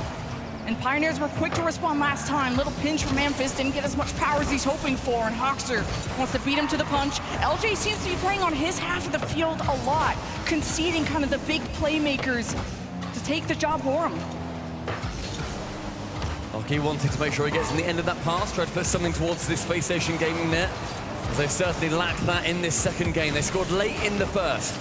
Want to make sure that they have a bit more time on the clock in this second one, especially when Hoxer scores at 0 in that first game too. Fiber Central does get the touch, actually 0 boost, he can steal that back 100. Now Pioneers with the advantage. Hoxer, however, removing 2 from the pitch, and it's open at the back for LJ to push through. A dunk! Bottom corner! LJ the prophet! Just for SSG to spit back at them in that moment when Pioneers had the boost steal. They were sending 2 up. Everyone had boost. They caught SSG lacking, and SSG just fed it right back to them. Incredible for SSG to mitigate that type of aggression. We'll see how Super Lucky and friends, if they can get some boost, can they really pick up the pace? And with that demo, it's SSG at the front, and what a save from Fiber! Stunning demos from Hoxer, reining in. Nobody on Pioneers feeling certain and confident in their positioning. It means they're going to move more erratically. They're going to feel more scared. No one can sit still. They're going to use more boost. Just the threat of Hoxer being nearby is going to be enough. LJ, a reset over Amphis. Not enough distance, but Lockie gives it straight back towards SSG. Chicago attempts it central. That is a very brave turn from Hoxer. That, again, shows his confidence in this series. Hoxer's all over the place, off the ceiling, trying to pinch it down, and now LJ gets involved, and at think SSG are going to have to try to pull out these defenders. I mean, if they want more goals than they already have, it's Pioneers that need an answer, and they never have the boost. Look, Fiber can't even get into the air, but it doesn't matter. The hero is here. Super Lucky takes to the sky, receives it from that dunk of LJ. The only man up, Hoxer. Can't quite erect the wall in time in the net. Reduces the lead just to 1 now. 46 seconds, and Pioneers still work to do. Super Lucky doing Superman things. I can't believe he flew for that one. And he's looking for more. Amphiss is trying to bump Hoxer, who recovers beautifully now to the side. Fiber gets a bouncer that almost gets to Lackey. Now Amphiss trying to dribble against LJ. That's a tough task, and that kills the ball. As SSG feels safe for now, but Pioneers are hounding them. They know time is running out. They start to swarm SSG, and they want to keep them trapped, and LJ can't even seem to carve through a lane for them. As Chicago tries to buy time to get a passing option. Now Hoxer races Amphiss to the air. Chicago and LJ just want to keep possession. All they have to do is kill the last 7 seconds, and maybe even get more for the road. Pioneers, they gotta wake up now. 2 people with boost. Who's getting on this ball? Nobody! Game 2 going the way of those hometown heroes we mentioned, and scratching heads on Pioneers, trying to figure out what is it that we did earlier on. How did we beat the number 2 seed in North America? And how do we replicate that here a little bit later in the day? We look again at those mobile and high performance replays, and we just identified the fact that Space Station Gaming right now are in the heads, are in the minds of the Pioneers. That dunk is spectacular from LJ. You see how much it means to the crowd here in Dickies Arena. Game number 3, things have to change. Pioneers did not make it this far through just to go out 3-0. This is not what their tournament looked like. They were saying, look, you asked us yesterday, to be completely honest, we weren't that confident. We weren't that confident we were going to reverse sweep the Swiss, but they clearly found that confidence somewhere, and that is what needs to be reignited as we head into game number 3. And everyone's eyes widen when Pioneers beat Gen G, and I think SSG had to now really take this match seriously. Obviously they did, but Pioneers, what a road they've been on, from an 0-2 spot in Swiss to try and reverse sweep to make top 8 for the first time in years. And can SSG just prove that they were number 2 all along? Pioneers countrymen power, they couldn't get it done. They failed in the 5th. Pioneers here now have a chance to make oceanic history for the first time in half a decade, but SSG don't want to send G2 into the abyss alone. A second North American team is well on the cards, but can they get the job done? Hoxer's already hunting for corner boost. He wants to dwindle Pioneers down early and stress them, but it's Fiber that gives them life. Amphis hunts in the net, but Chicago's on the back wall, making this difficult for Pioneers to really get creative. Now Super Lucky has an awkward flip, and Fiber has to reach up and keeps everything at bay. Fiber awkward in that back corner, does well with very low boost. LJ going for those bumps. Chicago, this time it's his turn. Lockie does make contact. Amphis low on the back again, misses the bump on LJ, and suddenly the pace turns back towards SSG. Fiber, a reset, 1-2. Gives the ball straight back towards Chicago. Amphis corner. Lockie, a shot on target, but Hoxer clearing away quite handily. Pioneers can keep up pressure, but it's not just about the first touch, but how you follow through with it. And thinking SSG looked awkward. Pioneers, I like that they're getting aggressive. Fiber didn't have the greatest first touch. Just thought he had time to give it to Super Lucky, and SSG, a brick wall in the net. And Chicago almost caught them slipping. It was so messy for SSG, and yet Pioneers still couldn't capitalize. No one was back, but they couldn't coordinate themselves to actually get a good chance. LJ trying to get on the jump from Chicago's clear central. Amphis 1-2, ground pitch gets it in! Pioneers, their first series lead. Amphis finally with a roar after a quiet game 2. And he is such an impact player. He produces so much, not just on the ball, but off the ball as well. And in those crucial moments, Pioneers need to execute. SSG will not give them these windows of opportunities. And it's important for the mechanics to be on point for Pioneers. Got LJ flipping. Pioneers assess. Super Lucky with the 50. And LJ can't seem to break them out. Here's Amphis. wanting for a shot, but Super Lucky was bumping. I will say though, SSG in this game have looked much more susceptible to those overcommits. Certainly look like they might be in their heads a little bit more. We've seen that defense get messier and messier. And there, it's a perfect example. Fiber sees the opening and takes the opportunity. Chicago is mid-air in the midfield. And LJ tried to get it to Hoxer, and it's Pioneers that beat them to it. And that's the type of pace increase I wanted to see out of Pioneers, to really make this defense uncomfortable. And so far, that is the truth. 2-0 for Pioneers. A lot of time for SSG to respond. They cannot relax. Not quite yet. And LJ against Amphis. Way to slow down the play. Chicago layers up. And Super Lucky against a lot. He's got SSG kind of tangled, and Fiber comes in with the demo to make that even worse. It's chaos in the SSG field.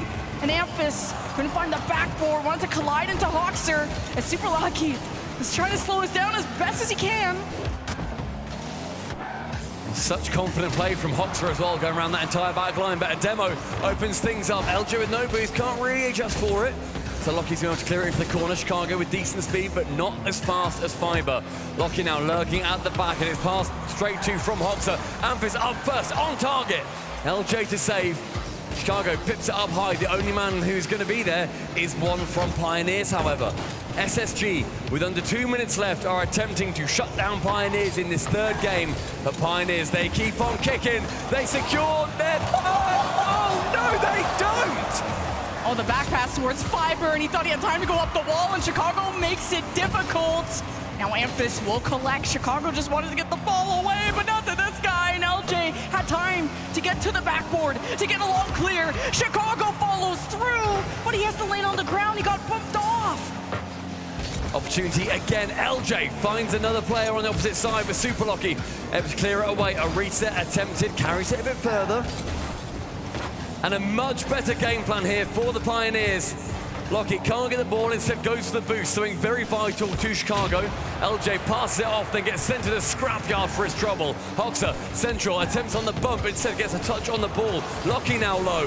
Final minute, Space Station Gaming need to chase two. Pioneers have cleaned up a lot of these first touches that have made their job a lot easier and a lot better to execute quickly as well, so SSG have to adjust. Now Chicago starts to steal some boost. He's able to take the ball up, barely getting it out of Super Lucky. So Hoxer will try again to the ceiling, down. A great read out of Fiber. The Pioneers are gonna have to do a lot more than that, but it's SSG that are down and haven't registered any goals. Hoxer central finds LJ, does get the shot off. Saved it by a Pioneers player. Chicago though! After that extended offense, finds success. Space Station Gaming bring back one. Still one more needed. The equalizer is within reach for SSG. They've woken up at the last 24 seconds. And can they put Pioneers to bed? It all depends what LJ can do off the rip, dancing against Amphis. LJ, who do you think you are? This man does not feel pressure. He creates it. 18 seconds, drawn level, Space Station Gaming bring it back to 2. And that's why LJ is one of the best. But 18 seconds. Will we go to overtime? LJ at the helm of the ceiling to Chicago. Super Lucky will not let it happen. One last play to see if they can steal away game 3. Amphis on the wing. Super Lucky with the fake. The delayed touch against Hoxer. Concedes possession though. Chicago, Hoxer with power to the ground. Overtime. A chance here for Pioneers not just to reverse sweep the series, but the Swiss in total. Pressure falling straight to Chicago. Midfield challenges first Amphis. Has that 100 boost, so it's a chance. Super Lucky up high. Both his teammates start to abandon him. Instead, Amphis turns back round. I think the momentum entirely on SSG's side here. Yeah, SSG doing their best here. Amphis, he's being hounded. He's got coverage. Fiber sees Hoxer. Hoxer almost gets the land. Goes back. LJ with a clear right back. Pioneers, they're kept on their toes. Fiber midfield. Anybody going to be there? It's going to be Hoxer. Pinches just past the post. Agonizingly close. KC Amphis is going to be able to pick it up. Chicago, a very good kill in that midfield. rather than that back third. Amphis now to keep clearing it along. A lot of pressure building in the midfield so far. Fiber, a chance. He's been the star man so far. Can't quite get it around LJ. But he's low on boost, so Super Lucky has to take over, and SSG have such great touches to keep themselves safe. And look at this follow through from Chicago. He's going to steal the corner boost, and Hoxer can do a lot too. There he is in the midfield to disrupt this, and he misses that touch. Got Pioneers scrambling. They're scared. They're not leaving their half, and how can you not be? As Chicago almost had him scared again. Amphis again for his own back corner, but nobody following. It's going to be a little bit awkward for this pressure to be maintained. Pioneers, they've had chances. They need a moment. A reset, 1-2 from Fiber. No bump, however. Lockie goes high. Amphis in next. LJ clears the ball away from him, prevents that shot from happening. Lockie, though, on target. Amphis sends it high. 1, 2, 3. Shut down by SSG. How many saves is it going to take on SSG? Now Amphis trying to center this one out. Chicago, the Knight in net. LJ still doing their best. SSG barely keeping their heads above water. And this goes all the way back. Wait, that wasn't a great touch out of Fiber. Super Lucky knows no one is coming. And they're sending it right back into SSG's face. Now in overtime, 2 minutes. LJ to the side. Chicago sees the net, but Amphis won't allow it. Attempted to dunk on that final man as well. Hoxer just heat checking Super Lucky, but at 3 miles an hour, mate, that one is not finding its way in. Fiber gets a flick towards Amphis. Lucky on target. Hoxer back just in time. 2.5 minutes into this overtime and game number 3. Tournament life on the line. A bump, but Amphis can step in his goalkeeper shoes. Oh, Pioneers are getting physical, and it's been difficult for SSG to connect on these passes. Super Lucky to Fiber, no, denied. SSG, so many saves to keep this extended. LJ, he loves to have a full tank of boost. He can't get a good first touch. It's so powerful. It gets away from him. And here's Chicago! It's the end of LCE! SSG top 8! Power couldn't do it. Pioneers fail in their spot. But SSG soar among the stars, and they join G2 in our 2024 World Championship Top 8 playoffs. What an incredible game. Holy cow, Pioneers put it all on the table. Like 15 shots, like insane. It was back and forth. 3 minutes of overtime. And it was LJ building that confidence in overtime, the one that would collect boost, have time on the ball. And he had such a good second man, whether it was Hawks or whether it was Chicago. They looked united on the front. And united, they will not fall. It is the Pioneers that are sent home, but what a showing to get all the way to round 5 to beat a team like Gen G. Incredible stuff out of Pioneers. Opportunities went missing from Pioneers, but SSG absolutely took theirs. Down in the middle of the stage, we've got Leaf with an interview. Give it up for Hoxer and Space Station Gaming! We're giving it more than that. Let's go! There you go. Okay. I'm curious for you coming into this. I mean, you know, you don't have much experience playing on the stage here. Yeah. What's it like? What were the thoughts coming into this? Do you try to block that out, or do you let it just seep in?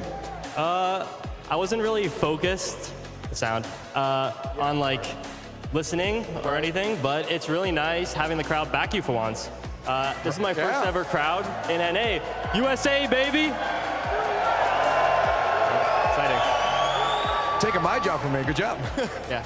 I was actually just about to ask that. What's it like now having the back? Because obviously when you guys are on stage before, it's an audience that's not necessarily going to back a squad like yours. Having the NA audience, can you hear them through the headsets? Does it help you? Oh yeah. You can hear the ground shaking or like your head vibrating or anything like that. Right. It's just like, it's really nice. So this matchup specifically now against an OCE squad that's starting to look really good. Were you nervous at all? Like, did their kind of momentum worry you that there could be trouble here? No, not really. Okay. We were just like playing. It's more of the crowd and just being in the middle of all this. That's scary, but it was fun.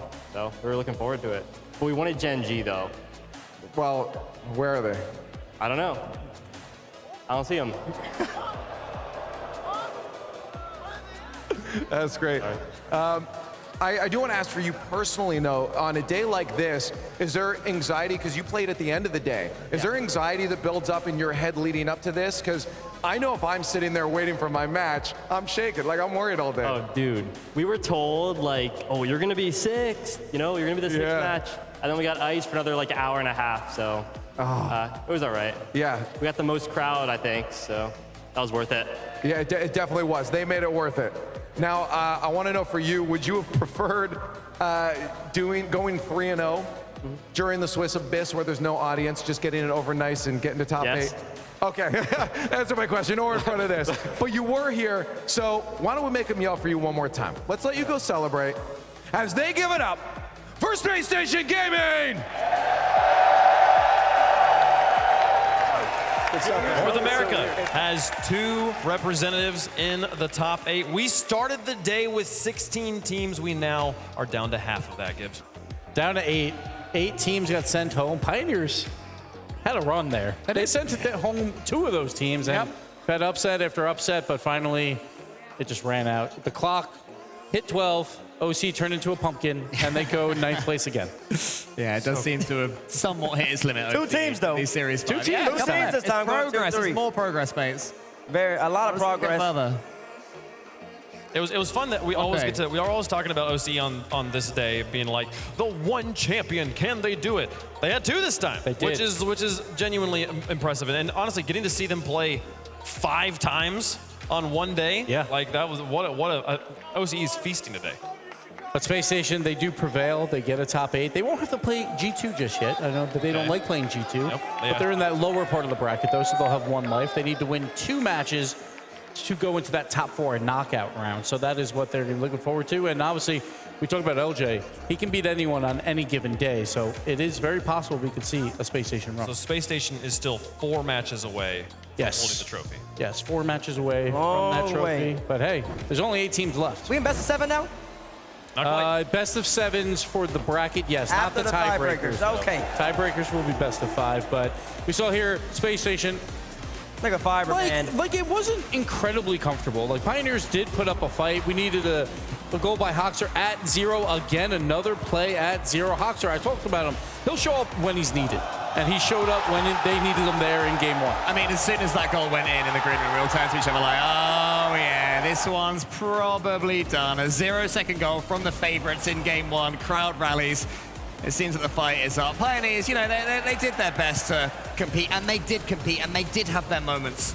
For Space Station Gaming, it seemed that they were always as capable of jumping up that extra step further. But then the comeback at the end of game 3, that was fun to watch, you know, and Pioneers forced that. And it's no fault to Pioneers or power for OC. It's like when we look at this top 8 bracket later, it is the 8 best world-beaten teams. Like these teams are great. Vitality's not even in the top 8. That's how good this top 8 is. So they put up a fight, but look at the save right there, like pixels.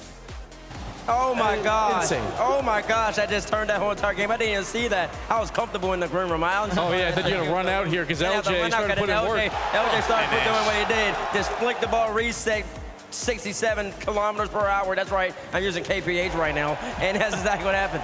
And that's only down part, right? Pioneers, game 1, they lose at 0. Game 3, they're up 2. That they give up 2 late goals at the end. So Pioneers could have been up 2-1 in that match to go into game 4. So. Exactly, and that's what I'm talking about, Gibbs, because, well, you said it's a downside. I say it's the upside because it's that close. Oh, 0 seconds, 0 seconds, game 1, game 3, pixels. I mean, OC, they're right there, Gibbs. Yes, I agree, but it is a negative for the next week or so. They're going to be like, we could have had it. But then in a couple months, they're like, all right, guys, we're this close. Now let's build again and get ready for next year. Yeah, what a story. What a story OCE put on today. They were the tail of the tournament, but their tail does end here and now. It is only left with 4 regions here. We have MENA, South America, Europe, and North America proceeding forward in the uppers there. You can see, just taking a moment to appreciate the teams that we lost along the way today, down there in the red, with SSA and APAC making their exits in the 0-2 round, and then North America and South America losing some teams there in the 1-2, and then some Europe and OCE. And not to put a negative light, but 2 huge disappointments, I would say. Vitality, obviously, reigning world champions. They are out before the bracket stage. And Gen G, the NA super team. I thought they would be NA #1 bits. Clearly they A lot of weren't, people did, and they're they not. go, and they go out in 12th place. That is not the result that they wanted. But then you look on the other side. You have teams like Oxygen, not even supposed to be here. They're still in the tournament top 8. Space Station Gaming was considered NA3, like, you might make a top 8 here or there, but they're top 8 of the world now, and we see Furia as well up there. And Arming Core, the team that was supposed to win it all the whole season. And then collapsed, and now they're back. Falls apart, and now they seem to maybe be Falcons 3-0 look like the best team in the world, competing with G2, and G2 still, a 3-0 is great for them as well, to be considered the #1 team in the world for an NA team. That doesn't happen that often, but G2 is backing it up.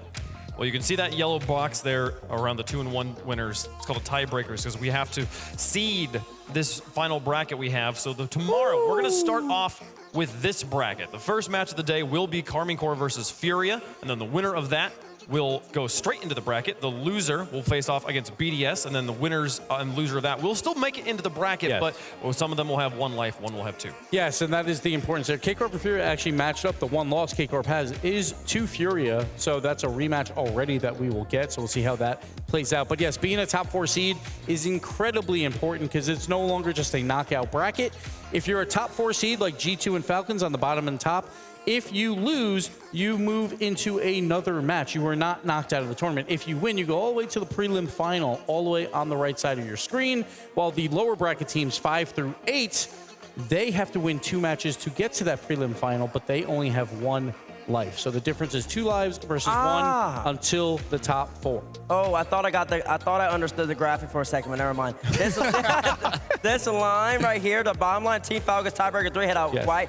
This was brighter, which made it more obvious that this person comes here to winner. But then I went up here, this was dull. Never mind. That's true. That's Never mind. true. I thought that would have been a way to read it. But Going right is better. So the winner goes right, and then loser goes down. Okay, makes sense though. These are best of 7s though, right, Wade? These are best of 7s. It's about time. And if any of this is confusing to you about like, where does my team go? As long as they win, they will be just fine. Okay? Winning is huge here, folks. So lots of action still left to play. Still 2 days of Rocket League to go through. We'll play the elimination. We'll play the tiebreaker bracket and then that first round of the playoff bracket tomorrow, leaving the final 6 matches for Sunday. And there's also one very important match that is tomorrow as well. That's First true, touch versus baby. the Chalk. Oh, yeah. Cast Bates. That match will happen right after tiebreakers. Still match confident? 3. So if you want to get your popcorn cooking, that's when you want it ready. Listen, as cool as finally about to come up, I wish I get a little more time on the game. I haven't been able to do that all week, but Chalkcast definitely has been on the game. Don't give me That's neither here nor there. Just lose I the don't first need 2 it. games. I don't need it though. Lose the first 2, then you can reverse sweep. Then you'll have 5 games to get used to it. That's the People way are to play going to enjoy it, and we're going to do more show matches after that one. After y'all see what we bring to the stage tomorrow, you're going to be asking all the pros to do it as well. Speaking of talent, just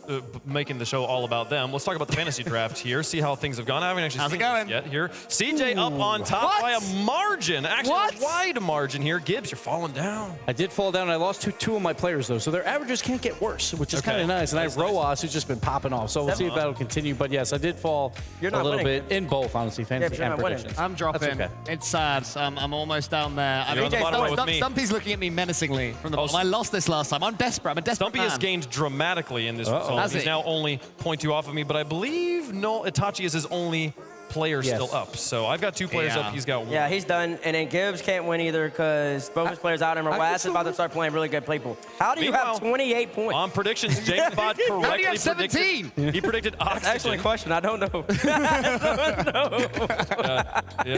T-Base at the coin down here. The coin going with the underdogs actually benefited from all the upsets today. But yeah, James alone at the top and then a 3-way tie for second there. Fair Cole play and for his pick of Oxygen over Vitality. That was a masterstroke. I thought he was crazy. He was a genius. Hands up. And I followed T-Bates, and I picked with my heart once. I'll never do it again. Picked OG versus Vitality. I'll never do it again. I couldn't believe what I was seeing. I've never seen you do that in my life. I know. It's a rare occurrence. I was disappointed in you. Yeah, if you pick with your heart, you end up on the bottom with me. You don't want to do that. Disgusting. He didn't like it. He didn't like it, folks. Well, we will start with the tiebreakers tomorrow, and then the match order of the playoffs will be determined once those tiebreakers are concluded. So keep it locked right here, twitch.tv/Rocket League or on the RL Esports YouTube channel. That's our show for the day. We have 2 more excellent days of Rocket League coming up next. We are 1 day closer to crowning another world champion for 2024. Thank you so much for watching. We'll kick off at 10 a.m. tomorrow Central. We'll see you there.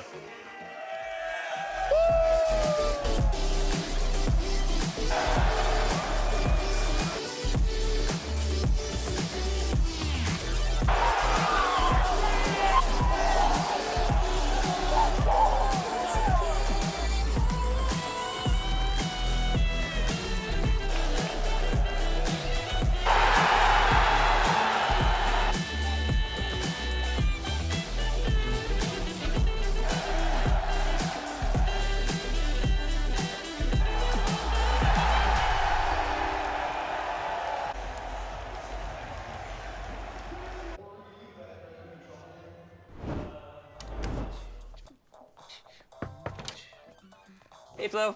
Cool leg warmers. Thanks. They're just for the bus ride to work. They're not part of the official uniform. No tunes today? No. My apartment was robbed last night. Took my cable-ready TV, VCR, portable cassette player. Yep, all the latest tech. If only Progressive had renter's insurance, like their home insurance. Then we could bundle our cars and get the same 24/7 protection. I think we just invented that. This is the best day ever. Well, I still got robbed. It's still a pretty good day. This is the opportunity, the dream that you set upon yourself. Here we go.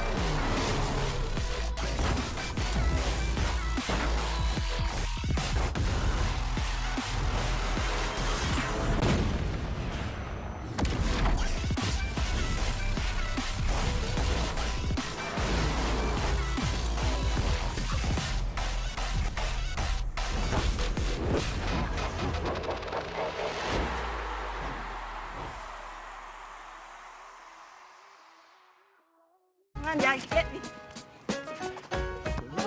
Nice play. All right, you go. There we go. So cute. At Ally, we're helping millions save more for the things that matter most to them. Whatever you're saving for, we're all better off with an Ally. Get back to work. Oh.